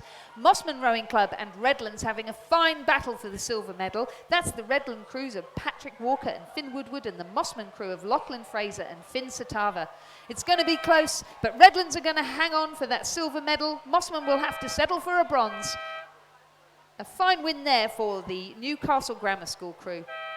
4th, the crew of Hunter Valley Grammar School. 5th, the Kinross Warrawoi crew. 6th will be the crew from St Augustine's. 7th, Hunter Valley Grammar School. And we appear to be missing Radford College. And now we have the medal presentation for the Championship Schoolboy Coxed Quad Scull, sponsored by Wintec Racing Australia. The current champions from last year was Kinross Warrawoi School, haven't placed this year, but representing Radford College for bronze medal is Harrison Lonsdale, William Gregory, Sam Roberts, Damien Schroeder, coxed by Ben Heatley and coached by Corey Kovacs, Ian Smith and Vicky Spencer.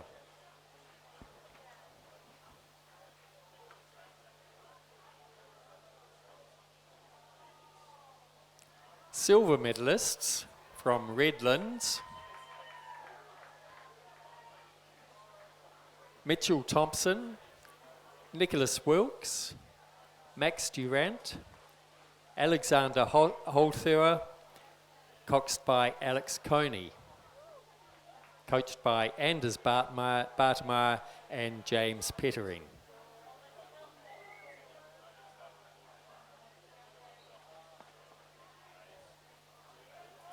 And the gold medalists, Newington, Elliot O'Connor, Jack Callanan, Hugo Hobbs, Harvey Jones, coxed by Ben Dewhurst and coached by Curtis Thomas and Ralph Hobbs. Congratulations.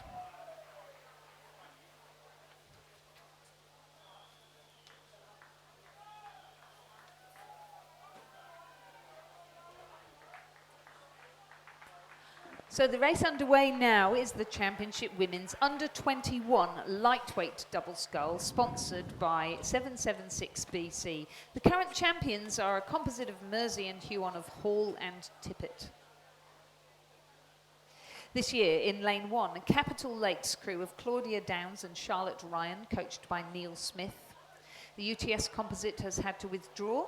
In Lane 3, a crew from Toowong of Tony Johnson and Ella Mackenzie, coached by Andrew Gerber, Leo Cara-Dimitris and Kieran Dwyer. The crew from Loreto Marriottville has had to withdraw. In Lane 5, Centenary, Rebecca Moore O'Farrell and Jessica Malcolm, coached by Michael Opstelton and Peter Wadsworth. In Lane 6, from Rockhampton Grammar, Olivia Cook and Laura Cypher, coached by Robin Fay. In Lane 7, from Capital Lakes, Philippa Gray and Sarah Bender, coached by Neil Smith. In Lane 8, a composite of Amy Wagner from Nepean Rowing Club and Maxine France from Glebe Rowing Club, coached by Malcolm Campbell.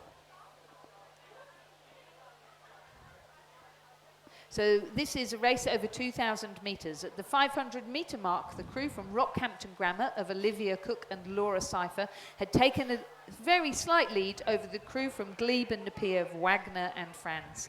Then the crew from Centenary of Moore, O'Farrell and Malcolm is sitting in third position. Toowong in fourth, Capital Lakes in fifth and sixth.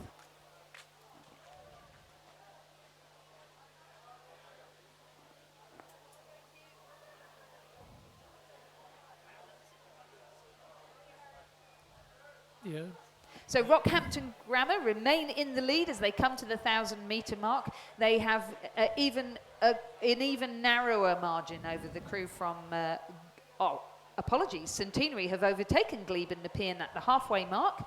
And are closing hard on Rockhampton Grammar's crew.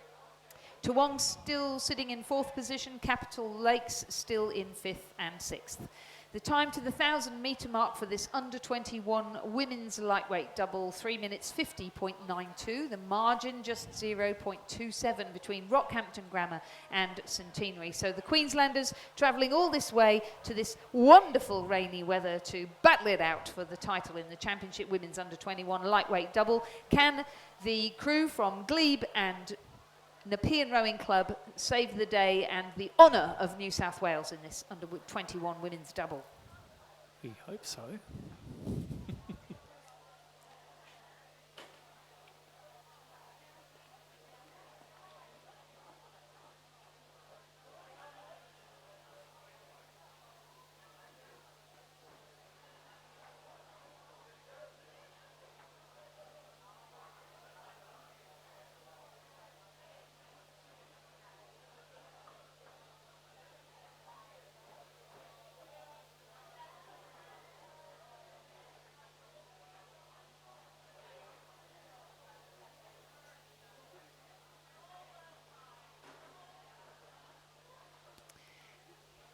So the crew from Centenary putting down a nice rhythm there, keeping the racing long and strong, trying to stay calm as they are pressed all the time by the crew from Rockhampton Grammar, battling it through. But the Centenary crew keeping it long, keeping it steady. They've worked their way from third to second and now into first position. And they are pulling away from the crew of Cook and Cypher of Rockhampton Grammar. Still, the Glebe Nepean crew in lane 8, closest to you in the grandstand, battling on in this rain to defend the honour of New South Wales in the under-21 lightweight women's double scull. Toowong sitting in 4th, Capital Lakes still in 5th and 6th on either side of the course. But the race is coming from the middle of the course. They're coming into view now as they come through the 500 metre mark and head towards the 250 metre mark. We can finally see them in the gloom and the rain. So these girls are lightweights, which means that they will have had to diet down to achieve a crew average of 57 kilos. So each of those girls will be around the 57 kilo mark.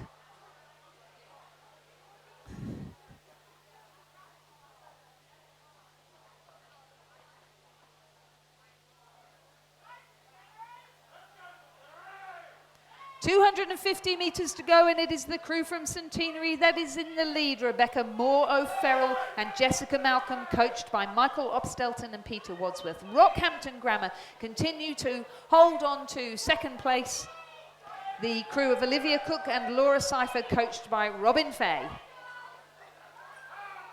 And give them a cheer, New South Welsh men and women. Amy Wagner in the blue and blue of Nepean Rowing Club. The crew stroked by the very talented Maxine France of Glebe Rowing Club, coached by Malcolm Campbell from Glebe Rowing Club. They're closing fast, but I think it's beyond them now to win a bronze medal. It is Centenary. Centenary, even though Rockhampton are battling hard and still overlapping, Centenary will take out the under-21 women's lightweight double. Rockhampton Grammar will be second. The Glebe and Nepean Rowing Club composite, a fine row from them, but they will have to settle for a bronze medal. And then it's across to the crew from Toowong to take out fourth. Capital Lakes will be fifth and sixth in a provisional time of 7 minutes 48.61.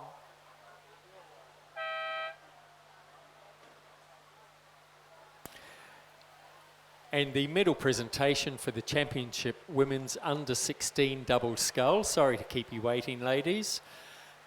Sponsored by Fluid Design Australia. The bronze medalists, all the way from Essendon, Elissa Mirabelli and Annika Siritic, coached by Glenn Bottrell and Barry Gardner.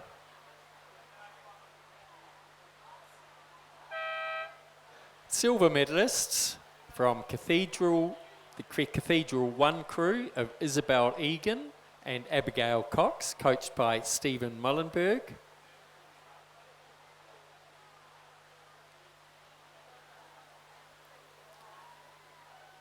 And gold medalists from Pymble Ladies, Liesl Page and Jessica Colburn, coached by Thomas Whitehead.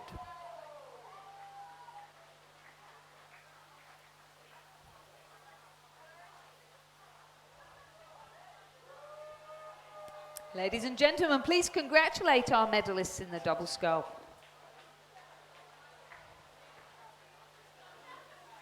5, 6, 8. On the course now, race number 139, the Championship Men's Under-21 Lightweight Double Scull, sponsored by 776 BC. In lane 4, we have a composite of Chad Willett from UTS with Cameron Ogilvie of Glebe Rowing Club. In lane 5, a crew from the University of Queensland, Kai Duplessis and Liam McCoy, coached by Michael Russell. And in lane 6 from Toowong, Ryan Barber and Christian Place, coached by Kieran Dwyer, Leo Karadimitris and Andrew Gerber. So again, it's a lightweight crew, and for the men, that means they will be achieving a crew average of 72.5 kilos.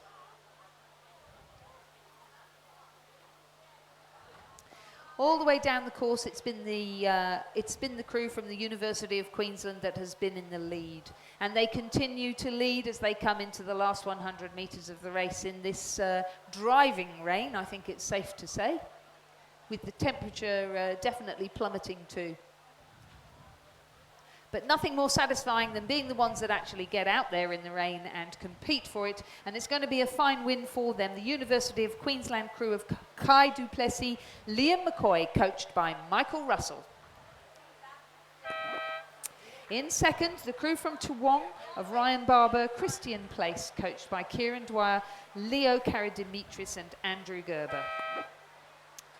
And in third position, our composite, Chad Willett in the black and white stripes of UTS Haberfield and Cameron Ogilvie in the maroon of Glebe Rowing Club.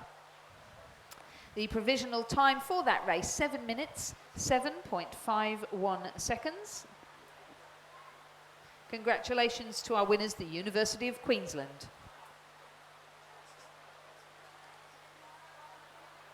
Yeah. There should be gold and silver, yeah. Yeah, we're ready to go. The boys here, I think.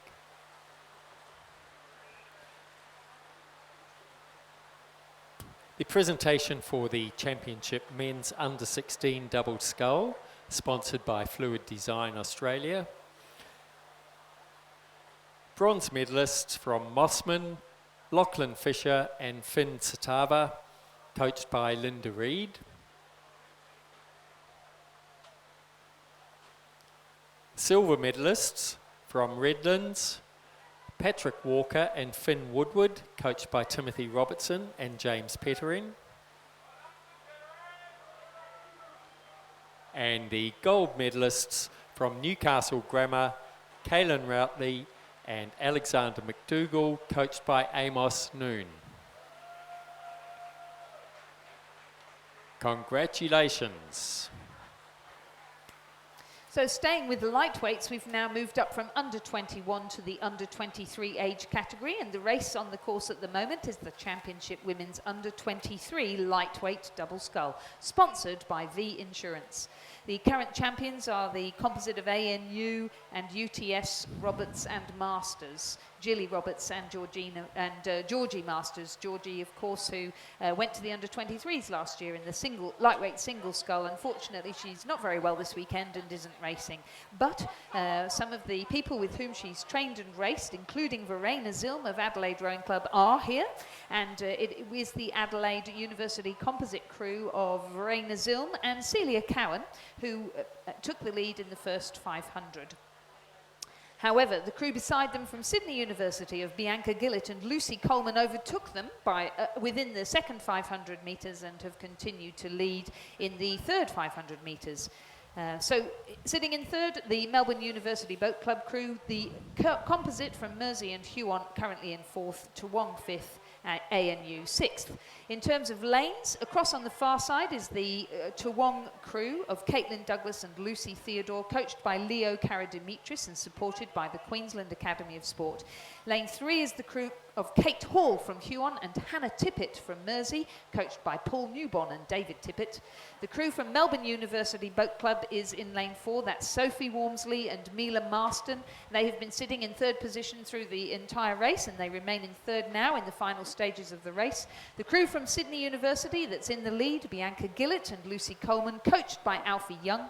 Next to them in lane 6, Verena Zilm from Adelaide, Celia Cowan from Adelaide University, coached by Jason Lane and supported by the South Australian Sports Institute. They will take out the silver medal. And the crew from ANU is Ellie Barr and Ella Andrena Beniamini, coached by Nigel Harding. So a win there for Sydney University Boat Club in the under-23 lightweight women's double scull, a silver medal for Adelaide Uni and Adelaide University, and a bronze medal for the crew from Melbourne University Boat Club. And the championship, the medal presentation for the championship women's under 23 lightweight double, sponsored by V Insurance. I'm sorry, it's the women's under 21 lightweight double, sponsored by 776 BC. For the bronze medal, the Glebe and Nepean composite crew of Amy Wagner from Nepean and Maxine Franz from Glebe, coached by Malcolm Campbell.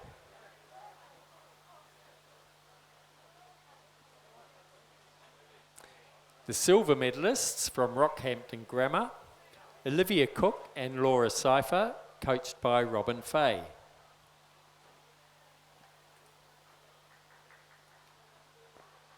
And the gold medalists from Centenary, Rebecca Moore O'Farrell and Jessica Malcolm, coached by Michael Opstelton and Peter Wadsworth. Congratulations.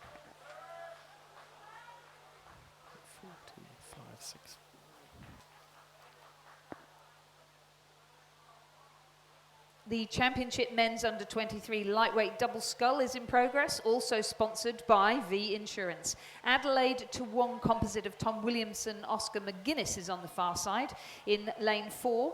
Next to them, a composite between Hamish Harding of ANU and Eric Lowe of Mercantile. A composite between Wyatt Batt of Sydney University Boat Club. That's Wyatt Batt, who won the under-21 double last year, making his first foray into under-23s this year. And he's with Chris McCarthy of Sydney Rowing Club. And then closest to you in the grandstand, a composite of Michael McRae from UTS with Morgan Hodgson of the University of Queensland Boat Club. It's McRae and Hodgson who led through the 1,000 metres, continued to lead through the 1,500 and are cruising in now in the final stages of the race. The black and white stripes of UTS and the maroon and teal of University of Queensland. Although there's a good sprint for the finish, they'll continue to lead and they will take out this championship men's under 23 double scull.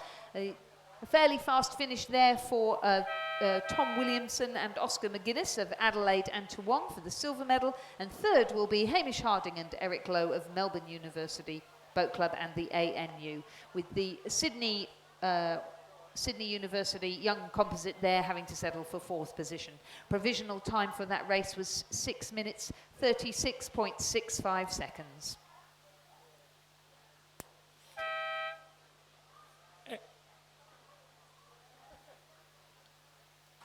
And the medal presentation for the men's under 21 lightweight double, sponsored by 776 BC. The silver medal goes to Toowong crew of Ryan Barber and Christian Place, coached by Kieran Dwyer, Leah Karadimitris and Andrew Gerber.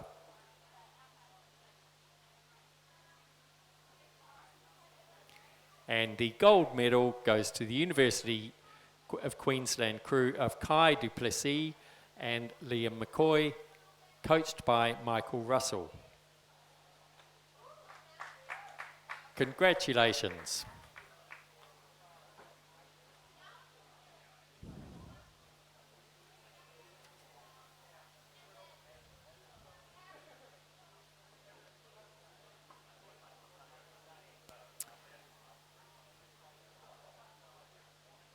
Staying with lightweight rowing, we're now moving up to the elite lightweight double scull, starting with the women's elite lightweight double scull, sponsored by V Insurance.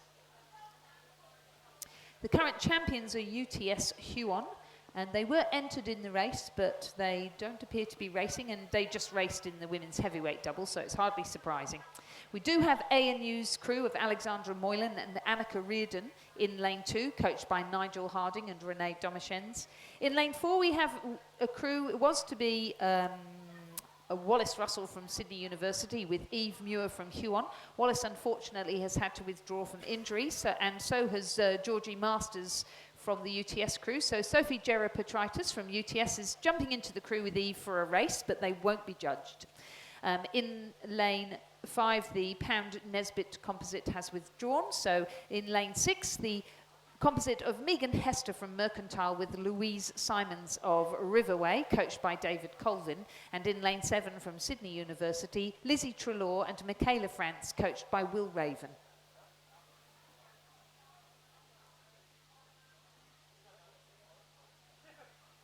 So the Gerapetritis Muir composite that I was talking about in lane 4 that's not being judged was in the lead at the 1,000 metre mark and continues to lead by 6.5 seconds at the 1,500 metre mark over Moylan and Reardon of ANU. Trelaw and Franz currently sitting in 3rd position, and Hester and Simons of Riverway and Mercantile in 4th.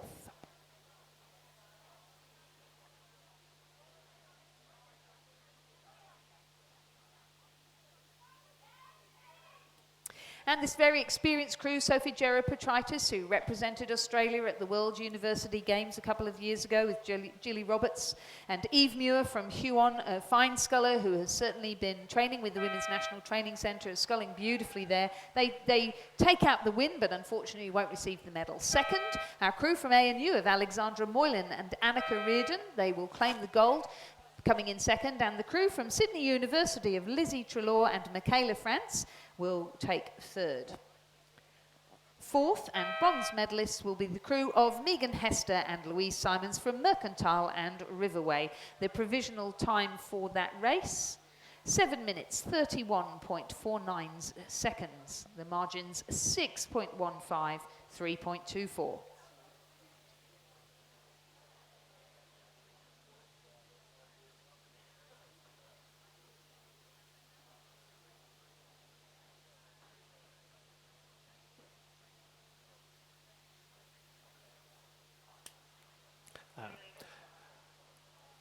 Okay, the Championship Women's Under 23 Lightweight Double presentation, sponsored by V Insurance. The bronze medal to Melbourne University of Sophie Walmsley and Mila Marston, coached by Mitchell Nelson. Silver medalists from Adelaide University and Adelaide, Verania Zilm from Adelaide and Celia Cowan from Adelaide University, coached by Jason Lane. And the gold medalists from Sydney University, Bianca Gillett and Lucy Coleman, coached by Alfie Young. Congratulations. So a fast finish behind us now in the Championship Men's Elite Lightweight Coxless 4. So again, they needed to achieve a crew average of 72.5 kilos, this time spread across 4 people. In the lead the entire way down the course, the crew closest to you in the grandstand in the black and white stripes of UTS, the crew of Jack Price, Peter Waldersea, James Waldersea and Jack Message, coached by Alex Field, David Geely and Hallie Chapman. Banks on the far side in their pink are second, but closing in, Tony Lee, Sam Oostendorp, Lachlan Zygetter and Guy Velick, coached by Will Raven, and Tuwong will have to settle for the bronze medal. Matthew Reddy, Austin Dipple, David Carter and Miles Matheson, coached by Kieran Dwyer, Leo Karadimitris and Andrew Gerber. UTS win, Banks second, Tuwong third. Provisional time, 6 minutes 27.67.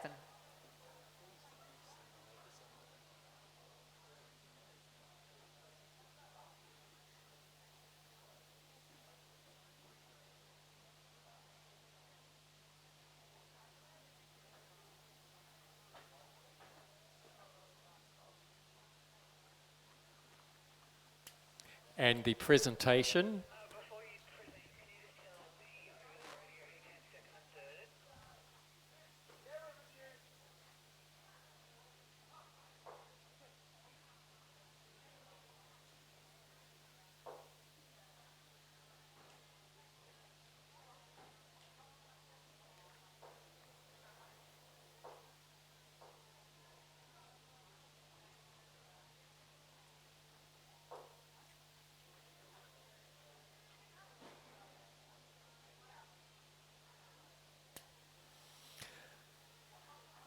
So the medal presentation for the men's under 23 lightweight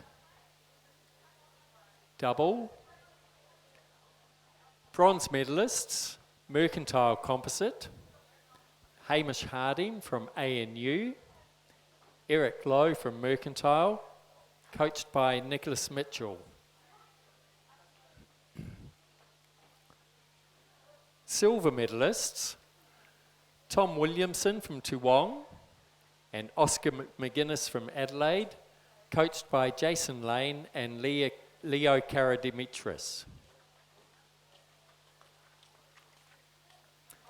And the gold medalists all the way from Queensland, Michael McRae from UTS, it's a composite crew, and Morgan Hodgson from the University of Queensland, coached by Alex Field and Michael Russell.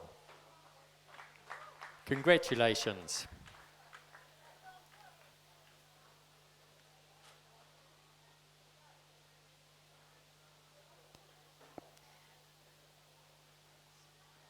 So race number 144 is underway. This is the Championship Men's Elite Coxed 4, sponsored by the Regatta Shop. The current title holders are Sydney University Boat Club. In lane 1 we have a crew from Melbourne University of Tom Hooper, Mitchell Hooper, Caleb Edmondson and Fergus Ellis, coxed by Lachlan Goller and coached by Michael Poulter. There was to be a crew from Melbourne University in lane 2, but they don't appear to have started. In lane 3, a crew from Sydney University and the New South Wales Institute of Sport of Max Brenner, Nathan Bowden, Jackson Kench and Alex Nichol, coxed by Kendall Brodie, coached by Franz Imfeld and Donovan Check. In lane 4 from Sydney University and the New South Wales Institute of Sport, Lachlan Miles, Peter Purcell-Gilpin, Andrew Judge and Jacob Bicknell, coxed by Andrew Lee, coached by Tom Lorridge, Don McLaughlin and Chris Holliday. In lane 5 from Mercantile, Tom Murray, William Ackerman, Lucas Matic and Nicholas Vlachodimitriou, Metropolis, coxed by Philip Tran and coached by Nick Lloyd and Dylan Kernow. In lane 6 from UTS and the New South Wales Institute of Sport, Matt Curtin, Dara Alizadeh, Oscar Williams and Paddy Holt, coxed by Terry O'Hanlon, coached by Alex Field, Dave Geely and Hallie Chapman. In lane 7 from Mossman Rowing Club, Nick Pender, Torben Ungermark, Lexi McLean and Dan Samus, coxed by Gabby Angus and coached by Matthias Ungermark. And in lane 8 from Toowong, Jethro Gifford, Elliot Appel, Jack Kibble and Maximilian Crow, coxed by Caitlin Shields, coached by Kieran Dwyer, Leo Karadimitris and Andrew Gerber. And the presentation for the Women's Elite Lightweight Double Scull, sponsored by V Insurance. The bronze medalists from Mercantile, Megan Hester, and Louise Simmons from Riverway Rowing Club, coached by David Colvin. So it's the silver medalists from Sydney University, Lizzie Trelaw and Michaela Franz, coached by William Raven.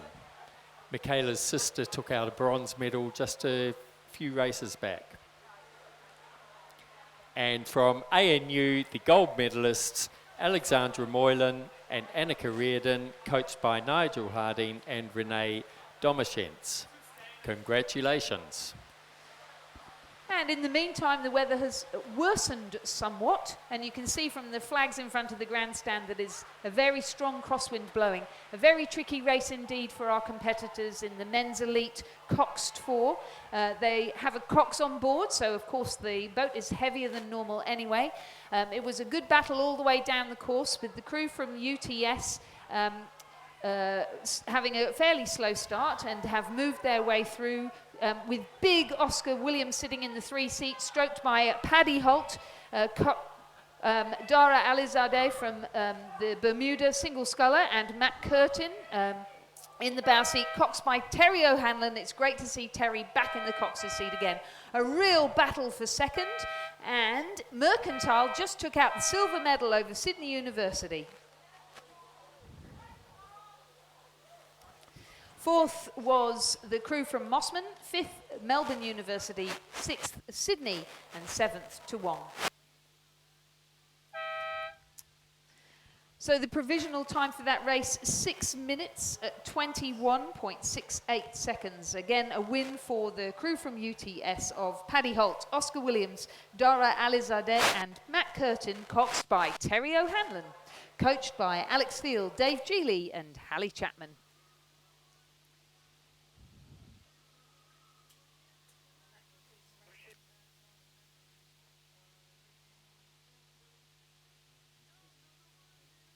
The presentation for the Championship Men's Elite Lightweight Coxless 4.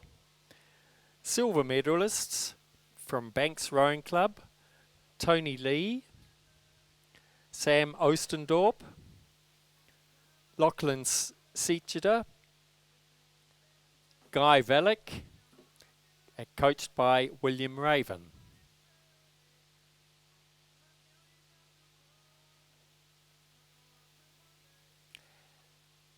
And the gold medalists from UTS, Jack Price, Peter Waldersey, James Waldersey, Jack Message, coached by Alex Field, David Geely and Hallie Chapman. Congratulations, what a great race.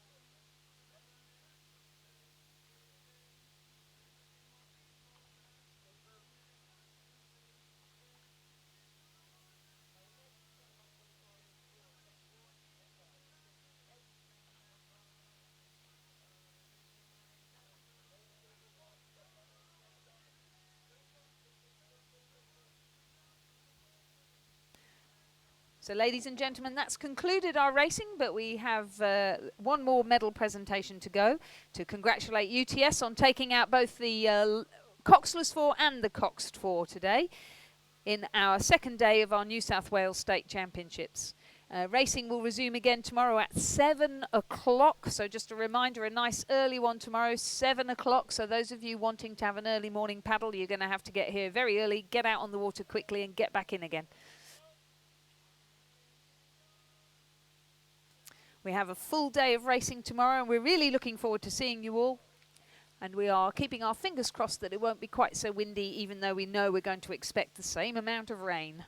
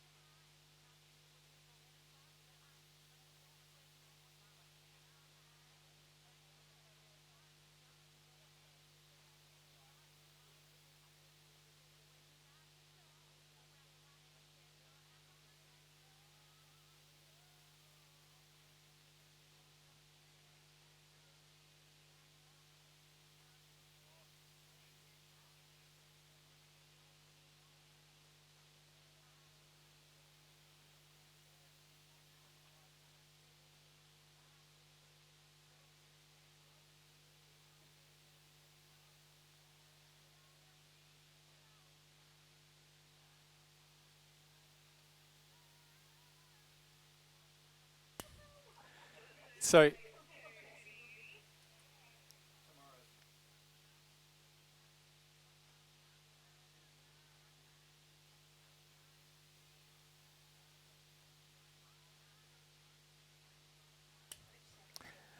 the final medal presentation for the day, the Championships Men's Elite Coxed 4, sponsored by the Regatta Shop, representing Sydney University and the New South Wales Institute of Sport, Lachlan Miles for bronze medal, Peter Purcell Gilpin, Andrew Judge, Jacob Bicknell, coxed by Andrew Lee, coached by Thomas Lorick, Donald McLaughlin and Christopher Holliday. Silver medalists representing Mercantile, Tom Murray, William Ackerman, Lucas Matic, Nicholas Vladimir-Dimitriopoulos, I apologise for that. Coxed by Philip Tran, coached by Nicholas Lloyd and Dylan Kerno.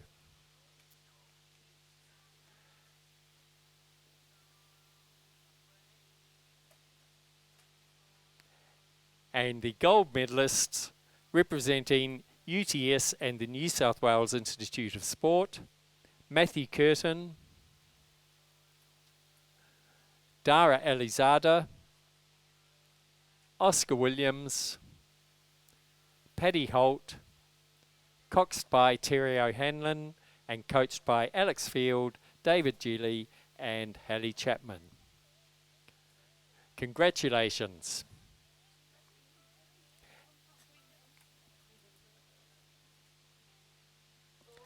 And we will see everybody in the morning when racing commences at 7 a.m. Thank you all for your patronage and safe driving home in this weather.